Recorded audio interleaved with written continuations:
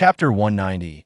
Us. Upon hearing Jiang Songning's words, Shenhua immediately grasped her intent, though he found it somewhat bewildering. So, are you suggesting that Sinny is the heroine of this world? The reason I cannot kill her is that her death would lead to the collapse of this world? It's not that severe, it's merely that the heavenly principle will prevent anyone from harming her. She is the chosen child of fortune, selected by the heavenly will. Unless the heavenly will abandons her, we are essentially incapable of killing her. Shenhua fell silent. It was not that he disbelieved Jiang Songning, but rather that he found it difficult to accept the notion. If what Jiang Songning asserted were indeed the case, what did that make them? Mere side characters? If she truly is some sort of child of fortune, then this so-called heavenly will is hardly a benevolent force. After all, a genuine child of fortune could not possibly embody such flawed values. Jiang Songning chuckled at Shenhua's remarks. You actually believe me? Aren't you afraid I might be speaking nonsense? I trust you there's no need for you to lie. Moreover, that Sinny is undeniably peculiar. My interactions with her have revealed a mind rife with scheming and avarice, and her acting skills leave much to be desired. Yet, when I took action this morning, an inexplicable thought surfaced within me, finding her quite endearing and admirable. I had previously suspected she possessed some extraordinary ability, and your explanation elucidates that. As Shenhua spoke, his face was marked by a profound distaste. The very idea of harboring unusual thoughts towards such a duplicitous, self-serving woman repulsed him. Jiang Songning furrowed her brow, realizing how formidable Sinny was. She hadn't anticipated her to be this difficult to deal with. You should refrain from taking risks in the future. I will devise a method to eliminate her. Agreed, but you must promise me that I will accompany you during your endeavors. Jiang Songning pondered for a brief moment before nodding in agreement. All right. By the way, if there's a heroine, there must be a hero, right? That hero wouldn't happen to be Zhou Yongfan, would he? Upon discovering that this world indeed harbored such a narrative structure, Shenhua's mind was utterly astounded. Indeed, Zhou Yongfan is the hero of this world. Jiang Songning grew increasingly impressed by Shenhua. His logical reasoning surpassed that of ordinary individuals. Zhou Yongfan was killed by Sinny. If another hero were to emerge, perhaps we could employ a similar strategy and have the new hero confront Sinny. At this moment, the expression on Jiang Songning's face was more grotesque than if she had swallowed a fly. Have you heard of NP? What does that mean? A bead of sweat formed on Shenhua's brow. He was aware of the extravagant lifestyles of the playboys around him, but he was uncertain whether Jiang Songning was referring to that. It means that this world does not have just one hero. It revolves around the heroine, and the men surrounding her comprise her harem. Each of those individuals serves as a hero exclusive to her. Shenhua finally understood the reason behind Jiang Songning's earlier ghastly expression, and he twitched his lips. A female version of the deer and the cauldron? Jiang Songning snapped her fingers. Clever.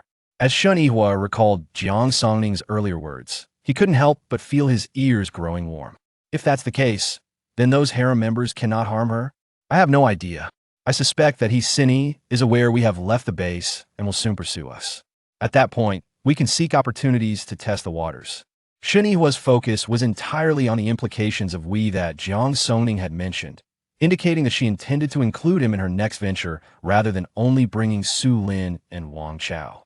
Upon realizing this, a subtle smile graced his lips. All right, once they catch up, we will give it a try. Shenhua spoke with calculated emphasis on we.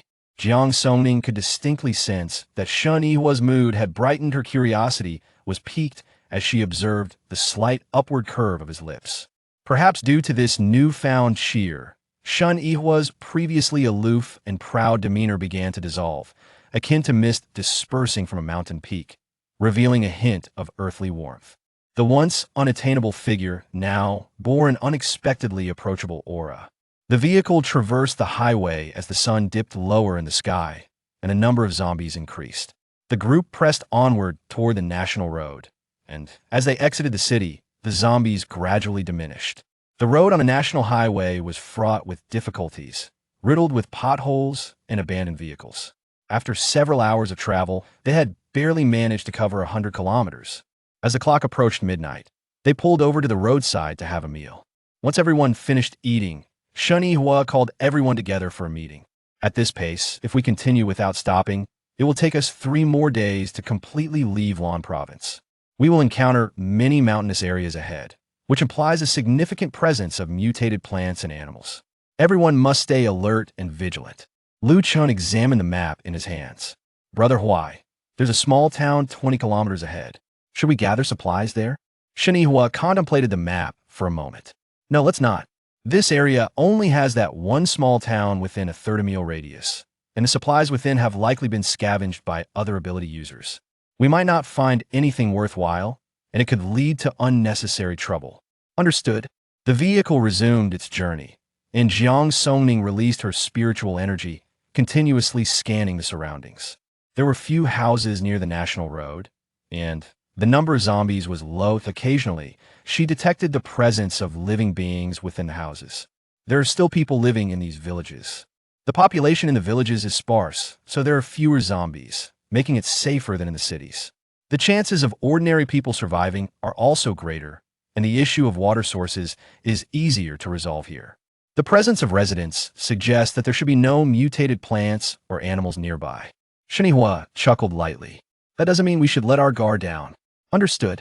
Jiang Songning continued to extend her spiritual energy. Shen Yihua was aware of her actions, so he refrained from further comments. Although the section of the road was bumpy, there were no abandoned vehicles obstructing the way, likely due to the nearby villagers having cleared them away. The vehicle struggled up the mountain roads, and as they ascended, houses became increasingly scarce. Jiang Songning could no longer detect the presence of any living beings. Zombies were nearly non-existent, and the occasional sounds of insects and birds added an eerie atmosphere to the tranquil night. The temperature in the mountains was also noticeably lower than that in the valleys. Perhaps others shared this sentiment, as Wang Chao, feeling bored, opened the intercom. Let's chat, everyone. The atmosphere in these mountains is too strange. I keep feeling like someone is watching me. Everyone, why did it feel so unsettling? Shut up and stay vigilant. Zhou Lin snapped from the back of the small truck. I'm just speaking the truth. Don't you hear those sounds outside? Doesn't it make you think of something? Like mountain village ghosts? Chapter 191. Encountering an Old Man. Lu Chen's voice echoed through the intercom. Wang Chao, if you keep talking nonsense, they'll sew your mouth shut. Wang Chao hadn't expected his companions to be so timid. Fine, I want to argue with you scaredy cats.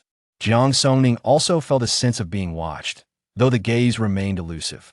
Since her spiritual energy had not detected anything, she chose to remain silent. If Wang Chao sensed it, then it likely wasn't merely her imagination.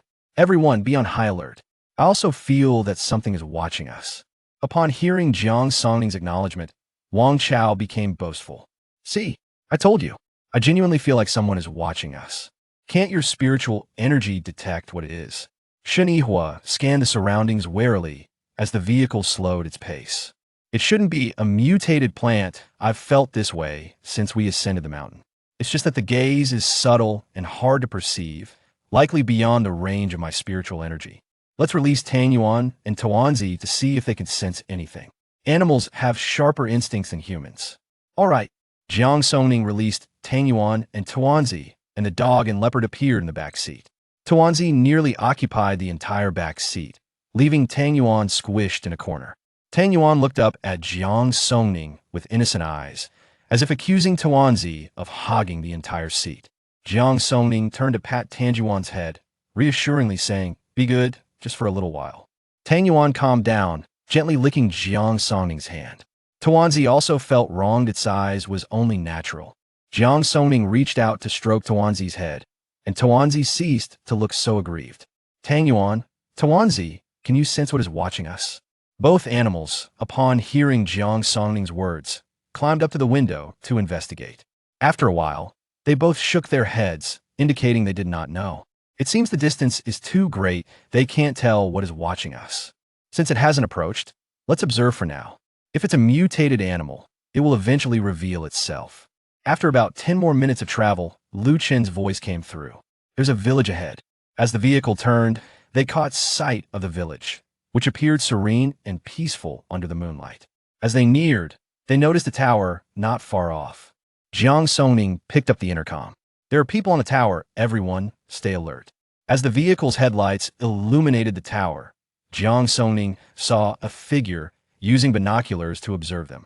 The village was situated close to the national road, consisting of only a handful of households, with a small population. Everyone, accelerate and leave this place as quickly as possible. Shinihua pressed down on the accelerator, and the vehicle surged forward with greater speed than before. As the uneven terrain caused the ride to become increasingly jarring, Jiang Songning's keen senses detected the presence of approximately 13 individuals nearby, concealed within a thatched cottage behind tower. There are people in the thatched cottage, everyone. Remain vigilant, she cautioned. As they approached the tower, the situation ahead became increasingly discernible. The road was obstructed by wooden stakes, and an elderly gentleman with a kindly demeanor waved cheerfully at them from the roadside. Several vehicles were parked in the open space beneath the tower. Shinihua brought the car to a halt before the old man, and Jiang Songning lowered her window, offering a sweet smile. "Grandpa, why have you placed wooden stakes in the middle of the road?" Her face bore a deceptive innocence, resembling that of a naive young girl unaware of the world's complexities. The old man returned her smile with warmth. "My dear, you cannot proceed further." His voice, though frail, carried a soothing reassurance. Jiang Songning played along, feigning curiosity. "Oh, why is that?" With a look of sorrow, the old man gestured towards the path ahead. "There are monsters lurking ahead. Those who have passed by have vanished, with only a few managing to escape. Our villagers, unable to bear witness to such tragedies, have placed these stakes in hopes of guiding travelers away from that perilous route." Pretending to be frightened, Jiang Songning grasped Shinihua's arm. "Grandpa, do you know what kind of monsters they are?" "Alas, I cannot say. All I know is that whenever we check after someone has passed through, they're nowhere to be found, leaving only their vehicles behind." He pointed to the open space behind the tower. "These vehicles are all that remain. We have been unable to locate their owners, so we brought the cars back here." Upon hearing the old man's words, Jiang Songning's fear intensified, and she anxiously clutched Shun Yihua's shoulder. "What should we do? There are monsters ahead. Fear not, for I shall protect you.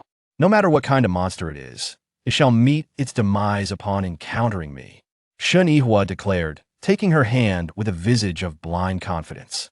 The old man stamped his foot, casting a disapproving glance at Shun Yihua's arrogance. "Oh, why must you, young man, disregard my warnings and seek your own demise? Let me tell you, many skeptical youths who ventured forth have left nothing but a pool of blood. Should anything happen to you, we will not come to your aid." Seeing the old man's fervent performance, Shun Yihua began to waver. He glanced at the flustered Jiang Songning, then turned his uncertain gaze back to the old man. "Are the monsters truly that formidable?"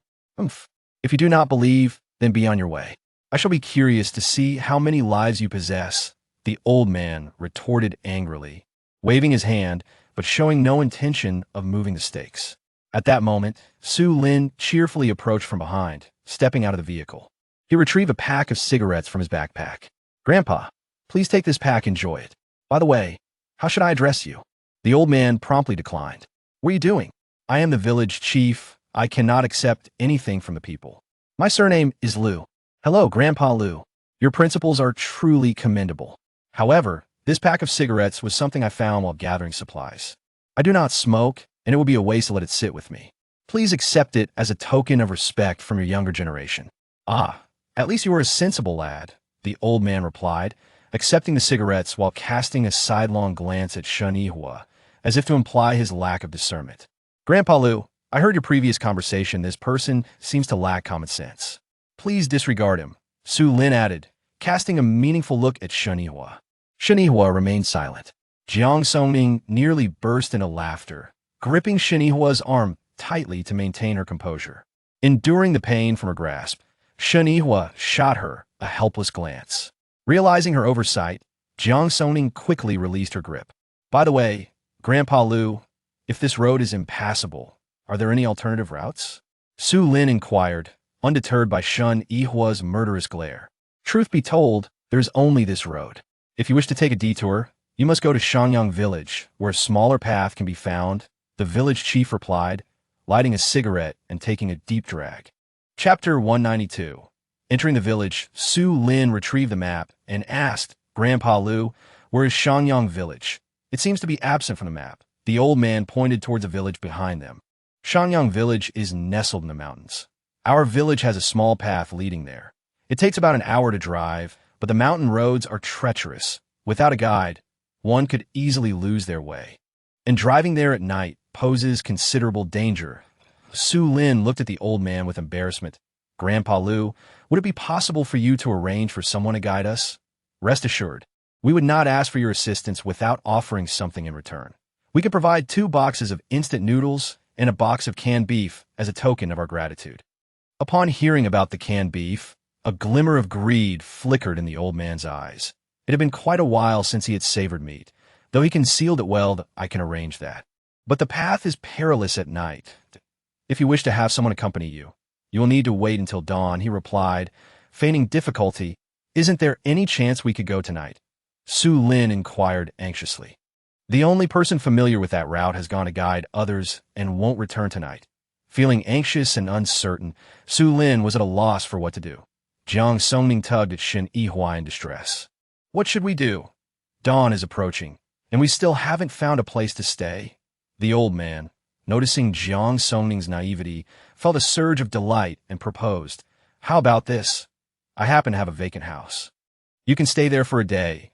Just bring a few items as rent. Su Lin, hearing of the possibility of entering the village, hesitated, unsure if it was wise. Shen Yihua's expression mirrored his uncertainty. Without waiting for their response, Jiang Songning eagerly exclaimed, That sounds wonderful. Thank you, Grandpa Lu. Shen Yihua grasped Jiang Songning's arm, pretending to signal her. Songning, Jiang Songning, seemingly oblivious, responded with confusion. What is it, Huaige? The old man, observing their exchange, felt reassured. If they were so easily persuaded to enter the village, he would begin to suspect their intentions. Fearing they might change their minds, he urged, Follow me. Our village is quite safe. The young people have organized patrols, ensuring there are watchmen every day. So, you can rest easy. Jiang Songning touched her face. Really? That's wonderful. I haven't had a good night's sleep in ages. My skin has become so rough, it seems I'll finally get to rest well tonight. The old man, finding her foolishness amusing, remarked, Indeed, you should rest well. There are many biting insects outside, and lack of sleep could lead to troubles. Absolutely. Grandpa Lu, you are so right. I could fall asleep while standing. Then let us return quickly. You all need a good day of rest to gather your strength for the journey tomorrow. The old man wore a knowing expression. Jiang Songning seemed oblivious to it. All right, Huaige, let's set off. As Su Lin returned to the vehicle, the old man mounted his electric scooter to lead the way. Once the car windows were rolled up, Jiang Songning's expression of delight faded.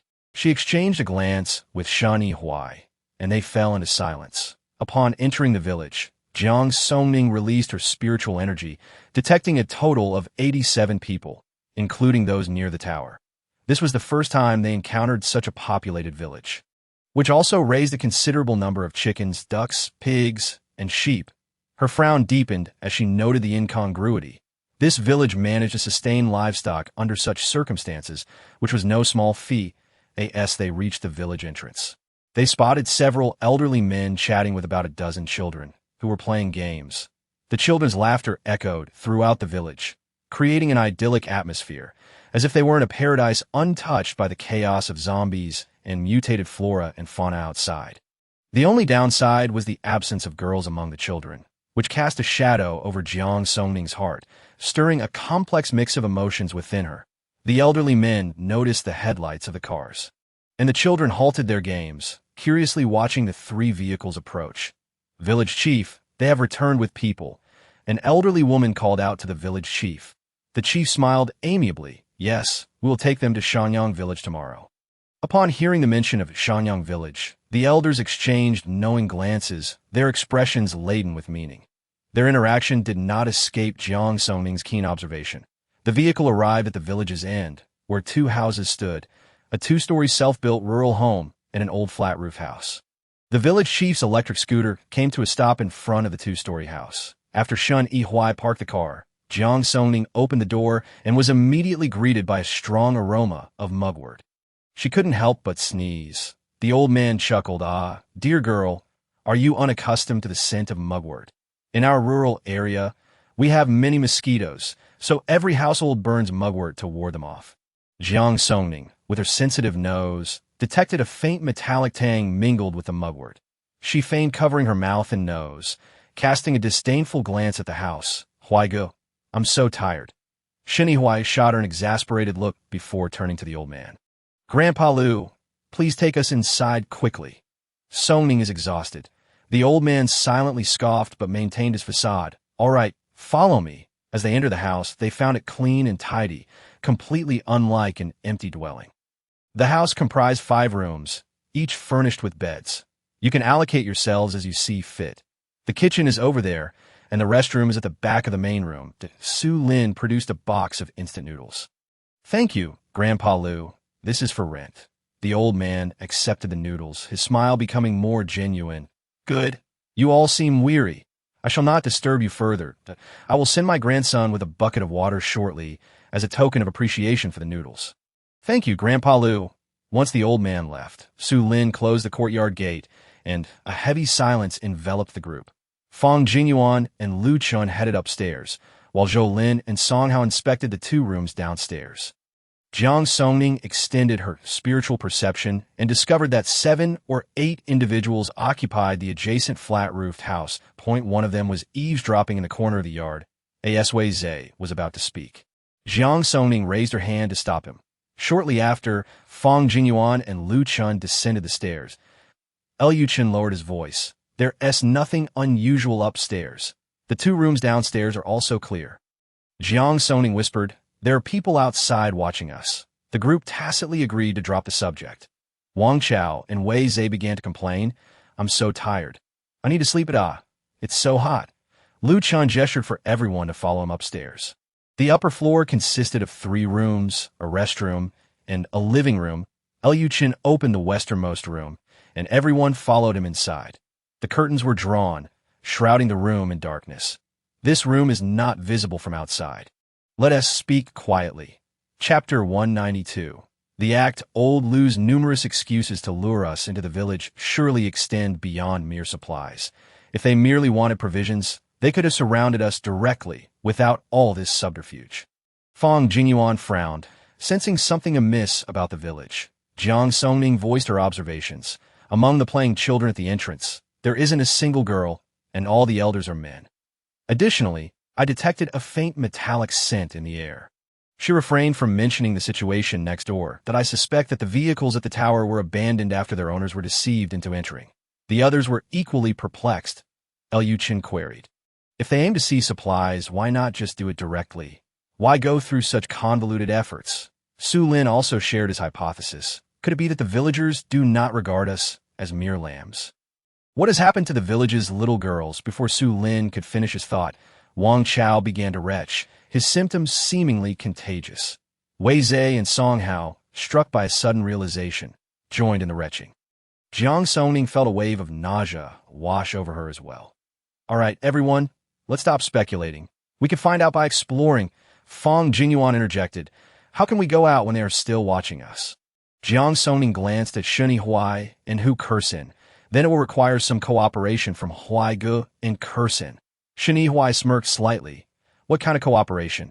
Hu Kersin stepped forward, indicating her willingness to assist. Let us head downstairs first.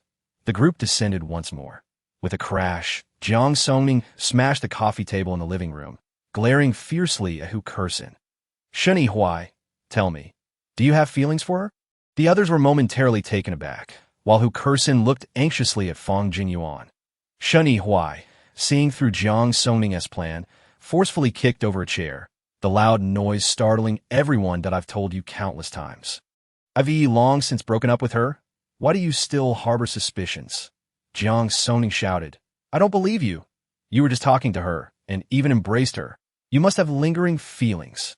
At that moment, Hu Kersin finally grasped the situation, quickly adding, Sister Jiang, please don't misunderstand. I stumbled, and Huaige merely helped me. Don't quarrel over me. Jiang Songning gestured for Hu Kersin to feign falling. You vixen, did you seduce Huaige? Hu Kersin quickly understood Jiang Songning's intent, pretending to be pushed down. Kersin, are you all right? Hu Kersin shook her head repeatedly, stammering, Huaige? I'm not in pain. Shinhua shouted angrily at Jiang Songning. Jiang Songning, you are utterly malicious. Malicious? Shinhua, you scoundrel, I want to break up with you. Jiang Songning cried as she ran out of the small courtyard. The others were momentarily stunned, and it took Shinhua nearly 2 minutes to follow after her. Once the two left the courtyard, Weizhe almost applauded, but remembering there were eavesdroppers next door, he could only murmur, Sister Jiang and Brother Huai are truly brilliant performers. Fang Jingyuan promptly gave him a smack on the head. Shut up, the show must go on. Su Lin chimed in, it's exhausting.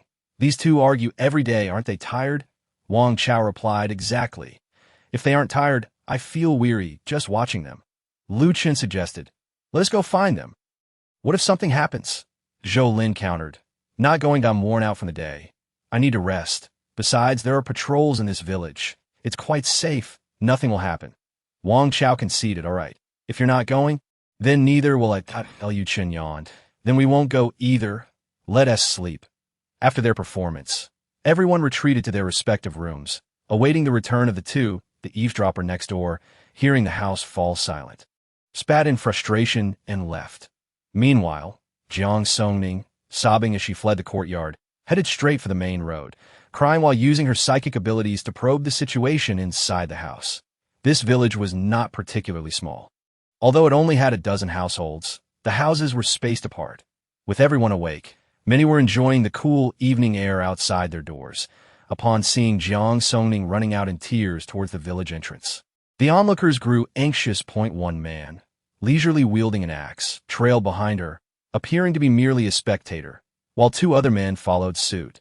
Jiang Songning was not running particularly fast. She glanced back intermittently, as if checking whether anyone was pursuing her. As she neared the village entrance, the man trailing her caught up. Hey, miss, don't run. You're almost out of the village. Jiang Songning halted, her cries growing louder. The man with the axe, his expression gentle. Spoke, miss. Why don't you tell us what's troubling you? It's too dangerous outside to be running about. Go away. I don't want your comfort. Jiang Songning wailed, embodying the persona of a spoiled young lady. Oh dear, the little girl has quite the fiery temper. We're only trying to help you. How could you be so ungrateful? Jiang Songning continued to sob and crouch on the ground, unable to stop her tears, fearing that if she looked up she would be discovered by the 3M that moment. Shun Yihua arrived, panting, Songning, I'm sorry, I was wrong to lose my temper just now. Jiang Songning's eyes brightened upon seeing him, yet her words were unyielding. I don't want your concern, you scoundrel. Shinhua softly coaxed, be good. I was wrong. I shouldn't have been harsh with you. Would you hit me? Jiang Songning touched her face. That is more like it. But do you love me or her? Shinhua lifted her from the ground and embraced her tightly. I love you, of course. I was just playing around with her. She can't compare to you. You are my true love. The three spectators felt a wave of goosebumps. Then swear you will only love me in this lifetime. All right, I swear I will only love Jiang Songning in this lifetime. The two began to flirt as if no one else were present. The three onlookers were close to losing their dinner, marveling at how city folks engage in such playful banter, with terms of endearment flowing freely. Jiang Songning had nearly gleaned all the information she needed and subtly signaled Shen Yihua. He understood instantly. Let us head back and take our time being affectionate. Jiang Songning blushed and playfully punched his chest. Yuri insufferable. Hand in hand, they strolled towards the end of the village. The three men trailed behind at a distance, only feeling relieved once they saw the couple return to the courtyard. Chapter 193. Speculations upon returning to the living room. Jiang Songning blushed and quickly withdrew her hand from Shun Yihua's grasp, stammering, I'm sorry. Shen Yihua felt a warmth on his face as well. Clearing his throat, let us go upstairs first. The others, hearing the commotion, quietly emerged. Thankfully, it was dark outside. Although a candle flickered in the living room, the dim light concealed any unusual behavior from the couple. Everyone stealthily ascended to the second floor. Jiang Songning's face slowly cooled as they settled down. Wang Chao, impatient, asked Sister Jiang, what did you find out? What's the situation in the village? I ran to the village entrance and noticed there are almost no women here. The village has around 70 to 80 people, and aside from a few elderly and young boys, all the men are tall and robust, all possessors of superpowers. though they're only at levels 2 or 3. Collectively, they are quite formidable. Zhou Lin immediately recognized the gravity of the situation. This is strange. In such a remote village, how can there be so many high-level zombies for them to collect crystal cores and level up? Jiang Songning recounted her findings. I suspect they are raising zombies, but I couldn't pinpoint exactly where they're keeping them. Fang Jinyuan recalled the situation they encountered at the Xinghe Villa. That makes sense. The women and girls in the village must have been fed to the zombies. A heavy silence fell over the group, grappling with the horrifying realization that these people had betrayed their own kin. Wang Chao slammed his fist against the wall, exclaiming, "Damn, these people are truly despicable. Why raise zombies?" Wei Zhe questioned, puzzled. Wang Chao looked at him incredulously. "Are you foolish? If they viewed us as mere livestock, how would the dozens of villagers enhance their powers? In such a remote area, where would they get high-level zombies?" Realizing his error, Wei Zhe sheepishly chuckled. "Right? I forgot." Shiniwa then pointed out, among those people, some might not actually be from this village. They likely joined later. Jiang Songning recalled the accents of the 3 men earlier. "Do you think they could be outsiders who killed the villagers and took over?" Lu Chun found Jiang Songning's theory absurd. "No, that's impossible, right?" Fang Jinyuan also doubted. "Yes, this group seems strong. Why would they want to occupy this small village? Is there something special about it?" Shinihua provided a rationale. "This village likely has an underground river. They wouldn't be short on water." Zhou Lin, confused, asked, "How do you know there's an underground river?" "They kept livestock here, and currently there's a water shortage. If the villagers lack water, how could they sustain livestock unless this village isn't short on water? Given the current situation, the wells are nearly dry, leaving only the possibility of an underground river." Zhou Lin acknowledged. "Based on this reasoning, it does seem plausible." Shun Yihua observed the furtive figures outside, noting, "Though these are merely speculations, we must remain vigilant. If the villagers are indeed raising zombies, we cannot allow them to continue their malicious deeds." Su Lin's eyes glinted with suppressed fury. "I just took a quick glance, and there are over 100 vehicles by the tower. If that's true, these people deserve to die." Shiniwa picked up a pair of binoculars, scanning the approaching figures. "Whether it's true or not, it seems someone is coming soon," Fang Jinyuan suggested. "In that case, let us all return to our rooms and see what tricks they're up to." Wei Zhe recalled the old man Lu's earlier words. "Didn't old Lu say he was bringing us water? What if he's drugging it?" Song Hao interjected, "But drugging the water isn't reliable. What if we don't drink it?" Wei Zhe scratched his head. "Oh right, so what will they do?" Jiang Songning suddenly had a flash of inspiration. Mugwort! Mugwort! Jiang Songning and Shun Yihua spoke in unison. Shun Yihua smirked. "Looks like we're on the same wavelength." "Yes." Lu Chen realized those people next door will likely start burning mugwort around here soon.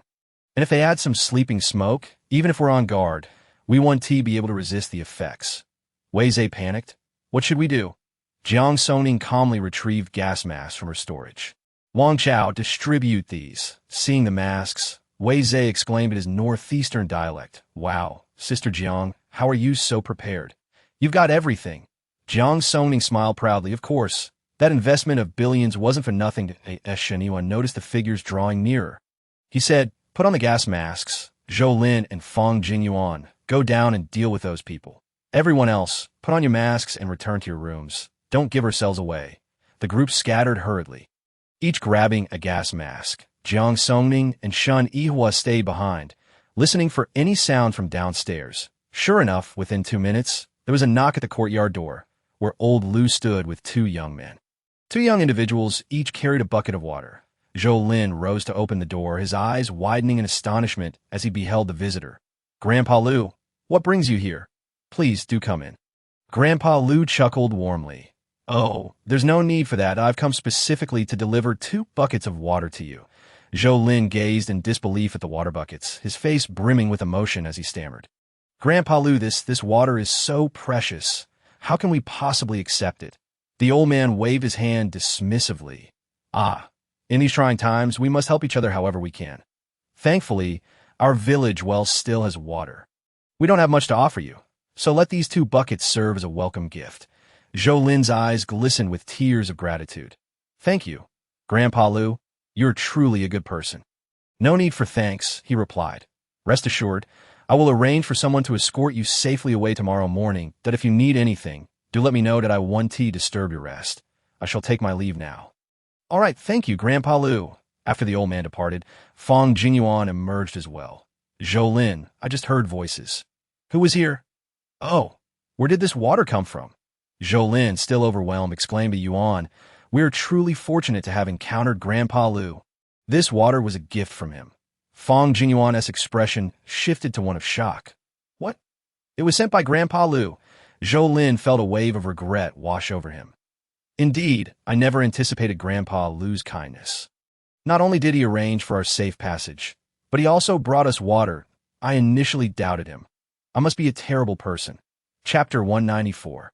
Besieged Fong Jingyuan placed a reassuring hand on Zhou shoulder. Do not chastise yourself. When we leave, let us set aside some supplies for Grandpa Lu as a token of our gratitude. Agreed. I will organize the supplies shortly to see what we can spare for them. Yes, for now, let's take the water back and ration it. It should last us several days. The two returned to the living room, carrying the water buckets. Meanwhile, in the corner of the adjacent wall, individuals who had been unable to hear the conversation returned to the bungalow. Huang-san, what is happening next door? Huang-san, brimming with pride, reported the situation. Boss, there's no need for concern. They're a bunch of fools. Grandpa Lu sent them 2 buckets of water, and they were so moved that they're even discussing how to leave more supplies for him. Huh, such navet. The others erupted into laughter. Chun Hong, seated in the main position, cast a disapproving glance at them that, not let your triumph cloud your judgment. Have you forgotten the lessons of the past? Boss, worry not. These people won't escape. Soon, we shall ignite the mugwort. Indeed, boss. That small truck is loaded with goods. I sneaked a peek and saw that it was heavily laden, that we won't suffer any losses from this haul point. One of the men mentioned the canned beef. Swallowing hard at the thought. Hearing about the canned beef piqued Chun Hong's interest. Once this operation is complete, let us slaughter that male sheep in the pen and treat everyone to some meat. The younger members gasped in disbelief. Boss, are you serious? Didn't you say we should keep those 2 sheep to breed? Grandpa Lu mentioned that the ewe is pregnant. Killing the ram won't have any adverse effects. Excitement surged through the group. Huang-san leaped to his feet. Brothers, prepare yourselves. Xiaojia, go inform the villagers to get ready. We're going to burn the mugwort. The prospect of meat invigorated the others as they donned their masks. 3 individuals stealthily exited through the tunnel in the bungalow, surrounding the house quietly. Chun Hong retrieved a machete, meticulously wiping it with a cloth, his eyes gleaming with malice. Unbeknownst to them, their conversation was overheard clearly by Jiang Songning. They're about to make a move. Our suspicions were correct. Shinhua donned a gas mask. I'll go inform the others. Jiang Songning also put on a gas mask and retrieved her gun and crossbow from her space. Firearms and crossbows are most effective against humans. After Shinhua notified the others, he returned upstairs. The 2 took positions behind the curtains, observing the scene below. About 10 minutes later, the 3 began to act.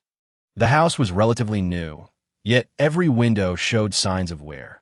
Jiang Songning watched as the 3 below gathered a pile of dry grass, placing it around the house's 3 sides. In no time, all 3 lit the mugwort simultaneously, and soon, smoke began to billow inside. The sky was nearing dawn, and the smoke grew thicker within the room, prompting the individuals below to ascend. Wang Chao cursed under his breath as he climbed up. These crafty bastards are truly cunning. Thankfully, Sister Jiang has a gas mask. Otherwise, we would have met our end without even knowing how to at that moment. Shinhua set down his binoculars, noting that over 20 individuals, all of whom possessed abilities, were approaching the village. Upon seeing Jiang Songning wielding a crossbow, Wang Chao shamelessly asked her for one as she handed him a crossbow, advising everyone be cautious. These people are ruthless, not show mercy when the time comes. As they drew nearer, perhaps feeling that the situation was already in their favor, they spoke carelessly, excitedly making their way toward the house. In my opinion, the boss is simply too cautious, with so many of us. Why fear those few fools? We could have taken a more direct route. Be quiet. Have you forgotten the lessons from the last time? The lives of over a dozen brothers cannot be bought back with your foolishness. That was due to our carelessness, and besides, Those people had over 20 individuals. We're only dealing with a handful here. Xiangzi, can you please keep quiet? With your limited perspective, how dare you question the boss's decisions? Hey, I'm not questioning the boss's decisions. Don't twist my words. Tisish, do you know what the boss's tactic is called? What is it called? What our boss employs is called winning without bloodshed. Otherwise, do you think we've managed to pull off so many operations without a hitch? You, with your narrow-mindedness, should read more. Xiangzi retorted defiantly. I graduated from middle school. Where do you get the audacity to call me narrow-minded? Enough. Stop the bickering and focus. The man at the forefront spoke, and the rest fell silent, refraining from further discussion. 20 people, along with the 7 from next door, totaling 27, descended and quickly spread out, surrounding the entire building. They displayed a surprising level of order. Zhou Lin observed this scene with astonishment. Prepare for action. Shan Yihua's command was issued, and everyone knocked their arrows, aiming at the ground below. At that moment, 2 individuals leaned a ladder against the wall, intending to climb over and open the door. Seizing the opportunity, Shan Yihua aimed his crossbow at the man scaling the wall. With a swift twang, the arrow struck true, piercing the man's heart. He felt a sharp pain in his chest, and upon looking down, saw the arrow protruding from his heart. He opened his mouth to cry out, but found himself gasping for breath instead. The others below urged him. Dafei, what are you doing up there? Get down and open the door. Dafei mechanically turned his head to glance at those below before sliding down the wall. Thud! The lead man immediately reacted, shouting, Everyone be careful. There are still people awake inside. Upon hearing the shout, the 20 or so individuals grew frantic. Shan Yihua was the first to step onto the balcony, releasing an arrow at the crowd below. The others quickly followed suit, taking positions on the balcony and firing arrows at those below. Chen Hong witnessed his brothers falling one by one and began to curse loudly. Damn it, everyone hide against the wall. As he spoke, the others quickly realized the danger and huddled beneath the outer wall. Old Jiu, when they shoot arrows, use your abilities to control their arrowheads. Huazi, provide defense. On the upper floor, Shan Yihua heard Chen Hong's words and raised his hand, swiftly unleashing his powers against the surrounding wall. With a thunderous boom, the wall collapsed, sending several individuals below into disarray. Everyone down, Shan Yihua commanded, guiding the others downstairs. Jiang Songning raised her hand, unleashing her vine abilities, and swiftly slid down from the balcony railing. Chapter 195. Surrounded and beaten before the individuals below could react, Jiang Songning unleashed her mental power, targeting the lead man. Chen Hong, he felt as though his head was about to explode and collapsed in agony as he stood. Jiang Songning raised her hand, sending her vines towards Chen Hong. That moment, the others finally reacted, turning to attack Jiang Songning. She executed a deft roll, deflecting their attacks against the wall, creating a massive crater in the house. Shan Yihua, witnessing this scene from the living room, felt his heart race that he raised his hand again, unleashing his powers against the 2 attacking Jiang Songning. The 2 were caught off guard and were instantly reduced to charred remains. Jiang Songning was taken aback by the display, realizing how powerful Shan Yihua had become after reaching level 4. And oh wonder, lightning abilities were regarded as the most potent. After a brief moment of astonishment, she swiftly targeted the nearest opponent. First, she used her powers to lock on a target, then ensnared the individual's neck with her vines. Blood gushed forth from the wound, and within 5 seconds, the person fell silent. At this moment, Fang Jingyuan and his companions also rushed down, instinctively targeting the nearest opponents. Most of these adversaries were at level 2, and they had no means of retaliating against their onslaught. In no time, the 27 individuals were reduced to just over 10. Upon hearing the commotion, the villagers instinctively sensed that trouble was at hand, and they hurriedly converged towards the source of the noise. Despite their lower level of abilities, their sheer numbers posed a significant threat. Jiang Songning had just ensnared one individual with vines when she became aware of a multitude rushing toward her. The urgency was palpable, with the villagers eager for swift resolution. The haze in the air dissipated. Jiang Songning released Tuanzi and Tang Yuan from her grasp. With the addition of the 2 creatures, the remaining 10 or so adversaries were swiftly dispatched. That moment, old Lu arrived with his group, and upon witnessing the sprawled bodies on the ground, his teeth ground together in rage. The sight of his eldest grandson lying in a pool of blood nearly caused him to lose his footing. "Kill every last one of them," he commanded.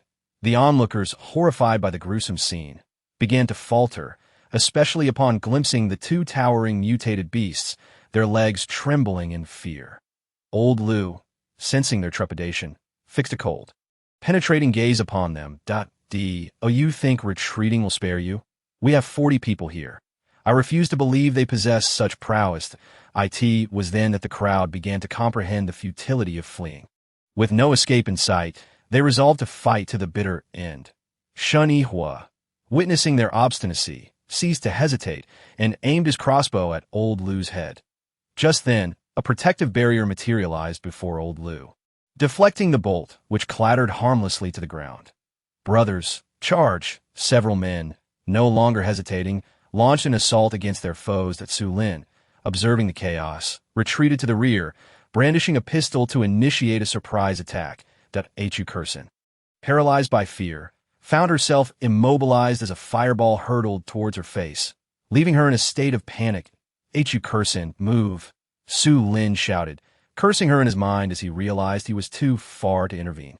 Jiang Songning, catching Su Lin's urgent voice, glanced to the side and saw the impending danger. She was merely 3 meters away from Hu Kursin, her teammate. There was no way she could stand idly by. If that fireball struck Hu Kursin, even with her healing abilities, her face would be disfigured. With swift resolve, she raised her hand and summoned vines to ensnare Hu Kursin's body, yanking her aside just in time. Hu Kursin felt the vines entwining her and finally reacted, the fireball narrowly grazing her hair before exploding against the wall behind her. In that instant of chaos, an assailant to Jiang Songning's left seized the opportunity. Launching an icy blade straight for her heart, Hu Kursin's eyes widened in terror at the sight. "Sister Jiang, watch out!" Su Lin, having just exhaled in relief, now witnessed the icy blade approaching Jiang Songning and swiftly aimed his pistol at the attacker. Jiang Songning realized it was already too late to evade. Despair washed over her. Was she doomed to repeat her fate as mere cannon fodder in this life? A pang of regret struck her. She lamented never having seen her brother in this lifetime. In a flash, Shen Yihua enveloped Jiang Songning in his arms, the icy blade piercing his back. He couldn't suppress a pained cry. Just as Jiang Songning felt engulfed by despair, a warm, powerful embrace enveloped her. She looked up in astonishment, her gaze meeting Shen Yihua's exquisitely chiseled face. His eyes, deep and serene, radiated a calming light. In that moment, Jiang Songning's emotions swirled within her, a complex tapestry of gratitude for Shen Yihua's timely intervention and a burgeoning sense of indebtedness towards him. This duality stirred feelings of guilt and helplessness within her. Shen Yihua gently stroked her hair, his voice a soothing balm not fear. "I am here." His words, akin to a gentle spring breeze, warmed Jiang Songning's once icy heart. How long had it been since she felt such cherished regard? She had almost forgotten. This simple utterance sent tumultuous waves through her heart. At that moment, she detected the pungent scent of blood emanating from Shen Yihua, causing a surge of alarm within her. "Are you all right?" Shen Yihua met her gaze with a reassuring look. "I am fine. Just a minor injury." Hu Kursin, regaining her composure, trembled at the sight of the icy blade embedded in Shen Yihua's back. Realizing she had inadvertently caused trouble, Su Lin, relieved to find Jiang Songning unharmed, vented his anger at Hu Kursin. "If you're too scared to fight, then hide in the house. Don't hinder us here."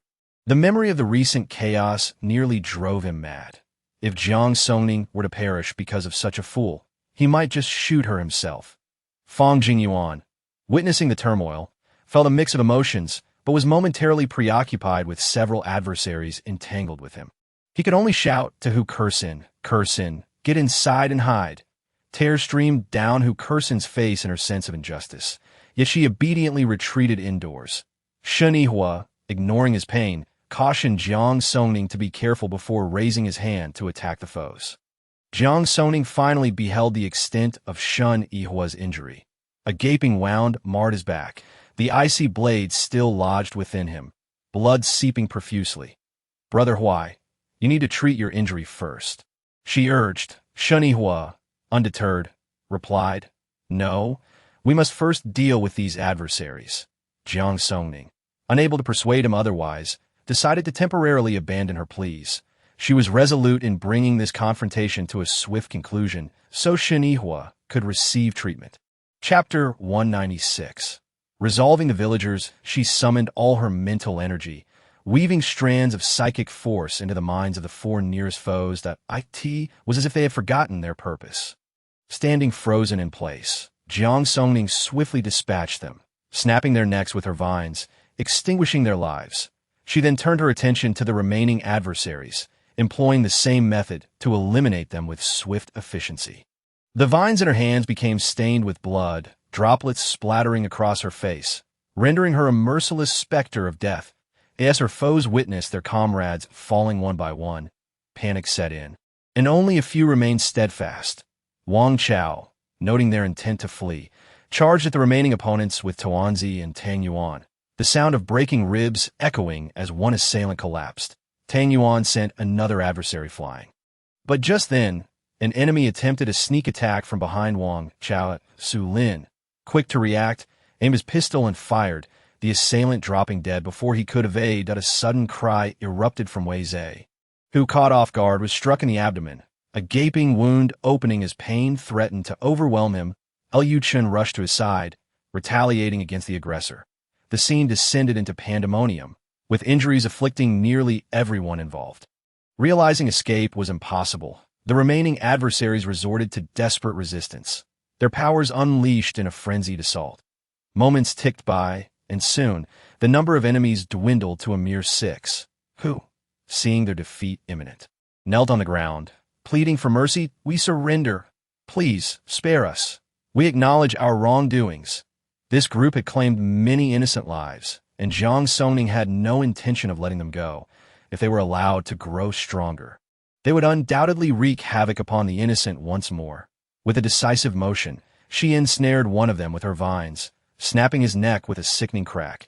Shenihua shared a resolve, raising his hand to strike at the kneeling foes.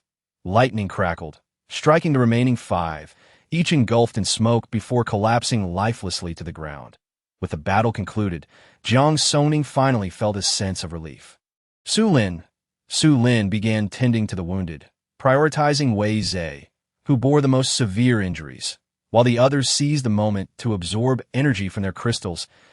As dawn broke outside, the group beheld the grim sight of bodies strewn across the ground, a mixture of emotions swirling within them. "What shall we do with these bodies?" Liu Chen asked, his expression troubled.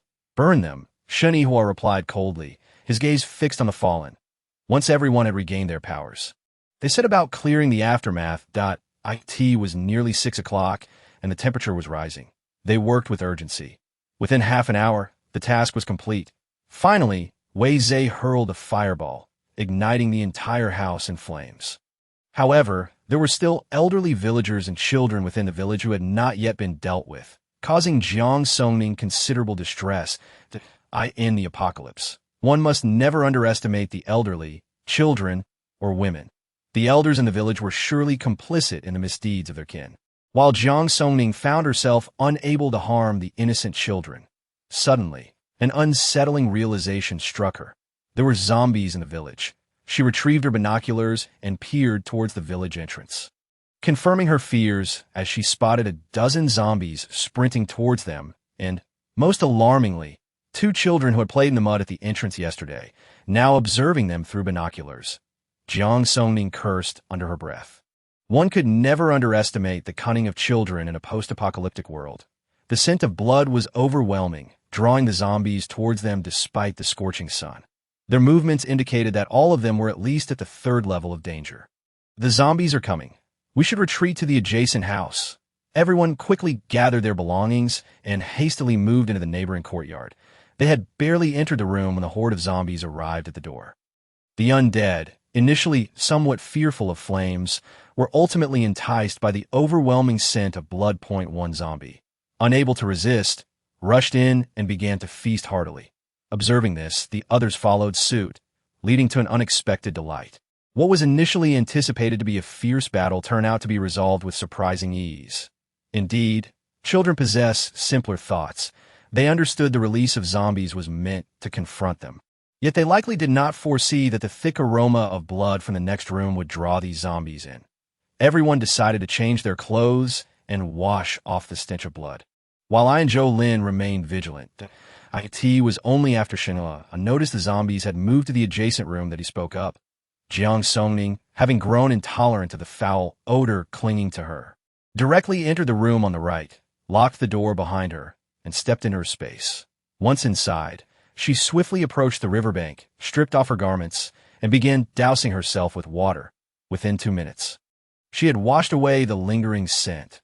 Dressed anew, she exited the space, only to find Wei Zhe and the others had already changed and wiped themselves down. However, they had no means to bathe, and a faint trace of blood still lingered on their bodies. Jiang Songning casually retrieved a bottle of perfume from her space and generously sprayed each person. Achoo! Jiang Jia. That's enough, Wei Zhe exclaimed, clearly unaccustomed to the overpowering fragrance. Who knows if there are still zombies lurking in this village? You and T want them chasing after you, so just comply, he remarked, resigned to the aromatic assault. As Shinhua and the others emerged from the room, Jiang Songning again sprayed perfume on the two newcomers. Just as Wei Zhe attempted to voice an objection, he noticed Shun Yihua standing patiently, awaiting his turn, a smile gracing his features. Wei Zhe suddenly realized that his brother Huai had changed. He couldn't help but tease Lu Chun. Wasn't Huai Ge the one who despised such garish scents? How is he tolerating it now? Lu Chun shot Wei Zhe a disdainful glance. Mind your own business. Unwilling to concede, Wei Zhe retorted, "Who are you scolding?" Lu Chun chose not to engage further in the argument, as they were still uncertain about the situation next door. Once Jiang Songning finished her spraying, Shinhua stepped out to observe the scene next door. Despite his strong composure, the sight nearly made him retch. Seeing Shinhua's reaction, Jiang Songning was compelled to take a look herself, but he quickly stopped her. "Don't go over there." Wang Chao and Wei Zhe, ever the curious ones, climbed the staircase to get a better view. The expressions on their faces grew increasingly grim. What on earth is happening? Lu Chun noted their reactions and found himself intrigued. Wei Zhe, still holding a grudge over Lu Chun's earlier remarks, thought, "If you want to know, just go see for yourself." Lu Chun, spurred by Wei Zhe's attitude, decided to indulge his curiosity. Regret washed over him. Why had he fallen for Wei Zhe's bait? Fang Jingyuan, noticing Lu Chun's demeanor, also became curious about what could have elicited such reactions. "Why not go see for yourself?" as Wei Zhe suggested. Lu Chun echoed, prompting everyone to climb the stairs. Each descended with expressions akin to a pallet overturned, and without warning, they rushed to the corner to retch.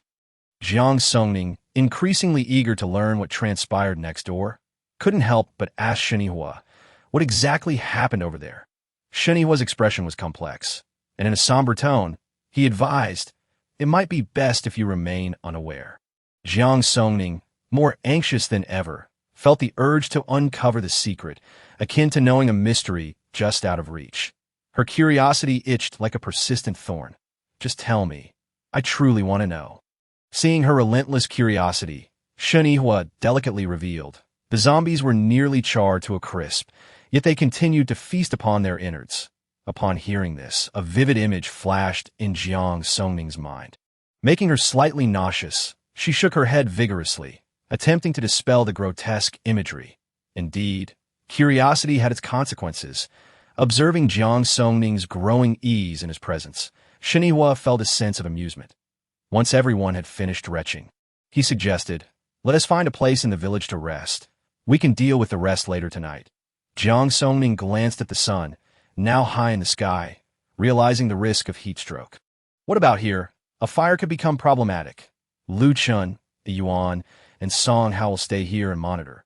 Once the fire calms down, we'll depart, Shinhua instructed. Lu Chun and Fang Jingyuan nodded in agreement. "All right, you all should rest. It's been a long night." As everyone gathered their belongings to leave, Hu Kersin, feeling guilty, hesitated to follow. Fang Jingyuan sighed internally. "Kersin, you should stay inside and rest. We can handle things here." Upon hearing Fang Jingyuan's words, Hu Kersin visibly relaxed. "Okay." After she returned to her room, Lu Chun shook his head, pondering her recent behavior. Though she had previously displayed some stubbornness, she was also brave enough to face her actions. Now, however, it seems she couldn't even muster a simple thank you for Jiang Songning, who had saved her, given their long-standing acquaintance and the fact that she was his childhood friend-girlfriend. He felt reluctant to voice his thoughts. Moreover, Lu Chan sensed a distinct change in Hu Kursin since their arrival at the base. Had something occurred there that they were unaware of, for the sake of future tranquility? Lu Chan felt compelled to speak up. Yuan, perhaps you should pay more attention to Kursin. Fang Jinyuan had also noticed Hu Kursin's unusual demeanor, but despite his inquiries, she refused to divulge her thoughts. Leaving him powerless, if Lu Chan could detect her change, how could he, her boyfriend, not? If she is unwilling to share, what can I do? After some deliberation, Lu Chan voiced his concerns. I can't shake the feeling that Kursin has been somewhat antagonistic towards Jiang. This is merely my speculation, of course. Perhaps I'm misreading the situation. Fang Jinyuan fell into contemplation. You might be onto something, that I sensed it too. Initially, I thought it could be due to Hsini's instigation. But I tested her, and it seems that is not the case. Yet she refuses to acknowledge it. Seeing Fang Jinyuan was not oblivious to the situation, Lu Chan shared his thoughts. Is it possible something has transpired that we are unaware of? We are all comrades, back in school. We owe our escape to Jiang, that if there is a misunderstanding, we should resolve it quickly, lest it jeopardize our camaraderie. Fang Jinyuan rubbed his temples, recalling their previous encounter. I've already probed Kursin, but she remains tight-lipped and denies any intent. I believe you could directly ask Jiang. She is not one to hold grudges. Perhaps there is a misunderstanding that could be clarified. All right, I'll find an opportunity to inquire. Shinihua located an unoccupied house in the village, and once everyone settled into their respective rooms, they retired for rest. Jiang Songning extended her mental reach and observed that several elderly villagers and children remained at the village entrance. One man pacing anxiously, Lu Wu. What should we do? One elderly man fretted. Those zombies we've tended to for so long are now wasted. Lu Wu, despairing, closed his eyes, and when he reopened them, his gaze was ominously dark. If it comes to it, let us release the two remaining ones. An old man immediately protested. No, the boss isn't returned yet. Those two were meant for his upgrade. We've suffered near total loss. If he finds out, how can we face him? What do you suggest? Those people have yet to leave. They want to let us off easily. We could continue raising zombies if we lose them. But if our lives are lost, everything is gone. Don't forget your grandson's life. The 5 elderly men fell silent. Realizing their age left them incapable of fleeing, especially with over 10 children present. Perhaps we should find a place to hide. Where can we hide? The mountains are rife with mutated plants. Venturing there is certain death.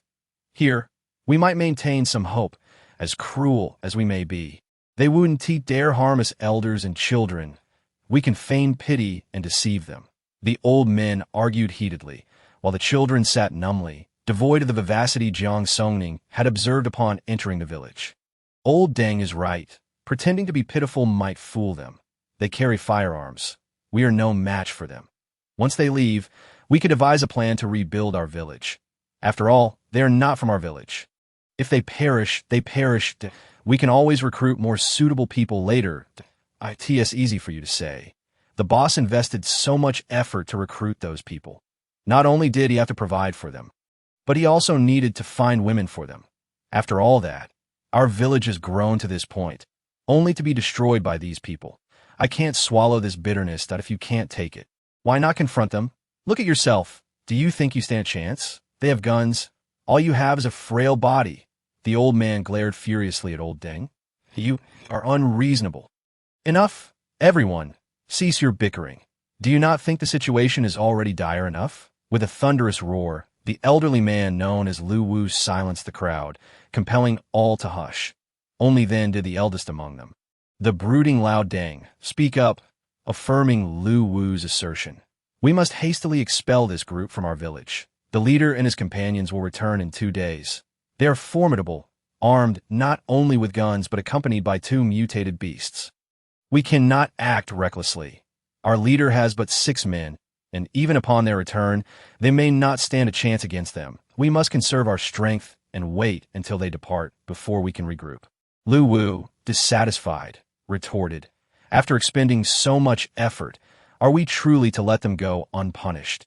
A sinister smile curled at the corners of the old man's mouth, sketching a chilling arc. His face, already etched with deep wrinkles, appeared even more foreboding, as if it could weep with gloom. The others, sensing the atmosphere, instinctively sealed their lips, plunging the room into a profound silence. "How could we possibly let them go?" he scoffed. "Aren't their vehicles still within the village?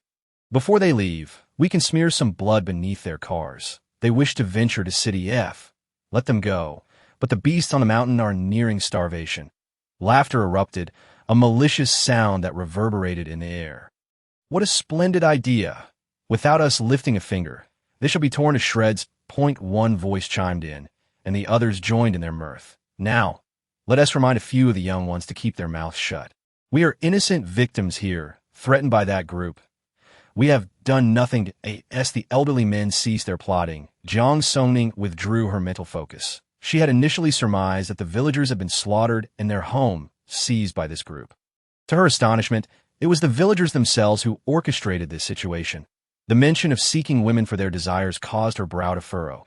She had scoured the village and encountered no trace of women. Were they all captured by these brutes and subsequently fed to the zombies? Or perhaps hidden away by those men? Yet her mental probing could uncover nothing. She would have to wait until nightfall to explore the mountains further, hoping to find the missing women. Initially intending to resolve the plight of the elderly and children before departing, she now feared she would have to linger in the village for an additional 2 days. Leaving these troublemakers unchecked could lead to further calamity. Perhaps, had they not crossed paths with this group, the village might have flourished into a formidable base within a year or so. After all, the location was advantageous, with an underground river ensuring a steady water supply, abundant vegetation, and a temperate climate. When the harsh winter arrived, the trees on the mountains would provide warmth, and come spring, they could cultivate crops and raise livestock, ensuring no shortage of sustenance. Even with the presence of mutated plants and animals, their numbers could manage them, and the meat of these creatures, though less palatable, was still consumable. Once resources were sufficient, erecting an electric fence around the village would render the mutated flora and fauna harmless. Contemplating this, Jiang Songning concluded that the leader of the elderly men was indeed a formidable figure, though his intentions were misguided. The ability to rally such a group indicated significant strength, making him a formidable adversary. Stepping out of the room, she rapped on Shun Yihuai's door. Upon opening, Shun Yihuai was met with the serious countenance of Jiang Songning. Once inside, he handed her a bottle of water, inquiring, "What has transpired?" Jiang Songning recounted the discussions held by the elderly men. Shun Yihuai stood by the window, gazing at the village entrance, deep in thought about how to care for the elderly and children. Jiang Songning felt a throbbing headache. While the elderly could be dealt with, the children posed a dilemma. These individuals had likely robbed countless passersby. Resolving that issue was one thing, but the children, the youngest appeared to be around 7 or 8. The eldest perhaps 11 or 12. They were at an age where they could discern right from wrong, and she wondered how much they had been influenced by the adults. Releasing them could spell disaster. Yet what if there were innocents among them? Shun Yihuai contemplated the optimal solution. This place was not far from the L City base. Once the adults were dealt with, he could send all the children back to the base for guidance. And he needed to inform them about the underground river. Jiang Songning thought it over and realized that this seemed the only viable option. These were not merely a handful of children. They represented the future of the nation. Entrusting them to the base leader might indeed be the wisest course of action. By the way, I gathered from their words that there are 2 high-level zombies being contained nearby. I suspect those 2 are 4th-tier zombies. All right, I'll have Zhou Lin contain them first, and we shall investigate the situation later tonight. Very well. I shall return to rest. After Jiang Songning departed, Shun Yihuai sought out Zhou Lin, and together they made their way to the village entrance. Upon seeing them, the occupants of the house displayed visible fear. As Shun Yihuai scanned the room, he realized that had he not heard Jiang Songning's revelations, he might have been deceived by these individuals. "Please, spare us. Those atrocities were committed by that group of brutes. They have overtaken our village. If we do not comply, they will surely kill us all." Meanwhile, a dozen young boys huddled in a corner, shivering and unable to meet Shun Yihuai's gaze. His brow furrowed deeper. The children's performances of helplessness were masterful. Would sending them to the base truly not pose a problem? As he assessed the children, he noted that among the 11 present, only 3 were ordinary. The others appeared healthy and robust, each displaying second-tier abilities. Zhou Lin, momentarily softened by the sight of the children, quickly recalled Shen Huai's words and admired the group's cunning. Indeed, in the apocalypse, those who seemed the weakest often harbored the most ruthlessness. In silence, Zhou Lin reinforced the doors and windows of the house. Securing the main entrance before locking it, he regarded the frightened assembly with a feigned kindness. "Dear elders, we must impose this temporary confinement. Rest assured, once we resolve the matter at hand, we shall release you. However, it would be wise to refrain from any antics. Otherwise, we shall not hesitate to respond accordingly." The elders felt trepidation. Lacking abilities, they were powerless to resist that moment.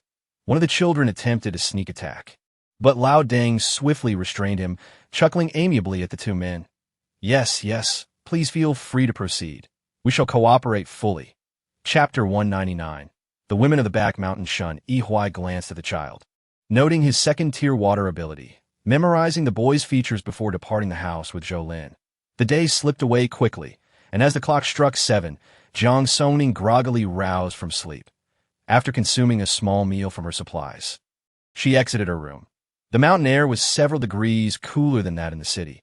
At this hour, the temperature outside hovered around 40 degrees, still warm, but bearable. Su Lin and Wang Chao were in the living room, enjoying instant noodles.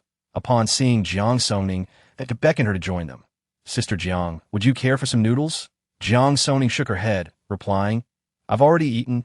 "You two enjoy." She retrieved 2 cans of ice-cold cola from her supplies, handing one to each. "Thank you, Sister Jiang," Wang Chao exclaimed, gulping down the beverage. "Thanks. Hurry and eat. Once you're done, let us explore the mountains behind the village." After the 2 finished their meal, the trio set off towards the mountains. A narrow path led from the village entrance directly to the hills, and they followed it upward. Jiang Songning released her mental energy, and after about 5 minutes, she detected the presence of zombies nearby. Along with 3 living beings, that a sense of dread washed over her. She could not discern whether these were villagers or passers.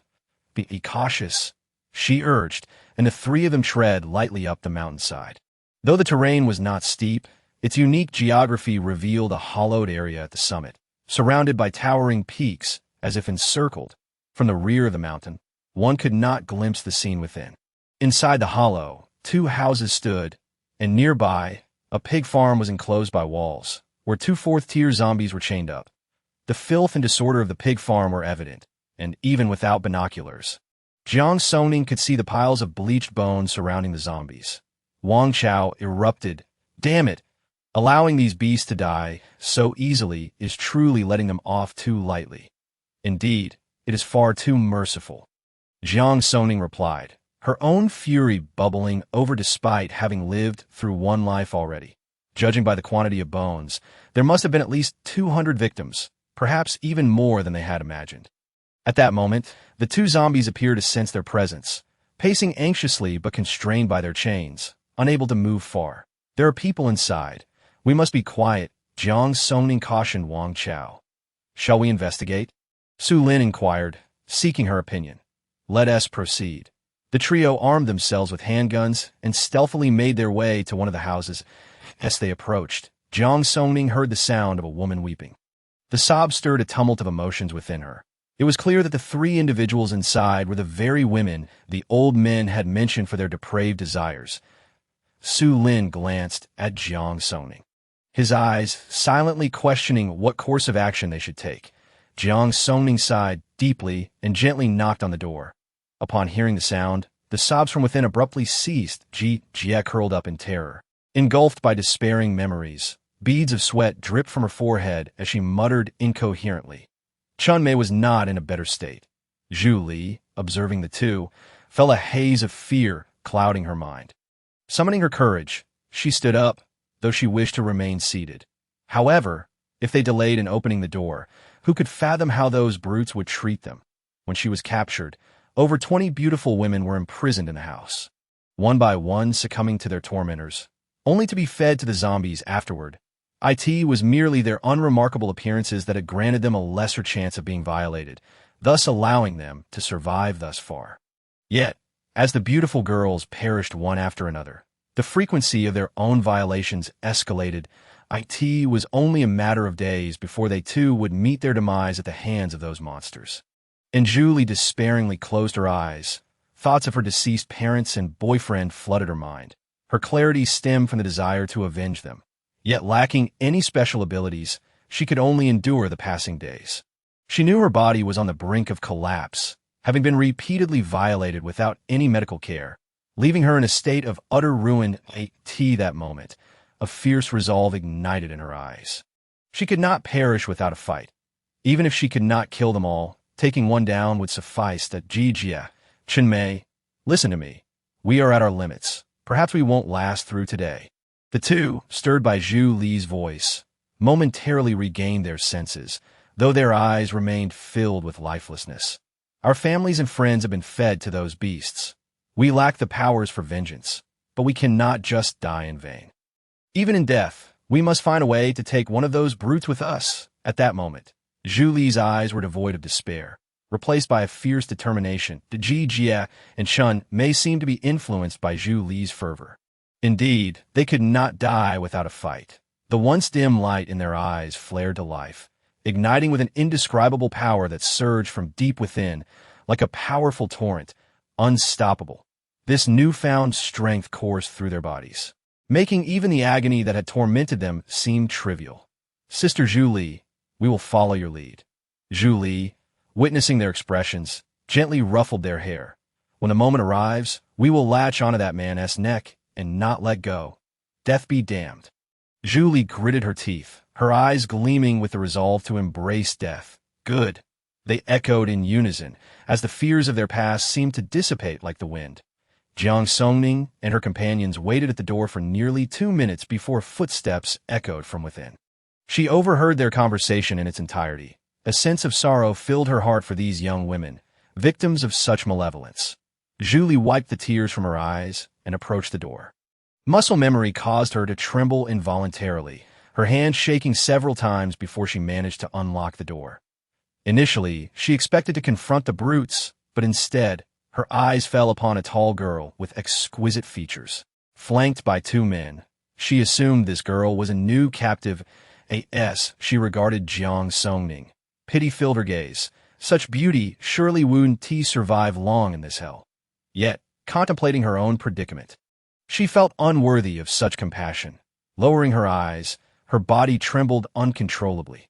Seeing her fear, Jiang Songning waved her hand, signaling Wang Chao and Su Lin to step back. Zhu Li, catching the exchange, was astonished. She had no idea Jiang Songning possessed the authority to command these men. Miss, you need not be afraid. My name is Jiang Songning.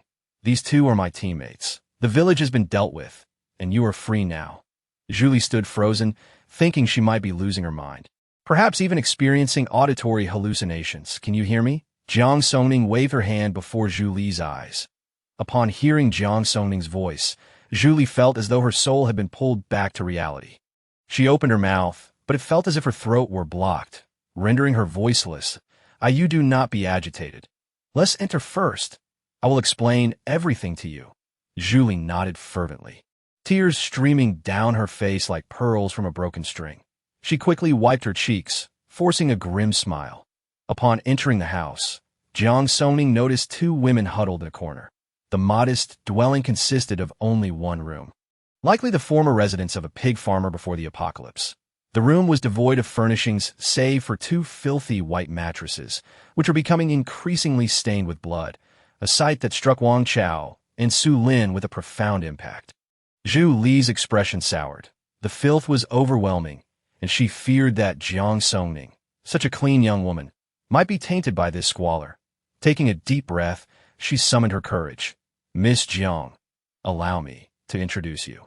This is Chenmei, and this is Jia. I am Zhu Li.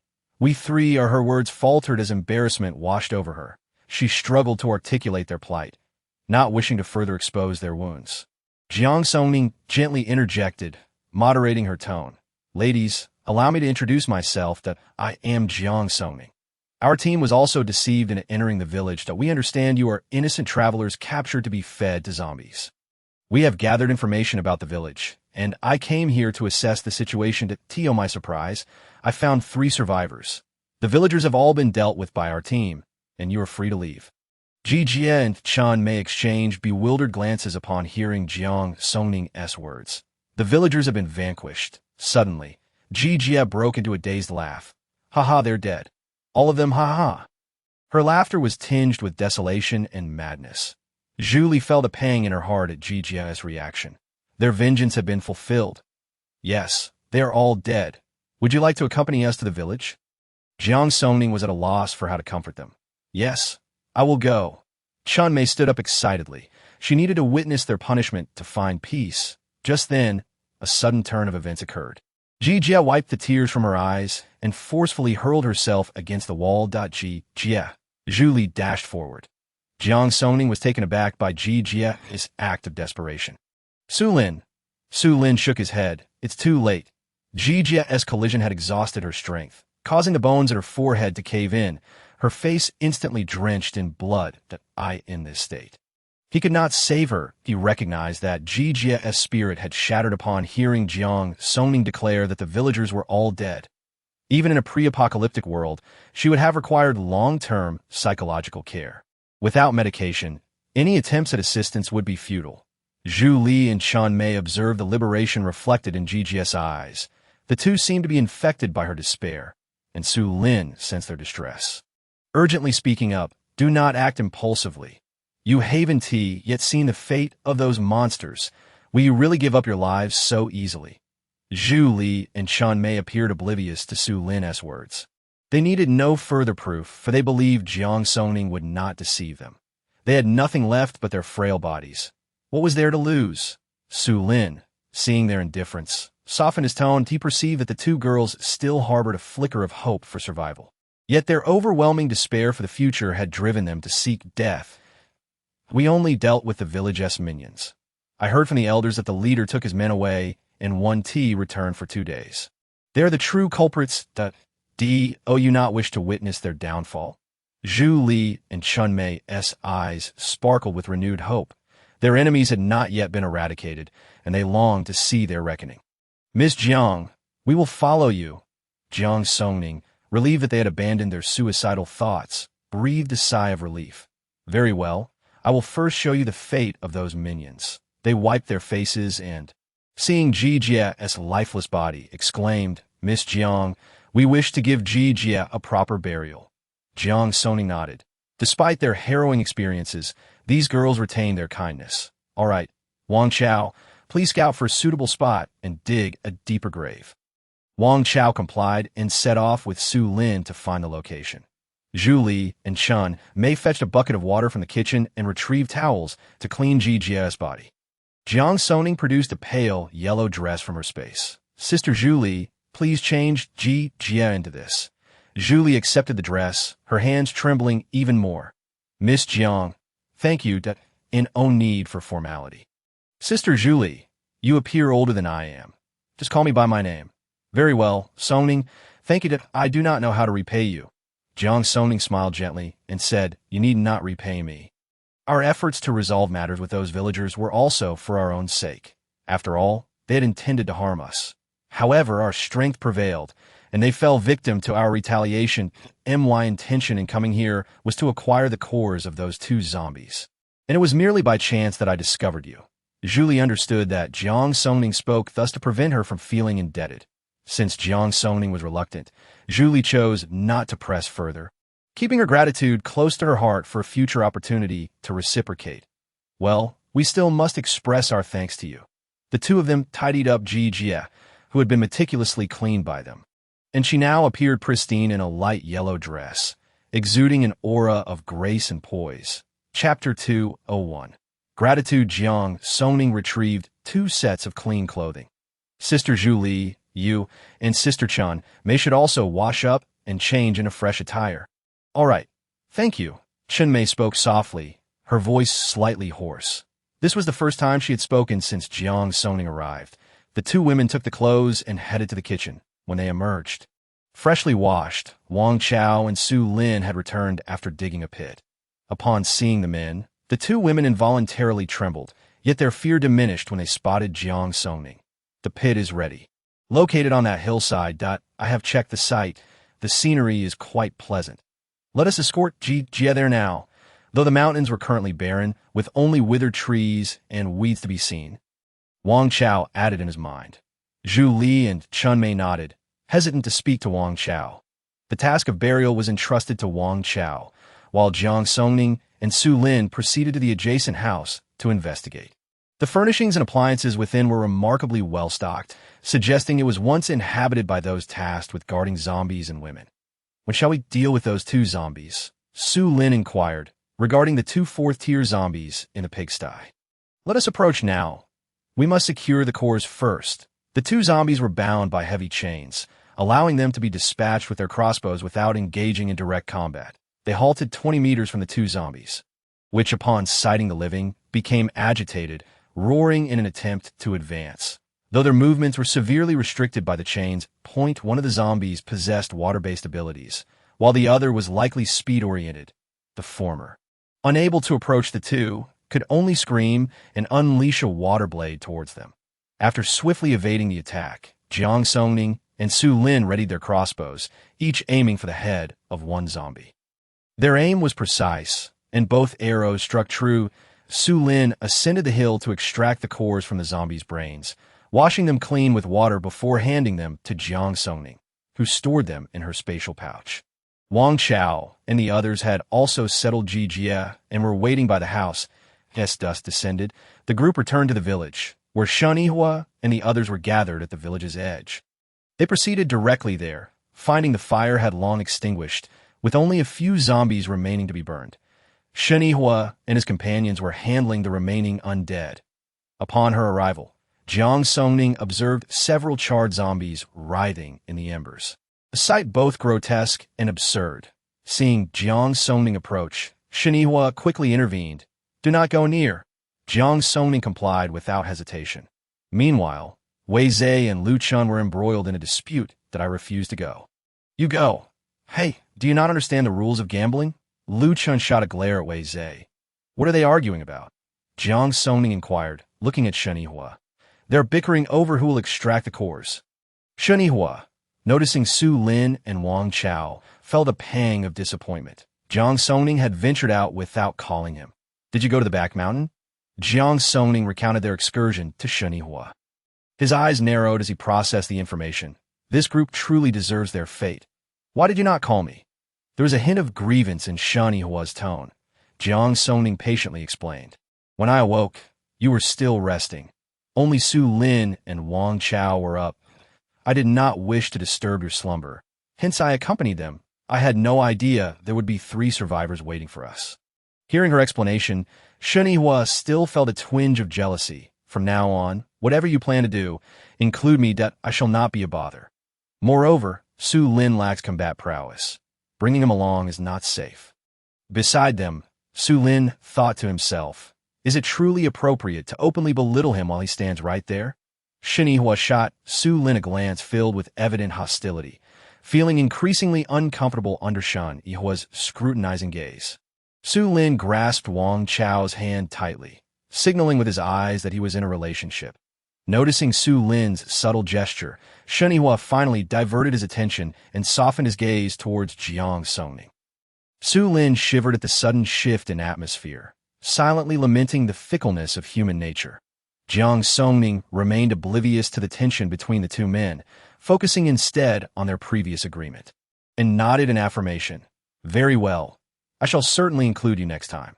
Upon hearing the satisfactory response, the bitterness in Shen Yihua's heart dissipated instantly. Like tea that moment, Wei Zhe and Lu Chun concluded their argument, settling the matter through a game of rock, paper, scissors, with Lu Chun triumphing over Wei Zhe in 2 out of 3 rounds. Wei Zhe nearly broke into tears, ultimately retreating silently. As he walked away, he gagged, prompting Jiang Songning to silently mourn for him.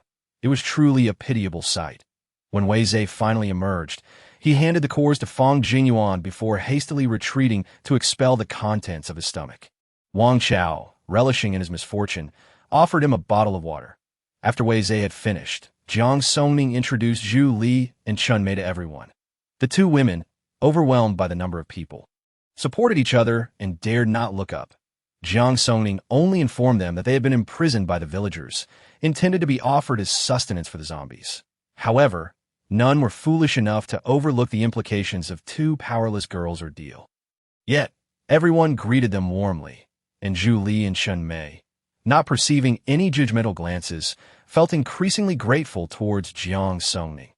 After a round of introductions, Jiang Songning led the two women to witness the grim fate of the others.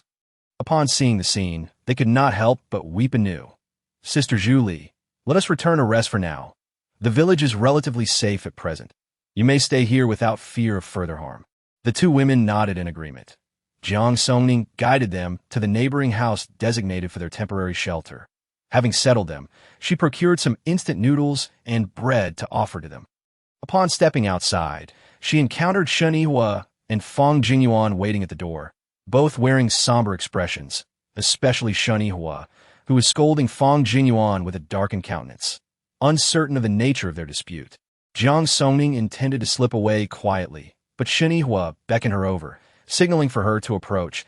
"Is something amiss? Speak." Shen Yihua's expression remained impassive as he regarded Fang Jingyuan. Fang Jingyuan handed his backpack to Jiang Songning. "Jiang sister, I am here to express my gratitude for your assistance this morning in saving Kursin." Jiang Songning glanced at Fang Jingyuan, accepting the backpack and discovering it filled with cores, after storing the cores at her space. She replied, "There is no need for formality. After all, we are comrades." Chapter 202.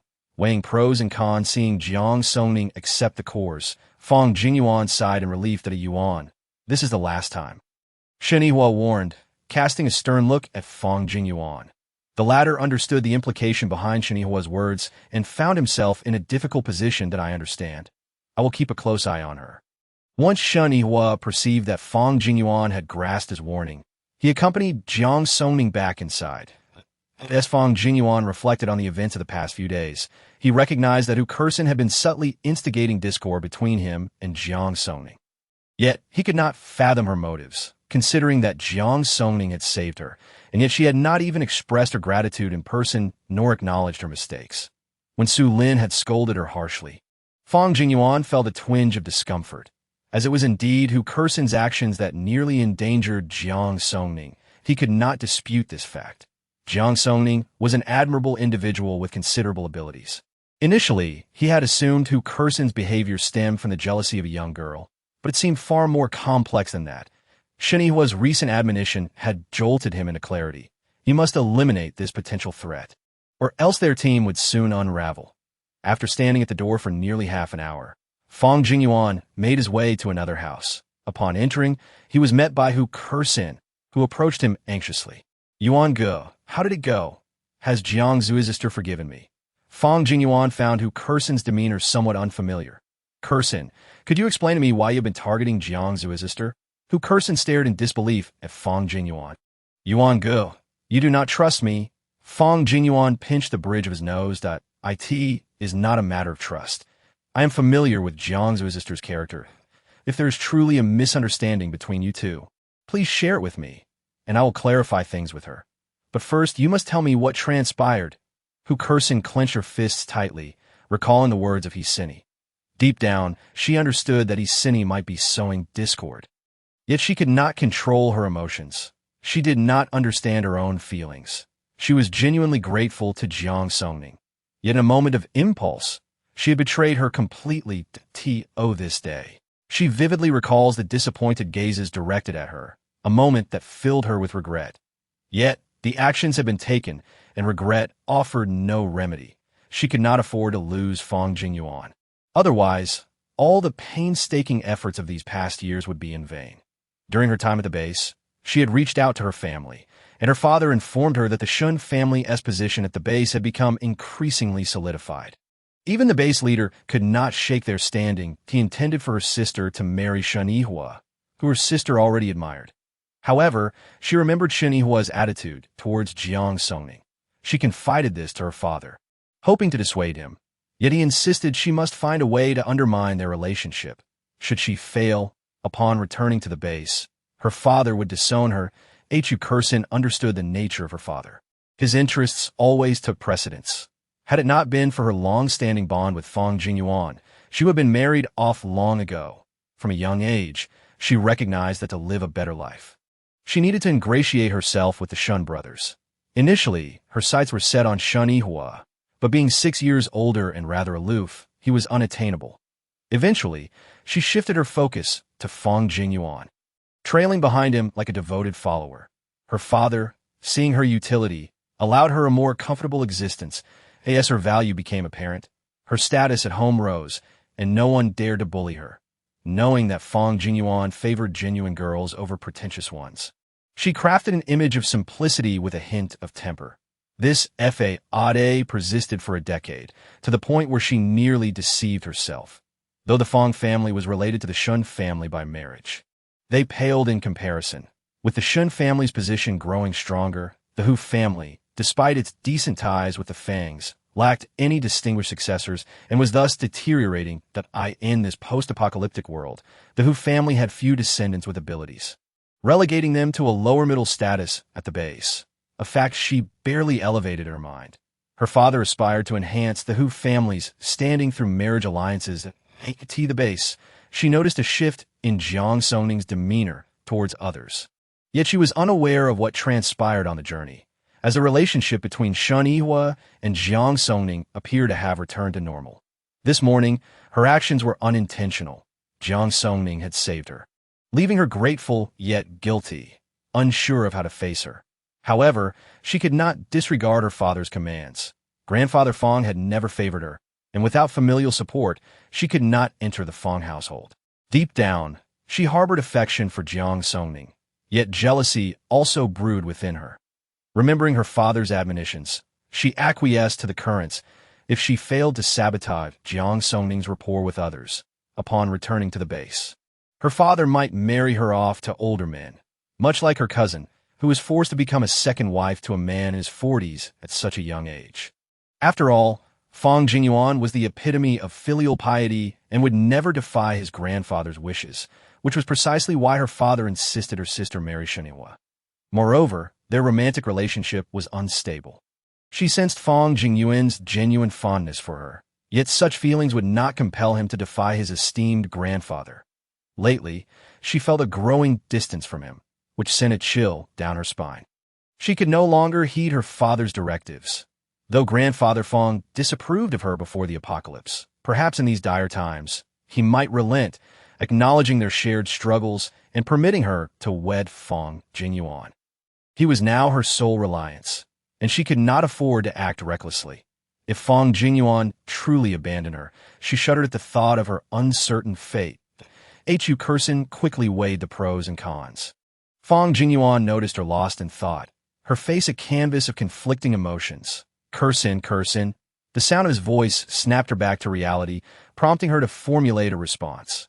Yuan Ge, I truly did not mean to cause any harm.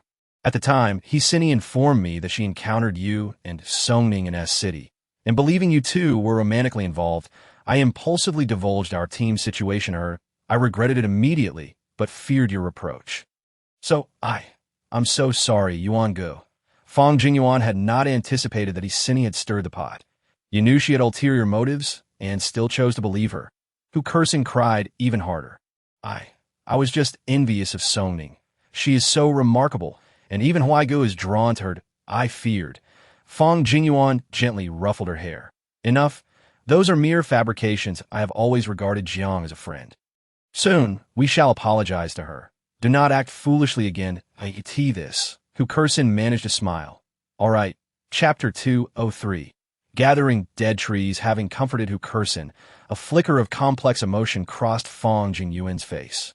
Realizing that the once naive girl had matured, her thoughts becoming more intricate, Jiang Songning and Shun Yihua returned to their quarters, where Shun Yihua, noting her lack of anger, finally spoke that I apologize. Yuan acted thoughtlessly and failed to handle matters properly. Please allow me to apologize on his behalf. Jiang Songning waved her hand dismissively. And no need, I have not taken it to heart. Her words were sincere. She had initially chosen to travel with Fong Jinyuan and his group because of their commendable character, trusting they would not betray their companions. In retrospect, her judgment proved sound. Their integrity remained intact. As for the trivial matters, she paid them no mind, knowing that once they reached the A city base, their paths would diverge. So long as Ukursin refrained from further indiscretions, she could overlook her minor schemes, provided they remained within reason. However, should Ukursin provoke her, she would not hesitate to disregard anyone's feelings. She was no mere plaything, devoid of temper. Indeed, Ukursin possessed her own motivations, yet she was not inherently malicious. Although Jiang Songning was uncertain of the reasons behind Ukursin's actions, it likely stemmed from Isini's influence. Our leaders will return tomorrow. Have you devised a plan to address them? Their return would follow two routes: the national highway by the tower or the back mountain path, both situated at a distance from the village. We simply need to station people at the crossroads to wait. Jiang Songning nodded in agreement. As long as you're aware, who do you intend to assign to watch? A smile graced Shen Yihua's face. Whoever we assign may inadvertently alert them. No one is more suited than Tang Yuan and Tuanzi. Very well, let them go. After a brief conversation, Jiang Songning decided to gather the 2 sheep and a pig from the village. I will take a stroll through the village. Shen Yihua stood up. I will accompany you. Let us go. Jiang Songning headed straight for a house in the village center.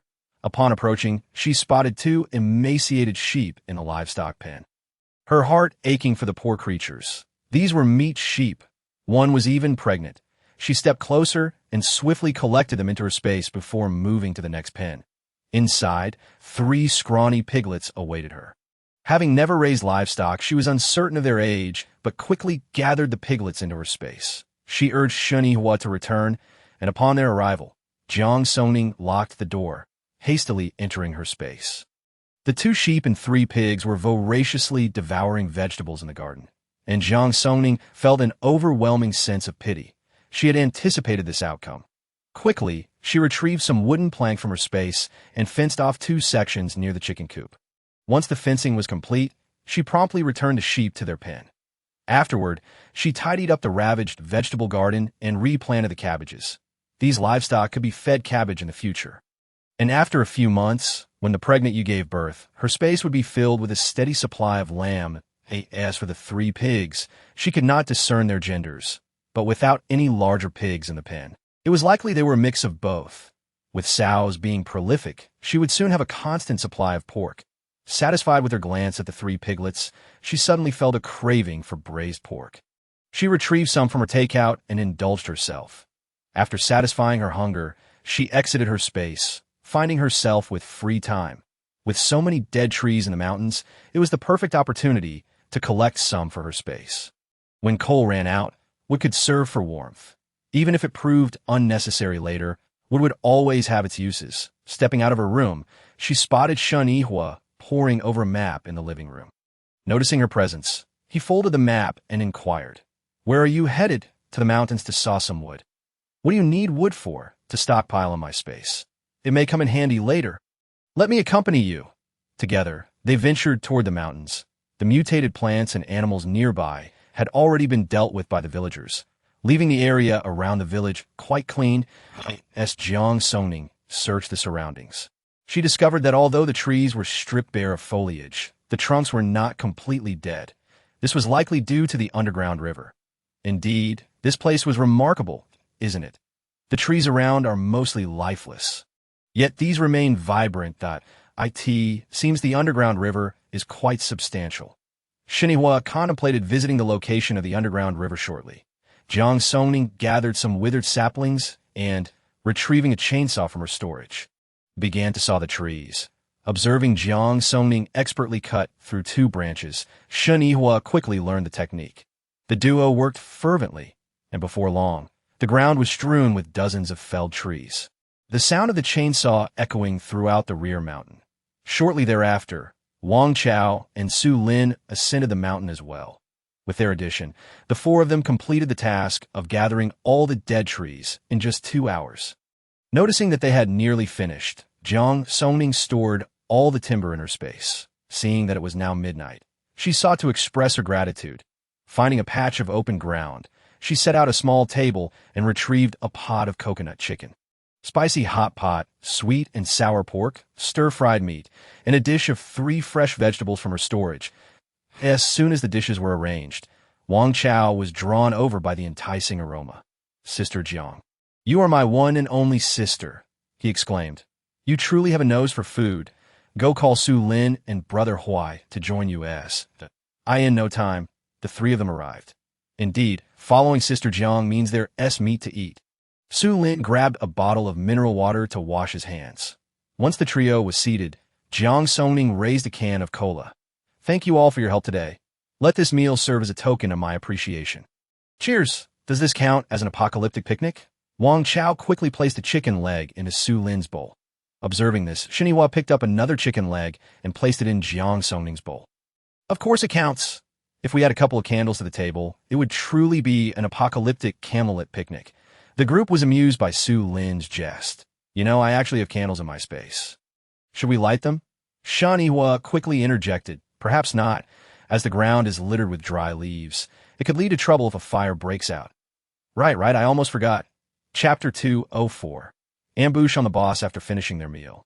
The group returned to the village. The next day was uneventful. Jiang Songning spent her time in her storage sawing wood. She cut the collected timber into manageable pieces, stacking them neatly to the side. Once the coal in her storage was depleted, these logs would suffice for a while. However, it would be prudent to gather some steel charcoal. Her storage was filled with coal, and she hadn't encountered any steel charcoal along the way. Perhaps she could search for some upon arriving at City F. In her eagerness to stockpile supplies, she had neglected to purchase steel charcoal. Another day passed. Jiang Songning had just risen when she heard a knock at the door. Upon opening it, she was greeted by Shinihua. "Brother Huai, is something the matter? Don't you remember? The boss and the others are returning soon. I'm here to pick up Tang Yuan and Toanzi." Jiang Songning slapped her forehead. Realizing she had forgotten such an important matter, I must have been dazed. After releasing Tang Yuan and Toanzi, Shinihua led them outside. Jiang Songning quickly washed her face and changed her clothes before heading downstairs. After Shinihua delivered the 2 pets, he returned to find everyone waiting in the living room. We only know that the boss is coming back today, but we don't know the exact time. Therefore, we'll split into 2 groups tonight and wait at both intersections. Once we receive news from Tang Yuan and Toanzi, we must act quickly and ensure these few don't escape. Liu Chun tapped his fingers on the table. "I believe they're most likely returning via the national road. Since they went out to search for supplies, that route would be much more convenient." "Not necessarily," Su Lin interjected. "They have lived here since childhood and are familiar with the surroundings. Any route is possible. Let us all remain vigilant." Su Lin is right. In a moment, Yuan, Su Lin, Liu Chun, Song Hao, and Wei Zhe will take the rear mountain route, while the rest will accompany me to guard the tower. After organizing the teams, everyone grabbed their backpacks and exited the village, splitting into 2 groups. The 4 proceeded directly to the tower, which was eerily quiet. Jiang Songning took out her binoculars to survey the area ahead. From this position, we can only see around the bend. If those people are over there and sense something amiss, we might have difficulty pursuing them. They want to escape. I scattered nails in the middle of the road." Shinihua remarked, observing the surroundings. "Brother Huai, you truly are the best." Wang Chao gave Shinihua a thumbs up. The group waited from dusk until dawn, yet those people still hadn't appeared. Wang Chao grew increasingly agitated. "Where on earth are those bastards?" "All right, be patient." Su Lin, aware of Wang Chao's temperament, handed him a bottle of mineral water. "It's almost dawn. I don't want to end up sun-dried like jerky." Jiang Songning closed her eyes, releasing her mental energy, but detected no anomalies. "After it gets light, you all should wait in the house below." The group fell silent, waiting quietly as the clock approached 4. A sudden gunshot rang out from behind the village. The group quickly descended from the tower. Jiang Songning retrieved 4 small electric scooters from her storage, and they swiftly mounted them, racing toward the rear mountain path. The gunfire intensified behind them, accompanied by the sounds of abilities clashing. "Wang Chao, take Tang Yuan and guard those kids," Shinihua instructed. Wang Chao acknowledged with an okay gesture and led Tang Yuan to the house at the village entrance. Upon arrival, he noticed the children were desperately banging on the door. Employing their abilities, The door, reinforced by Su Lin, began to tremble. Tang Yuan immediately transformed and sprinted toward the door. The occupants inside, catching sight of Tang Yuan's fierce, drooling visage through the crack, were frightened into silence. "Bang the door! Keep banging!" Wang Chao boisterously shouted at the entrance. The elderly men inside were in a frantic panic. Wang Chao, however, remained unfazed, leisurely sitting at the door while whistling.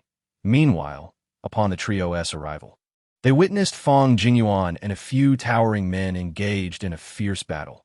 Among them, besides one lurking on a hillside to observe, 4 level 3 ability users and 1 possessed level 4 ice abilities. The opposing side boasted greater strength than Fang Jingyuan and his companions, who bore injuries, and the others were not faring well either. The hidden figure on the hillside occasionally loosed arrows, which appeared to be self-crafted. While not lethal, they were certainly capable of inflicting harm. Just then, the trio spotted the archer crouching again, preparing to shoot. Shinihua swiftly drew his pistol and squeezed the trigger, but the awkward angle resulted in the bullets striking a branch instead. Seeing someone approach, the archer quickly concealed himself. Su Lin, you need to find a way to deal with the person on the hillside. Jiang Songning surmised that the individual might be a space ability user. Typically, when a space ability user is killed, the items within their space will spill out. Since this person had chosen to hide, it was likely they lacked combat prowess and were merely evading. Jiang Songning and Shan Yihua rushed into the fray, and their presence instantly shifted the tide of battle, causing the 5 opponents to sustain increasing injuries. Jiang Songning gauged their strength, no longer holding back. She unleashed her mental energy to seize control of the strongest among them, sending vines to ensnare his neck. With a firm tug, his life was extinguished. The remaining 4, witnessing the death of their comrade, erupted in fury. "Damn it, you vile woman! How dare you kill my brother? I will end you!" Lu Jun shouted, rushing toward Jiang Songning. He was of comparable strength to her, and the other 4 quickly surrounded the others. Jiang Songning wielded her vines to ward off the densely packed ice blades. But despite her efforts, several still managed to strike her. She had underestimated the capability of a level 4 ice ability user to conjure such a multitude of ice blades. Seeing Jiang Songning injured, Shinihua raised his hand to attack Lu Jun just as the dense lightning was about to strike. One of the men quickly shielded Lu Jun, instantly being reduced to charred remains. Lu Jun's eyes blazed red at this sight. Zhuangzi flashed Lu Jun a smile before collapsing. Lu Jun was taken aback. In mere moments, he had lost 2 brothers. His mind was consumed with a singular thought: revenge. He was determined to kill these 2 in retaliation for his fallen comrades. Lu Jun charged at Jiang Songning in a frenzied rage, and she found herself besieged by a barrage of ice blades. As she swung her vines to fend them off, Shinihua launched another attack at Lu Jun. Lu Jun evaded swiftly, and seizing the opportunity, Jiang Songning swung her vines toward him. In that moment, Lu Jun was solely focused on vengeance, his body seemingly unleashing untapped potential. Chapter 205. How does it feel? On the other side, Shinihua was closest to Jiang Songning, who was in a frenzy, sending ice blades flying from his hands. Meanwhile, the other 3 had been dealt with by Shan Yihua and his team. Song Hao positioned himself in front of Jiang Songning, and the ice blades pounded against the earthen wall, producing a cacophony that a few still managed to pierce through and attack the 2. Jiang Songning frantically wielded her vines to deflect the incoming ice blades, successfully sending them flying. At that moment, Shinihua launched another attack toward Lu Jun. "Boss, get down!" shouted the man from behind the hillside, his brothers falling one after another, desperation coating his voice. Su Lin had been keeping a watchful eye on the figure hidden on the hillside. The moment he peeked out, Su Lin pulled the trigger. Bang! The bullet struck him squarely in the head. Lu Jun, witnessing the last of his brothers fall, was consumed by rage. His only desire was to drag everyone down to hell with him. Jiang Songning sensed that he was on the verge of self-detonating his core, but a jolt of fear coursed through her. She had heard tales of explosive cores in her past life, but very few knew how to execute such a detonation. The self-detonation of a level 4 ability user was akin to 4-hand grenades exploding simultaneously. Without a moment's hesitation, she shouted to the group, "Run! He is about to explode." A few individuals heard Jiang Songning's cry and swiftly ran towards the hill behind them. Lu Jun, noticing the fleeing figures, quickened his pace, channeling all his energy into the crystal core in his mind. The energy surged within him, and the more it accumulated, the more his expression twisted into a feral snarl. He sensed that the energy within him had reached a critical point. Gazing at the scattered bodies of his brothers on the ground, his eyes were bloodshot with rage. He fixed a menacing glare on the retreating figures. A manic smile creeping across his lips. Boom! The explosive sound was deafening, and all were thrown to the ground by the shockwave. Coughing. Ouch! That hurts! Wei Zhe grimaced as he rolled over. Jiang Songning felt someone sprawled protectively over her, and as she shifted, she turned to see Shen Yihua's excessively pale face. His eyes were tightly shut, and the once stern contours of his face appeared softened. Before Jiang Songning could fully process the situation, Su Lin rushed over, urging, "Help me lift Yihua. I need to treat his wounds." At that moment, Jiang Songning was closest to Lu Jun, which placed her at the rear. She had contemplated entering her space. But with so many witnesses, it was impossible to vanish in plain sight. She had merely hoped for a stroke of luck, never anticipating that Shen Yihua would appear behind her, and now anxiety flooded her mind. Fang Jinyuan and Zhou Lin, having sustained the lightest injuries, hurried over to assist Shen Yihua. That a collective gasp escaped everyone upon seeing the gaping wound on Shen Yihua's back. That moment, his entire back was a gruesome mess. Blood gushing forth, and his scalp was also bleeding.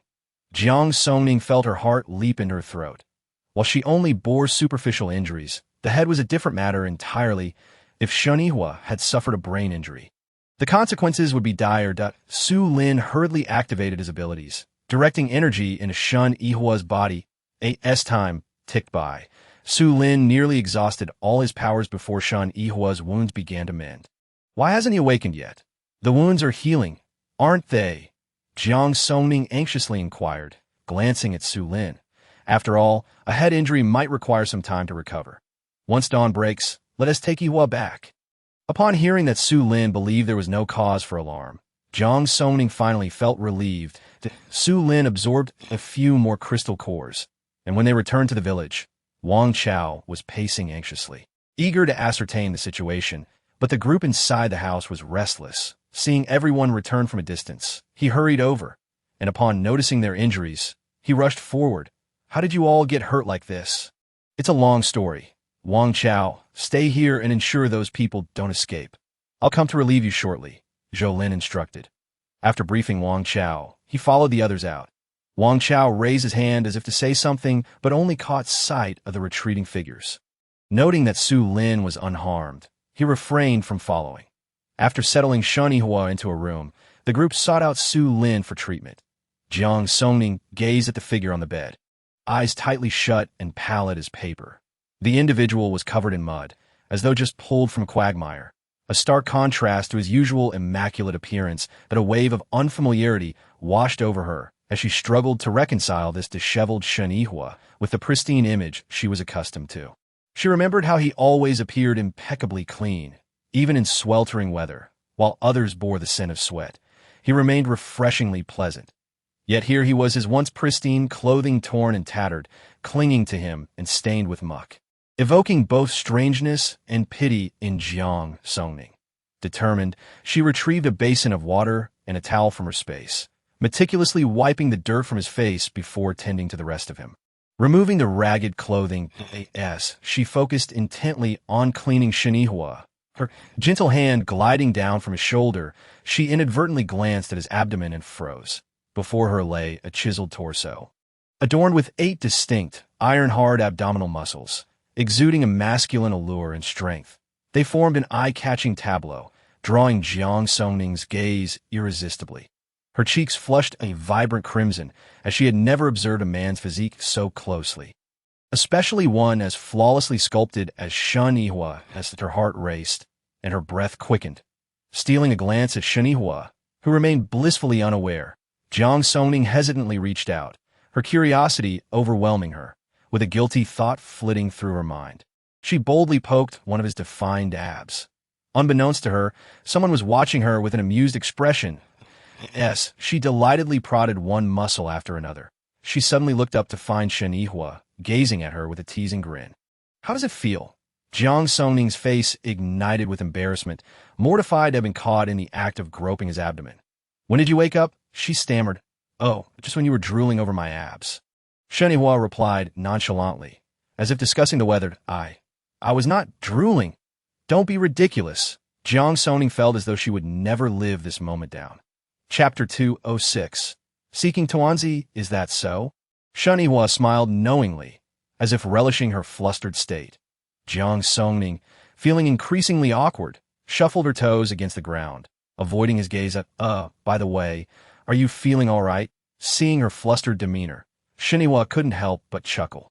As he observed her cheeks redden further, he cleared his throat, suppressing his amusement. Don't worry, I'm fine. You should clean yourself up too. I'll step out to change. With that, Jiang Songning fled the room, nearly colliding with Zhou Lin at the door. Hey, why are you running? Have you seen a ghost? Jiang Songning thought to herself. I S&T it worse than that. I just want to disappear from this world. Zhou Lin watched as Jiang Songning hurriedly retreated to her room. Then entered Shen Yihua's chamber with curiosity. How are you feeling? No issues. What brings you here? Tuanzi went after that mutated wolf and hasn't returned yet. Shen Yihua frowned. A mutated wolf? Yes, that wolf was with those people. Otherwise, we wouldn't have been discovered so quickly, not even having time to notify you. Shen Yihua changed his clothes and rose. Let us go see.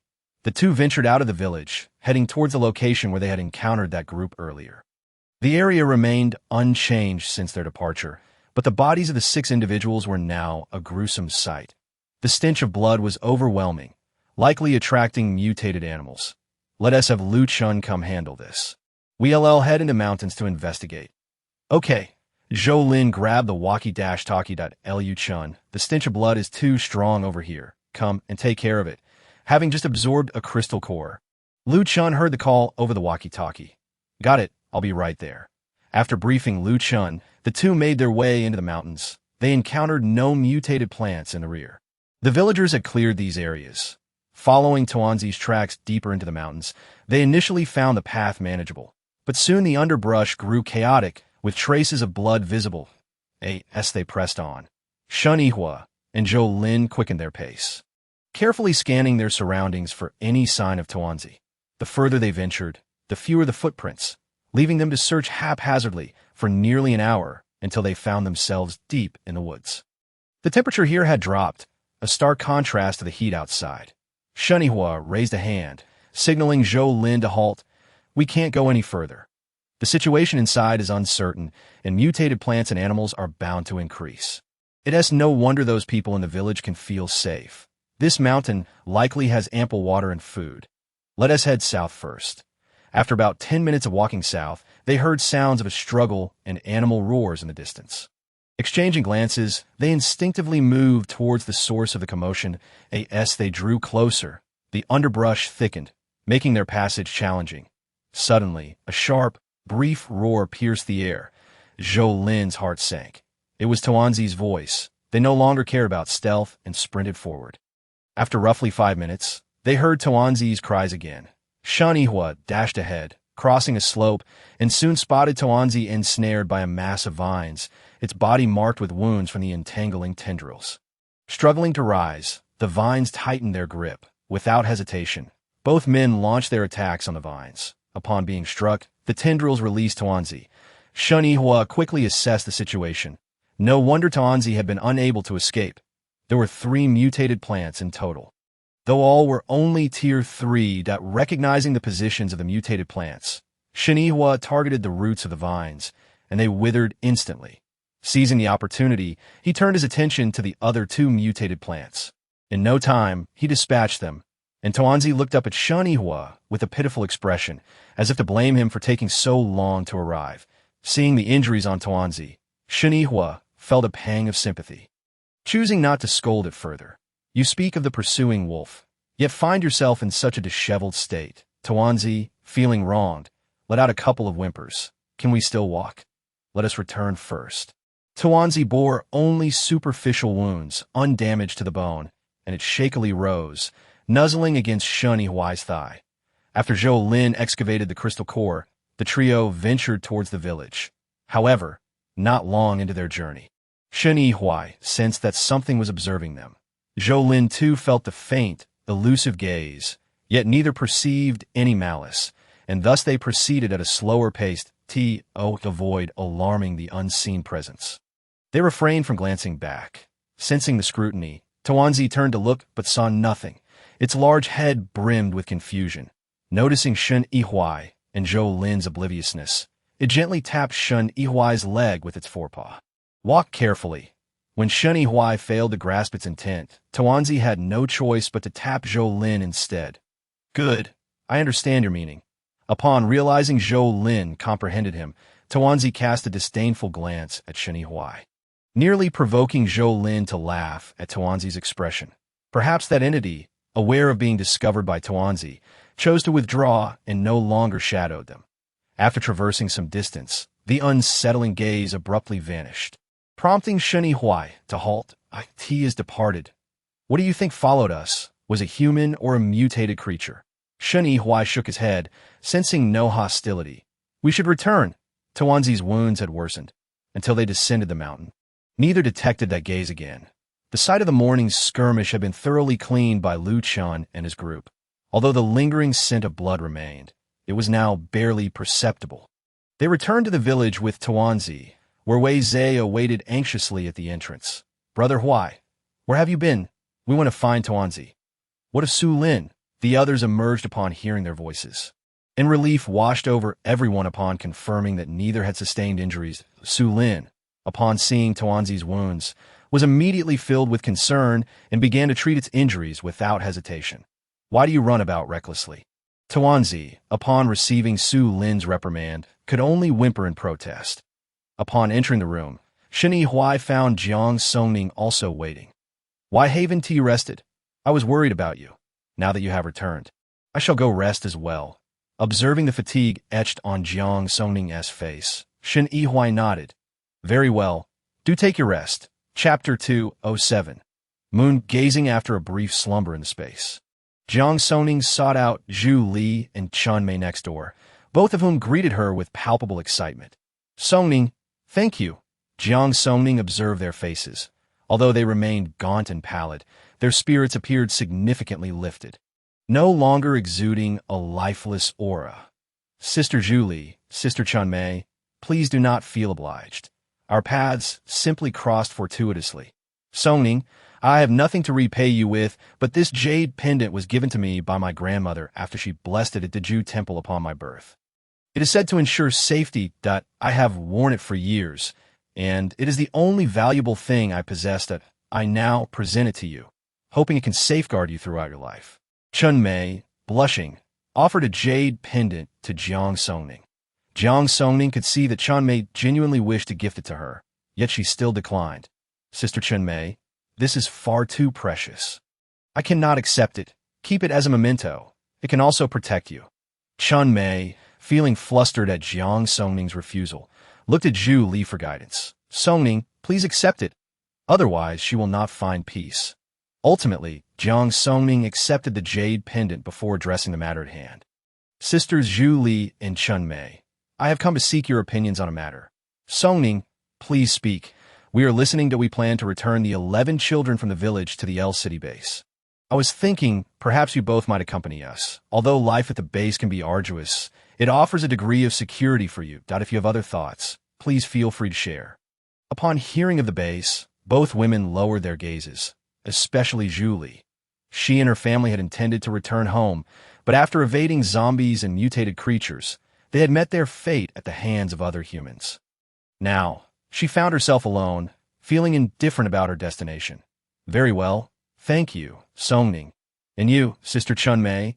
Chun Mei had no particular thoughts. Having endured hardships alongside Zhu Li, she would follow wherever Zhu Li went. Songning, I will go wherever Zhu Li goes. Very well. We shall notify you once we finalize the arrangements. After a brief discussion, Jiang Songning returned next door. As dusk settled, she gazed at the moon rising above, pondering whether her brother missed her. After standing outside for a while, she heard footsteps approaching from behind. Shen Yihuai emerged to find Jiang Songning gazing at the moon, lost in thought. What occupies your mind? I am thinking of my brother. Wondering how he fares, I have already contacted home via satellite phone, asking my father to keep an eye on your brother's situation, that if he is found, he will be looked after. You need not worry. Thank you. I feel increasingly indebted to you. Jiang Songning felt a twinge of guilt. Shen Yihuai turned to her, sincerity in his gaze. Songning, you owe me nothing. This is merely a small favor, and you have aided me significantly as well. Haven to you, today you saved me, and setting aside my pursuit of you, we are teammates. Saving you is a duty. Should I find myself in peril, I trust you would not abandon me, just as you did with Hukursin the other day. Jiang Songning found herself at a loss for words. Songning, I say this to convey that mutual assistance is a natural expectation. You need not feel indebted to me, that my affection for you is my own matter. You need not feel pressured that I was too impulsive in the hospital.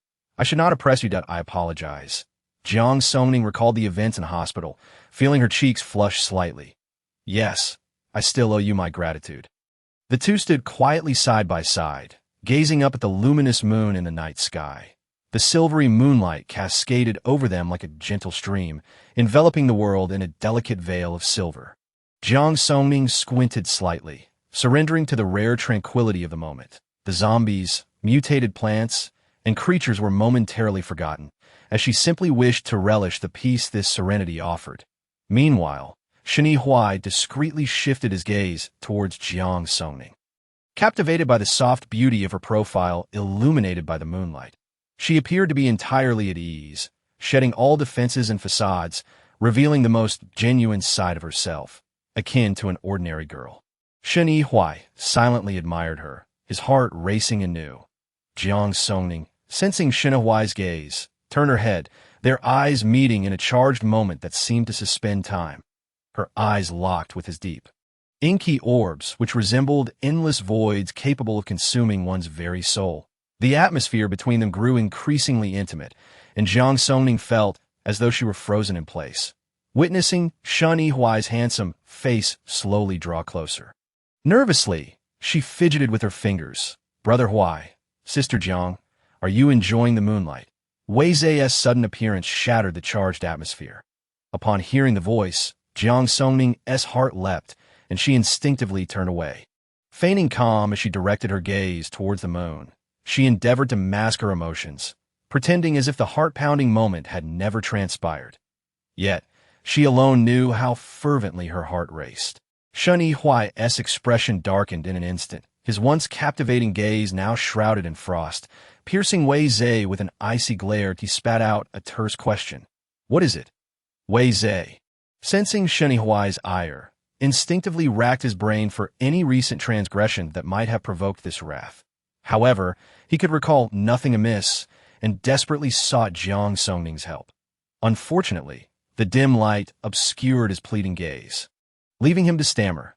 Sister Jiang, Brother Huai, the cousin is summoning you both for a meeting. Shen Yihuai replied gently. Songning, you may go inside. I will speak with A's for a moment. Jiang Songning nodded and retreated to the courtyard. Wei Zai felt as though his eyes might bulge from their sockets, for Jiang Songning had not even spared him a glance as she departed. Once she was gone, Wei Zai nearly fell to his knees before Shen Yihuai. Brother Huai, I was wrong. Shen Yihuai regarded Wei Zai with a cold smirk. Though, in what way? Wei Zai was on the verge of tears. He rarely witnessed Shen Yihuai displaying such an expression. He felt he had erred in countless ways and begged for forgiveness. Chapter 208. Arrangements. Seeing Wei Zai's cowardly demeanor, Shen Yihuai lost the desire to reprimand him, merely issuing a low warning. Next time, while Songning is with me, should you dare to recklessly intrude, I shall break your legs.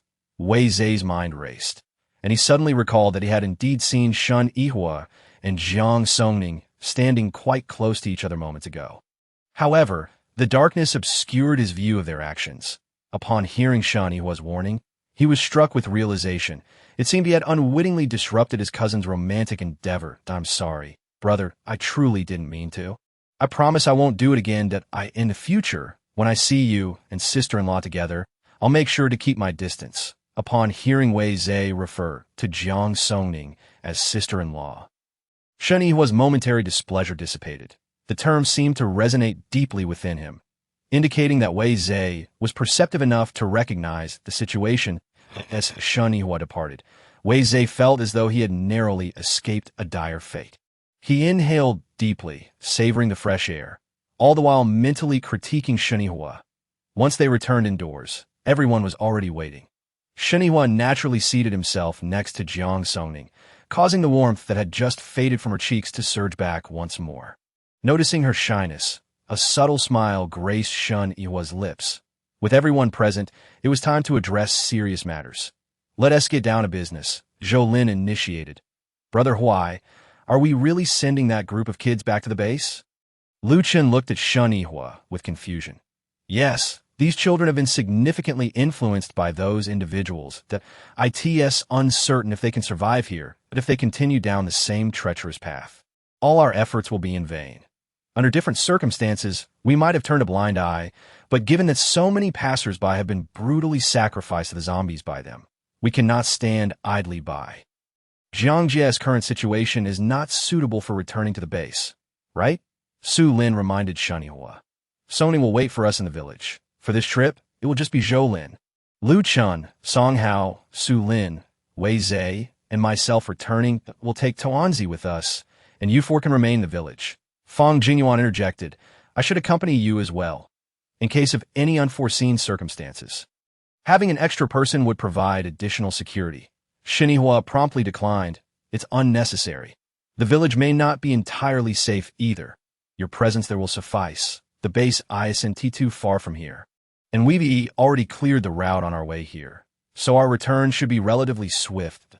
If all goes well, we should be back within 2 days." Fang Jingyuan, seeing that Shen Yihua had made the arrangements, refrained from further protest. "With so many people, how many vehicles do you intend to take?" "Including the children and Zhu Li, that's a total of 13, plus the team of 6, making 19 in total. For a small vehicle, we need at least 3, and those children may not behave. Let us free up the small cargo truck. We'll use that for our return." "What about the old men?" Jiang Songning's concern was palpable. "Don't worry about them. They possess no abilities, so let them fend for themselves. They're not particularly fond of killing, and we can't bring ourselves to harm those old men. It's best to let them survive or perish as they wish. Those children might not remain calm during the journey, so you'll need to be cautious. Yes, rest assured if they cause trouble, a little discipline will set them straight." Wei Zhe recoiled, realizing that this formidable figure would not hesitate even with children. The group continued to discuss the details for a while longer. Jiang Songning fell silent, contemplating whether she should strip those children of their abilities. However, if she were to do so, the 11 children would likely struggle to survive at the base without adult protection, and a look of conflict crossed her face. Seeing that there was nothing more to discuss, Shen Yihua dismissed the meeting, instructing everyone to gather supplies from the cargo truck and refuel it. Once the room was empty, he turned to Jiang Songning. "What are you pondering so intensely?" "I'm considering whether to nullify the abilities of those children. Stop worrying about them, that will entrust them to the base. The base leader will find suitable personnel to guide them and ensure they don't pose a threat." "All right, perhaps I am overthinking." Jiang Songning chuckled lightly, shaking her head. Shen Yihua smiled. "Please assist us in preparing the supplies. I plan to depart tomorrow night. The sooner we leave, the sooner we return. We've lingered here for too long." "Understood. I'll head to my room to check for supplies suitable for the journey." Jiang Songning dismissed her concerns about the children and entered the space to organize the materials, unsure how long they would be delayed. She decided it best to prepare ample supplies. Instant noodles and bread were readily available in the cargo truck, so she gathered those. Additionally, she prepared some first aid supplies and medicine for heat relief. She also retrieved the bow and crossbow, and having only a limited number of bullets from the prison, she counted out 100 rounds for them. Fuel and water were essential as well, so she took out 2 boxes of self-heating rice from the space. Looking at the assortment of cold weapons, she selected 2 small daggers to give Zhu Li and Chun Mei for their protection. Once she felt she had gathered sufficient supplies, Jiang Songning exited the space. She went next door to present the daggers to Zhu Li and Chun Mei, while also informing them of their departure time. By this time, The others had nearly finished loading the cargo truck supplies into the house. Once everything was organized, it was already nearing dawn. Jiang Songning waited for Lu Chun to finish before handing him to the 4th-level water ability crystal core she had unearthed from the back mountain a couple of days ago, which she had forgotten to give him. Lu Chun accepted the crystal core, his excitement evident. "Thank you. I can't believe my luck. I just leveled up to 3, and now I'm about to reach 4. Go ahead and upgrade now. Familiarize yourself with your abilities. We'll be setting out tomorrow night." "Okay." Lu Chun beamed as he returned to his room. With nothing pressing to attend to, the others settled into their respective rooms for rest. Jiang Songning returned to her space to continue her agricultural endeavors. She planned to collect some wood from the back mountain after Shunihua and the others left, as working alone would be much more convenient, allowing her to retreat into the space should danger arise. After tending to the 2 sheep and 3 pigs, she proceeded to feed the chickens, ducks, and geese. Her primary concern was the female sheep, as its well-being was crucial to her future sustenance. Once the livestock were fed, she searched her collection for books on animal husbandry. With the ewe pregnant, she needed to learn about birthing techniques to avoid panicking when the time came. After sifting through numerous tomes for nearly 2 hours, she finally located 2 books on livestock rearing. Once she found the books, she immersed herself in studying for 2 hours straight, only stopping when fatigue overwhelmed her. Noticing the time, which was nearing 8 in the morning, she set the books aside and took a quick nap in the space. Chapter 209. Sending the children back to the base, the alarm rang at 6 o'clock. And Jiang Songning rose, gathering the organized supplies before stepping out of her room. Shenihua and Wei Zhe were outside inspecting the vehicle. Upon seeing Jiang Songning emerge, Shenihua set down the wrench he had been using. "After I leave, don't venture to the back mountain alone. Wait until I return to accompany you. If you must go, ensure you take Wang Chao with you." Jiang Songning was taken aback, wondering how he knew she was contemplating a trip to the back mountain.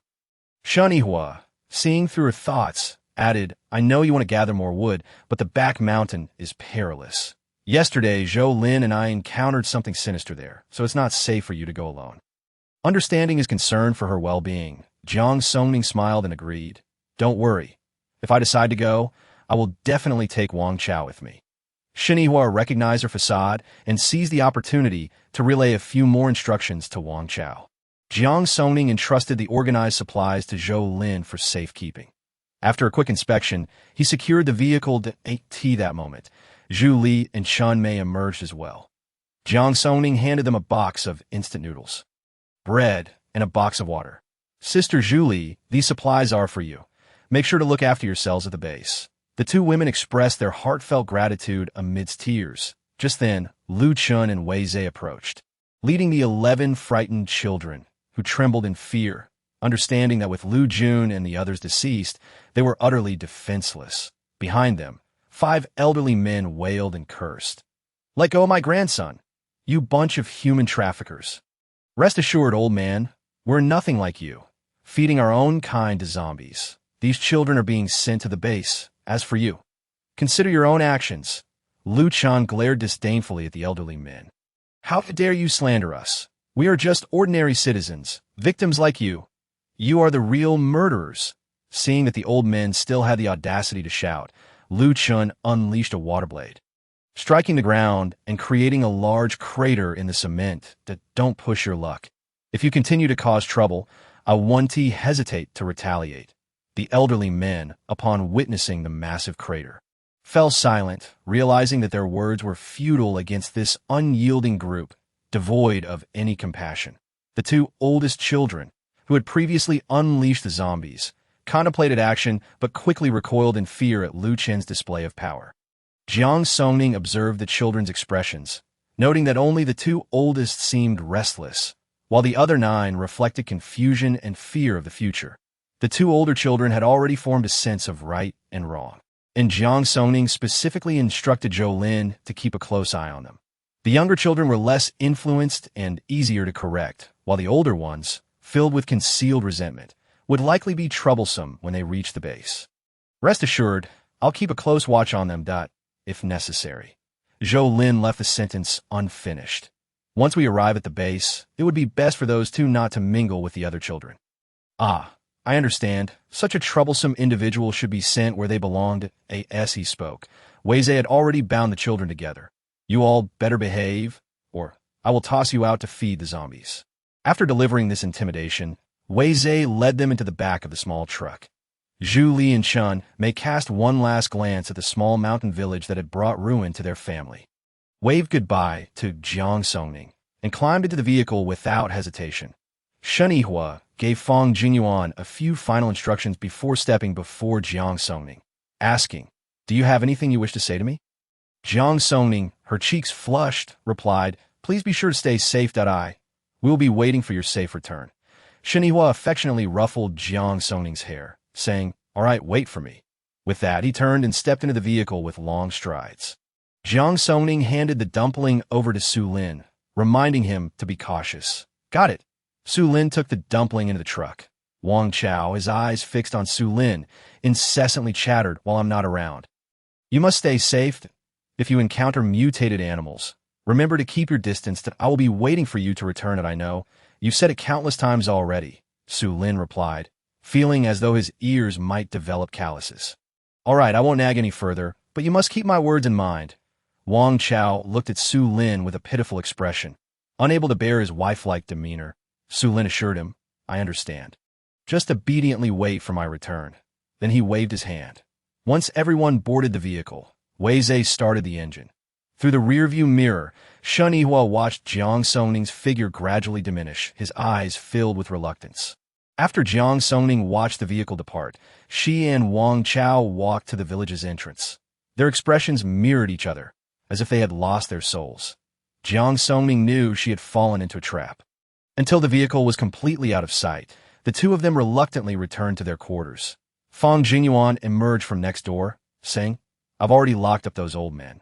These next few days, Wang Chao and I will take turns bringing them food, and we will release them after we leave. Have you searched the village?" Jiang Songning suddenly remembered she had not yet searched it. "We have. There were only a few boxes of instant noodles, along with flour and rice, totaling around 200 jin, that we suspect that the supplies have been hidden away. We just haven't found them." Jiang Songning then recalled that the group from yesterday had not revealed any supplies either. Initially, she thought perhaps she had misjudged, and that person was not a spatial ability user, but now she found it odd. With dozens of people in the village, how could they survive on so little food? That 200 jin of rice and flour would surely not last them even 2 days. There's no cellar in the village. There is a cellar, but we searched and found nothing of theirs. The supplies must have been hidden away. Let's search again. All right.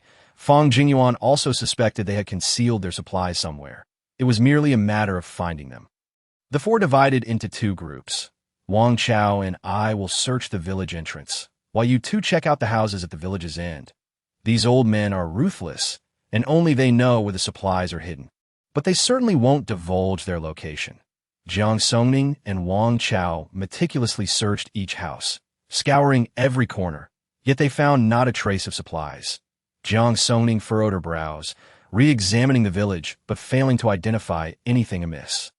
Before long, Fang Jinyuan and Hu Kersen returned empty-handed. Chapter 210. Searching for supplies. Senior Fang.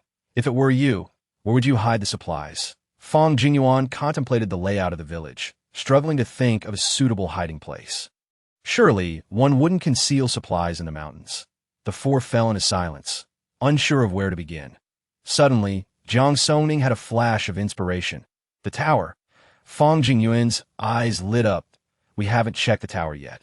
Let's head over there now. The group quickly made their way to the tower and began searching around it. Before long, Fang Jinyuan discovered the entrance to a cellar beneath the tower. Found it. The group swiftly gathered around as Fang Jinyuan cleared the weeds off a wooden board, revealing a wooden door approximately 50 centimeters in diameter. Jiang Songning retrieved a shovel from her space and pried the door open. Why is this opening so small? Jiang Songning glanced at Fang Jinyuan and Wang Chao's physiques, resignedly stating, "I'll go down and take a look. You all just keep watch here." Fang Jinyuan pulled a candle from his backpack. "All right, here's a candle. Light it before going down." Jiang Songning took the candle and slowly descended through the opening. The cellar was quite dark, but Jiang Songning produced a flashlight from her space, illuminating the cellar as bright as day. She cast the flashlight around, assessing the cellar's condition. IT measured nearly 40 square meters, significantly larger than an ordinary cellar. T the far end, there were over 10 bags of 50-gene rice, flour, and other seldom used items. In the corner lay some cornmeal, mung beans, and peanuts. There were also boxes of instant noodles, bread, and snacks in abundance. Jiang Songning collected everything into her space, planning to tally it upon returning. These people had stored quite a lot. No wonder they could support so many grown men. After securing the items, Jiang Songning exited the cellar. Wang Chao quickly caught her as she emerged. Jiang Songning brushed off the dust from her hands. How is it? There are indeed supplies inside. I will count the specifics once we return. However, I suspect they may have other hidden locations for supplies. Wang Chao, puzzled, asked, Why do you think so? The villagers are all gone. Yet we haven't encountered any spatial ability users. With so many ability users in the village, it is improbable that there isn't a single spatial ability user among them. And the most crucial point. Wang Chao noticed Jiang Songning pause mid-sentence. Sister Jiang, please don't keep me in suspense. Fang Jingyuan took over the conversation. Those individuals from yesterday went out searching for supplies, but we didn't see any supplies when they returned. Jiang Songning nodded in agreement. That's exactly what I mean. Their supplies must be hidden in the back mountain. We should search there, that we are unfamiliar with the village's terrain, and searching aimlessly could take a long time. Those old men surely know where the supplies are hidden. Fang Jingyuan pondered for a moment. Those old men will not easily divulge the location that Hu Kursin, observing Fang Jingyuan and Jiang Songning discussing matters animatedly, felt an uncontrollable surge of jealousy. Although she knew there was no romantic undertone between the two, the words of He Sini echoed like a spell in her mind. She suppressed her discontent and spoke somewhat indiscriminately. We've already obtained so many supplies. Why not leave it at that?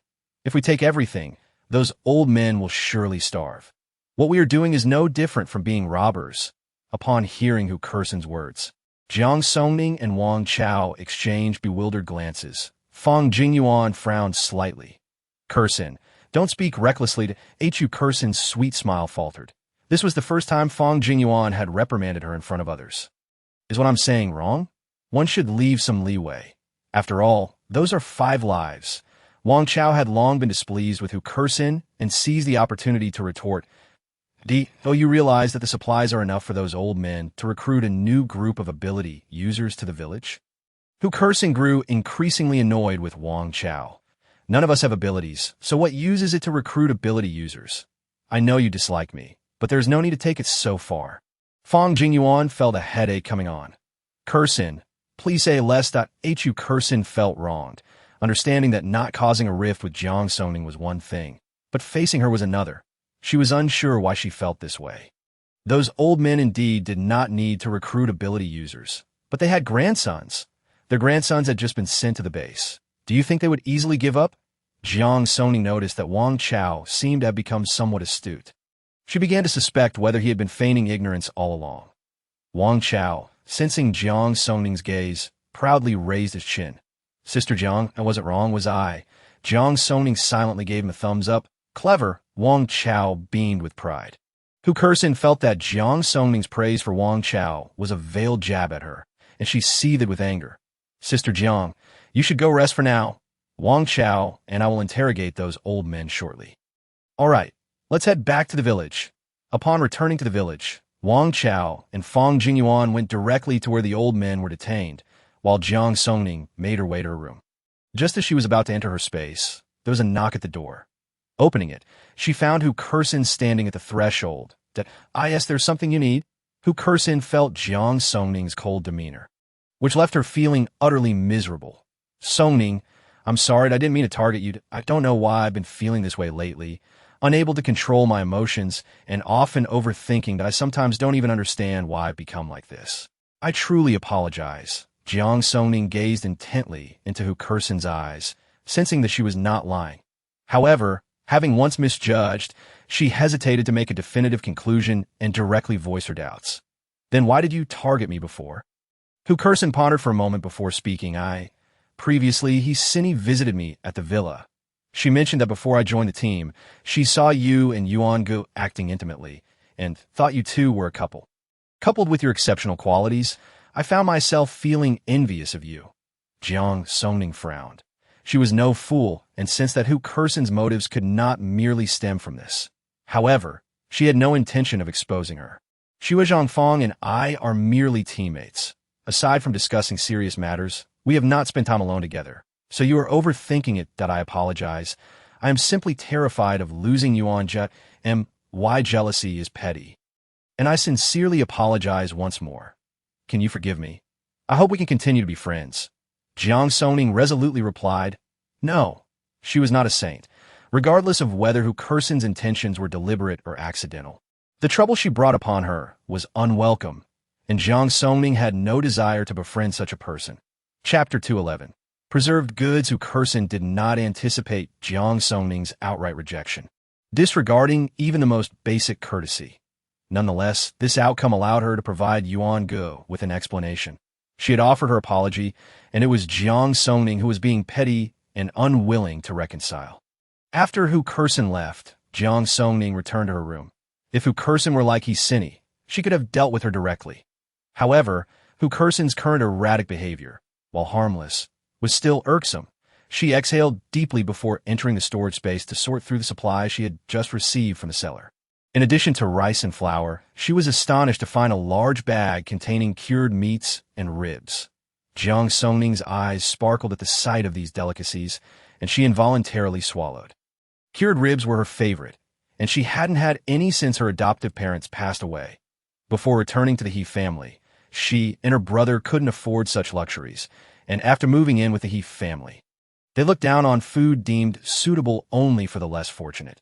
She opened another nearby cardboard box, discovering some cured sausages and fish. These items were easy to preserve, and the temperature in the cellar was just right.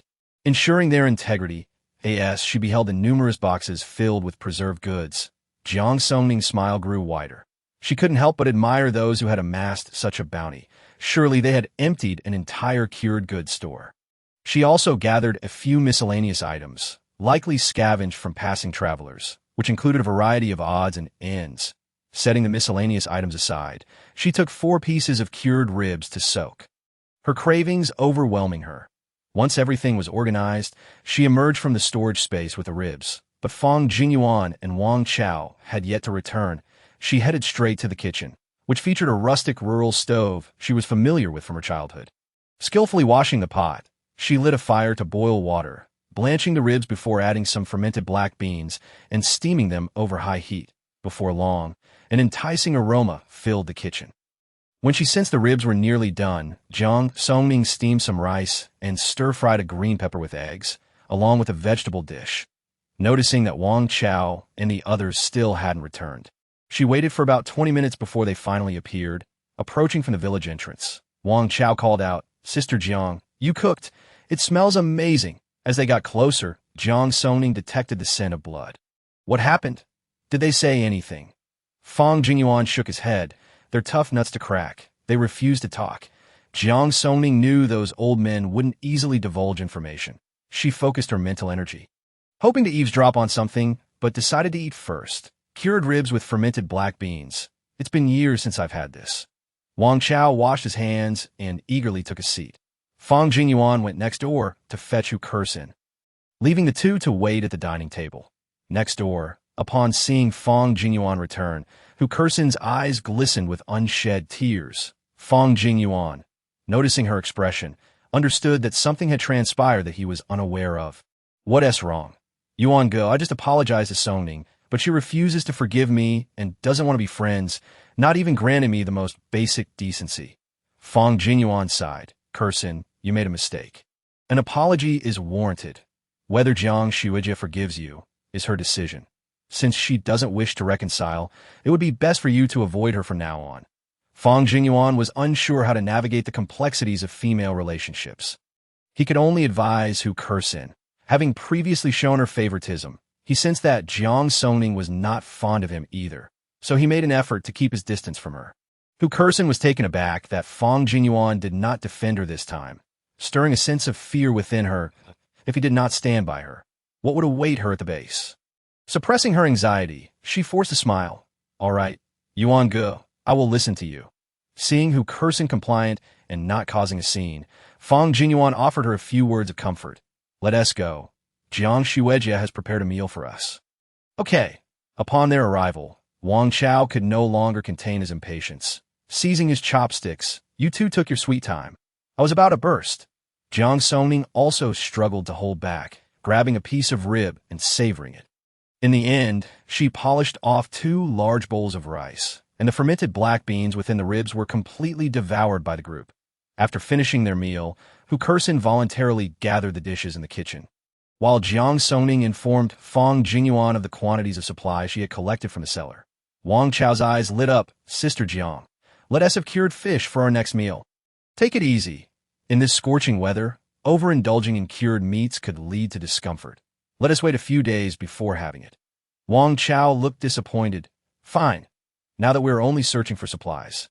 I plan to cook all these cured items and store them for later. The tea might be inconvenient on the road, but we can occasionally take some out to eat. Fang Jinyuan and Wang Chao had no objections. Jiang Songning retrieved the items and asked Wang Chao to start the fire in the kitchen. The group set to work with great enthusiasm. By the time dawn approached, they had processed everything. Exhausted, they tidied up, each nibbling on a couple of bread rolls before retreating to their rooms for sleep. Upon awakening, Jiang Songning descended the stairs looking for Wang Chao, but found no sign of him.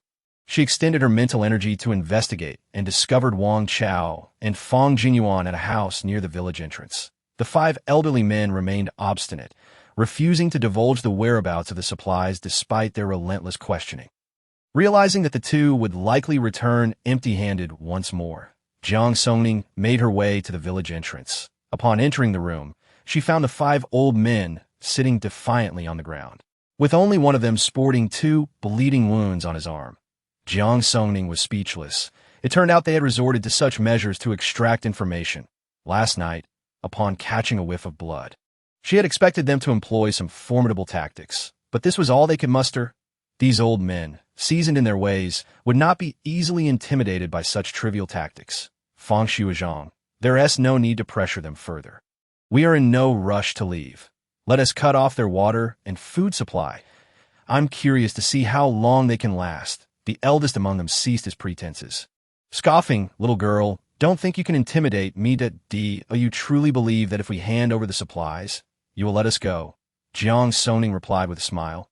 Dear elder, you are all well into twilight years, and, of course, are unafraid of death. But what about your grandchildren? The eldest among that group of children is likely your grandson, right? We truly cannot do anything to you, but your grandson is another matter altogether. She cast her gaze over the remaining 4 men.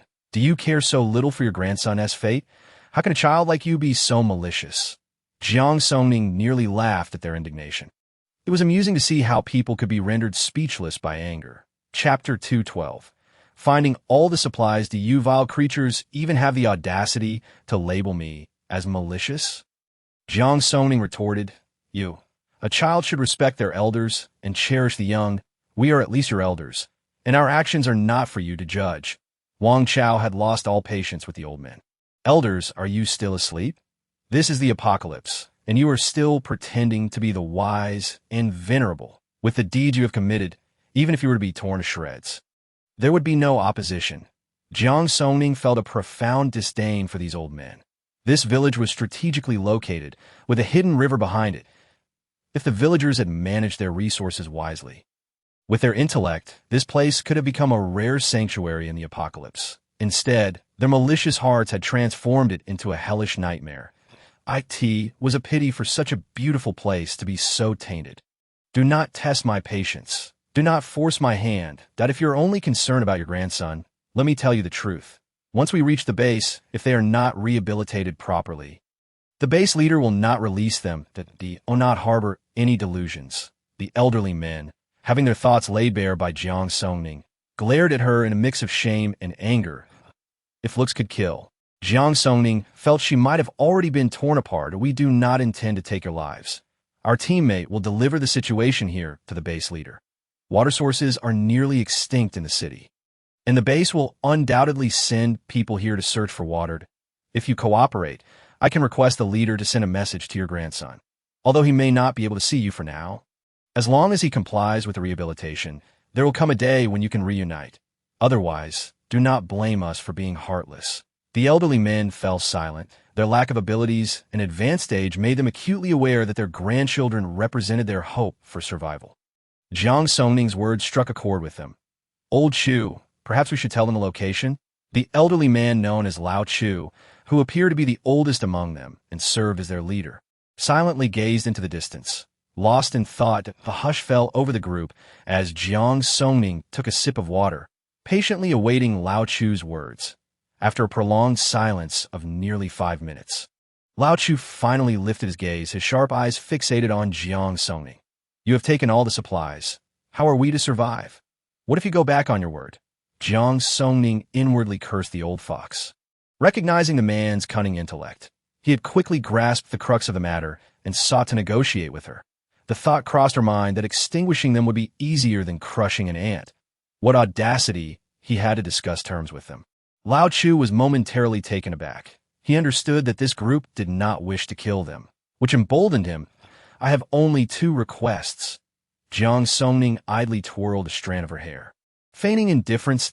"Oh, pray tell." "First, you must leave us 10% of the supplies." This request was reasonable, and Jiang Songning nodded for him to continue. "Second, we need to relay a message to my grandson. If you agree to this, I will disclose the location of the supplies. Deal." "Where are the supplies hidden?" Lao Chu closed his eyes and divulged the address, revealing that it was in the cellar of the house next to the pig farm. Fong Jingyuan was taken aback for a moment. "That we searched those 2 houses but found no entrance to the cellar." "Where is the entrance?" Jiang Songning was equally astonished. This group was indeed crafty.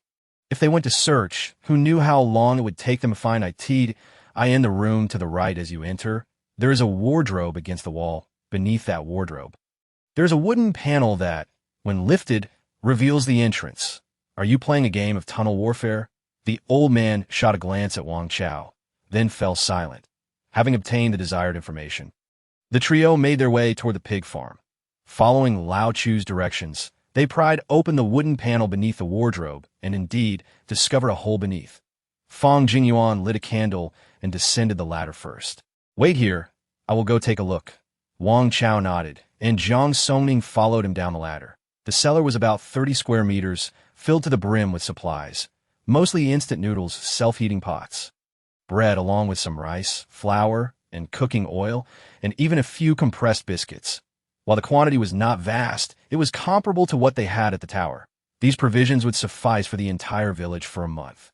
However, the ability to gather such supplies was a testament to this group's prowess. The supplies at the tower must have been pillaged from passers-by. Jiang Songning nodded in agreement.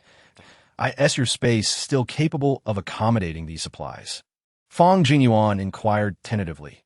Jiang Songning, aware of his good intentions, replied, "Yes, while at the base, I exchanged some of the supplies I had collected previously with the base leader, freeing up some space that I can fit these in." "That's good. Please store the items in your space." Jiang Songning complied, placing the supplies into her space while leaving a portion for the elderly men. The provisions here, combined with those from the village, would sustain the 5 old men for 2 to 3 years. Although these supplies would not fully satiate them, they would prevent starvation. How long they could survive was beyond Jiang Songning's control. Once the items were secured, the trio returned to the village, the sun having just set, the temperature gradually dropping. The village was eerily quiet. Wang Chao observed the sunset and uncertainly remarked, "They should be back tonight." "Right?" Jiang Songning shook her head that, if all goes well, they should return tonight. After a brief meal, Jiang Songning set off alone towards the back mountain, preparing for the impending severe cold. Upon reaching the mountain, she took out her chainsaw, extending her mental energy, and began to chop wood. In less than half an hour, she had accumulated a substantial amount of timber, which she stored in her space, also collecting some dry branches and fallen leaves. After 2 hours of labor, with Shan Yihua and the others absent, she felt free to gather enough wood to last her through the winter. Glancing at her watch, she noted it was nearly 11 o'clock at night. If Shan Yihua and the others were to return tonight, they would likely take some time. She consumed a piece of bread and a bottle of milk before resuming her woodcutting. Unbeknownst to her, Shan Yihua and the others had yet to reach the base. Along the route, more than 50 kilometers from the village, they encountered a mutated bear. This bear was colossal, exhibiting astonishing strength. Shinihua recognized it as a fourth-tier power-type mutant. It did not attack humans, but it had created numerous deep pits in the road, rendering it impassable for their small truck. With their numbers, they could not find enough suitable vehicles, forcing the group to laboriously repair the road. Chapter 213. The mutated brown bear. Each time Shinihua and the others approached, the bear would swiftly flee. When they ceased their pursuit, the bear would emerge to provoke them. Frustration mounted as their attacks seemed to merely tickle the bear's thick fur. The bear posed no harm to them, and they were reluctant to employ lethal force. Moreover, with this bear around, the surrounding mutant animals dared not show themselves. "I want to go and beat it to death." Weizhe lamented, observing the blisters on his hands. They had wasted too much time repairing the road. "All right, we're almost done. We can leave soon." Shinihua glanced at the two large pits ahead, feeling a headache coming on. Once they repaired the road, the bear would only create new pits. They had not made much progress throughout the night. Su Lin set down his hoe and stepped forward. "Brother Huai, shall we go have a chat with that bear?" "I would like to as well, but it bolts faster than a rabbit whenever it senses my approach. Tuanzi is also frightened and dares not come forward. I'll give it a try." Shinihua recalled Tuanzi's initial encounter with Su Lin. Yet Su Lin's ability was non-aggressive. The bear appeared non-threatening. Should it suddenly attack, they would be unable to save Su Lin in time. However, it was not a viable solution to remain unable to approach the bear. "Su Lin might have a chance. Are you confident?" "I'll give it a shot." Su Lin secured his handgun and placed a dagger in his left pocket. "All right, be careful." Shinihua instructed the others to draw their handguns, aiming them at the bear. While they could not kill it with a single shot, they could buy Su Lin time to escape. Su Lin retrieved some snacks and bread from the truck, carefully wrapping them in bags before slowly approaching the bear. The bear sensed someone nearing and initially prepared to flee, but was then captivated by an irresistible aroma. Seeing the bear remain, Su Lin seized the opportunity to toss a piece of bread in front of it.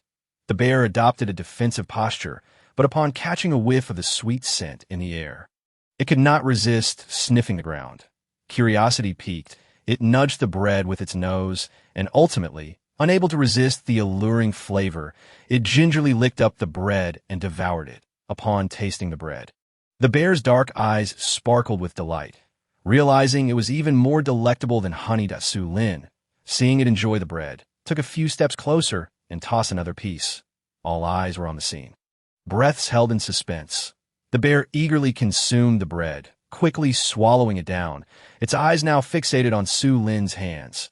Rather than tossing more bread, Su Lin raised his hand, beckoning the bear to come closer. The bear, sensing no malice, cautiously approached Su Lin. Although Su Lin felt a twinge of fear at the sight of the towering, drooling bear, he fought to suppress it and placed the remaining bread and chips into the bear's paws. The bear, now satisfied with its bounty, sat down and began to eat. Shinihua's tension dissipated the moment the bear settled. Once it finished eating, the bear extended its paw towards Su Lin once again. Amused, Su Lin chuckled at the bear's antics, surprised by its audacity.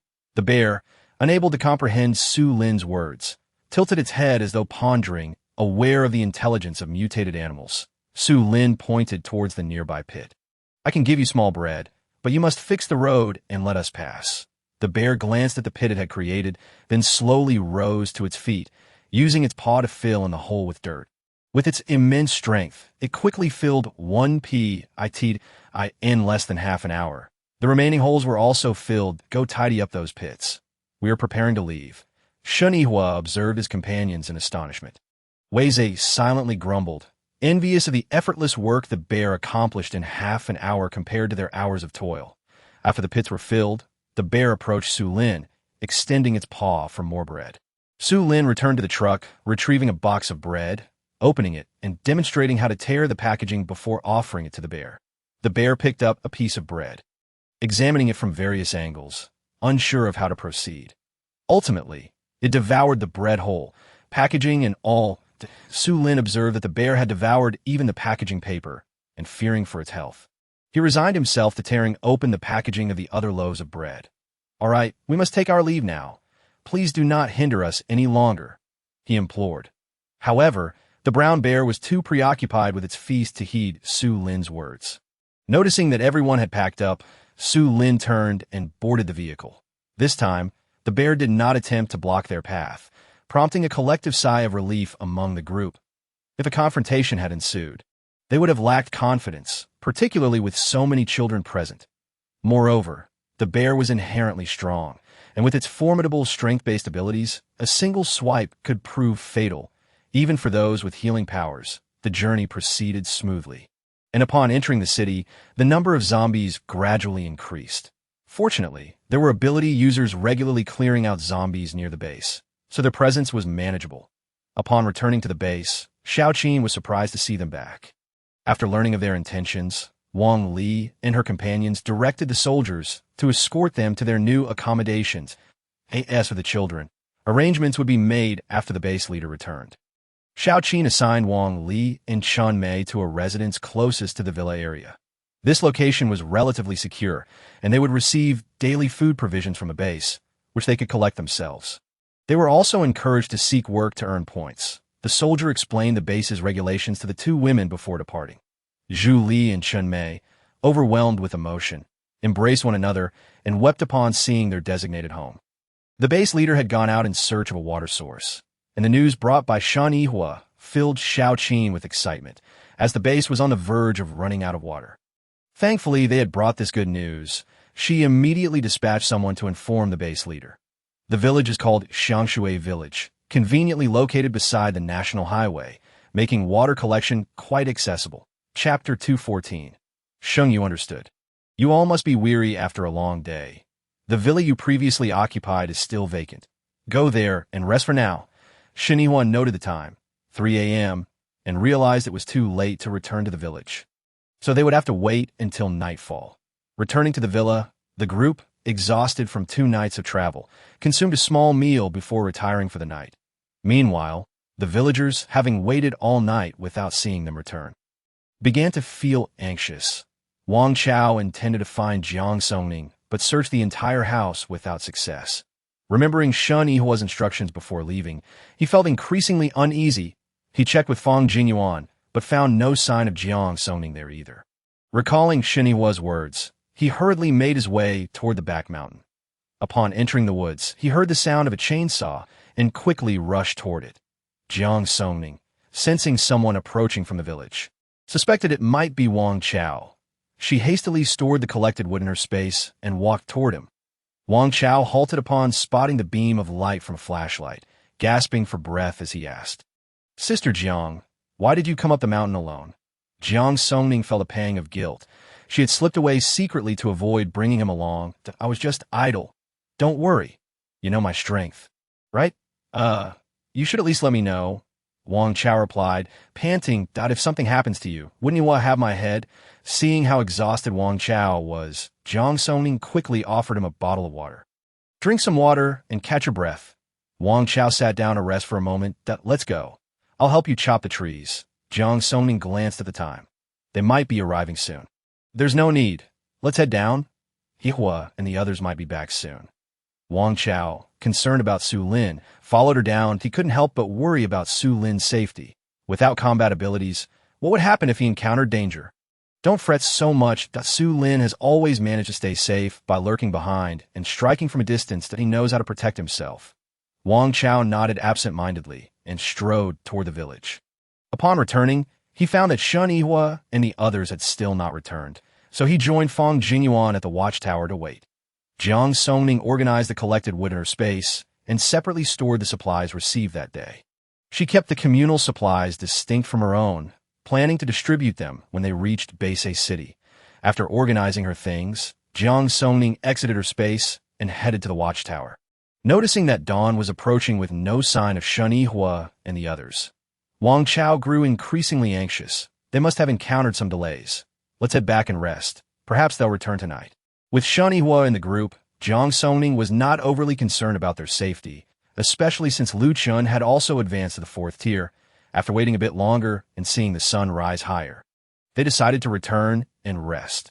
Once Shen Yihua confirmed that everyone was settled, he made his way to where the He family was residing. He had scouted the area and learned that, following Zhou Yangfan's death, both Chu Xian and Jin Sheng from their team had also perished. Now, only the 4 members of the He family and Chun Bo remained. Shenhua was somewhat surprised by this news. While Jin Xing's demise was expected, he hadn't anticipated that they would turn on Chu Xian as he approached the house. He noticed two new faces inside, one with a level 3 metal ability and the other with a level 3 wood ability.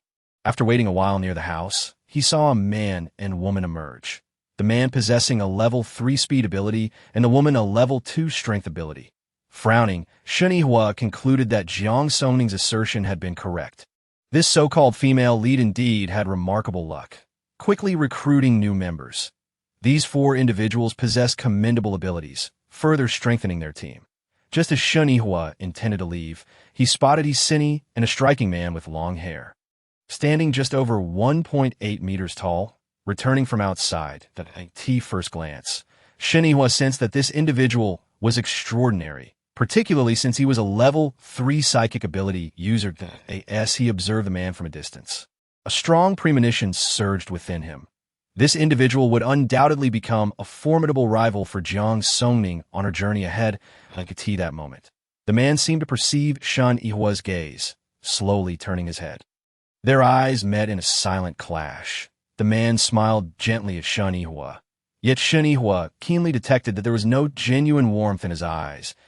Isini also noticed Shenhua and appeared momentarily taken aback, a flicker of surprise crossing her face before she quickly regained her composure.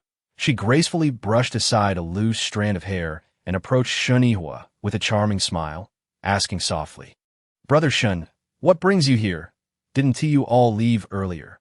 Have you returned because something happened to my sister?" Realizing she might have spoken inappropriately, Isini quickly covered her mouth with her hand.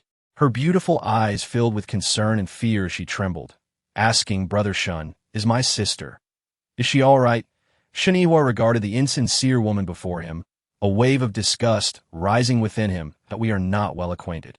"Please refer to me as Mr. Shen, and Songning is doing well." With that, he turned and walked away. Isini stood there flustered and at a loss, murmuring softly, I was just concerned about my sister in that moment. A flicker of murderous intent shone in Shenhua's eyes. Were it not for the base, he would not have spared Shenhua. He gently wrapped his arm around Isini's shoulders, saying, "Sini, do not be disheartened.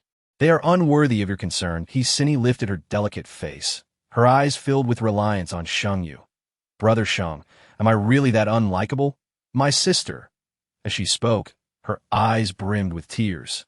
Shenhua tenderly wiped away her tears, declaring, "My Sini is the most wonderful girl in the world. With someone as exceptional as you, who could possibly dislike you? They simply lack vision. You are too kind. Do not grieve for those unworthy of your tears. All right?" Hearing Shenhua's words, Isini's tears transformed into a smile. "Brother Sheng, you always know how to console me, that I'm not that great." Seeing her smile, Shenhua also wore a gentle grin, gazing into Isini's innocent eyes, silently adding in his heart, "You are indeed that wonderful." Chapter 215. Return to the village. After returning to the villa, Shenhua took a moment to gather his thoughts. Now that Isini's team included a level 3 psychic ability user, their group would be increasingly difficult to contend with. Observing Shenhua's attitude toward Isini, Shenhua realized he had also become part of her entourage. He could not fathom why the heavens had chosen such a person as the female lead, especially one whose values were so skewed and hypocritical. In a world overrun by zombies, shouldn't the female lead embody compassion? After pondering for a long while without resolution, Shenhua finally succumbed to fatigue and drifted into a restless sleep. As the sun began to set, the inhabitants of the villa gradually awoke. "Let us prepare. We will depart at 7. Aiming to return to the village early, they decided. Shenhua, anxious about potential troubles in the village, was eager to return. That he visited the base office once more, but Shenxi had yet to return. After handing a letter to Shaoqin, Shenhua left the base.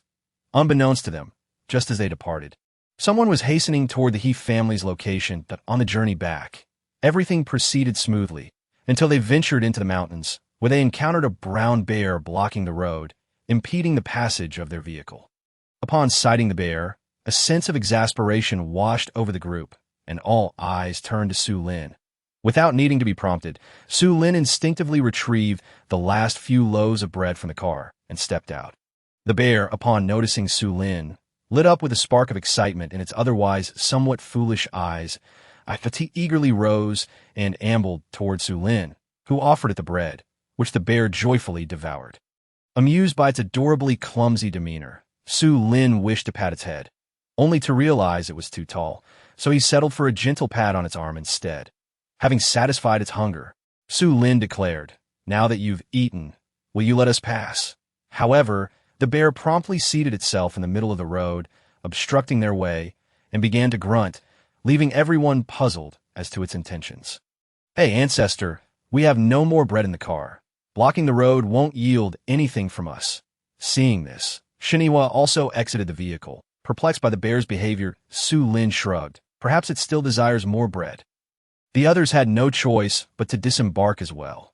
Upon seeing the influx of people from the car, the bear took a few steps back, clearly displaying its cunning nature, as Wei Zhe chuckled at its antics. "I'll go negotiate with it." Su Lin approached the bear, stating, "As you can see, they appear rather intimidating, but if you continue to obstruct the road, they won't hold back this time." The restraint was only due to the presence of children in the vehicle. Now that concern has dissipated, they won't let you off easily.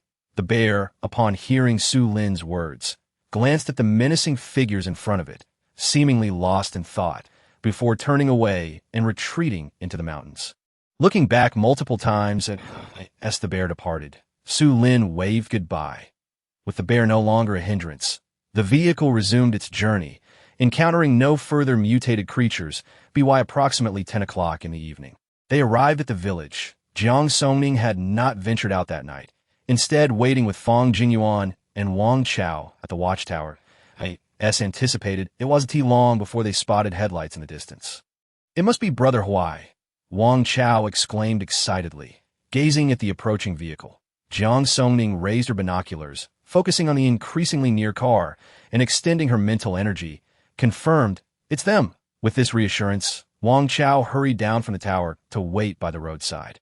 The occupants of the vehicle spotted the three figures waiting by the side of the road. Wei Zhe had just parked the car when Shiniwa and Su Lin hastily exited. Shiniwa approached Jiang Songning with a smile. "Sorry for making you worry." Jiang Songning scrutinized Shiniwa, relieved to find no visible injuries. "What caused the delay?" "We encountered a minor hiccup on the road." "I'll explain later. Let us head back first." "All right."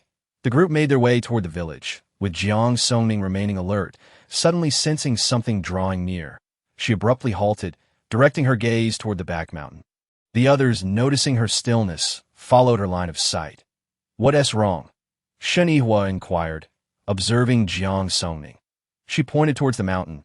"I sense something over there." Shenihua lifted his binoculars, but due to the darkness and the dense underbrush on the mountainside, he could discern nothing. The others also saw nothing, yet they trusted Jiang Songning's instincts that Liu Chun, having seen nothing as well, asked Jiang Shueshan, "Could it be that you misinterpreted your feelings?" Jiang Songning probed deeper with her mental energy, but found nothing. "Perhaps I misjudged." Shenihua, aware of Jiang Songning's abilities, believed she would not be mistaken. Hearing her say this suggested that whatever it was had likely departed. "Let us head back. If something truly exists, it will eventually reveal itself. We must stay vigilant." The group resumed their walk toward their lodgings, while Wei Zhe animatedly recounted the encounter with the brown bear to Wang Chao. Noticing that Tuanzi was feeling quite warm, Jiang Songning summoned it into her space. Once inside the house, she ventured to the kitchen and brought out the prepared meal, and they all enjoyed a lively dinner together. After the meal, noticing Jiang Songning's distracted demeanor, Shenihua approached her, suggesting, "Let us step outside for a chat." Jiang Songning had something on her mind as well, and after exiting the house, they walked toward the village entrance. Once they found themselves alone, Jiang Songning spoke up. "I sensed something was watching us earlier. I know. Has anything unusual occurred in the village during our 3-day absence?" Jiang Songning shook her head. "There have been no sightings these past few days." "Do you think it could be that entity that was following us?" Shanihua was uncertain. There's a possibility. However, its absence might indicate it harbors no ill intentions toward us. Yet we cannot afford to lower our guard. "Indeed. Were there any incidents at the base during your return?" "I saw Hisini." Jiang Songning felt a surge of curiosity regarding Hisini's current situation. How is she faring? Shenihua recalled Shengyu. contemplating the necessity to eliminate him at the right moment, especially now that Chu Xian had perished. Jiang Songning frowned, taken aback by the news of Chu Xian's swift demise in her previous life. Chu Xian had been the most formidable member of their team, and she harbored a nagging sense of foreboding. Did something else occur? Well, it's not particularly good news for us. Jiang Songning surmised that their team had likely gained a new member, one even more powerful than Chu Xian. Shenhua was astonished that Jiang Songning had deduced this and expressed his disbelief. You're surprised I figured it out? Shenhua nodded, genuinely taken aback. Jiang Songning chuckled softly. The heavens have their favorites. Since Chu Xian was a significant male lead, his death surely means someone will fill that void. Chapter 216. The law at that moment, Jiang Songning had seized the space. And a spatial ability user appeared beside Hsini.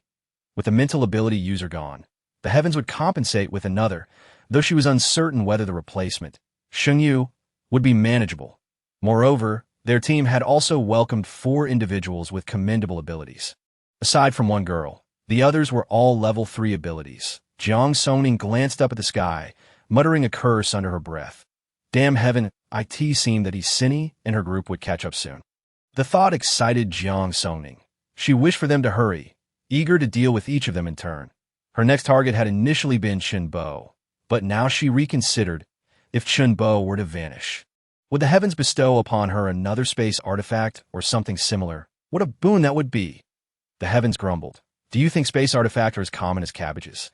I went through great lengths to grant you rebirth just to endure your incessant complaints. Jiang Songning.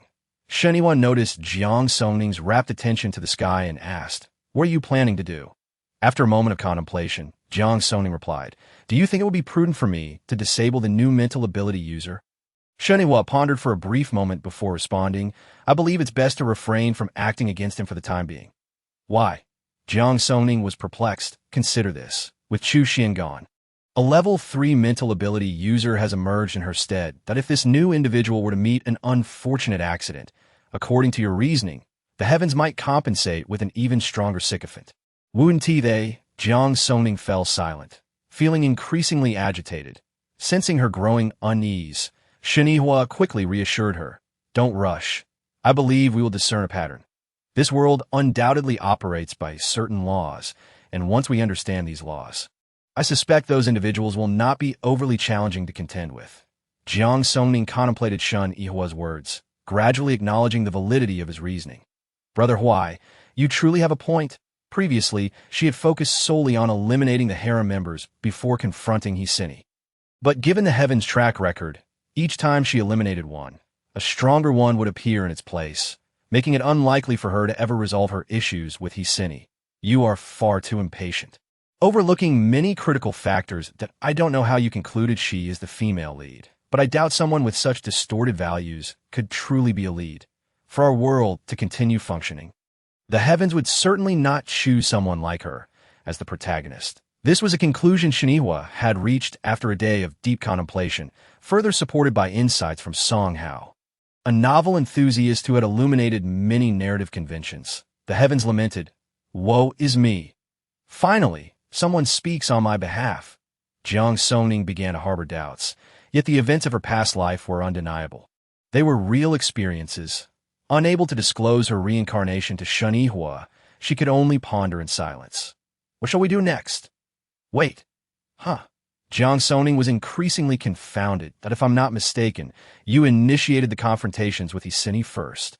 Correct? Jiang Songning nodded, feeling no remorse for her actions. According to the narrative conventions, if she is the female lead, we are cast as the antagonists. As per the storyline, we antagonists are destined to be eliminated by the righteous female lead. Jiang Songning inwardly cursed. She didn't even qualify as a true antagonist, merely a pawn facilitating opportunities for the female lead, while those coveting the lead were the real antagonists. Are you suggesting we refrain from any action until they strike first, allowing us to respond only then? That way, we won't be considered antagonists. Shenhua nodded, affirming, precisely.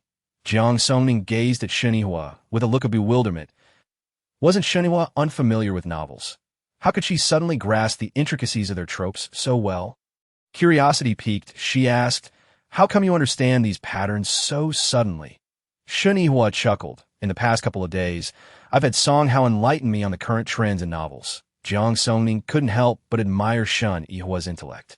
Having merely skimmed the content of the novels, she was able to extrapolate so many insights. Standing alongside Shun Yihua, Jiang Songning often felt a twinge of inferiority, akin to a struggling student in the presence of a top scholar.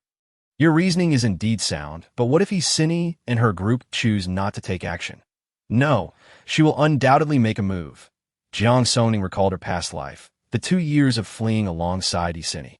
Although she had treated her like a beast of burden, Xini always ensured she was rescued in times of peril, only turning on her when they were close to the base. While the reasons behind this eluded her, it was clear that Xini's actions were motivated by some underlying rationale.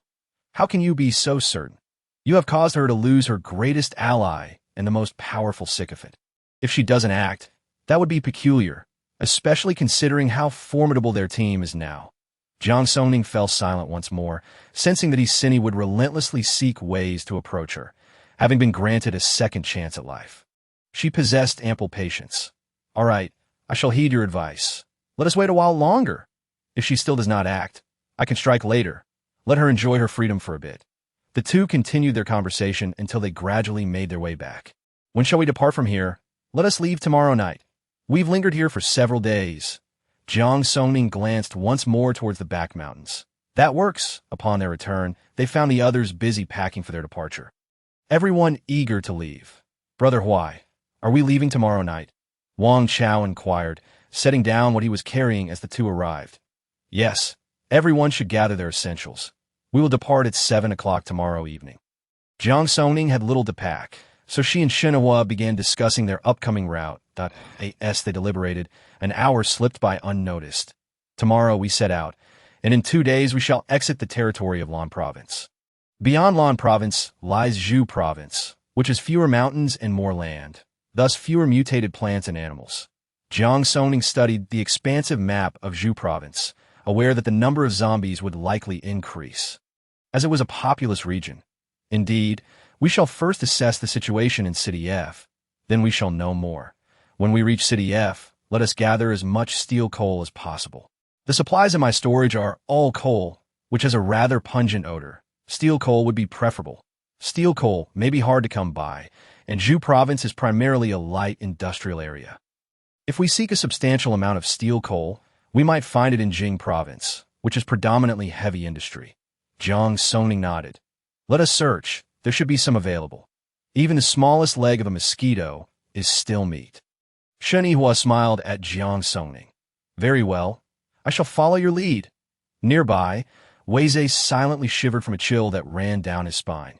Chapter 217. Departing the village, the group finished packing, and several vehicles were fueled and ready for departure that night. At dawn, Jiang Songning entered her storage to rest. Over the past few days, she had gathered hundreds of dead branches to store away.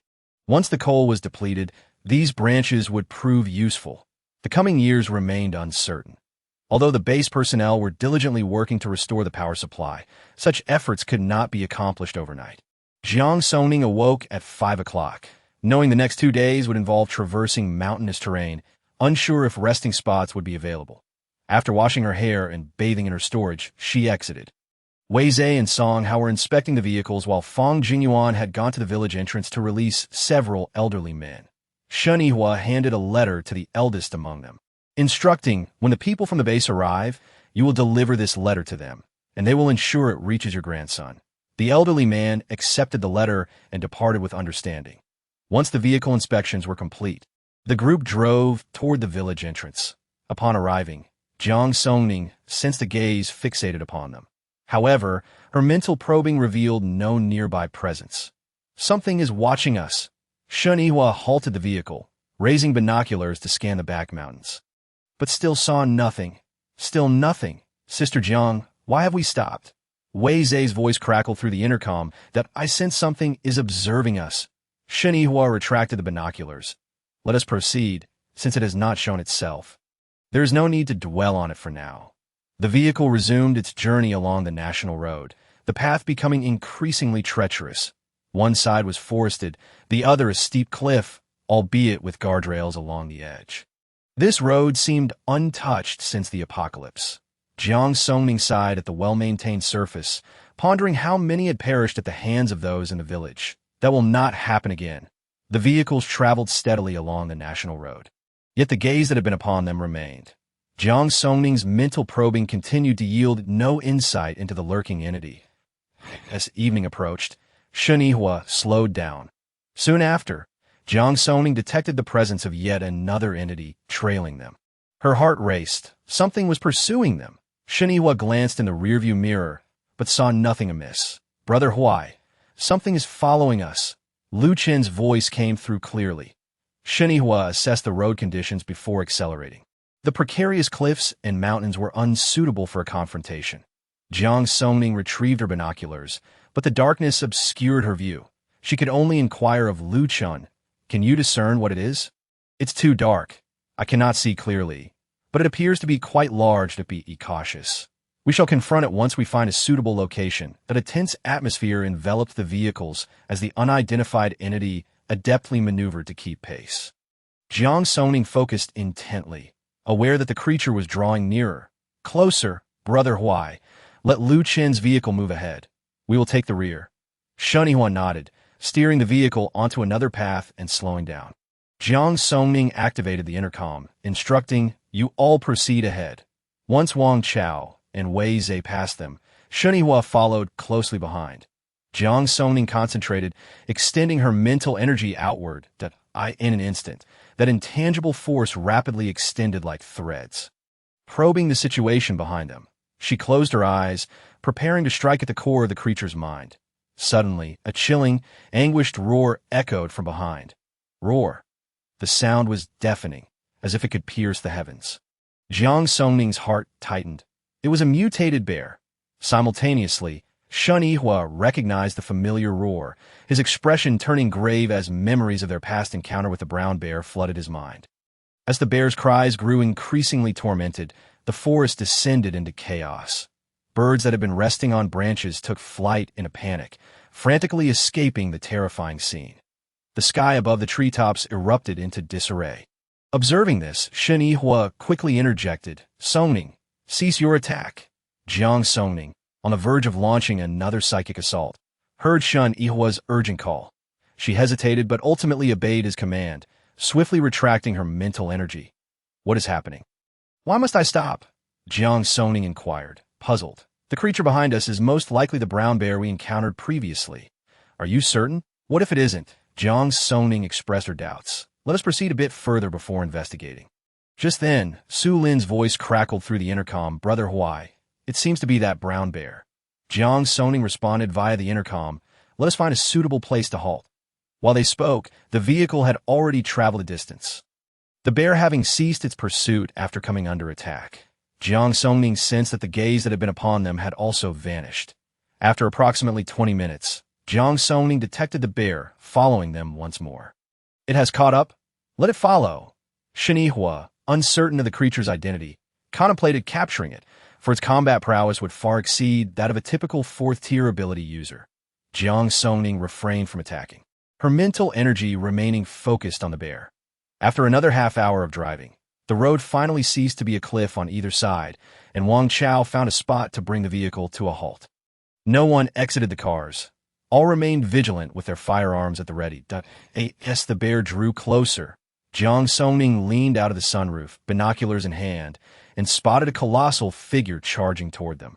"Is that it?" Jiang Songning glanced at Shenihua. Indeed. The brown bear, having sensed the vehicle's presence, halted 5 meters away, circling in place as if deliberating whether to advance. Su Lin, witnessing the brown bear, exited the vehicle but kept his distance, waving his hand to beckon the creature forward. The bear glanced around, hesitating momentarily, then cautiously approached Su Lin. As it drew near, Su Lin offered it a piece of bread, and upon seeing the offering, the bear joyfully began to munch. He had chased them all this way for a mere morsel of bread? Wang Chao looked on in disbelief at the massive creature before him. Perhaps it seeks a long-term meal ticket. Wei Zhe still harbored a grudge against the brown bear for forcing him to toil for several arduous hours. "Hey, if it were willing to follow us, that wouldn't be too bad. Just look at its formidable combat prowess." As Wei Zhe contemplated the damage the bear had wreaked upon the path, he likened it to Wang Chao, noting that not only was it powerful in battle, but it also possessed a significant capacity for destruction. Chapter 218. The unruly brown bear. After finishing the bread in its paws, the brown bear extended its hand once more towards Su Lin. Su Lin handed it another piece, which it devoured in just a few bites, only to again open its palm. Jiang Songning, witnessing this spectacle, nearly burst into laughter. It truly had become quite attached to Su Lin. Shenhua couldn't help but smile as well, thinking, our team is about to gain another formidable warrior. Jiang Songning gazed at the brown bear in front of her and mused, well, not a bad deal, trading a few pieces of bread for such a powerful ally. However, one could only say that Jiang Songning's current thoughts were rather naive. She had yet to grasp just how insatiable this creature's appetite truly was. Su Lin watched in dismay as it consumed over a dozen pieces of bread, his heart aching at the thought of losing such a substantial investment should it refuse to accompany him. Little bear, would you like to join me? If you do, you'll be treated to delicious, sweet bread every day. Su Lin's tone resembled that of a wolf attempting to deceive Little Red Riding Hood's grandmother, and his once handsome features suddenly took on a rather unsavory appearance. Jiang Songning felt a sudden urge to slap him. Noticing the look in her eyes, Su Lin quickly wiped the expression off his face, reverting to his usual aloof demeanor. Seeing him regain his composure, Jiang Songning glanced at Wang Chao and thought, perhaps he's been too influenced by Wang Chao. Meanwhile, the brown bear seemed oblivious to Su Lin's words, once again extending its paw, asking for more bread. Su Lin, exasperated, suspected the bear was treating him as a fool and retorted, we have none left. The bear first widened its clear eyes and huffed a couple of times through its nose before elegantly turning around and leaving. As everyone watched the bear depart, they felt as though they had been swindled. It just left like that. Wei Zhe was nearly driven to the brink of a fit. Su Lin's expression was even more dramatic, resembling a jilted lover as he stared in disbelief at the bear's retreating figure. Shenhua's expression was equally captivating. Recalling Su Lin's earlier words, Jiang Songning couldn't help but burst into laughter. The others soon joined in, chuckling as well. Did I just get played by it? Su Lin came to his senses only upon hearing the laughter. Fang Jingyuan stifled a grin and patted Su Lin on the shoulder, saying, it's all right. Who hasn't he been taken for a ride at some point? Lu Chun chimed in, yes, Su Lin, don't be disheartened, Jolin added, they're right, Su Lin sighed, I've encountered a rogue bear. Once Shenhua noticed that the laughter had subsided, he spoke up, it's getting late. Let us grab a bite and head out. The area was surrounded by mountains, and everyone returned to their vehicles to eat, after Jiang Songning and Shenhua settled back in their car. Jiang Songning retrieved 2 hamburgers from her supplies. Were you just mocking me? Shenhua shot her a somewhat resentful glance. Coughing lightly, Jiang Songning had anticipated being caught by Shenhua and nearly choked. Shenhua quickly patted her back and handed her a bottle of water, asking, why are you eating so hastily? After quenching her thirst, she felt better. It's not my fault, as the words escaped her lips. Jiang Songning realized they sounded somewhat like a pout, causing her cheeks to flush. Shenhua's lips curled into a smirk. Jiang Songning had grown increasingly comfortable and relaxed around him. Well, it's all my fault. Upon hearing this, Jiang Songning shot Shenhua a fierce glare, though it lacked genuine ire and instead reflected more shyness and awkwardness. Don't speak. Seeing her reaction, Shenhua chuckled softly and replied in his deep, melodious voice, all right, I won't say a word. Though merely a few simple words, they carried an abundance of affection, causing Jiang Songning's ears to burn with a gentle flush. Aware of her bashfulness, Shenhua quietly continued eating his hamburger, occasionally glancing at Jiang Songning's rosy cheeks. An intimate atmosphere enveloped the two, and noticing Shenhua's gaze, Jiang Songning grabbed a nearby bottle of water and took a large gulp to spare her further embarrassment. Shenhua turned his head away and ceased looking at her. Once Shenhua averted his gaze, Jiang Songning let out a quiet sigh of relief. After everyone had enjoyed their meal, they prepared to set off once more. Observing Shenhua stretching his shoulders, she offered, let me drive. You take a break. No need. The road ahead is mountainous. I can manage that. I just need to stretch a bit after sitting for so long. Jiang Songning raised her hand to glance at her watch. Let me drive. You can rest for a bit before switching back. All right, for the next stretch, Jiang Songning took the wheel while Shen Yihua surveyed the surrounding environment. After 2 hours of driving, they arrived at the edge of a cliff. Jiang Songning slowed the vehicle, noting that they were the only ones on this road. Even the sound of insects had seemingly vanished. Songning, stop. Upon hearing the command, Jiang Songning pressed the brake. What's wrong? Shen Yihua gestured toward the mountain ahead. Jiang Songning took the binoculars and peered forward, spotting a pair of glowing green eyes fixated on their direction from a nearby mountain. Mutated wolves? It shouldn't be just mutated wolves. Judging by the number of eyes, there are likely over 20. Jiang Songning glanced at the cliff beside them. What should we do? If a fight breaks out here, we have no advantage. Shen Yihua also assessed their position. With a mountain on one side and a cliff on the other, they indeed had no leverage. The pack of wolves had cleverly chosen this location, leaving them in a precarious situation. First, let's get out and start a fire, see if that can scare them off. The two quickly exited the vehicle, prompting the others to follow suit. Jiang Songning retrieved some wood from her supplies, never anticipating that it would be used to ward off wolves rather than for warmth. The group piled the wood together, and Jiang Songning produced a bottle of alcohol, igniting the fire, which blazed brightly. Illuminating the surroundings, Shen Yihua moved further back, seeking a better position, knowing that while a fire might deter ordinary wolves, it likely wouldn't frighten the mutated ones. Zhou Lin ventured a short distance forward but found no suitable spot. At that moment, the pack of wolves on the opposite mountain stirred. Elyuchen suddenly noticed that the glowing green eyes had vanished. They were approaching. Jiang Songning didn't need binoculars to discern the wolves' location. The pack had entered the range of her mental perception. She stored the 3 vehicles in her space, having previously informed Feng Jinyuan that she had processed a batch of supplies at the base. So she wasn't concerned about exposure. Hu Kursen's expression darkened at this sight, her thoughts a mystery. Chapter 219. The wolf pack in just a few minutes. The wolves arrived nearby, and Jiang Songning's heart raced as she spotted the last wolf in the pack. It was a 3rd-tier mutated wolf, towering and formidable, its bristling fur standing on end, with eyes shimmering green, sending chills down her spine. The front line consisted of 2 second-tier mutated wolves, followed by 2 first-tier. In total, there were 5 mutated wolves in the pack, presenting a significant challenge for them. Shen Yihua stepped to the forefront. Yuan, Lu Chun handled the 2 second-tier wolves. Wang Chao, Su Lin take care of the 2 first-tier wolves. The rest of the ordinary wolves are yours. Song Hao, focus on defense. I'll deal with the Wolf King. As soon as Shen Yihua's words fell, a chilling howl shattered the previously silent night. Suddenly, a mass of dark figures surged forth from the shadows, encircling them from both sides. Each wolf glared with blood-red eyes, their gaze flickering with a hunger that seemed ready to devour everything in sight. Their razor-sharp fangs glinted ominously in the moonlight, and they exhaled white mist, sending shivers down spines on a distant hillside. The massive, imposing Wolf King surveyed the scene from above. Its lithe form and windswept fur exuded a regal presence, akin to that of a ruler of the night. This moment, the Wolf King's piercing gaze was locked on Shen Yihua and the others, radiating an air of unyielding authority and dominance.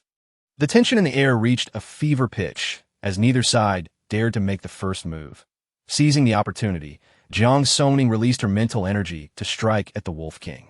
Caught off guard, the Wolf King yelped in pain, prompting the rest of the wolves to spring into action. Shen Yihua charged at the oncoming wolves, but they swiftly evaded his attacks. The others also began to strike back at the pack. Jiang Songning positioned herself at the railing, where a vine shot forth from her wrist, ensnaring the nearest wolf. The creature struggled violently, its howls echoing throughout the mountains. Noticing this, the other wolves turned to attack Jiang Songning, forcing her to retract her mental energy and lash out at the approaching wolves. The targeted wolf fell to the ground, while the one ensnared by the vine fell silent. After dispatching 2 wolves, Jiang Songning turned to see 4 wolves attacking Wang Chao and Su Lin. Wang Chao was struggling to fend them off, while Su Lin drew his pistol and aimed at a first-tier mutated wolf. With a resounding bang, the gun fired, striking the wolf's thigh. Simultaneously, the wounded wolf became enraged, charging at Su Lin, who was already overwhelmed by the 3 wolves battling Wang Chao. and it appeared Su Lin was about to be overrun. Jiang Songning unleashed a vine, which swiftly ensnared the leg of the mutated wolf. With all her strength, she yanked backward, causing the aberrant creature to tumble to the ground. Su Lin quickly seized a crossbow and plunged an arrow into the wolf's eye. A howl erupted as the mutated wolf's eye was pierced, and blood gushed forth. It struggled with all its might, pulling Jiang Songning off balance. She hastily released her grip on the beast and directed her mental energy to attack its crystal core. Sensing the assault on its core, the mutated wolf howled weakly on the ground. Su Lin rapidly brandished a dagger and plunged it into the creature's skull, producing a sharp crack. The mutated wolf let out 2 final howls before succumbing to silence. The battle on the road intensified as Shen Yihua maneuvered through the pack of wolves, aiming for the Wolf King. The imposing creature deftly evaded Shen Yihua's assault. Despite its massive size, it exhibited remarkable agility. Shen Yihua quickened his pace, but several attempts to strike were thwarted. Realizing Shen Yihua posed a significant threat, the Wolf King began to retreat up the mountain as the number of wolves along the roadside dwindled. The Wolf King howled once more, prompting the remaining pack to retreat swiftly at its summons.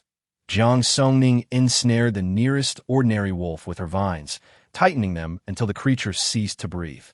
Fang Jingyuan and Lu Chen attempted to pursue further, but Shen Yihua intercepted them, urging, "Do not chase. We must leave this place." As his words fell, Jiang Songning retrieved a vehicle from her spatial storage, and the group boarded in silence. Once the vehicle roared to life, Jiang Songning extended her mental energy, detecting 2 wolves still trailing them along the mountain path.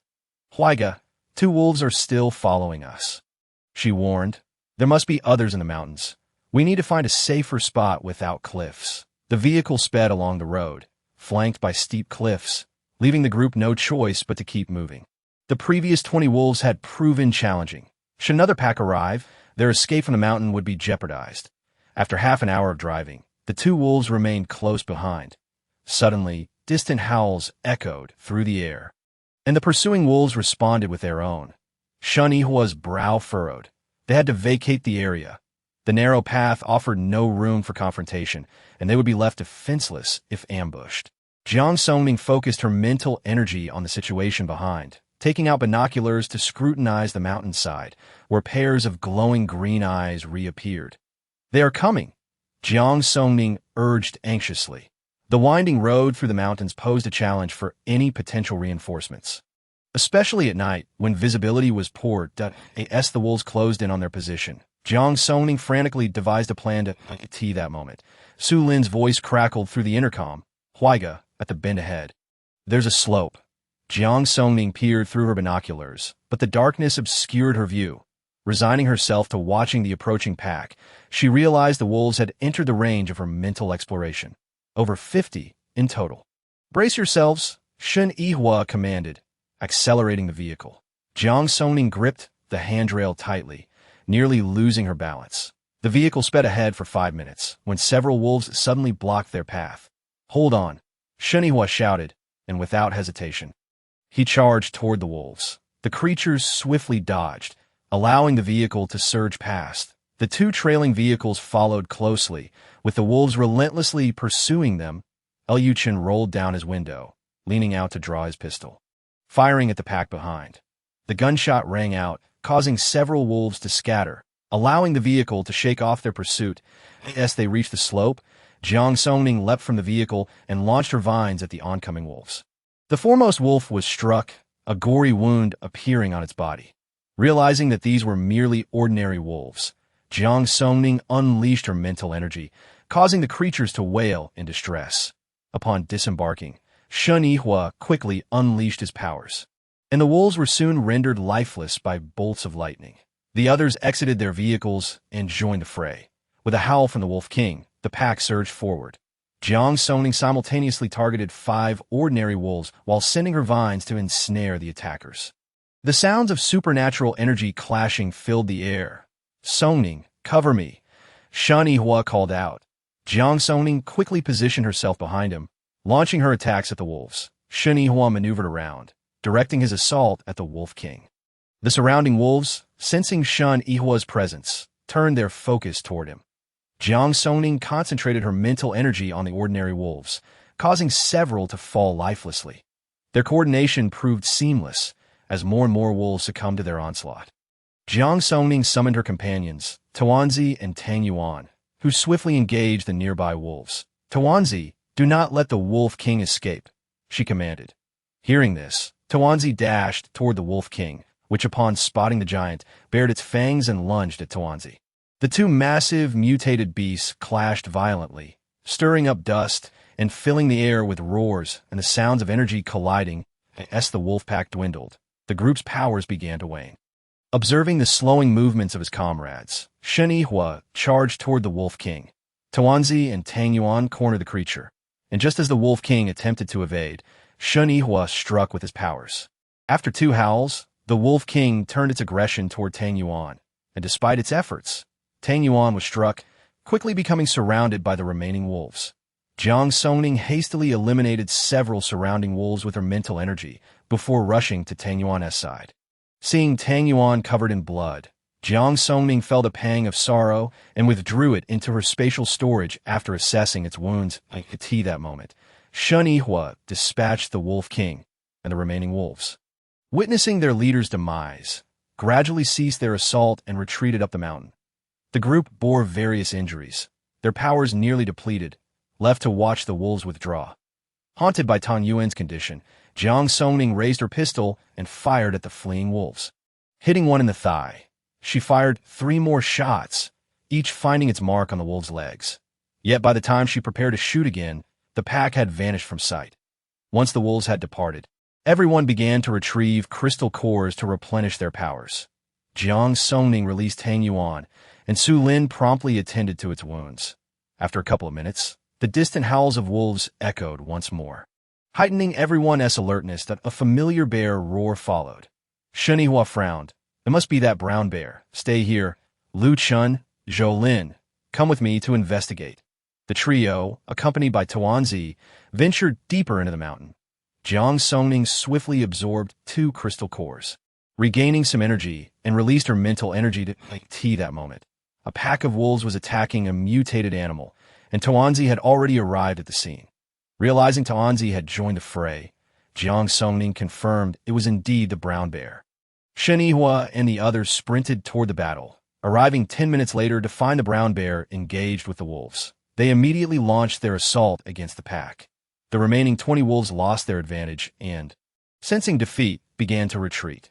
Tuanzi positioned itself to block their escape. With their route cut off, the wolves fought back desperately, but without their leader, the pack acted chaotically. The group handled the situation with ease, and with the brown bear's assistance, the wolves quickly dwindled to just 7 or 8. Spotting an opportunity, the few remaining wolves fled into the mountains, and the group chose not to pursue further. Shen Yihua noticed several claw marks on the brown bear from the wolf attack and inquired, "Would you like to accompany us?"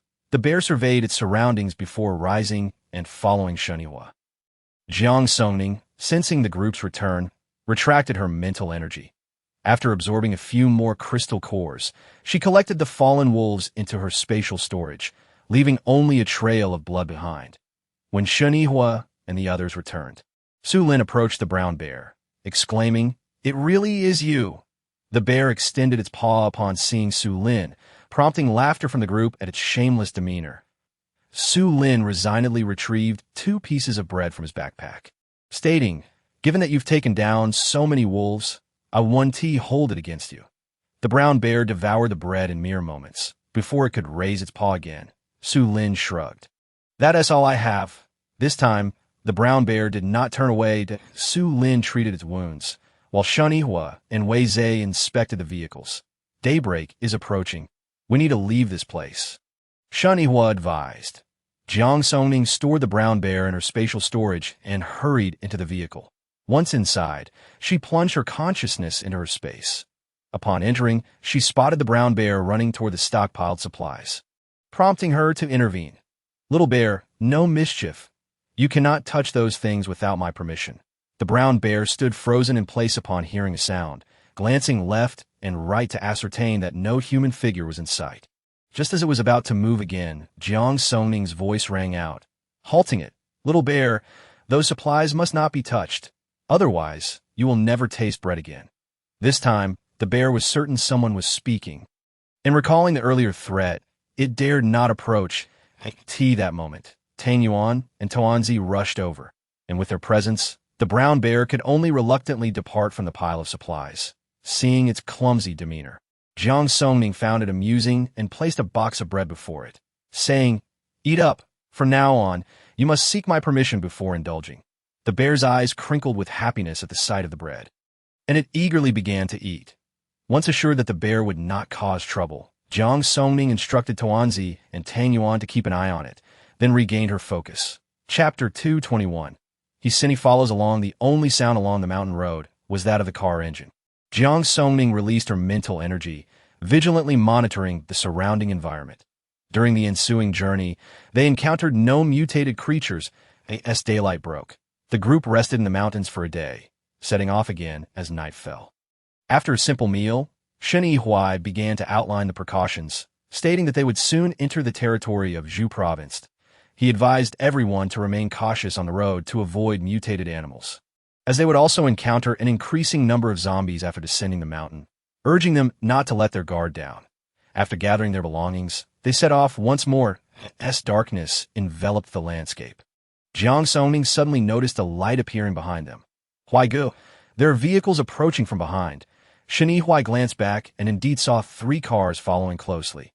Let us assess the situation first. Jiang Songning quietly observed the vehicles behind them. Before long, the cars drew nearer.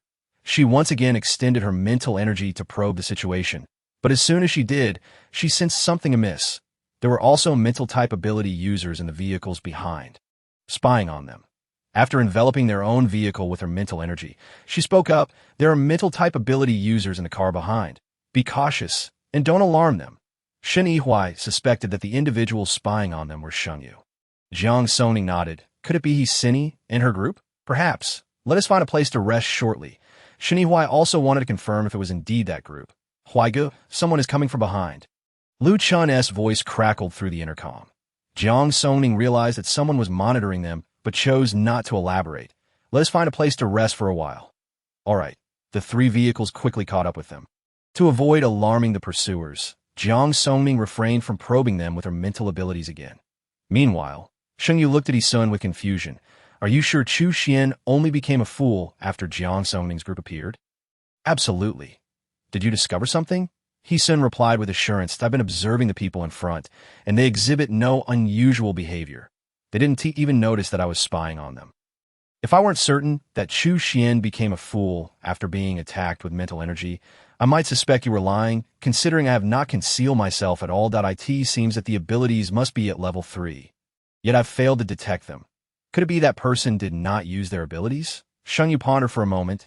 That seems unlikely if that person is a mental-type ability user and discovered someone trailing behind. They would certainly investigate the situation immediately. Unless what? Shengyu, who was typically self-assured, didn't believe that anyone could elevate their abilities to level 4 in such a short time. It's nothing. I might be overthinking it. Hisun did not press further. You should find that person quickly. Shengyu frowned. Hisun's nonchalant attitude irked him, but as Hisinius' older brother, he concealed his displeasure well, not wanting to trouble the girl he cherished. Merely responding with a faint acknowledgement, Shengyu closed his eyes, intently watching the vehicles ahead. The occupants within were also discussing them, appearing unaware of his surveillance, but a smirk crept onto his lips, his curiosity about that person intensifying. As the vehicles continued down the road, nearly an hour passed, and the cars behind maintained a slow pursuit. Jiang Songning became increasingly convinced that the individuals following them were likely Hisini and her group. With only a few dozen kilometers left to descend the mountain, the number of roadside houses began to increase. Noticing a house not far ahead, Shen Yihuai parked the vehicle at the roadside. Upon stopping, Hisini's group also halted. Liu Chun and the others were unaware of the identities of those in the cars behind. As they exited their vehicle, they cautiously eyed the approaching vehicles. Once the cars behind came to a stop, Hisun was the first to disembark. Upon seeing him, the others instinctively frowned and then turned to Jiang Songning. She exhibited no visible reaction, since she had taken the initiative. She could not harm Hisini. That it would be best to wait for Hisini to act first while creating an opportunity for her. After Hisini exited, the others followed suit. Shengyu stepped out and instinctively glanced at the group across from him. Among them were two girls. Unbeknownst to him, he did not recognize Jiang Songning, yet he immediately noticed her, when his gaze traversed through the crowd and ultimately landed on the figure standing at the center. A wave of intense admiration surged within him. Jiang Songning stood quietly, resembling a fresh and ethereal lotus, untouched by the worldly chaos, making her particularly striking amidst the bustling crowd. Her serene aura seemed innate. Requiring no deliberate embellishment or adornment, Hisini did not miss the fleeting admiration in Shengyu's eyes. She lowered her head, a glimmer of ruthlessness crossing her gaze, quickly concealed thereafter. After disembarking, she approached Shengyu, who sensed her unease and instinctively withdrew his gaze. Redirecting his attention gently towards her, Hisini shyly averted her eyes, then pretended to casually observe Jiang Songning in the center of the crowd. The moment her body stiffened, she instinctively hid behind Shengyu. Noticing her fearful demeanor, Shengyu reassuringly patted her hand, signaling her not to be afraid. Following her line of sight, upon seeing Jiang Songning again, he realized she was the girl who had consistently bullied Hisini, and his admiration swiftly morphed into disdain. Don't worry. I won't let anyone harm you again. Hisini felt a surge of emotion, her eyes glistening. Brother Shengyu, please don't blame my sister. After all, I've taken her identity. She has endured much hardship in the countryside, and it's only natural for her to resent me. I bear no ill will towards her. Shengyu gently caressed Hisini's head, feeling a pang of sympathy. Silly girl, it's not your fault. You were just a baby then. Your kindness allowed her to bully you repeatedly. Rest assured, I won't let her torment you any longer. Hisini's expression was conflicted. Just teach her a small lesson. Seeing her kindness, Shengyu's heart softened, yet his disdain for Jiang Songning intensified. He contemplated how to deal with her, but maintained a gentle demeanor. All right. Hisini appeared anxious. Brother Shengyu, do you think I'm too cruel? I. Witnessing her fearful expression, Shengyu's heart ached, and he immediately embraced her. Sini, you've done nothing wrong. Trust me, I know what I'm doing. That I'll only give her a slight lesson. I won't harm her. Chapter 222. Interrogation. Hisini was not unaware of Shengyu's character. She secretly reveled in her good fortune, casting a casual glance at Jiang Songning, her eyes betraying a sense of triumph that she could not conceal. However, she quickly masked her smile, adopting a pitiful expression. Jiang Songning immediately spotted Shengyu, surmising that he must be the level 3 mental type ability user at that moment. He soon approached Jiang Songning, his expression filled with disdain as he addressed her. Did you have a hand in Zhou Yangfan's incident?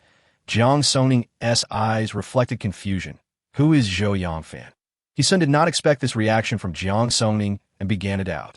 You don't know Zhou Yangfan? Shaking her head, Jiang Songning replied. I don't know him. Chun, witnessing Jiang Songning's feigned ignorance, felt even greater loathing for this so-called sister. If it were not for their blood relation, he would have acted long ago. Jiang Songning, stop pretending. You orchestrated this. You manipulated Sini into killing Zhou Yangfan, didn't you? Jiang Songning burst into laughter, looking at Chun as if he were a fool. His anger flared at her expression. So it was you. Jiang Songning's laughter faded. Chun, even if you wish to frame me, you should at least come up with a credible reason. You claim I controlled Hisini. You are growing increasingly shameless. Are you suggesting that from now on, whatever Hisini does is under my control? Chun did not truly believe Jiang Songning had such capabilities, but Hisini had no apparent motive to kill Zhou Yangfan, and her strange behavior had only begun after meeting Jiang Songning. Though I don't know how you did it, you were the only one with the motive. A mocking expression crossed Jiang Songning's face. If I had that capability, the first person I would want to eliminate. Guess who? Chun, recalling Jiang Songning's demeanor upon her recent return, felt a flicker of realization. Just 3 days after her return, Hisini had been in a poor mood, wallowing in sadness, crying incessantly, leading to their elder brother ultimately calling in a family doctor to administer nutritional fluids. Later, it was Jiang Songning who personally prepared a bowl of vegetable porridge for Hisini. Believing that Jiang Songning had genuinely accepted her, Hsini happily consumed the porridge. Unbeknownst to her, that very night, she suffered from severe vomiting and diarrhea, having hardly eaten anything in the past few days. This ordeal nearly cost her life. Subsequently, the family doctor discovered that Hsini had ingested a considerable amount of laxatives. However, in the days preceding, her only sustenance had been the bowl of porridge brought by Jiang Songning. Realizing that Jiang Songning was behind the poisoning, Hsini immediately slapped her, then confined her to the basement. In an attempt to placate Hsini, Jiang Songning took her on a trip, inadvertently forgetting her. While Jiang Songning remained locked in the basement for 3 days before the housekeeper discovered her, barely clinging to life, Jiang Songning, already frail, spent the next half-month bedridden due to the incident. During that time, he felt an overwhelming sense of guilt. Although he had come to forgive her for the poisoning, once Hsini recovered, she began to bully her again, deepening his disdain for his sister. He could not fathom why, upon meeting Jiang Songning's gaze, he was instantly reminded of that incident. Feeling guilty, he averted his eyes, unable to look at her any longer. Jiang Songning scoffed lightly, then turned to Hesun, asking, "Is there something you need?" Hesun scrutinized Jiang Songning's expression, trying to discern any hint of deceit, yet she met his probing gaze without flinching, leading him to question whether she was indeed responsible for the act. However, the coincidence was too great. Apart from Jiang Songning, he could not think of anyone else who would behave in such a manner. Noticing Hesun's silence, Jiang Songning turned and entered the car. Just as Hesun intended to follow, he was intercepted by Shen Yihua, who blocked his path. "Mr. He, if you continue to cause a scene, I would not hesitate to demonstrate my capabilities." Each time Hesun encountered Shen Yihua, an involuntary fear welled up within him, and faced with Shen Yihua's firm demeanor, he could only swallow his words.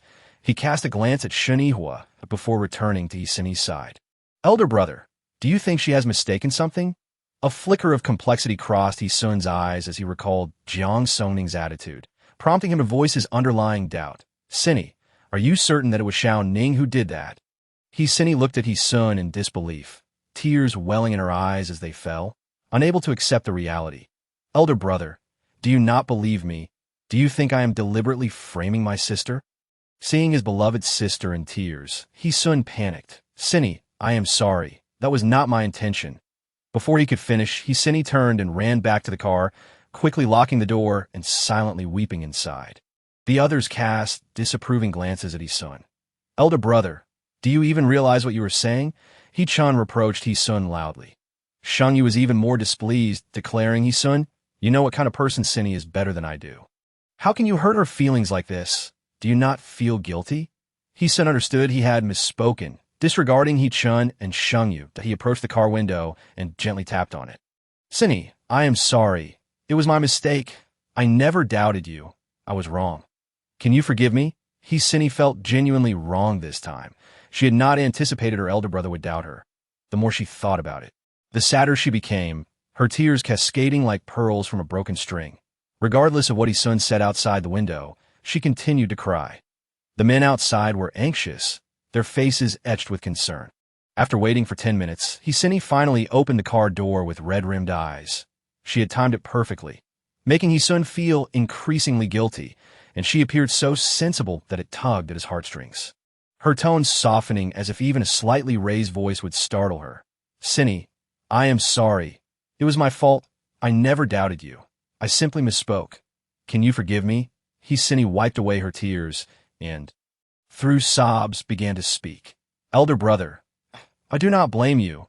I was just reminded of how sister used to be."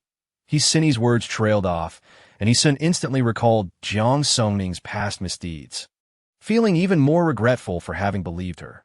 "Hsini, rest assured, I will not allow her to bully you again, that if she truly did this, I will not let her go unpunished." Upon hearing Hesun's response, Hsini began to harbor discontent towards him, realizing that, at the heart of it, he still did not believe Jiang Songning was responsible. Yet, she knew she could not say much more, for exceeding her bounds would only lead others to view her as ungrateful. Chapter 223. Shang Yu takes action. Elder brother, do not pursue this any further. I believe sister did not act with malice. Shang Yu cast a scornful glance in Jiang Songning's direction, did not act with malice? I believe she did it intentionally, seeking to hurt you out of revenge. Such a person lacks any moral compass. Cinny, do not defend her. Chenbo looked at Cinny with concern. Yes, Cinny, Sheng Yu is right. You should not be so kind. Just look at yourself. You have hardly eaten, plagued by nightmares, and you have lost so much weight. This is her goal. She has hurt you so deeply. So why do you still think of her? Cinny looked at the two of them, touched. Sheng Yu brother, Chenbo brother, thank you, but I owe sister this. Please do not make it difficult for her. Whatever she wishes to do, I will accept. The group saw the stubborn resilience on Cinny's face. And their hearts ached even more. Sin clenched his fists, feeling that Jiang Songning was cunning and treacherous. He had nearly fallen for her deceit. After returning to the car, Jiang Songning had a bite to eat before contemplating her next steps. She had clearly sensed Sheng Yu's hostility towards her and was certain that Cinny would encourage him to take action as a mental ability user. Sheng Yu could do nothing less than ruin her. Turning her into someone like Chu Xian, or, more cruelly, he could directly target Shen Yihua, since he was the one driving. With just a slight exertion of mental power, Shen Yihua could be distracted, leading to a potential accident that could end with them plummeting off a cliff, leaving no trace behind. Jiang Songning shielded herself from Sheng Yu's probing with her mental power before speaking. Brother Huai, let us head toward the back later. Are you worried he will take action? Jiang Songning nodded that I trust Cinny's capabilities. Shen Yihua, casually resting his hands on the steering wheel, replied, that person is not one to be underestimated. He is unlikely to act impulsively. He must already know that our team has a mental ability user. And I believe he will refrain from acting until he finds his target. Jiang Songning chuckled. Brother Huai, have you ever heard the phrase, a man will go to great lengths for the sake of a woman? Shen Yihua smiled, having once failed to understand such impulsive behavior for a woman, yet somehow began to grasp it after meeting Jiang Songning. What do you plan to do? His methods are limited. I intend to wait for him to strike before retaliating with the same tactics. After a few seconds of contemplation, Shen Yihua cautioned, if he does not intend to inflict serious harm, you should refrain from doing so as well. Jiang Songning understood his meaning. Yes, I understand. She hoped Cinny would be strong enough, preferably provoking Sheng Yu to be more ruthless, allowing her to take action. She was also curious to see if any more formidable admirers would emerge. With her mental power withdrawn, Jiang Songning noticed Wang Chao and the others finishing their meals, prompting everyone to set off again. This time, Wang Chao drove at the front while Jiang Songning and Shen Yihua brought up the rear. Upon seeing Jiang Songning's group depart, Sun and the others followed closely behind. As the clock struck 2 a.m, the vehicles continued their descent down the winding mountain road, with Jiang Songning quietly resting her eyes. After nearly half an hour, she sensed something amiss and opened her eyes to see the small truck ahead swerving erratically. Shen Yihua narrowly avoided colliding with it. Jiang Songning quickly released her mental power and detected strands of mental energy attacking Wei Zhe. However, the assault was not severe. It seemed the attacker merely aimed to draw out the mental ability user from their team and orchestrate a car accident. Without hesitation, she directed her mental energy to counter the attack aimed at Wei Zhe. Upon feeling the mental assault, Sheng Yu immediately ceased his attack on Wei Zhe, retracting his mental energy. Just as he prepared to retaliate, he felt as though his head might explode. Clutching his head in agony, he slammed it against the window. Cinny, seeing Sheng Yu in distress, anxiously grabbed him to prevent further harm. Sheng Yu brother, what is wrong? Sin slammed on the brakes, but the vehicles behind them were unable to stop in time, resulting in a loud crash. Sun cursed under his breath, having never anticipated that the mental ability user from Jiang Songning's team would be so powerful, leaving Sheng Yu utterly defenseless. Elder brother, what do we do? Cinny, fearing for Sheng Yu's safety, sought Sun's help. Wait. Sun firmly held onto the struggling Sheng Yu, momentarily neglecting to comfort Cinny. Elder brother, think of something. If Sheng Yu ends up like Chu Xian, sister will only become more ruthless. You cannot stand by idly. Seeing Cinny in such a state of panic, Sun finally explained, mental energy attacks have distance limitations. Our car is already far enough away. In another 2 minutes, Sheng Yu will be fine. Just then, Chun and a few others rushed forward. Elder brother, what happened? Cinny burst into tears, throwing herself into Chun's arms. Second brother, you need to think of something. Brother Xingyu is so pitiable. Sob, sob, sob. When He-chan witnessed Xingyu hitting his head against the car, he was momentarily at a loss as to what had transpired. He gently patted He-Sin's back, saying, "Be good, don't be afraid. Tell second brother what exactly happened. It's my sister. Brother Xingyu wants to take revenge for me. He intended to teach my sister a lesson, but he didn't anticipate how ruthless she would be." Sob, sob, sob. Second brother, it's all my fault. I have brought trouble to everyone. Upon hearing that it was again due to Jiang Songning, He-chan gritted his teeth in anger. "Sinny, be patient. Wait for me. I will confront him." He-chan pretended to drive after Jiang Songning, but He-chan directly blocked him, saying, "Stop. What do you think you're doing?" At that moment, He-chan was consumed by rage. "Dad, don't stop me. I must settle the score with Jiang Songning." He-chan felt exasperated with his impulsive younger son. "How do you plan to settle it? Not to mention anything else, that psychic ability user from their team will strike. Don't expect to return unscathed. Have you forgotten what happened to Chu Xian? Then what should we do? Are we to endure this silently?" A glint of ruthlessness flashed in He-chan's eyes. "Why rush? As long as we follow them, you won't have to worry about finding an opportunity for revenge. In this apocalyptic world, eliminating someone is not a difficult task." He-chan had always feared his father, and at that moment, he was taken aback by the coldness in his father's gaze. He had never contemplated murder. He merely wished to teach that person a lesson, yet his father seemed to harbor murderous intent. A chill crept into his heart, and he gradually calmed down. Not daring to meet He-chan's gaze, he turned to comfort He-sin, only to find her weeping in Chun Bo's arms. Once more, anger surged within him, and he wanted to pull the two apart, but at that moment, Xingyu regained consciousness. Chapter 224. Descending the mountain. Seeing that Xingyu had stopped banging his head, He-sin immediately pushed Chun Bo away and embraced Xingyu. "Brother Xingyu, you are finally all right." Sob, sob, sob. Chun Bo felt an emptiness in his arms as the delicate figure suddenly leaped into another man's embrace, a bitter smile curling at the corners of his mouth. Unnoticed by others, Xingyu wrapped his arms around He-sin's waist, gently patting her back. "Sinny, I'm sorry for worrying you." He-sin sniffled and replied, "Brother Xingyu, I'm sorry. It's all my fault." A smile appeared on Xingyu's face. "Sinny, I don't blame you. This was my choice. As long as you hold me in your heart. That's enough." He-sin was momentarily taken aback. She hadn't expected Xingyu to declare his feelings at that moment. Stealing a glance at the frowning He-sun and He-chan, she could only continue to sob and pretend she hadn't heard Xingyu's words.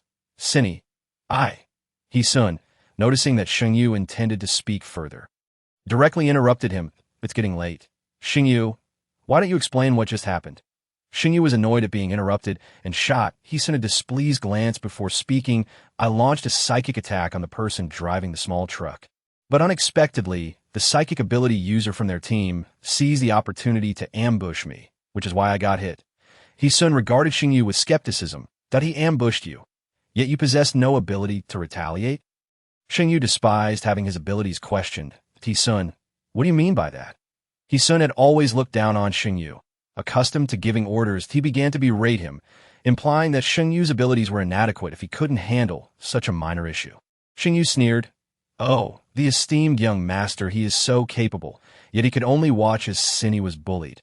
He-sun was momentarily rendered speechless. Just as the two were about to clash, He-sin intervened, exclaiming, "Elder brother, Brother Xingyu, please don't argue." Sob, sob, sob. Upon hearing He-sin's cries, both men regained their composure, exchanging glances filled with mutual resentment before they instinctively began to comfort her.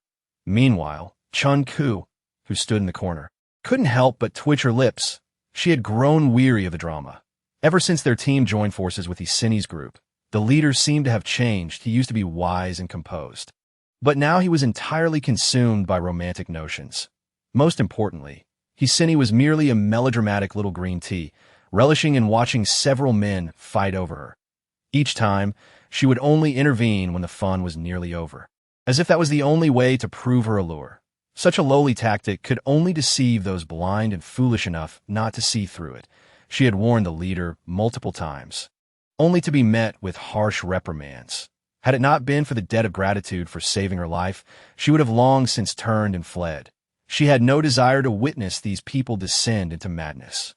Once He-sin's sobs subsided, the group resumed their journey, only to find that Jiang Songning and her companions had long since vanished. After breaking away from Hsini, Jiang Songning inquired about Wei Zai's condition over the walkie-talkie. "Aze, how do you feel?" Wei Zai's voice came through weakly. "Sister Jiang, I'm fine. I had a slight headache earlier, but I'm okay now." Seeing he was still coherent, Jiang Songning felt relieved. It seemed that Hsini was still not strong enough. "Don't rush. We will take our time, that I will assist you." Jiang Songning was not in high spirits.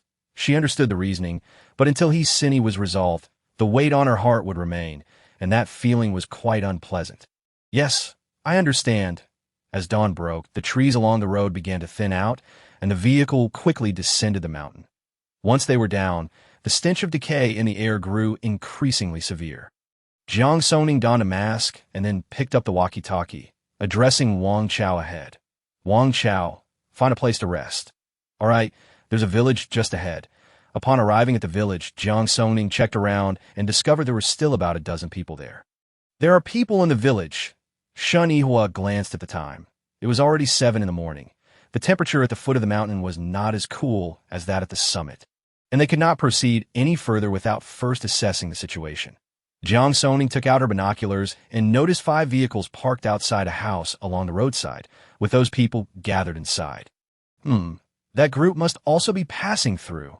After entering the village, Wang Chao parked next to the house. As soon as Jiang Songning stepped out of the car, she noticed someone watching them. Turning around, she saw a man peering at them from the second-floor window. When he noticed Jiang Songning looking back, he nodded in greeting. Jiang Songning returned a slight nod and walked towards the entrance. Upon entering, she found a thin layer of dust covering the sofas and dining table in the living room, indicating that the house's occupants had not vacated for long, after assigning Wei Zai and Zhou Lin to keep watch. The group each sought out an empty room to rest. Jiang Songning immediately entered the space as soon as she reached her room. Having gone 2 days without a shower, she rushed to wash up, then took out some food for the 3 mutated animals. With Tuanzi and Tangyuan present, the little bear was notably docile. Jiang Songning checked on the female sheep, and since entering the space, both sheep had noticeably gained some weight. The female sheep's belly had begun to swell. After feeding the 2 sheep some vegetables, she harvested the ripe strawberries. The grapes on the trellis had also ripened. Their translucent, glistening appearance was utterly tempting. She plucked 1 grape to taste. The sweetness of the grape made Jiang Songning squint her eyes in delight. After finishing a bunch, she harvested all the ripe grapes, packed them, and selected a few bunches to take out for everyone to try. By the time she completed all this, her hair had mostly dried. Noticing it was already 9 o'clock, she set an alarm for 6 o'clock before lying down to sleep. Upon waking, Jiang Songning had a quick bite to eat in the space before exiting. When she emerged from her room, she found only Zhou Lin and Wei Zai in the living room. The others were still asleep. "Sister Jiang, you're up so early. Was there any noise from next door?" Wei Zai shook his head. No. Jiang Songning placed the grapes on the coffee table. "Try some." Zhou Lin, who had been dozing off, perked up at the sight of the grapes. "Thank you, Songning." "Thank you, Sister Jiang." The 2 eagerly grabbed grapes to eat. "Wow, these grapes are so sweet." At that moment, Shen Yihua also emerged from his room. Wei Zai promptly called him over to eat grapes. After eating 2, Shen Yihua stopped. "Was there any noise from next door?" "Brother Huai, you and Sister Jiang are quite in sync. Your first question is always about the noise next door." Shen Yihua smiled at Jiang Songning before coldly retorting, "Stop your nonsense." Wei Zai quietly muttered a complaint. Prioritizing romance over friendship, Zhou Lin had grown accustomed to this dynamic and noise. It seems quite subdued for now. Chapter 225.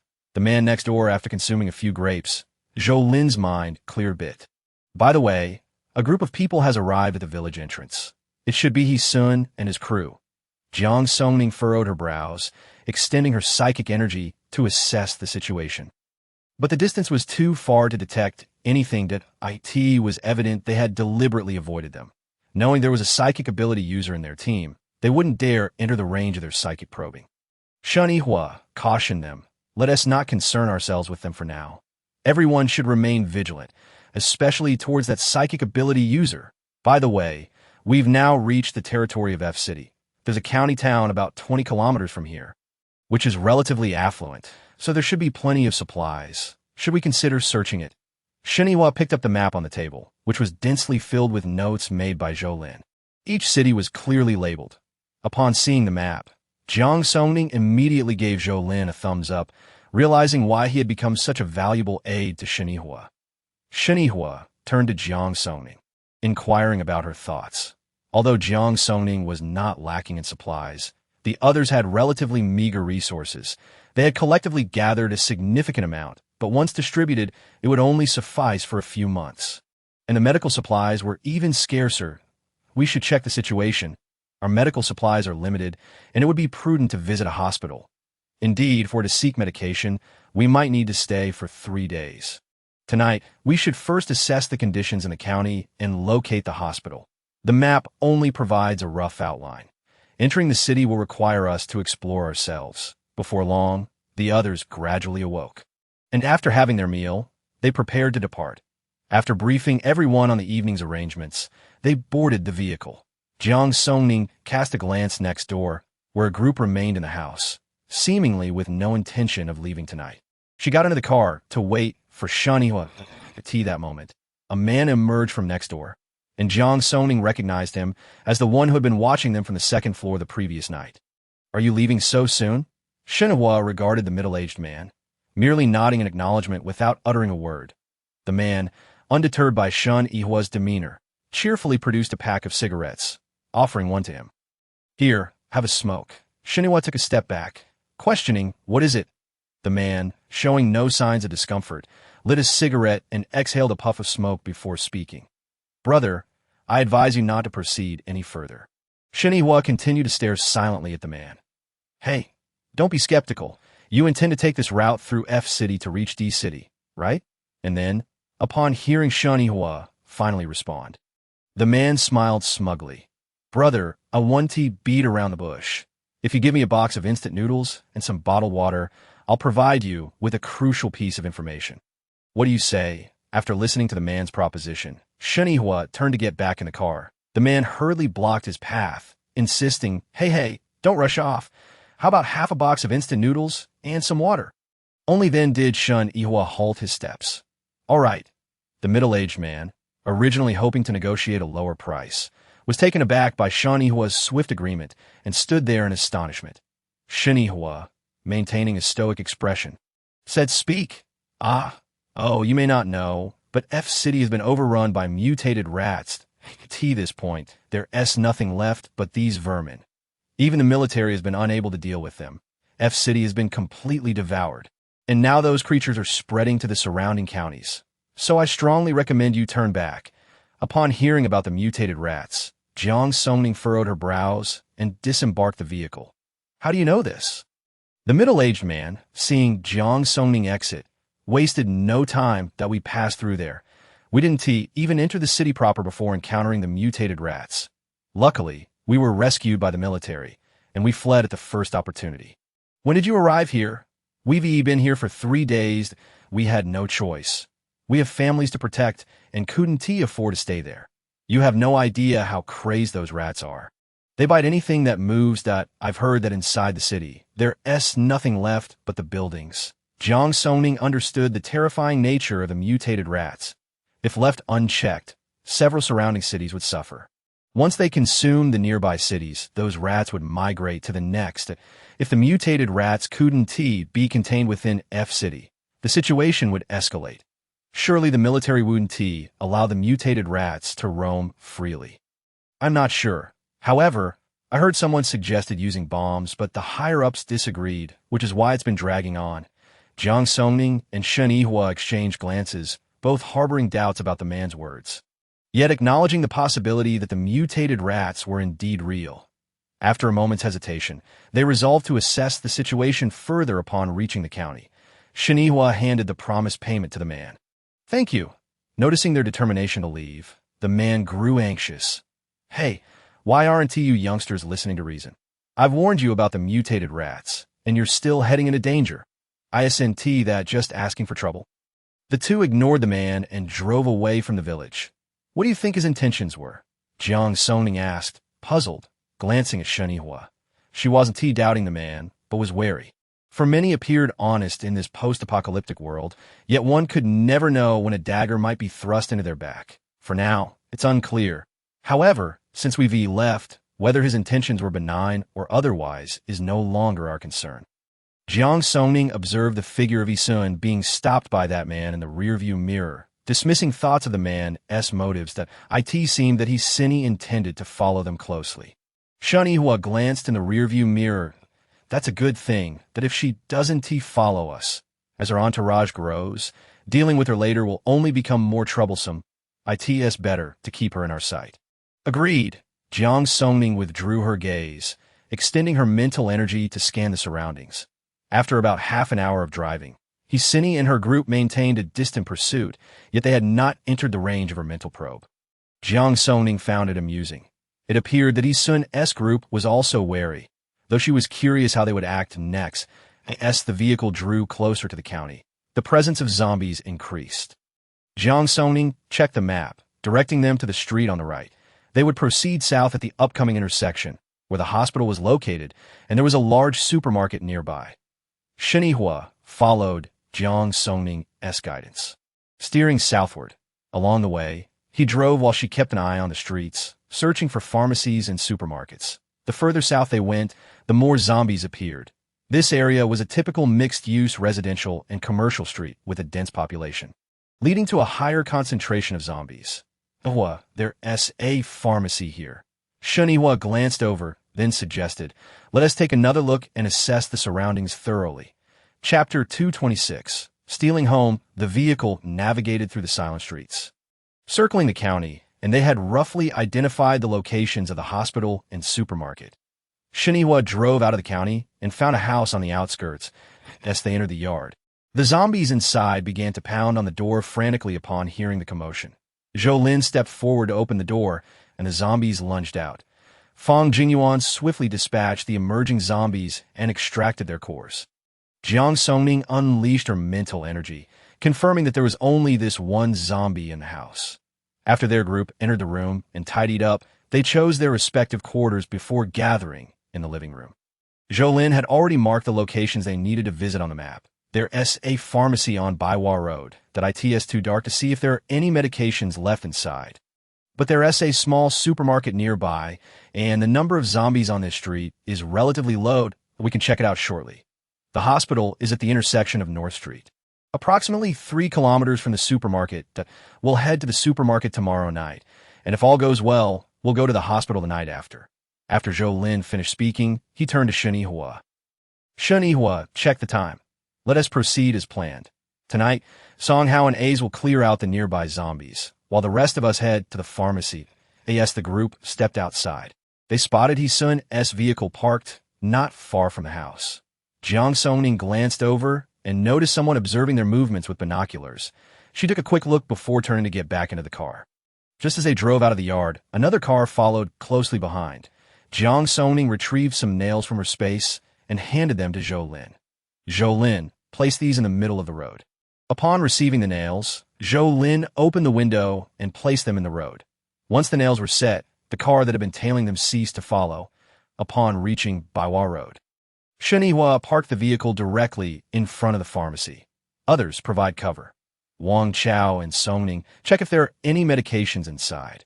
Hearing the noise, the nearby zombies converged on the vehicle. Shen Yihua and the others quickly dealt with a few surrounding zombies, while Jiang Songning and Wang Chao dashed into the pharmacy.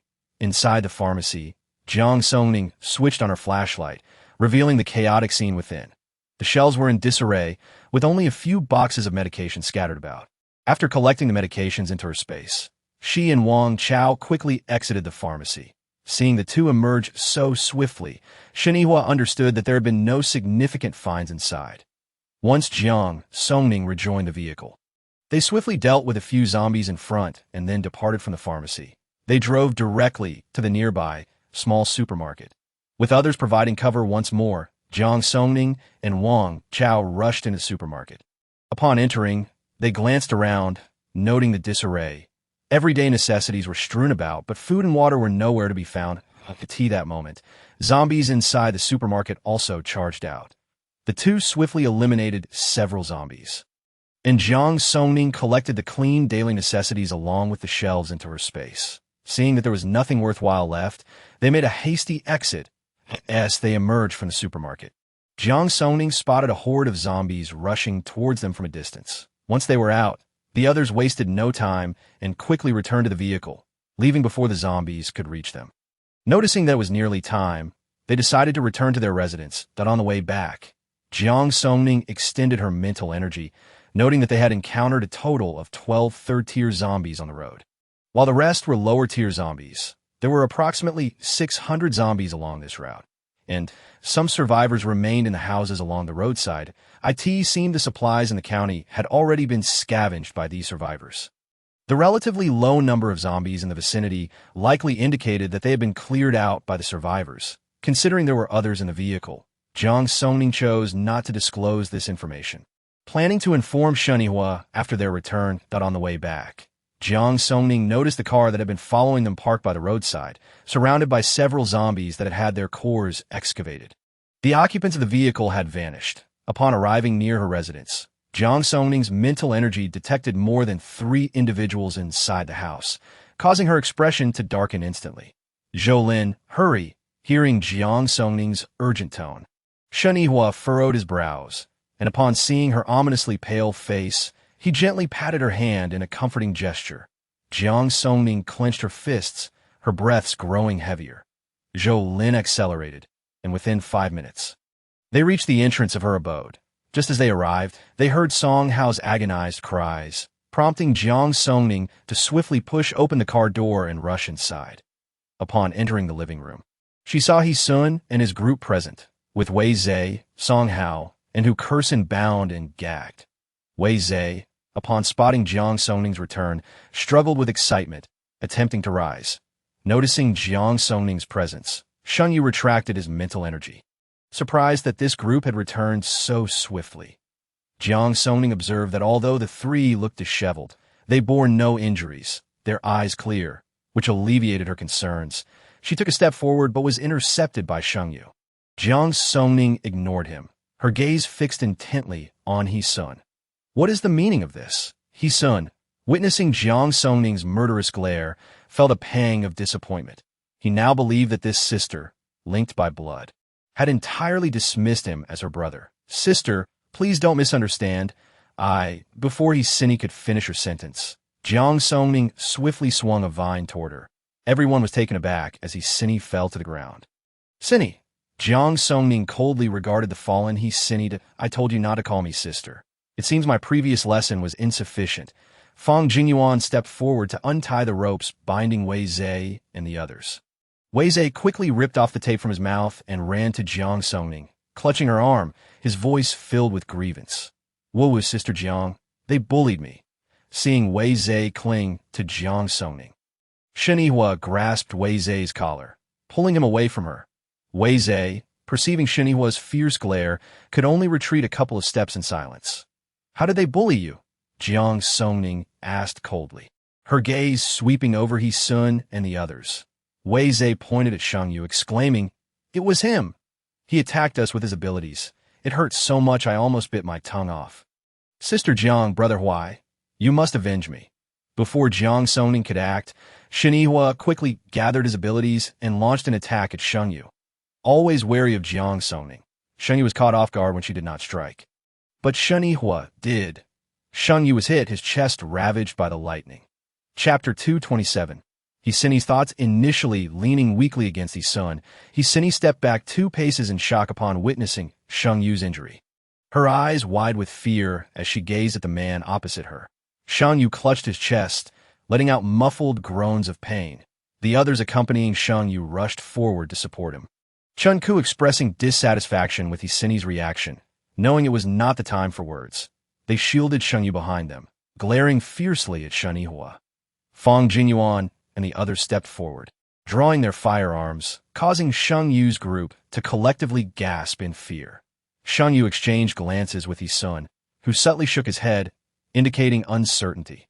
Shenhua, placing himself protectively behind Jiang Songning, stepped forward, stating, if a reasonable explanation is not provided today, you shall remain here. He-sun, witnessing Shun Yihua's protective stance toward Jiang Songning, felt her heart stir with jealousy. She had initially thought that seizing what belonged to Jiang Songning would lead to her downfall, only to find that Jiang Songning had encountered such a formidable man. Clenching her fists tightly, she resolved that as the protagonist of this world, she would not allow Jiang Songning to bask in glory as she had in her previous life. If she could take away her brothers and Chu Xian from Jiang Songning, then she would certainly make Shen Yihua bow beneath her pomegranate skirt. When she looked up again, her gaze toward Shen Yihua was filled with determination. Jiang Songning did not miss the glint in Hisini's eyes, as if Shen Yihua were already within her grasp. She glanced at Shen Yihua's profile. If he truly fell under Hisini's protagonist aura, matters would become troublesome. Sensing Jiang Songning's gaze, Shen Yihua turned his head to offer her a reassuring look. Her previously anxious heart calmed instantly upon meeting Shen Yihua's eyes. She trusted him. Brother Huai. They've been incessantly inquiring who among our team possesses mental abilities that... Do you think they are insane? Wei Zhe exclaimed, feeling vindicated upon witnessing Shang Yu's injury. As soon as Wei Zhe's words left his mouth, an eerie silence enveloped the room. Zhou Lin and Fang Jingyuan unconsciously glanced at Jiang Songning, while Lu Chan sensed something amiss but remained at a loss until clarity struck him. Jiang Songning understood that her mental abilities could not be concealed for long. Yet as long as she did not admit it, others would be powerless against her. Su Lin had long been aware, but feigned ignorance since Jiang Songning chose not to disclose it. Only Wang Chao and Song Hao remained perplexed. When did our team acquire a mental ability user? Wang Chao whispered to Su Lin. I was completely unaware. Song Hao, standing beside Wang Chao, also perked up with curiosity. Su Lin shot Wang Chao a look, signaling him to remain silent. Wang Chao obediently shut his mouth. Hisini felt it was time for her to make an appearance. Brother Shun, please don't misunderstand. We meant no harm. Upon hearing Hisini address him as Brother Shun, Jiang Songning involuntarily shivered, finding it utterly nauseating, while Zhou Lin gritted his teeth nearby, suppressing laughter. Shen Yihua averted his gaze in disgust, treating Hisini as if she were invisible. Unfazed, Hisini continued, Brother Shun, we merely came to ask a couple of questions. Who would have known? She cast a helpless glance at Wei Zhe. Who would have known that Wei Zhe misunderstood us? Before we could finish speaking, he attacked us. We had no choice but to retaliate. Wei Zhe shivered at the thought. Chao, big sister, I'm only 18. Who is your brother? Go annoy He-sun and the others. But don't come to me. I'm allergic to green tea. Jiang Songning bit down on the soft flesh of her mouth to suppress her laughter. Hisini twitched her lips, struggling to maintain her facade of gentleness. Quickly switching to a pitiful expression as she looked at Shen Yihua, that I'm sorry. Wei Zhe, He-chun, witnessing Hisini's faux distress, immediately erupted. Are you even a man, bullying a little girl? Wei Zhe retorted with a scoff. I'm just now an adult. I'm still just a boy. Jiang Songning chimed in mockingly. Indeed, A's is still young. Hisini, don't hold it against him. Besides, you're older than A's, so you should let him be. He-chun and He-sun found these words oddly familiar. Hisini nearly spat blood in frustration, feeling as if a boomerang had struck her. Forcing a false smile, she stammered. What do you mean? Xiaoning, Hisini is your sister. Why are you so harsh with your words?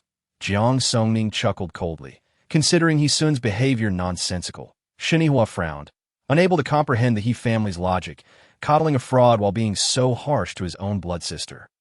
Mr. T, have you forgotten that you owe me an explanation? He-sun noticed how fiercely Shen Yihua defended Jiang Songning and replied, Mr. Shun, it was you who initiated the attack. We merely retaliated. Wei Zhe, unable to contain his displeasure, exclaimed, You're full of crap. If you hadn't come here provoking us, would I have done anything? You're just picking on me because Brother Huai isn't around, a bunch of despicable cowards. He-sun bristled at being insulted by Wei Zhe, casting an irritated glance at Shen Yihua. This how Mr. Shin encourages his teammates. What he said is hardly inaccurate. Hisini interjected, sensing the tension rising. Brother Shun, I apologize on behalf of everyone. Although Wei Zhe was the one to act first, we acknowledge our fault that I hope you won't let this affect your relationship with my brother, especially since Xiao Ning is our family. If a fight ensues, it would tarnish her reputation. Jiang Songning laughed, the kind of laugh that was laced with irony that Sinny had always loved to leverage reputation. Yet she failed to consider who had been tarnishing her in the upper echelons. Before the apocalypse, Jiang Songning might have cared, but now, what did reputation matter? She raised her hand, summoning her vines, Sinny. Am I being too lenient with you? Seeing Jiang Songning about to strike again, Sinny quickly ducked behind his son. Jiang Songning scoffed, coward. Chun, unable to tolerate Jiang Songning's arrogance, warned Jiang Songning, do not go too far. If you continue to bully Sinny, I will not spare you. Jiang Songning pretended to scratch her ear. Where's that barking coming from? Huffed. Wang Chao could not hold back his laughter. Sister Jiang. It's the dog Sinny raised that's barking. Jiang Songning's eyes widened in realization. Oh, is that so? Sinny, can't you manage your dog? Leashing your dog is basic etiquette for a pet owner. Did you not know? How can you claim to be a scholar when you don't even understand this? Chapter 228. Sheng Yu is a dual ability user. Chun found himself at a loss for words. Gritting his teeth as he retorted, Jiang Songning, I am your brother. As Jiang Songning heard Chun address her as sister, a surge of fury ignited within her. She immediately raised her hand and unleashed a vine, which swiftly coiled around Chun's neck. Chun, ever arrogant, had never considered that Jiang Songning would dare to lay a hand on him, and thus he was completely unprepared for such an attack. It was only when the vine constricted around his throat, making it difficult to breathe, that he began to struggle desperately, attempting to tear the vine away. Yet, the vine remained firmly entwined, unyielding to his efforts. Observing the unfolding chaos, others began to take precautions. Chun's breathing grew increasingly labored, and his complexion worsened. Sun anxiously raised his hand to strike at Jiang Songning, just as the water blade seemed poised to pierce her heart. Sun's urgency intensified. He had merely intended to frighten Jiang Songning into releasing Chun, yet she did not even flinch. He could only shout at her, get out of the way. In that critical moment, Shen Yihuai raised his hand and deflected the water blade. Jiang Songning was not fearless of injury. She was aware of Shen Yihuai's presence and thus had no intention of dodging. Seeing the blade thwarted, Sun let out a heavy sigh of relief, but before he could speak, a bolt of lightning struck him. Wu brother in an instant, Sun's hand, which had aimed to attack Jiang Songning, was left bloodied and mangled. Sinny looked on in horror at Shen Yihuai's impassive expression. His demeanor, colder than ice, was far more terrifying than when he spoke with frigid indifference. She shuddered slightly, and, upon noticing the injury on Sun's arm, trembled as she reached out to him, wishing to administer aid. Yet Sun, seeing Chun on the brink of asphyxiation, pushed away Sinny's outstretched hand. He perceived a deep-seated murderous intent in Jiang Songning's eyes and had no doubt that she truly wished to kill Chun. Ignoring the pain in his arm, he struggled to his feet and exclaimed, Xiaoning, Chun is your second brother. You must let him go. He is in dire straits. Upon hearing second brother, memories flooded Jiang Songning's mind, and the hatred that had long simmered within her coalesced into a tangible force, obliterating the last vestiges of her rationality. All she desired was to snap this person's neck. Just as she prepared to strike, a warm hand grasped her other hand and gently urged, Songning, enough. Upon hearing Shen Yihuai's soothing voice, she regained a sliver of her composure, a crystalline tear gliding down her cheek before she withdrew the vine. Seeing the tear trace down Jiang Songning's cheek, Shen Yihuai's heart clenched painfully. He suddenly realized that their plan to act only when Sinny intervened was fundamentally flawed. As long as these individuals remained a presence in Jiang Songning's life, they would incessantly remind her of her painful past. Gently, he wiped away the moisture at the corner of her eye, and a spark of lightning flickered in his palm. If these people's existence brought her such torment, then they must all vanish, regardless of whether a more formidable harem would arise around Sinny in the future. He believed he could protect her. The group facing them, witnessing Shen Yihuai's actions, began to retreat. Sheng Yu clutched his chest, coughing painfully, before unleashing his mental energy in an attempt to ambush Shen Yihuai. Testing whether he indeed possessed mental abilities, Jiang Songning had been observing Sheng Yu and, sensing his intent, released her own mental energy to block his attack, swiftly counterattacking. Sheng Yu, struck by her powerful mental assault, felt a rush of exhilaration. He now confirmed that the one who had attacked him was Jiang Songning, and her ability surpassed his by a tier. Previously, he had suspected that Shun Yihuai was the mental ability user, but he had not anticipated this delightful surprise.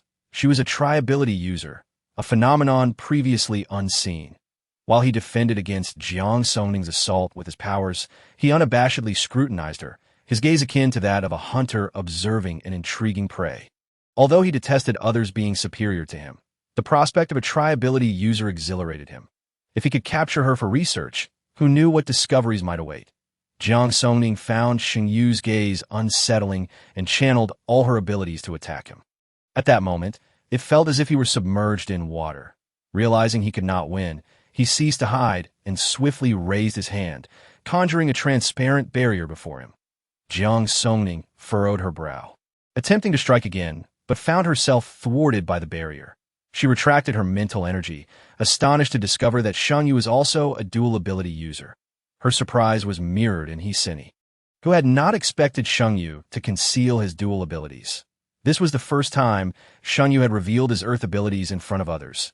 He had kept it hidden as a safeguard, but had sensed Jiang Songning's intent to undermine him, forcing him to unveil his trump card. However, it was not without benefit, as Jiang Songning had also exposed her own, that He-sun did not question Xingyu at that moment, but instead turned to Shun Yihuai and said, "Mr. Shun, we are even now." After speaking, He-sun assisted the unconscious He-chun in departing. Before leaving, Shengyu cast a meaningful smile at Jiang Songning. Shun Yihuai, observing Shengyu's retreating figure, realized he had failed to detect Shengyu's dual abilities. He did not believe there was anything amiss with his unique powers, so the issue must lie with Shangyu. Once He-sun and his group had departed, a heavy silence enveloped the room. Shun Yihuai glanced at the others before turning to the still pensive Jiang Songning. "Songning, let us talk." Jiang Songning followed Shun Yihuai into a room, both unsure of where to begin. Ultimately, it was Jiang Songning who spoke first. "Huai Ge, thank you for earlier. Songning, you never need to express gratitude. I have promised to stand by your side. No matter what you wish to do, I will support you," Shun Yihuai replied, meeting Shun Yihuai's deeply affectionate gaze. Jiang Songning could not feign indifference. "Huai Ge." Shun Yihuai, not wanting to hear her rejection, interrupted her. "Songning, Shengyu is not right." Seeing Shun Yihuai hastily change the subject, Jiang Songning found his eagerness endearing. She had intended to suggest they try to interact more. But since he had shifted the topic, she decided to make him wait a few more days. A mischievous thought crossed her mind. Shun Yihuai remained oblivious that due to his words, his prospective girlfriend had nearly slipped away. What issue? He seems capable of concealing his abilities. Jiang Songning recalled Shun Yihuai's lackluster powers and how he had only informed her that Shengyu was a mental ability user. Had it not been for Jiang Songning's attempt to undermine him, he might have managed to keep it hidden for much longer. Chapter 229. Opening up, the two lapsed into silence for a moment, contemplating how Shengyu had managed such a feat. Could it be that he was also a tri-ability user? Jiang Songning found herself leaning toward this conclusion, as she could not fathom any other explanation for Shengyu's capabilities. Shun Yihuai furrowed his brow. Musing, it is a possibility. However, we should primarily focus on your abilities. If news of your tri-ability were to leak, it could stir considerable trouble. Jiang Songning was not overly concerned about this. After all, she possessed the means to protect herself. And even if someone sought to capture her, they would need to possess the requisite strength. However, given her current circumstances, she feared it might endanger others. "Huai Ge, I think I should leave the team."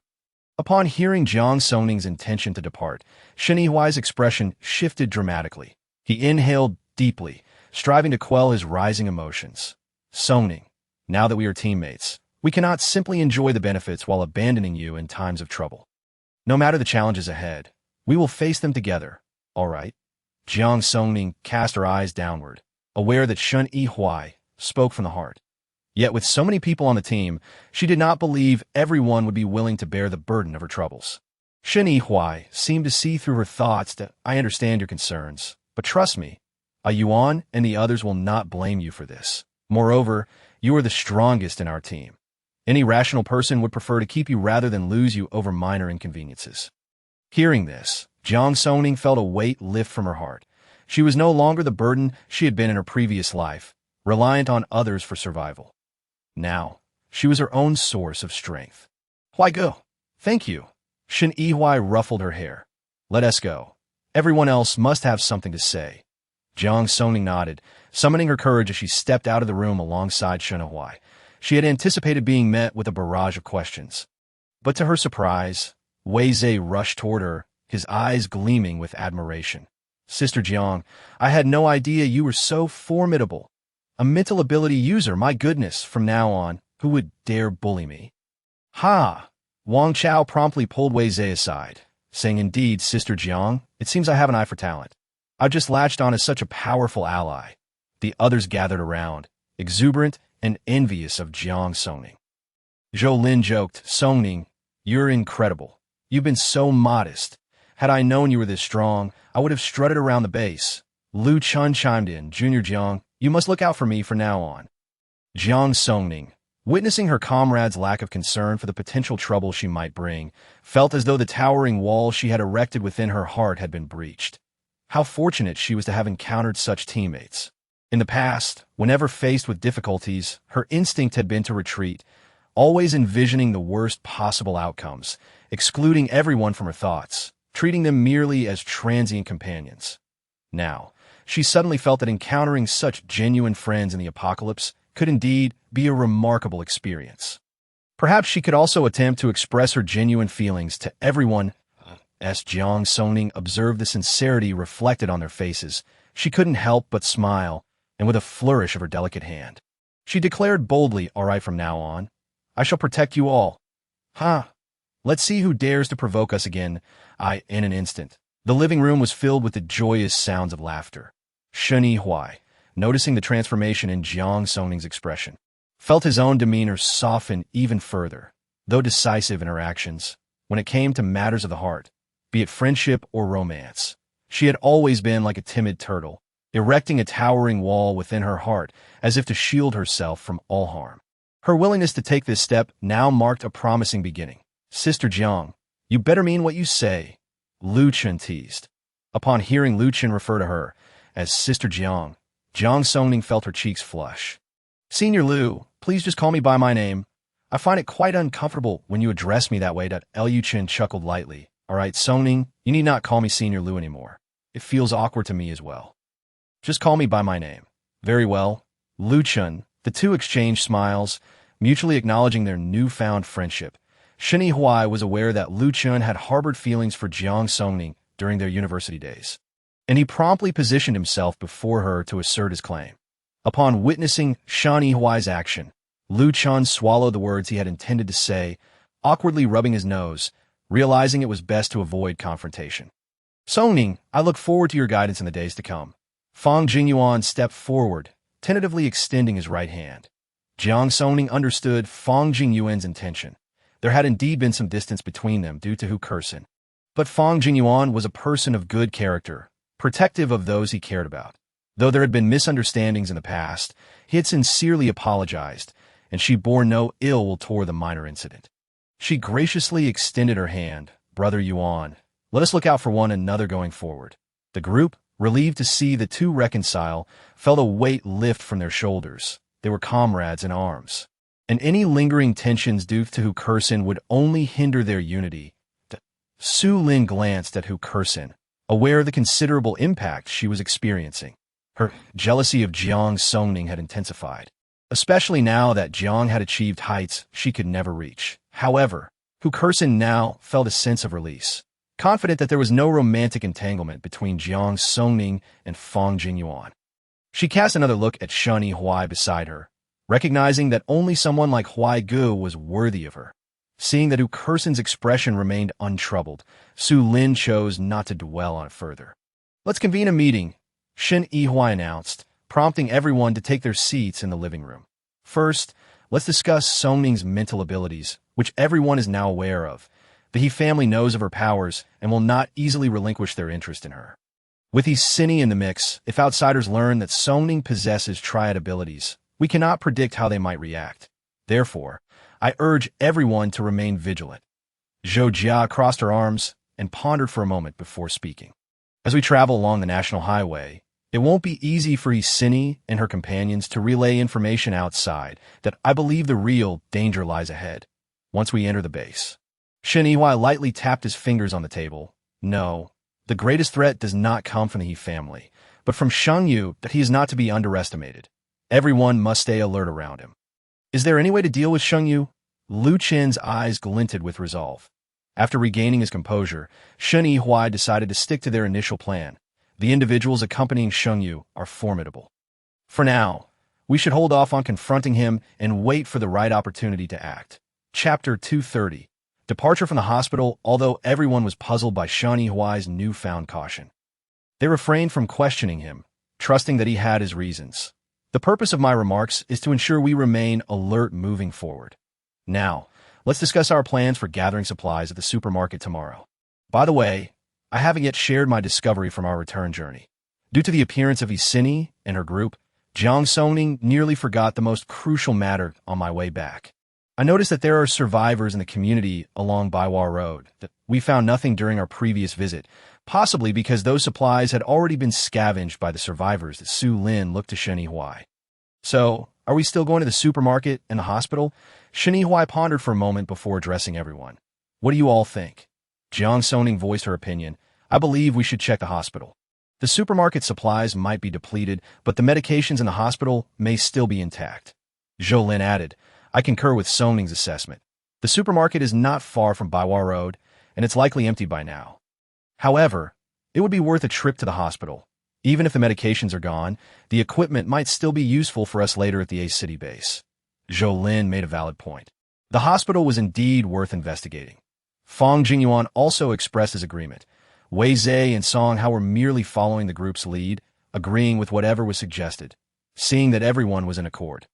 Shen Yihui decisively stated, Very well, we shall visit the hospital tonight and forego the supermarket for now.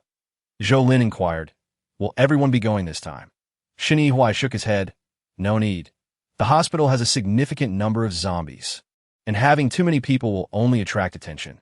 This time, it will just be Songning and me entering the hospital to assess the situation that if we can directly gather supplies, Lu Chun, Wang Chao, Su Lin, and Song Hao will wait outside to assist us, while the rest will remain here.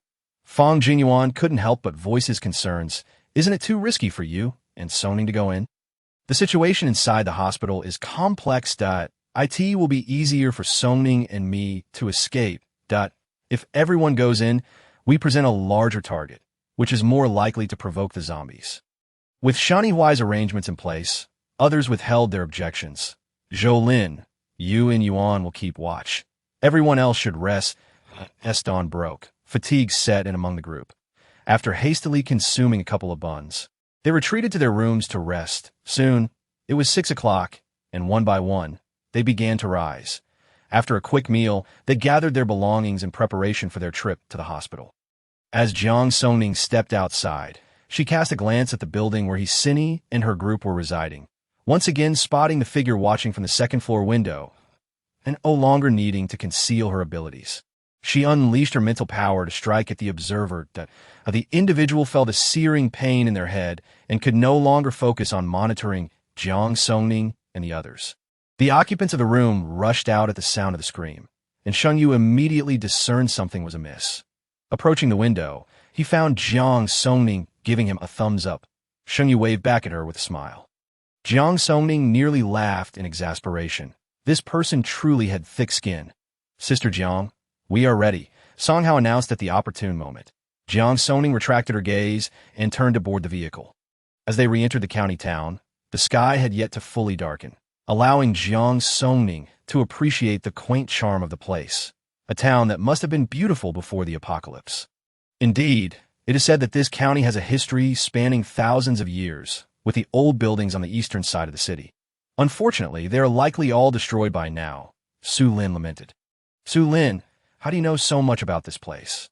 Wang Chao inquired curiously that I had planned to visit here for tourism and had looked up some travel guides online, which is how I know. Su Lin replied. He had always enjoyed traveling, making him quite familiar with various tourist attractions. The atmosphere in the car grew somewhat somber. Aside from Shen Yihui, the others were still students who once lived in the ivory tower.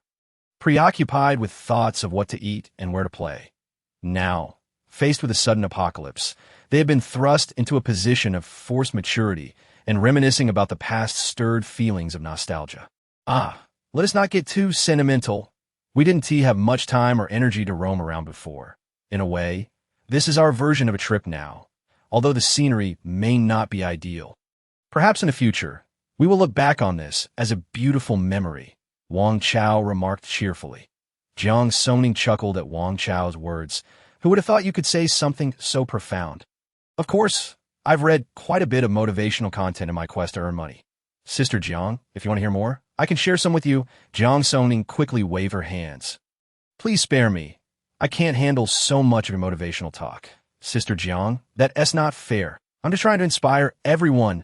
Oh, please, save your motivational speeches for yourself. Lu Chun interjected disdainfully, amid their playful banter.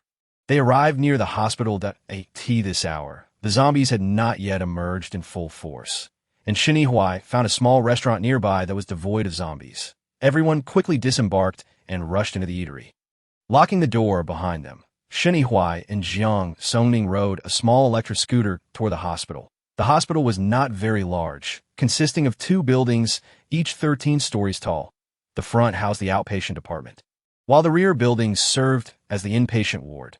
The two quietly navigated through the hospital, avoiding zombies, while Jiang Songning assessed the overall situation within. She signaled to Shinihua with a few gestures, indicating they should head to the outpatient building. Noticing that the zombies inside were moving toward the exit, they circled to the back door. Jiang Songning summoned her vines, directing them to latch onto the 3rd floor, and she swiftly ascended to a doctor's office on that floor. After swiftly climbing through the window, she retrieved a safety rope and secured it, then tossed the other end down towards the ground below. Following the rope, Shinihua ascended to the 3rd floor. What is the situation outside? There are not many zombies on the 1st floor, approximately over 100 remain, while the 2nd and 3rd floors each host dozens. However, they are merely low-tier zombies, with only 5 at the 3rd tier. Let us first check if there are any hospital layout maps and search for equipment. Jiang Songning nodded, and the two proceeded into the office. With a creak, the office door swung open. They exchanged a glance, readying themselves for any eventuality. Indeed, within less than 20 seconds, a zombie slowly approached the office. Chapter 231, empty-handed, having efficiently dealt with the encroaching low-tier zombies. The two made their way towards the elevator. Beside the elevator buttons, each floor was labeled with its respective department. The laboratory was located on the 5th and 6th floors. Jiang Songning extended her mental energy. There were not many zombies on the 5th and 6th floors, only about 10 on each. They cautiously approached the stairwell and ascended the stairs. As they climbed higher, the number of zombies diminished. And upon reaching the 5th floor, Shinihua led the way. Jiang Songning took out her flashlight, revealing the empty state of the 5th floor's equipment. After a brief exchange of glances, they quickly retreated to the stairwell. Given that there were still survivors in the city, they weren't particularly surprised to find the equipment missing. Jiang Songning, unwilling to return empty-handed, suggested they check the 6th floor. Shinihua agreed, and they ascended once more. The situation on the 6th floor mirrored that of the 5th, with all equipment having been taken. They retreated to the stairwell. Brother Huai, should we check the 1st floor? No need. Let us head back first. All right. Upon reaching the 3rd floor, Jiang Songning noticed a significant reduction in zombies on the 1st floor, most having ventured out. They observed for a moment from the window. Outside, the streets were swarming with zombies. Making an exit too perilous that it seemed unlikely they would be able to leave tonight. Jiang Songning produced binoculars. Not only the hospital, but the streets outside were densely populated with zombies. Let us wait until dawn to leave. Since there are fewer zombies on the 1st floor now, we can check the pharmacy down there. That works. Let us hope for some rewards this time. Unfortunately, their expedition turned out to be fruitless. Yielding no rewards whatsoever, they descended the stairs, having identified the location of the pharmacy. Cautiously, they approached it, noting a dozen low-tier zombies aimlessly wandering nearby. They crept along the wall until they reached the pharmacy window, only to find it completely devoid of supplies. Exchanging glances, they slowly made their way back to the stairwell. Once in the hallway, they finally felt at ease. Back on the 3rd floor, they secured themselves in an office. Locking the door before settling down. It seems today was a wasted trip, Jiang Songning lamented. Shunihua wiped the sweat from his forehead with a tissue. It's fine. This county is relatively small, and with so many survivors around, it's not surprising we couldn't find supplies. We can check other cities later. Indeed. However, if F City is truly overrun by mutated rats, the journey ahead may not be peaceful. Jiang Songning felt a headache coming on just thinking about those mutated rats. They consume anything in sight. Although not particularly powerful, they're challenging to deal with if they escape into the sewers. Even those with abilities are helpless against them. Observing Jiang Songning's frown, Shiniwa couldn't help but chuckle. Don't overthink it. I believe the military will find a solution. Jiang Songning nodded, recognizing that this was not their concern. Thousands of mutated rats could only be addressed by the military. Her main worry was the impact on their timeline. With over a month until extreme cold weather, if they couldn't reach a city base before then, they would have to wait until after the harsh conditions to set out, a scenario she wished to avoid. How far are we from a city? Shiniwa pondered for a moment before responding. If we take the highway, it should be just over 900 kilometers. Taking the national road would mean a detour of about 1,200 kilometers. Jiang Songning fell silent upon hearing the distance. If they had arrived just a day before the apocalypse, this distance would have been manageable. Now, it was uncertain how long it would take them to cover it. That is quite far? Don't worry. Perhaps once we reach F City, we can take the highway. The highway cleared. It should be soon. When I left the city, the base was already organizing to clear the highway, since F City lacks a base. The military must have reached there quickly, so the highway to a city should be clear by now. This was merely Shun Yihua's conjecture. He hadn't intended to share it so soon. But seeing Jiang Songning's anxious expression, he couldn't help but voice his thoughts. Upon hearing this news, Jiang Songning's eyes sparkled. Really? Shun Yihua, noticing her bright eyes, hesitated to dampen her hopes. It's still uncertain. Jiang Songning was not disheartened. As long as the highway was open, it would save them considerable time. Let us eat something and rest for a bit. The two shared a meal and rested in the office. As dawn broke, zombies began to approach the hospital. They waited until around 8 in the morning before descending from the 3rd floor and exiting the hospital, heading straight to meet Lu Chun and the others. Upon reuniting, they returned to their temporary residence. The door was opened by Wei Zhe, who sighed in relief upon seeing them. You're finally back. Once inside, everyone had been waiting, and Feng Jingyuan eagerly asked, How was it? Jiang Songning shook her head. We came back empty-handed. The equipment and medicines in the hospital have all been taken. Zhou Lin's expression darkened. It seems there are no supplies to be found here. We must leave as soon as possible. What happened? Shinihuan noticed Zhou Lin's serious demeanor. Sensing something was amiss, a mutated rat appeared in the house just now. Everyone's expression shifted at the mention of the mutated rat. Its presence indicated that more might be lurking nearby. Feng Jingyuan was reluctant to think the worst. Perhaps it's just a stray from F City. Shinihua lightly tapped the table, regardless of whether it's a stray or not. We must prepare for the worst. Su Lin turned to Zhou Lin. Is the mutated rat's body still around? Zhou Lin shook his head. It was burned by a Zhe. Why? We might be able to study the characteristics of the mutated rat and discover its weaknesses. I observed its appearance.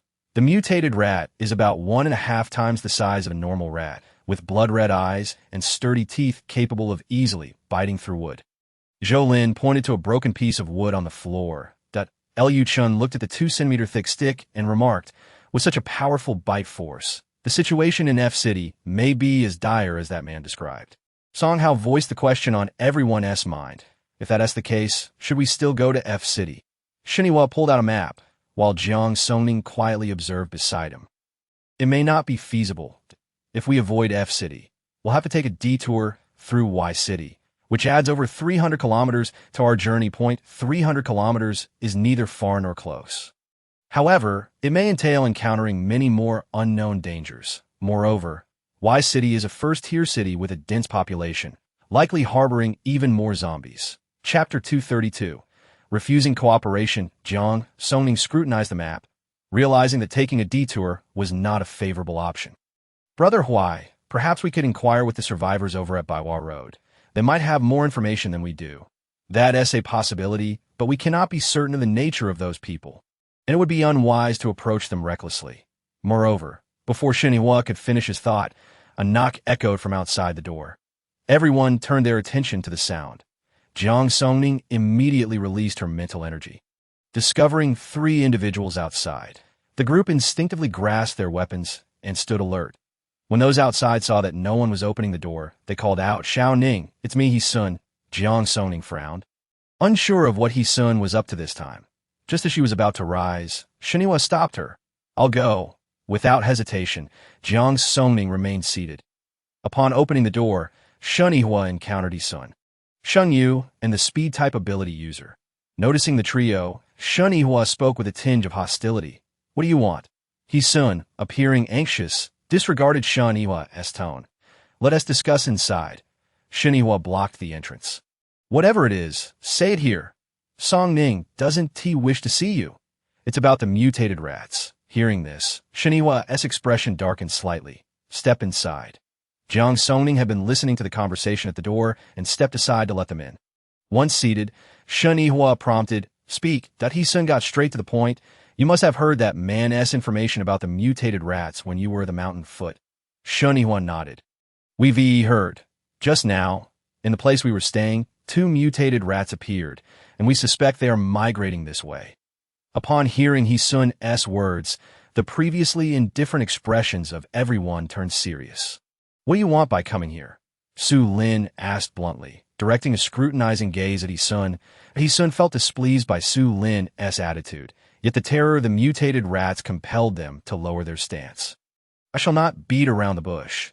The mutated rats are formidable adversaries that I believe that we can collaborate to confront these aberrations, and once we have traversed F-City, we can act independently." Upon hearing He-sun propose cooperation, Jiang Songning let out a cold laugh, remarking that if she were to collaborate with them, it would be a miracle if they did not perish at the jaws of the mutated rats before succumbing to their hands. He-sun's expression darkened, and he said, "Xiao Ning, is this truly how you perceive your brother?" Jiang Songning refused to even spare He-sun a glance, asserting, "Indeed, and let me offer you one last warning. I have no connection with you. Should you dare to refer to yourself as some kind of brother before me again, do not blame me for being impolite." Upon hearing Jiang Songning's coarse language, He-sun was about to admonish her when Sheng Yu, aware of He-sun's temperament, grasped his arm, signaling him to remain silent.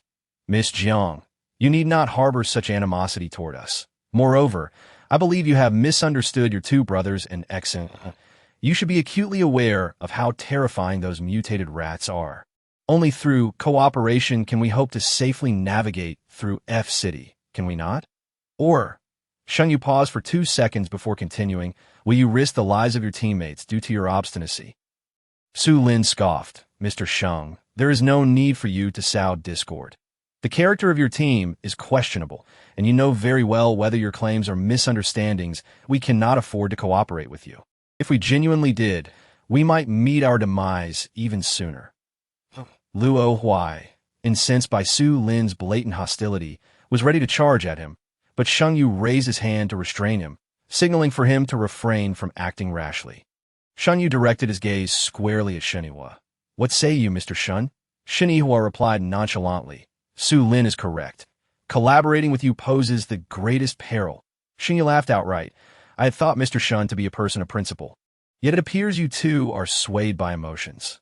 Unfazed by Sheng Yu's mockery, Shinhwa responded, "No, I am not swayed by emotions. I simply lack trust in you." After all, he cast a glance at He-sun before adopting Sheng Yu's tone. Who can expect a person who disregards deep familial bonds to possess any moral integrity? He-sun frowned. "Mr. Shun, I am unaware of what Xiao Ning has conveyed to you, but you seem to have misjudged. Xiao Ning is my sister, and how could I not cherish her? She has repeatedly targeted XNE, and our hope is that she can exhibit a bit more maturity, which is ultimately for her own good." Shinhwa, taken aback by He-sun's shamelessness, retorted with sarcasm, "Songning has not confided anything to us. It is you who have tirelessly maligned her. We are not like you, blind and ignorant, coddling a heartless individual who would feed her own mother to zombies." He-sun was caught off guard by Shinhwa's mention of this matter, and he hastily began to explain, "You misunderstand. Excellent. Shinihua raised his hand to interrupt He-sun. We are not interested in whether it is a misunderstanding. Gentlemen, please take your leave. Upon hearing Shinihua dismiss them, the expressions of the group soured, and Shunyu was surprised by Shinihua's defense of Jiang Songning. He glanced at the silent Jiang Songning. Mr. Shun, we genuinely wish to collaborate with you. There is no need for such hostility. Furthermore, the true measure of our character can only be discerned through personal experience. What others say is not necessarily the truth. Jiang Songning nearly laughed in exasperation. It was no wonder Shunyu had become part of the Xianyi's entourage. His ambiguous tone was strikingly similar to hers. Mr. Sheng, while we may not know you well, we are quite familiar with Songning. We know precisely what kind of person she is. As for you. Zhou Lin scanned the group before raising an eyebrow and falling silent. Had it not been for the inappropriateness of the situation, Jiang Songning would have nearly burst into laughter, astonished at Zhou Lin's knack for provocation. What do you mean by that? Yang Huai could no longer contain himself, glaring at Zhou Lin as if he were ready to strike at any moment. What I mean is precisely what you mean. Zhou Lin spread his hands, unconcerned by Yang Huai's demeanor. Yang Huai clenched his fists, rising furiously as if to lash out. Sheng Yu once again intervened. Yang Huai, be silent. Upon hearing Sheng Yu's voice, Yang Huai begrudgingly sat back down, his eyes still glaring daggers at Zhou Lin. Shinihua reiterated his request for them to leave. Gentlemen, please take your leave. He-sun remained unconvinced. Mr. Shun, are you truly going to act on impulse? Shinihua could now deeply empathize with Jiang Songning's sense of powerlessness when confronted by the He family. Reasoning with them was akin to playing music to a cow. And only the application of force would yield a satisfactory resolution. Mr. He, I shall reiterate, I am not acting impulsively. The risks of collaborating with you are simply too great. So, please take your leave. Chapter 233. Teaching Sheng Yu a lesson upon witnessing Shinihua's unwavering stance. He-sun and his companion's expressions darkened significantly. In that case, I hope you do not come to regret your decision. He-sun left those words behind as he stood up to depart. Sheng Yu rose, casting a sweeping glance between Jiang Songning and Shinihua before shifting his gaze to Lu Chun and the others standing behind Jiang Songning. Miss Jiang, your methods are indeed remarkable. It is no wonder XNE is always at your mercy. Jiang Songning, repulsed by Sheng Yu's unabashed scrutiny, looked at him with disdain. Mr. Sheng, you overestimate me. It is difficult to say who is bullying whom. However, do refrain from projecting your own sordid nature onto others. Sheng Yu glared intently at Jiang Songning. Though you insult me, I shall not retaliate. I simply wish to convey one thing to Miss Jiang. Jiang Songning crossed her arms, casually dusting off her nails. Oh, I am all ears. XINE is my savior. From this day forth, should anyone dare to harm XINE, Sheng Yu, will ensure they suffer 1,000 cuts. Sheng Yu gritted his teeth as he uttered the last 4 words. Shinihua laughed outright. Jiang Songning could no longer hold back her laughter, realizing that beneath Sheng Yu's brooding exterior lay a self-righteous adolescent mentality, though Sheng Yu did not comprehend why they found amusement in his words. He was no fool. He recognized their mockery, and his expression darkened further. Su Lin stepped forward to pat Sheng Yu on the shoulder. Mr. Sheng, before you enact your promised revenge, do remember to protect yourself. And do keep me informed. I would love to witness the spectacle. Ha! Wang Chao exaggeratedly feigned fear. Indeed, Jiang Jie, Mr. Sheng is truly terrifying. I may need to eat 3 bowls of rice tonight. Lu Qin joined in, adding to the ruckus. Sheng Yu, humiliated, felt his chest heave with rage. He merely wished to teach this group a lesson, that he unleashed his mental energy, but before he could strike his adversaries, Jiang Songning intercepted his attack. This time, Jiang Songning did not hold back. Since he initiated the confrontation, she seized the opportunity to unleash her full mental energy upon Sheng Yu. With only a level 3 ability, he stood no chance against her onslaught. He could only struggle to defend himself, sweat pouring from his brow as he felt as if 1,000 needles were piercing his skull. He exerted all his powers to shield his head, fully aware that a moment's lapse could render him a drooling fool. After what felt like an eternity, he finally succumbed and collapsed to the ground, experiencing what felt like years in those brief seconds. At this moment, the veins on his forehead bulged, and his eyes were bloodshot. Nearby, Yang Huai fought desperately to intervene, but was firmly restrained on the ground by Fang Jinyuan and Zhou Lin, rendering him immobile. "Let me go!" Ooh. Jiang Songning had no intention of permanently incapacitating Shengyu. She merely sought to give him a lesson. Upon realizing that the heavenly will was obstructing her, she decided to withdraw her mental energy. Shengyu, sensing her actions, grinned menacingly. "Well, I don't you finish me." Jiang Songning scoffed. "The time is not yet ripe."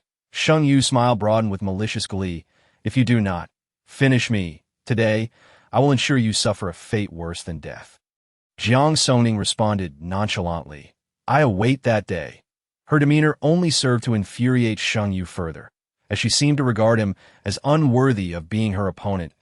In that moment, his emotions clouded his judgment, and he spat. "Jiang Songning, should you fall into my hands, I will extract your crystal core and render you a cripple." Initially, Jiang Songning found no offense in his words, but upon reflection, a sense of unease flickered within her. Though it vanished as quickly as it appeared. Unable to make sense of it, she dismissed the thought, gazing down at the half-kneeling Shengyu with disdain. Shengyu, having always been a favored child of fortune, had never faced such unadulterated humiliation. Now, he loathed Jiang Songning and all those watching him with a vengeance, silently vowing that he would make them all pay dearly. That moment, his son, who had initially departed, realized that Shengyu and Yang Huai had not followed suit. He quickly turned back, stepping into the room just in time to witness Shengyu half-kneeling on the ground, his expression twisted in rage. "Xiaoning, release Shengyu." Realizing that the heavenly will was indeed obstructing her from taking further action against Shengyu, Jiang Songning decided to relent and withdrew her mental energy. "Son, manage your people well. I am in a good mood today and will not hold it against him. This time, it is merely a lesson for him. If there's a next time." Jiang Songning cast a disdainful glance at Shengyu, who was half-kneeling on the ground, and coldly remarked, "I shall not be lenient." Sun was well aware of Jiang Songning's formidable nature and could only silently assist the gasping Shengyu to his feet, then exchanged a glance with Fang Jinyuan and Zhou L. It was only then that Fang Jinyuan and Zhou Lin released Yang Huai, who was currently only concerned about Shengyu's condition. "Boss, how are you?" Shengyu shook his head and followed Sun out. "Sister Jiang, are we just letting them go?" Wang Chao, one of the trio, finally asked in confusion that "It is not yet the time." Jiang Songning replied, her expression grave as she watched the others leave. Wang Chao nodded, somewhat understanding. Oh, the others, seeing that Jiang Songning was unwilling to elaborate further, wisely refrained from asking, "It this moment?" Dawn was approaching. Fang Jinyuan seized the moment to inquire about Shen Yihua's next plans. "Brother Huai, what shall we do next? We are still unaware of the situation in F City, given that mutated rats have appeared here. It stands to reason that something has gone awry in F City. Zhou Lin and I will head over to Baiwa Road to assess the situation before making a decision that I will accompany you." Jiang Songning expressed her desire to hear what those people had to say. "Let us all go together. In this situation, it is best not to act separately." Fang Jinyuan pondered for a couple of seconds before speaking.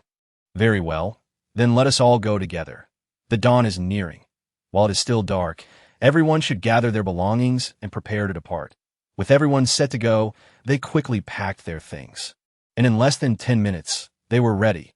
Once everything was in order, they swiftly boarded the vehicles as the cars drove away. Jiang Songning cast a glance at the building where Sun and the others were staying. There were no longer any observers watching them. However, as soon as they left, Sun and his group sensed it, and upon emerging, they saw 3 cars racing towards the city.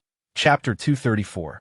Meeting the survivors, Sun did not expect Jiang Songning and her group to leave so swiftly. Thinking of her own plans, she nearly bit her silver teeth in frustration. "Big brother, what should we do now that sister and the others have left?" Sun was also somewhat uncertain at this moment. "Shengyu, what do you think?" Shengyu gritted his teeth and replied, "We cannot deal with the mutated rats on our own. We must collaborate with them." Although Shengyu spoke of cooperation, in his heart, he regarded Jiang Songning and her group as targets to be used as shields against the mutated rats when necessary. His thoughts aligned with Sun's ambitions. However, Shun Yu did not wish for Jiang Songning to perish so easily, as she still held other uses for him. Thus, he could not allow her to slip from his sight. That he, Sini, on the other hand, sought to pull Shun Yihua to her side, for Shun Yihua's lightning abilities were far superior in battle compared to anyone in their team. Moreover, the ambiguous relationship between Shun Yihua and Jiang Songning made her all the more determined to seize whatever belonged to Jiang Songning. She sneered inwardly, thinking how unworthy Jiang Songning was to stand beside such an exceptional individual.